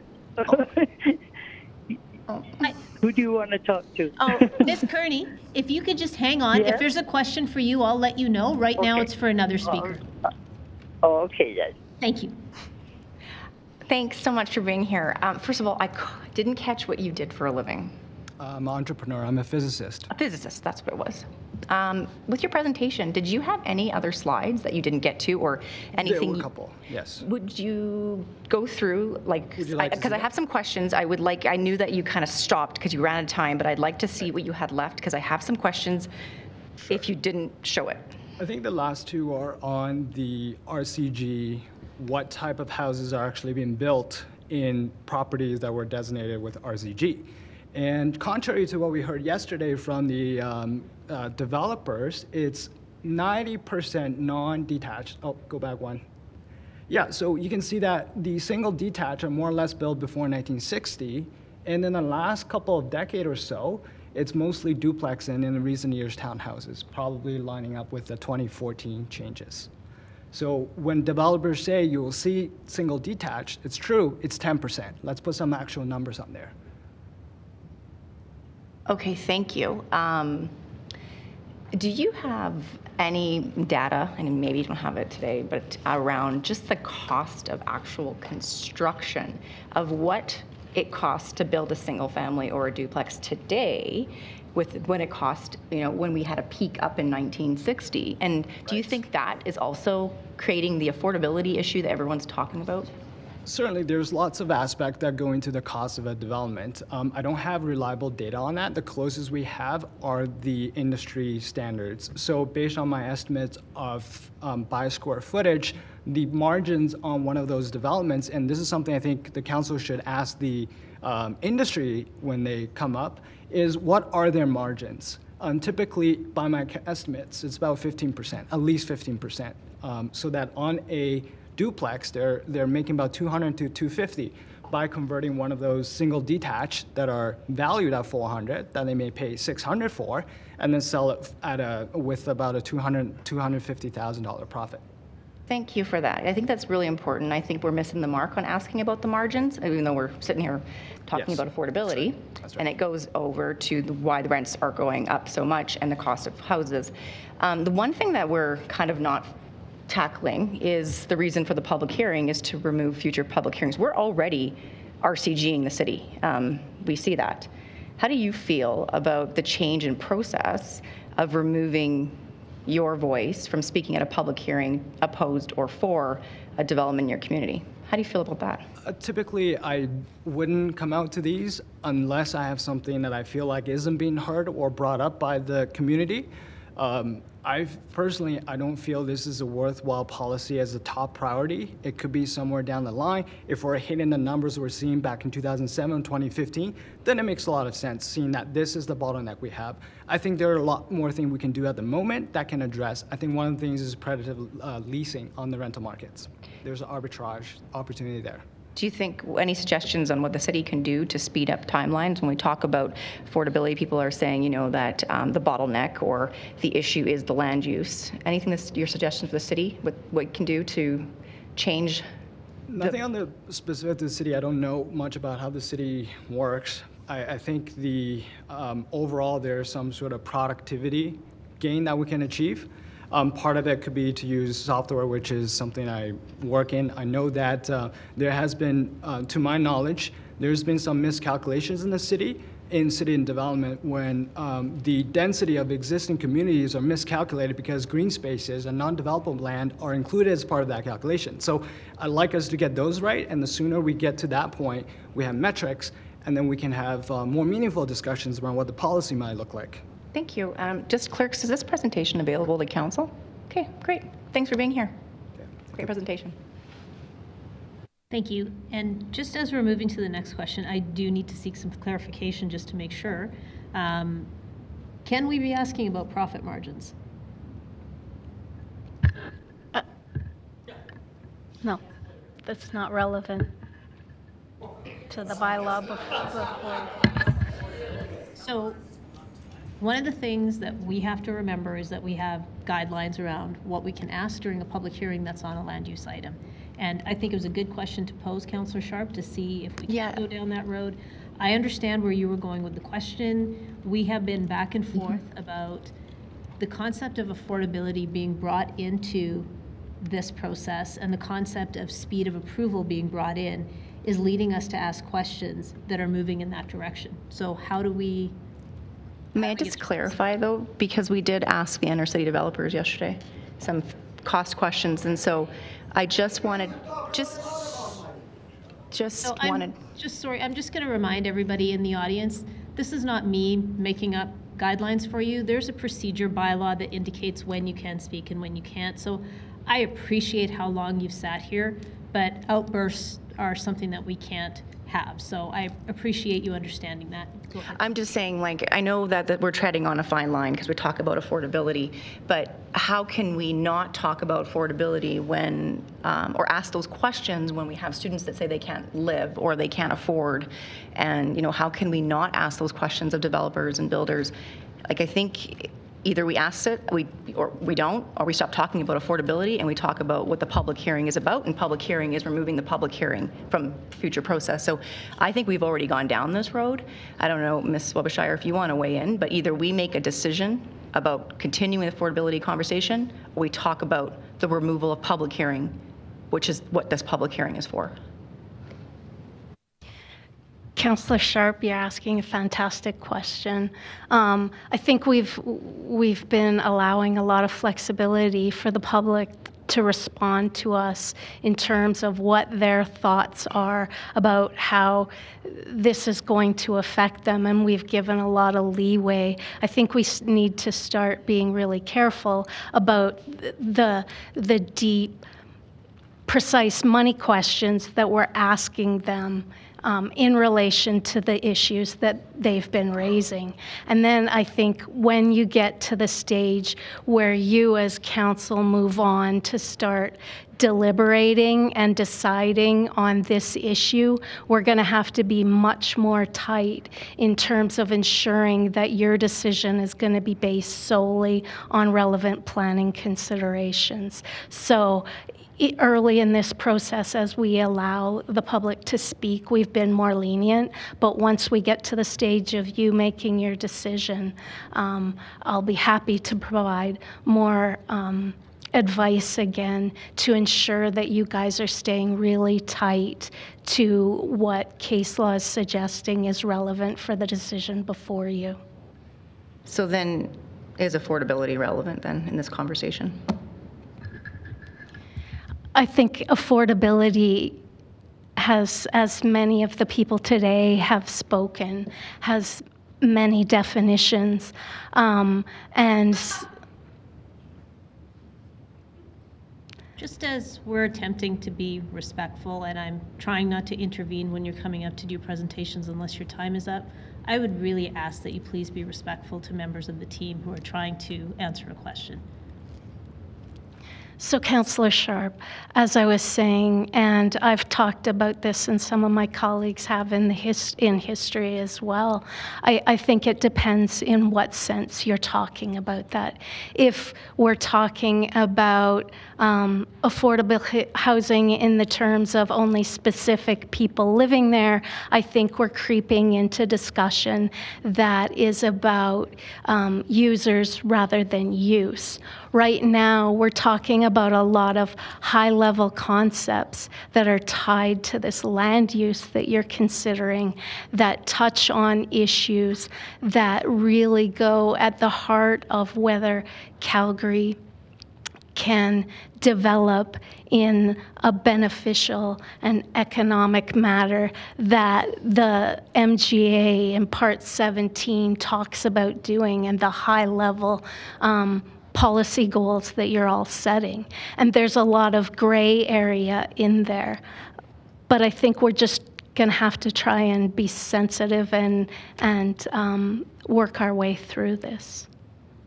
Okay, I think that's what we're going to have to do, is be sensitive and work our way through. But I think, you know, if we ask about costs, it's no different than understanding profits. And yesterday we had the conversation with Intercity.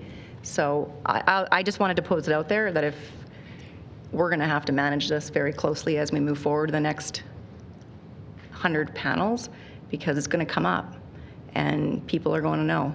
So, and anyways, I'll park it. I mean, it was an important question. We've been treading on the dollars and cents of a land use item, and legal has been trying to manage it, so I thought it'd be important to weigh in. So thanks for raising the question, Councillor Sharp. Councillor Spencer, please. Thank you. My question is for Mr. Gu as well. You make graphs, you get questions. Thank you so much for your preparation for this. For slide 7, the one that you show the line, can you give me a sense of when you think about the policy, why you would want to wait until we've reached a certain rate of putting doors into the market before we should be considering the policy that's before us today? Yeah, I think that's in consideration of, one, the 98 recommendation brought forth, and second, I don't think housing crisis is the only crisis. I think it's a ensemble of lots of mini crises, childcare, medical, schools, all of those. I think given that circumstances, the grand context of these little problems, crises actually add up, it's not the best way to spend our resources on that single policy with the enforcement and the whole suite of process changes that comes with it to enhance the lives of Calgarians. Okay. So my understanding is we have, like last year, 2023, we are back up. So, but you would still be of the opinion that in terms of just a pure outlay of resources, that's right. You would want to see that go even higher before you would? I think there's a lot of market forces that's behind the scene. We're a couple of years out of pandemic. It feels like a long time. In the grand scheme of things, it's not as long as we think. There are other forces in the market that we can drive up the housing supply in more meaningful ways if we can get the support from the city. Things like what the CED is doing, all the different economic, growing the pie, let's raise productivity, that sort of things to drive up housing supply from the market. Okay. We've seen this happen before, is what I'm trying to get. 2015, 2007, and even in the last few years, we've seen higher numbers than we have now. Okay. Do you, the market demand on slide 9 is kind of the way I parse that in terms of the amount that we are adding of particular types. That's right. And obviously you see these spikes on duplex, townhouse. Are you talking about specifically RCG? Yes, yeah, this is specific to RCG, land that's designated for RCG, constructed since 1999. I picked 1999 because of 25 years, and it's also knowing that the policy came in fact much later, but you can still see what the size of that gold mine looks like from the existing detached that could be, that's been built, sorry. Okay. Yeah. I mean, one of the observations that I tend to want to love your feedback, looking at that, it does show me that the market demand is for duplex and townhouses in terms of the plots that are RCG allows that flexibility for what they choose. So we do see from this graph, a certain preference both in the economic model, but then also like they don't build them unless there's consumers. So if you could speak to me a little bit about what you were trying to communicate here. If we actually can go back ones, or I can't remember which one, maybe go the other way one. That's right. So this is the same, this is in an appendix. I wasn't going to show this. This is RC2 with duplex. You can see that the value of a duplex in RC2 has the same distribution as it is on RCG. The reason we're seeing that, my hypothesis, and we can test this, is that it's a profit maximizing decision. Okay. So like it's not necessarily just when you're concerned that it's not just about adding units or adding doors. You're worried that the exactly. Yeah. The incentive is on profit maximization, not supply maximization with RCG. That's what we're seeing from the data. Okay, that's an interesting proposition. Certainly something for us to mull over. Thank you for doing all this effort to put this together. Appreciate it, sir. No further questions. Thank you. Okay. Ms. Kearney, if you're still there, we have a question for you from Councillor Chabot. Go ahead. Thank you. Nancy, thank you for being here and what you had to say. However, I wasn't clear based on what you said on where you stand in regards to RCG specific. Can you tell me, you and your community discuss the blanket zoning and are you for or against it? Yes or no even would be sufficient, but if you feel like you want to elaborate further. Definitely not. The location of that piece of land is right in the middle of a But no, sorry, Nancy, I have to interrupt you. Yes. This is not about that land. This is about Albert Park as a whole. Like every single lot in your community is the subject of the discussion today. Every single lot is about to rezone to RCG. No, we're against it. Okay, thank you. I just wanted We're against it, very definite, because on every corner there is either 4, 8, 12, They're just pushing them in there as thick as they can get them. Yeah. Okay, that's all I need to know. Thank you for that.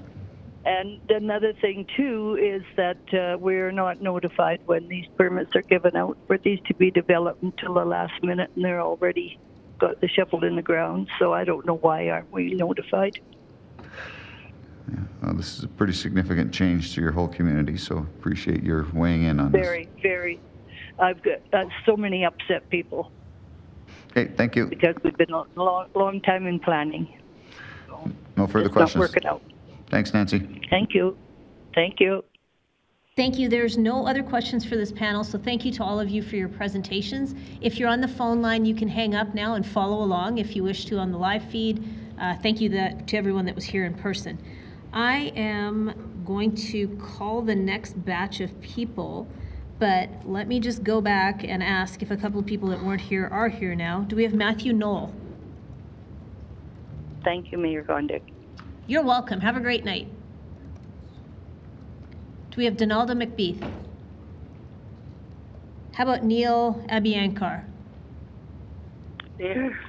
Nasser Ahmed? Mayor Gondek. Do we have anybody on the phone line right now?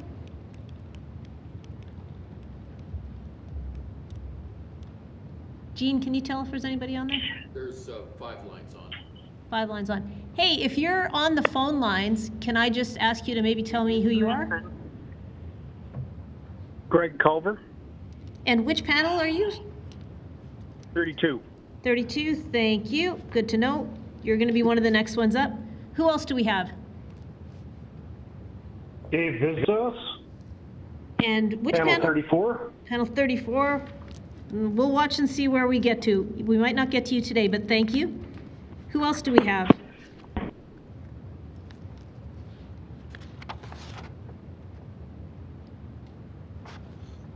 All right, well, let's see.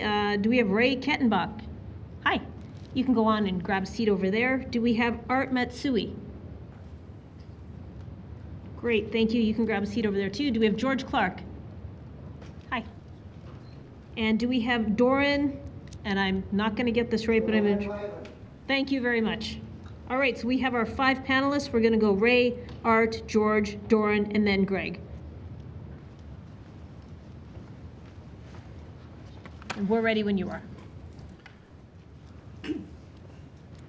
Good evening, Mayor, councillors, administrative staff, community members. Thank you for the opportunity to speak to you today.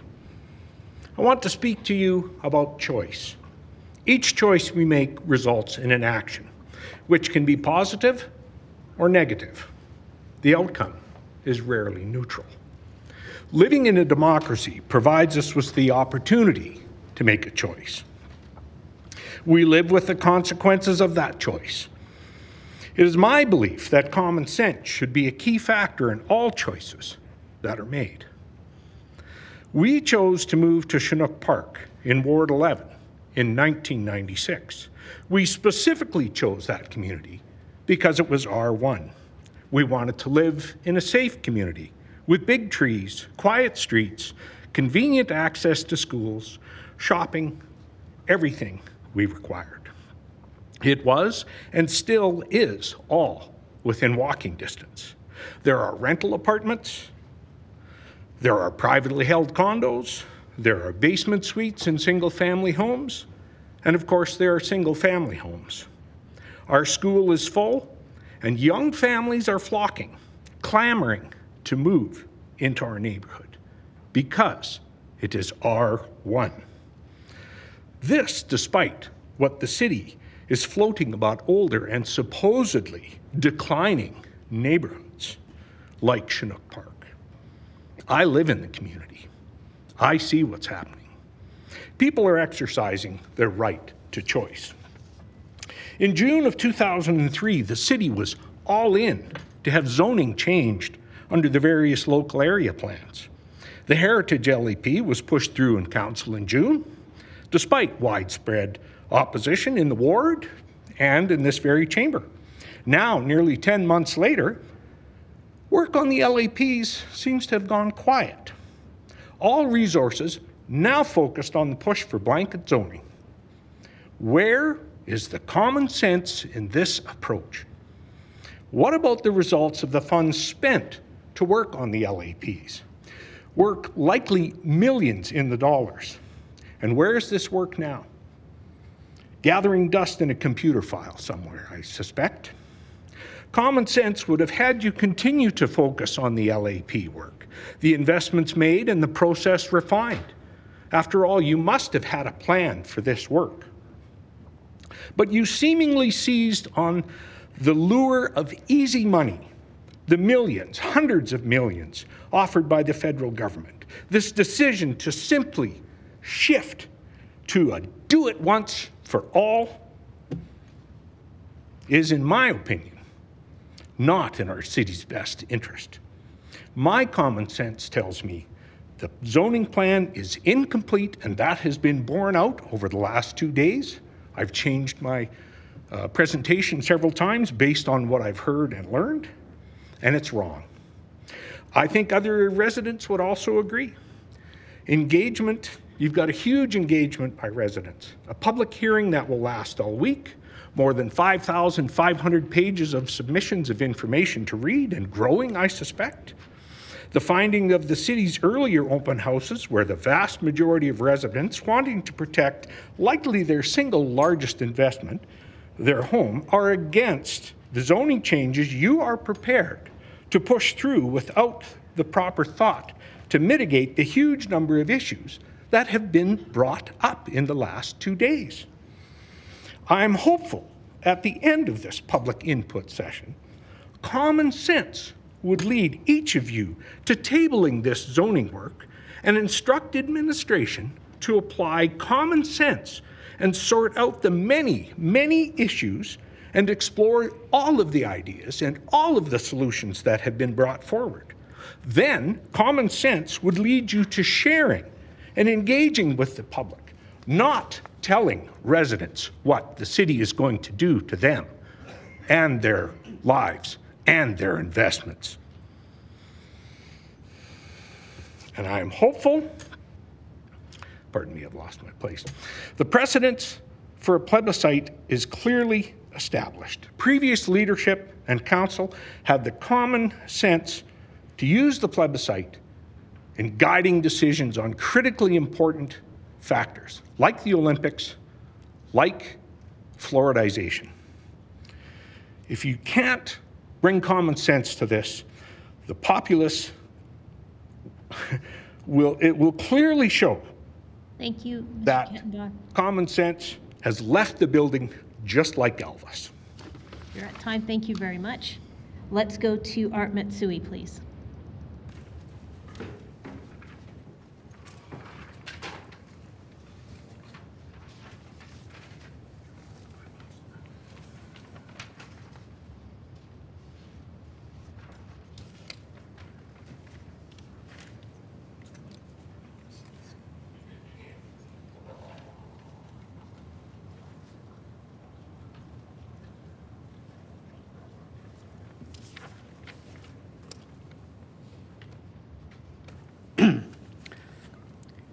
My name is Art Matsui, and I'm opposed to RCG blanket rezoning. I'm a lifelong volunteer and have chaired the Ramsey Development Committee in the past. I am also an affected landowner who has lived in the community of Ramsey for 39 years in a house that was born in 1905. And I feel that blanket upzoning to RCG will interfere with the reasonable enjoyment of my property and lead to the destruction of some of the history of our city. The increase in height, lot coverage, and units per hectare, along with decreased setbacks when applied to entire blocks, will cause an erosion of sunlight hours and negatively affect our enjoyment of gardening and preclude any thought of solar power. Blanket rezoning is the opposite of proper planning, as densities should go where local conditions make sense. Area redevelopment plans gave local input into which areas made sense for densification. Blanket rezoning makes all ARPs moot. The city is abdicating planning responsibility and a misguided attempt to add affordable housing. If council is going to tear up local plans, at least follow the spirit of those torn up plans and upzone along local collectors and transit routes first. Otherwise, we will see built form busting on a citywide scale for when someone builds a multifamily next to your single family home anywhere in Calgary, it puts undue pressure on the neighbors to give in and either sell or develop their single family home to multifamily and move elsewhere. The other thing about densification without planning is the lack of suitable infrastructure. We have the next slide. My street's main sewage line is clay, bell, and spigot pipe, which is prone to tree root intrusion and constantly being repaired. 32. Then there is the water supply system. Many areas in Ramsey have issues with water supply, especially in the winter. How is lack of proper planning leading to patchwork densification going to facilitate the upgrading of our crumbling infrastructure? The other problem with the infrastructure in the inner city is the width of alleys, which are 12 feet wide. Narrow alleys with multiple parked cars on narrow streets do not allow fire trucks easy access to rear of some buildings in the inner city, and is also against the required width for access to your neighboring buildings. When my neighbor's garage burnt down, the fire trucks initially came to one end of our alley and couldn't make the turn due to parked cars on the city street. They had to go around the block and access the alley from the other end. With the addition of row housing to the mix and the associated street parking, this is a fire hazard for all on the block and a violation of Alberta Fire Code requirements for access. I fail to see how this proposed blanket upzoning will, I fail to see how this blanket upzoning will add affordable housing in my neighborhood. It is a developer's goal to gain maximum return on investment. First, the blanket upzoning will drive up the price of current affordable housing stock. Then, with higher land costs, developers will build as many expensive units as the zoning will bear in order to maximize their profits. In my inner city neighborhood, currently new infills are around the $1 million range, with even higher prices on the top of Scotsman's Hill. Next slide, please. A letter promising $228 million, which is $57 million a year, in Trudeau government grants, tweeted by the mayor during the Affordable Housing Report public hearing, has stated to council that in order to get that $57 million a year, they must eliminate all exclusionary zoning. Since this is a land use issue, council must not use this financial issue as a factor in their decision.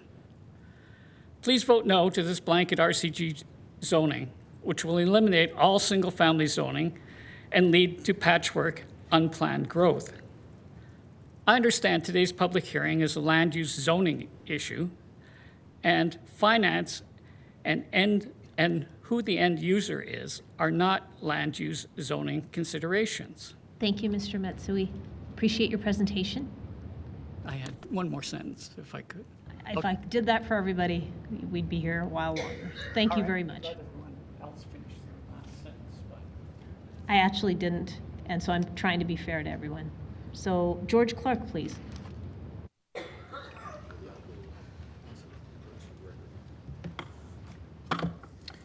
Thank you, Mayor Gondek, councillors. I stand before you as a guy that left a northern community. I am, despite my very pale appearance, a person of Indigenous origin. I'm Métis, born and raised in Alberta. And I've been in Calgary since 1976, 77. I am asking this council to reject this bylaw upzoning 7.21 item, please. And I'm speaking from experience that most of you don't have. In Fort McMurray, as a young child, 11, 12 years old, my parents broke up, and I was left in a household with 5 children and a single mother. We had to move into subsidized housing in Fort McMurray, which in 1972 timeframe, you can imagine was in very short supply. We were fortunate enough to move into what I grew up knowing as 15B low rentals. I didn't even know when I lived there that it actually had a street name, because that's what everyone referred to it as. But it was actually Willow Square, which is now a age-in-place seniors care residence. When we lived there, we aspired, like every other Canadian, Albertan, to do better for ourselves. Most of my older brothers and sisters moved out of that low-income household very quickly. I went to work as a 13-year-old and helped my mother earn enough money so that when there was an opportunity for a double-wide housing project in Fort McMurray up top in Beacon Hill, to enter the lottery for a spot to win one of those opportunities to buy a mobile house, take the wheels off, and make a permanent single-family home. So my mother and I were successful in doing that when I was 15 years old. I understand the aspiration. I understand the frustration. When I moved out down to Calgary, I did benefit from low-income subsidized homes in my early years of marriage when I got married in 1979 for several years. And I'd like that slide from Peter to come up where it shows the construction starts, because it's very relevant to what I'm going to ask or speak to you today. The National Energy Program hit in 1980 through 1985, the other Trudeau, the one that's perhaps more liked than this current Trudeau. He caused a crash in Calgary, and you can clearly see it, that one. In 1980, look at the housing starts. That wasn't because of affordability or council decisions. That was because of federal interference in our affairs. That's exactly what caused that. And I was fortunate enough, even though it made life very difficult for me, I had to go out of town. I had to work 18-hour days like you guys are doing 12-hour days now. I was doing 18-hour days to support 2 young children at home. And I still managed to save enough money to take advantage of that market crash and buy a house in Forest Lawn for $55,000 in 1983-84. And I moved out from that house in the 96-97 timeframe after being the guy that made a successful career change, and I got all of the home builders in this city on computer-aided design drafting. I showed them how it was done. I educated them, and they came up for that revival. I'm now in Applewood, and I've been there since 1996. My counselor isn't here tonight. I have a lot more to say. It's in my submission about him. I feel excluded in my own counselor's ward because he refused to hold a town hall, yet he put on a public training session for the yes side with the More Neighbor group that has presented over 3 or 4 times already, even though they're originally funded by an Al Gore organization out of Ottawa. So I'm saying to you guys, for $57 million, don't listen to this new Trudeau. Listen to Calgarians who give you $5.5 billion a year to spend on our behalf. 100 times as much, please. Thanks very much for your presentation. Councillor Kra is in fact with us. He's just remote today. Let's go to Doran Corrigariu Ivan. Mayor, councillors, my name is Doran Corrigariu Ivan. I represent myself. I am opposed to the blanking rezoning. Question, why do we have a housing shortage? How can this be fixed? Well, we deal with a Hegelian dialectic that worked every time in the past in politics, in order to achieve an unpopular decision, create a problem that will be solved with a said unpopular decision. Done. I'm an immigrant. I arrived here some 28 years ago. Process of immigration was as follows. Once you applied for landed immigration status at the Canadian Consulate General of the city of your country, it took a few years to be processed, which included proof of skilled work backed by documents, proof of funds to allow you to live in Canada for at least 18 months, clean criminal record, proof of health done by doctor's appointment by the Consulate General, and you had to sign a waiver that you will not take welfare for 10 years or so. Okay? Today, the problem is created by the federal government by having practically an invasion, okay, policy, which in turn, amongst other issues, have created the housing shortage.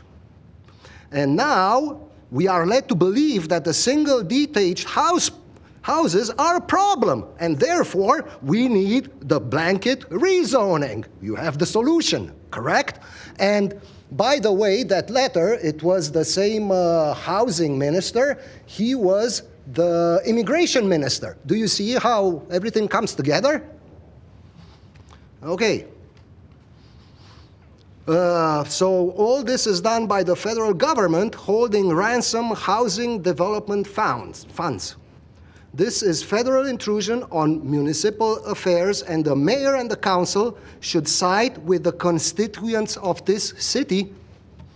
The sad part is that not only our mayor and most of the council went with this blanket rezoning, there were numerous flyer and information material that was distorted, and many things were hidden.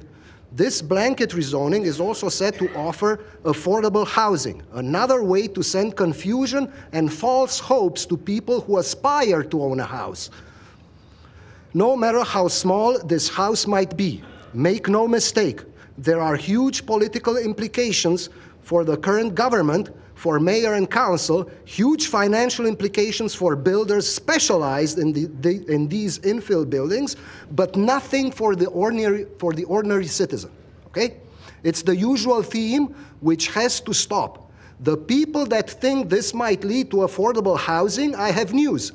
Taking down an established single home to be replaced by row houses or fourplexes, whatever, will not miraculously drive the price of a condo to a low $200,000. No, this affordable housing achieved by blanket rezoning is not reflected in reality, okay? I looked up that yesterday's group that has vested interest in this rezoning policy. It's the Calgary Inner City Builders Association, and their affordability pricing starts with a low $400,000 before tax for a 720 square foot. This much, okay? By the way, my neighbor, I live in Cedarbrae, detached home, detached garage, probably has 1,200 square foot or something. That house was sold around $450,000 last year, for your knowledge, to make a difference. It looks to me that affordable housing is not so affordable if done through infills, RGG, it's mere lipstick on a pig. This blanket rezoning takes away green spaces, privacy, adds parking problems, many more. When I purchased the house, it was made with a promise that it will stay that way. Now the mayor and council, pushed by federal interests, wants to change that. I cannot let this happen. I'm sorry. In a normal world, the mayor and the council, you, should not put the cart in front of the horse. Today, even without rezoning, the infrastructure that is serving these houses is crumbling. Water supply, sewage system, electrical cables, power stations, the roads, to mention a few. And it takes a huge amount of money, effort, time to fix this existing infrastructure that it's not designed to take the extra burden of infills. Thank you, sir. You're at time. Oh yeah, I have much more, and I might have even a solution for this. Thank you. Can we go to Greg Culver, please? Today, even without rezoning, the infrastructure that is serving these houses is crumbling. Water supply, sewage system, electrical cables. Hi there, power who's on the station, phone line? The roads, to mention a few. And you probably couldn't hear me, but I had muted. Sorry. Time to fix. Thank you for allowing me to speak. Can you hear me? It's Greg Culver. Well, if you could turn off your live feed, we could probably hear you. I have my live feed off, so it's not me. Okay. Hang on then. Hi there, somebody's on the phone line. We can hear the live feed. Today, even without rezoning, the infrastructure. I'm sorry, Mr. Culver. Jean, can we mute whoever it is? Perfect, thank you. Mr. Culver, please go ahead. So thank you for allowing me to speak. I'll try to be brief. My name is Greg Culver, and I represent myself and my wife. We are residents in Southwest Calgary and own our own home. We are both in our 70s, and we were born and have lived all of our lives in Calgary. Our home is a single-family residence and is currently zoned R1. We oppose the blanket RCG rezoning, and I will provide you with our reasons. Over the years, we purchased and lived in 3 homes, each of them being in R1 districts. We relied on R1 zoning in those neighborhoods when we purchased those homes. We worked very hard to purchase those homes, and they were not given to us. They resulted from our hard work and effort. Mr. Culver? Mr. Culver, yes? We're having trouble hearing you. Could you, if you could put the phone closer to your mouth or something, or if you're moving around, don't do that? I am not. Maybe, is that better? It's a little better right now, yeah. I just don't want to miss everything you're saying. No, it's very valuable, I'm sure. I'm sure most of you can understand that we desire to protect our investment. When we purchased each home, we considered all of the alternatives available, including those that were zoned R2 and higher. Those alternatives that were zoned R2 and higher were considerably cheaper. In each case, we paid the premium to live in an R1 community. In each case, we assessed that the R1 alternative would be a better alternative and would retain value better.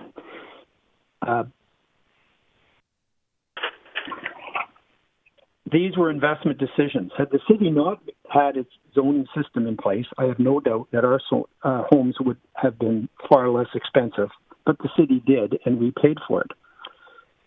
Character of a community is, to me, one of the most important criteria when choosing to live or continue to live in a community. It is very, very important. My neighborhood remains a green one, where the property owners take a great deal of pride in their homes. There are lots of trees and low traffic. It is safe for children to play in the street and ride their bikes.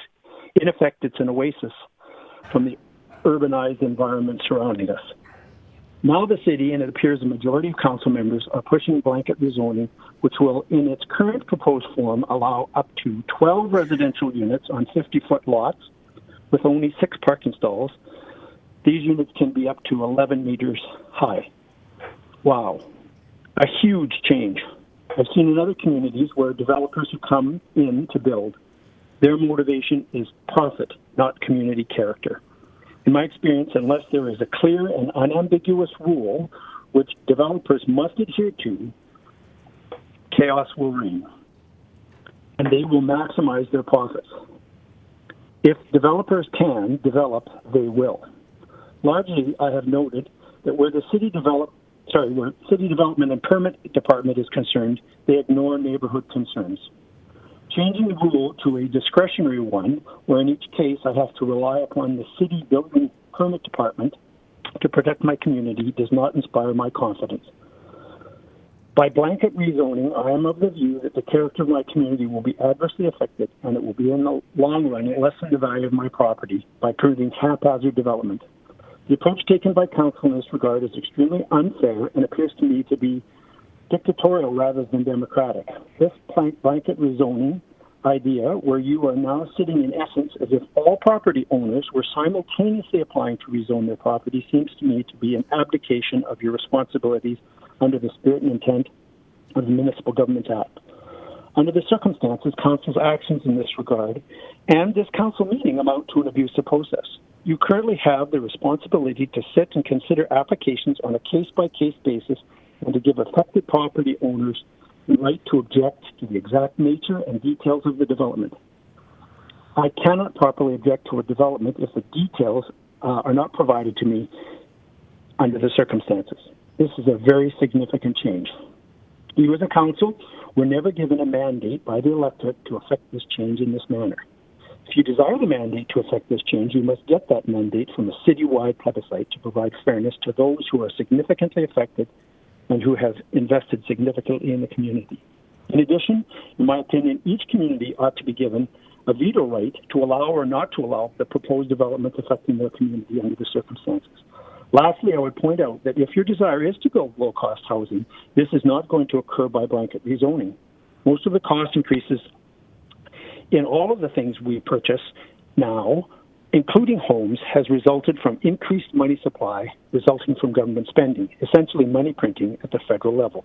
By merely increasing the supply of homes, the costs are not going to go down.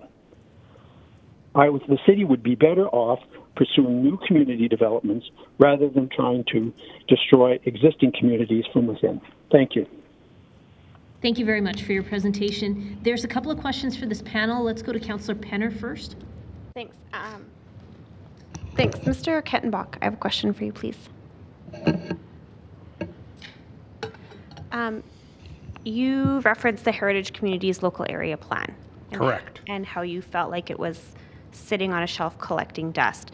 I guess my question is for you is, upon passing that, what did you think was going to happen? And I'm genuinely curious what you thought would be the next steps.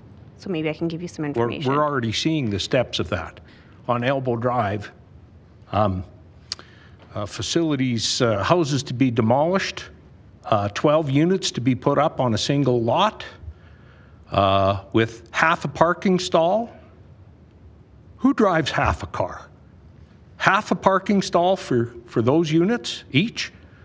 So 6 parking stalls for a 12-unit place? Who drives half a car? Anybody? I don't think so. So that's what's happening. What do I expect? I expect to see more of that. There's a second property on Elbow Drive that's that way. There's a third where it's had the zoning sign up. The house was demolished years ago. Then there was an application. That was taken down. It sat vacant. I think people are just waiting.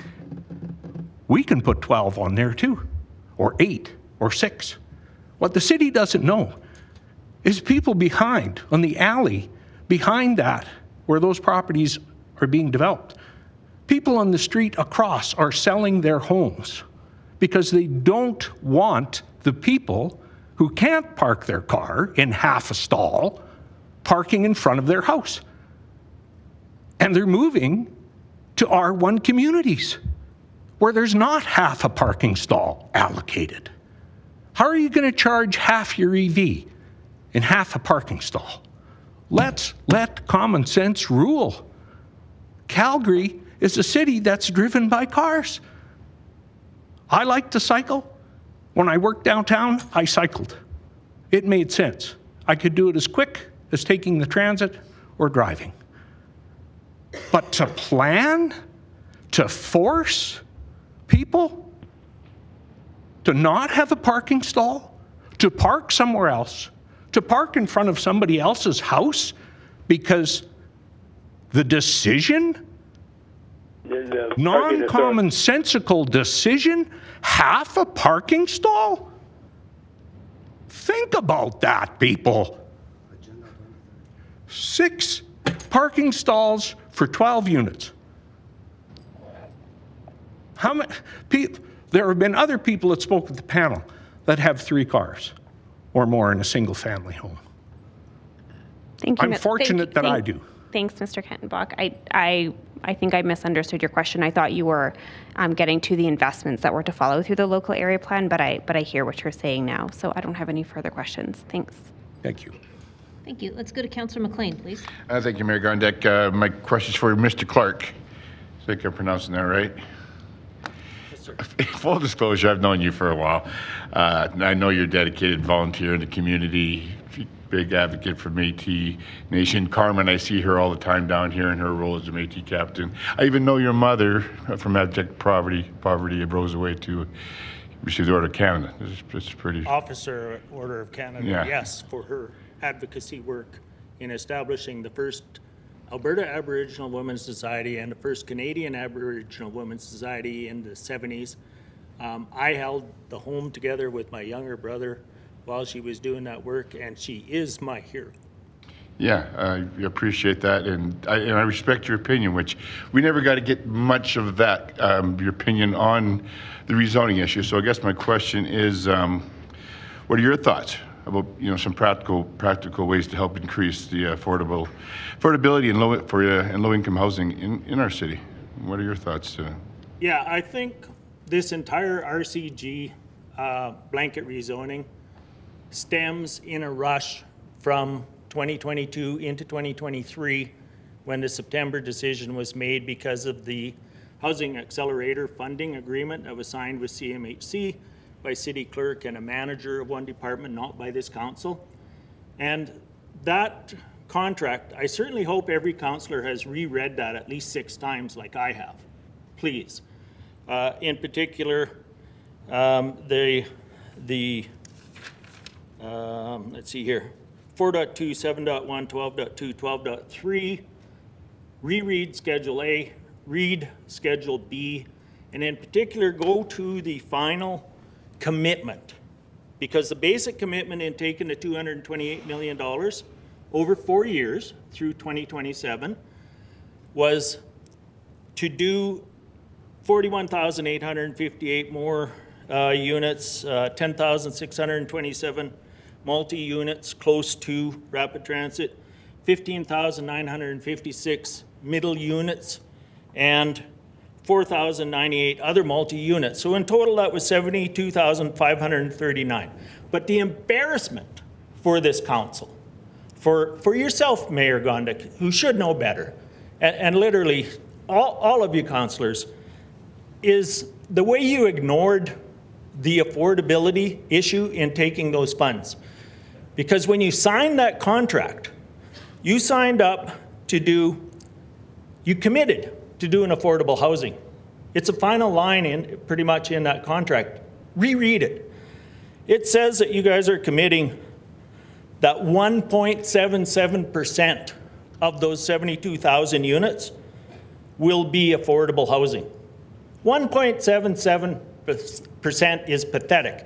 That's 321 affordable units per year.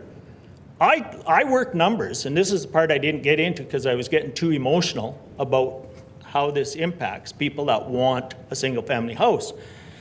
But if you look at it, low-income people want a house, right? It doesn't have to be single-family, anything, especially in these desperate times when we've fallen behind. But we do have 15,393 home units in Calgary were built last year by all of the developers, mainly the big home builders. If we take a look at this 228 million, or the 57 million per year for 321 houses, that works out to $178,000 that the City Council is taking for every committed affordable housing. This agenda item is labeled 7.2.1, correct?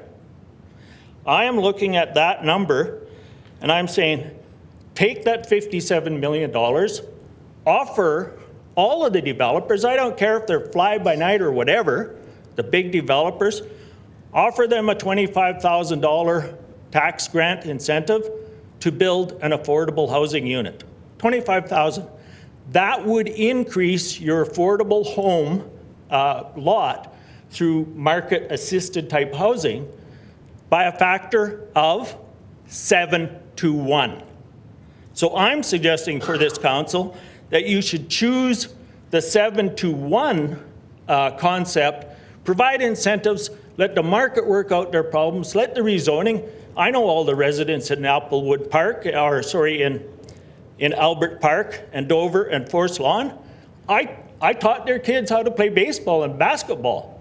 I was one of the community volunteers in the most racially diverse community in this area. And when my councillor sat at a public meeting and did not defend this city and the way we are inclusive, by letting the group suggest that current zoning is race-based, he was wrong. He said it's also class-based. Well, that might be right to a certain degree on affordability, but this city has been the most inclusive city in Canada. And we have given people such opportunity that when things are getting tough now on the affordability scale in other places, they're flooding into Calgary. And there's a reason they're flooding into Calgary.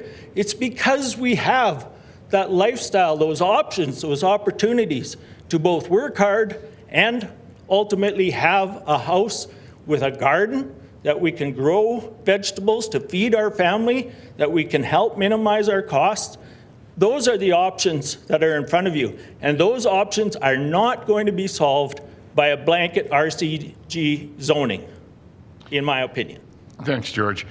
I love your passion. Some good ideas there. I mean, you're thinking it through. That's something maybe I guess we take up with the administration if we can offer incentives to the developers. I know I've heard from even some of the bigger developers saying that they might offer put more land out themselves too to open more doors. But I know we're reaching time. We've got a few more questions. Thank you so much. Maybe somebody else ask you up, but I'm going to cede the floor to somebody else. Thank you. Thank you. Let's go to Councillor Chabot, please. My question is for Mr. Matsui. Mr. Matsui, while you were making your submission, you said you had one last sentence. I did. Very interested in hearing what that one last sentence was. For the future of our city, council must not abdicate proper planning to the whims of the marketplace. That was my close. And I stand by that.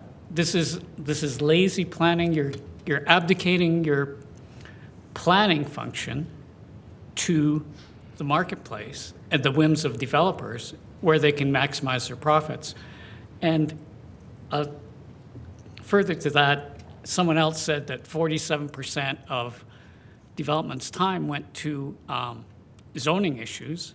Well, if you can eliminate those zoning issues, we want a rebate. Councillor Chabot, may I ask? Do you have a question? Sorry. May I ask, can I do a suspension of our procedure. 9:30? You bet. So we just have to have general consent that we are suspending the 9:30 end time. Is anyone opposed to that? Okay, not seeing anybody. We'll go till we're finished the questions. Thank you. Thank you very much. Mr. Matsui, in your opinion, this process, you don't agree with it. I get that. Do you think there's a better process? And do you think LAP is a preferred option and having more focused kind of increased density? Most definitely. Like in the local area, I know my neighborhood better than anyone else here. I've lived there for 39 years. And this planning ignores the fact that, you should be building on corridors and nodes like everyone else has said. And also, I'm not sure if it was you, but somebody else said that that's sort of in alignment with the MDP as well? Yes. Okay. So you do have some ideas on where you think it would be preferred, at least in your community, or so if you were to participate in a process of that nature, you would have some recommendations on Ramsey specifically. Yes, and we did. We spent 4 years rewriting our ARP, which was last written in 1992, and they just ripped it up. They combined us with Inglewood, and we all got together. We had hundreds of hours of meetings. Recently? No, starting in 2016, and it ended about 2020, and it was just ripped up, and they said, I was informed by Josh White. He says, I says, what happened to our ARP? He says, it's gone. Local area planning is going to take over. I says, well, when? We haven't written any local area plan. So anyways, So as far as you know, none of the conclusions that were developed over that time frame were retained in any way, in any form? Not as far as I know. Okay. I mean, you can ask Mr. White. I'm not Anyways, sure that's what happened. not really before us, but I just thought I'd ask your opinion on that. I mean, this whole process with local area plans and ARPs that it took over from, it seems to have failed, and seems the better way to decide where density goes and what built forms might appear in certain areas. Yeah. Okay, no further questions for me. Thank you. Thank you. Thank you very much. Councillor Wong, please. Thank you, Mayor. Mr. Matsui, please. Art, thank you. Councillor Chabot actually asked the question I was going to ask, which was around LAPs, and you've talked about that. But the current process of getting RCG, where a homeowner can, or developer can come in, take the property and apply for RCG, are you in favor of that process? Yes, I'm aware of that process. Like I said, I did work on the development committee for a very long time. But, every area is different, and there's a lot of areas in Ramsey that are small lots. So how does this, I'm not sure how this process works.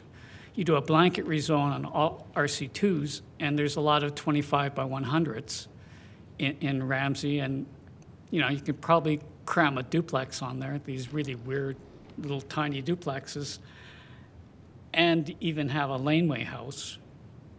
Actually, I take that back. There's a lot of alleys in Ramsey that will not take a laneway house, even though they have an alley. You couldn't, I said my alley was narrow, it was 12 feet.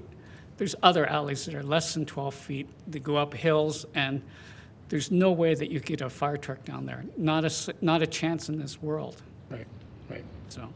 Okay.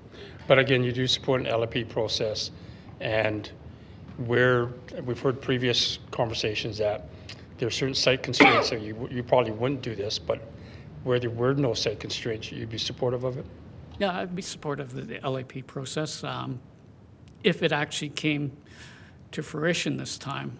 Like I said, I wasted 4 years and hundreds of hours working on the last iteration of LAPs, and it seemed to have just disappeared without any notice to anybody. Okay, I just wanted to clarify that you are supportive of RCG in an LAP process, yes? Yes, density where density makes sense. Great. Okay, thank you. Thank you.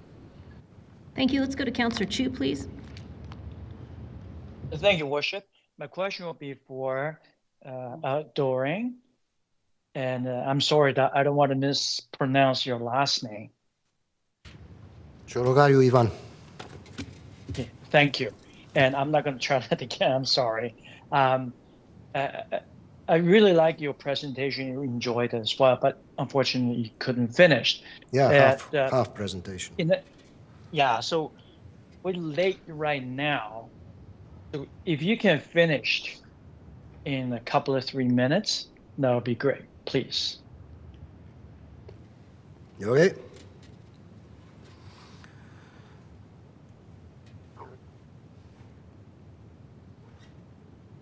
So, today, even without rezoning, the infrastructure that is serving these houses is crumbling. Water supply, sewage, electrical, power station, roads, to mention a few. Takes huge amount of money, effort, time to fix this existing infrastructure that is not designed to take the extra burden of infills, I believe. Our country is the second largest country on this planet, with the highest landmass per capita. Why doesn't the mayor and council try to expand the city and start there with affordable housing, which actually might work? We are in North America, and the transit system is not like the transit in Europe, because the cities are built different. I know that because I came from there. My city had trolley buses, tram cars, subway systems, 2 subway systems, buses, and fast buses, okay? And the waiting time was less than 5 minutes, yet the transit was always packed, okay? Because no parking. And it was 24/7 with no breaks, like no service between 11 and 5, or we have holidays and stuff like that. No, always.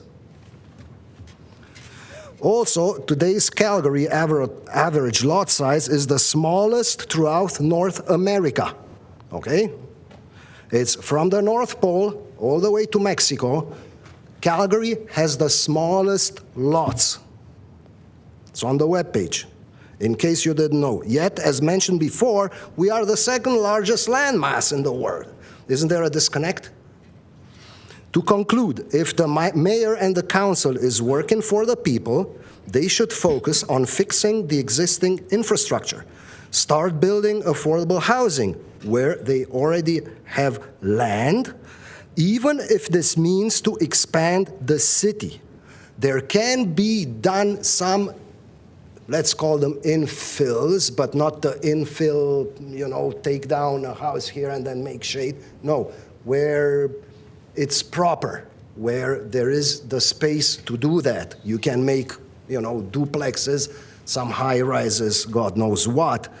But this can be done by selecting the real people that are in need, okay? Because there are people that are in need, but there are some people that are in real need, some, okay? Select decent builders that don't get, you know, high margins, okay?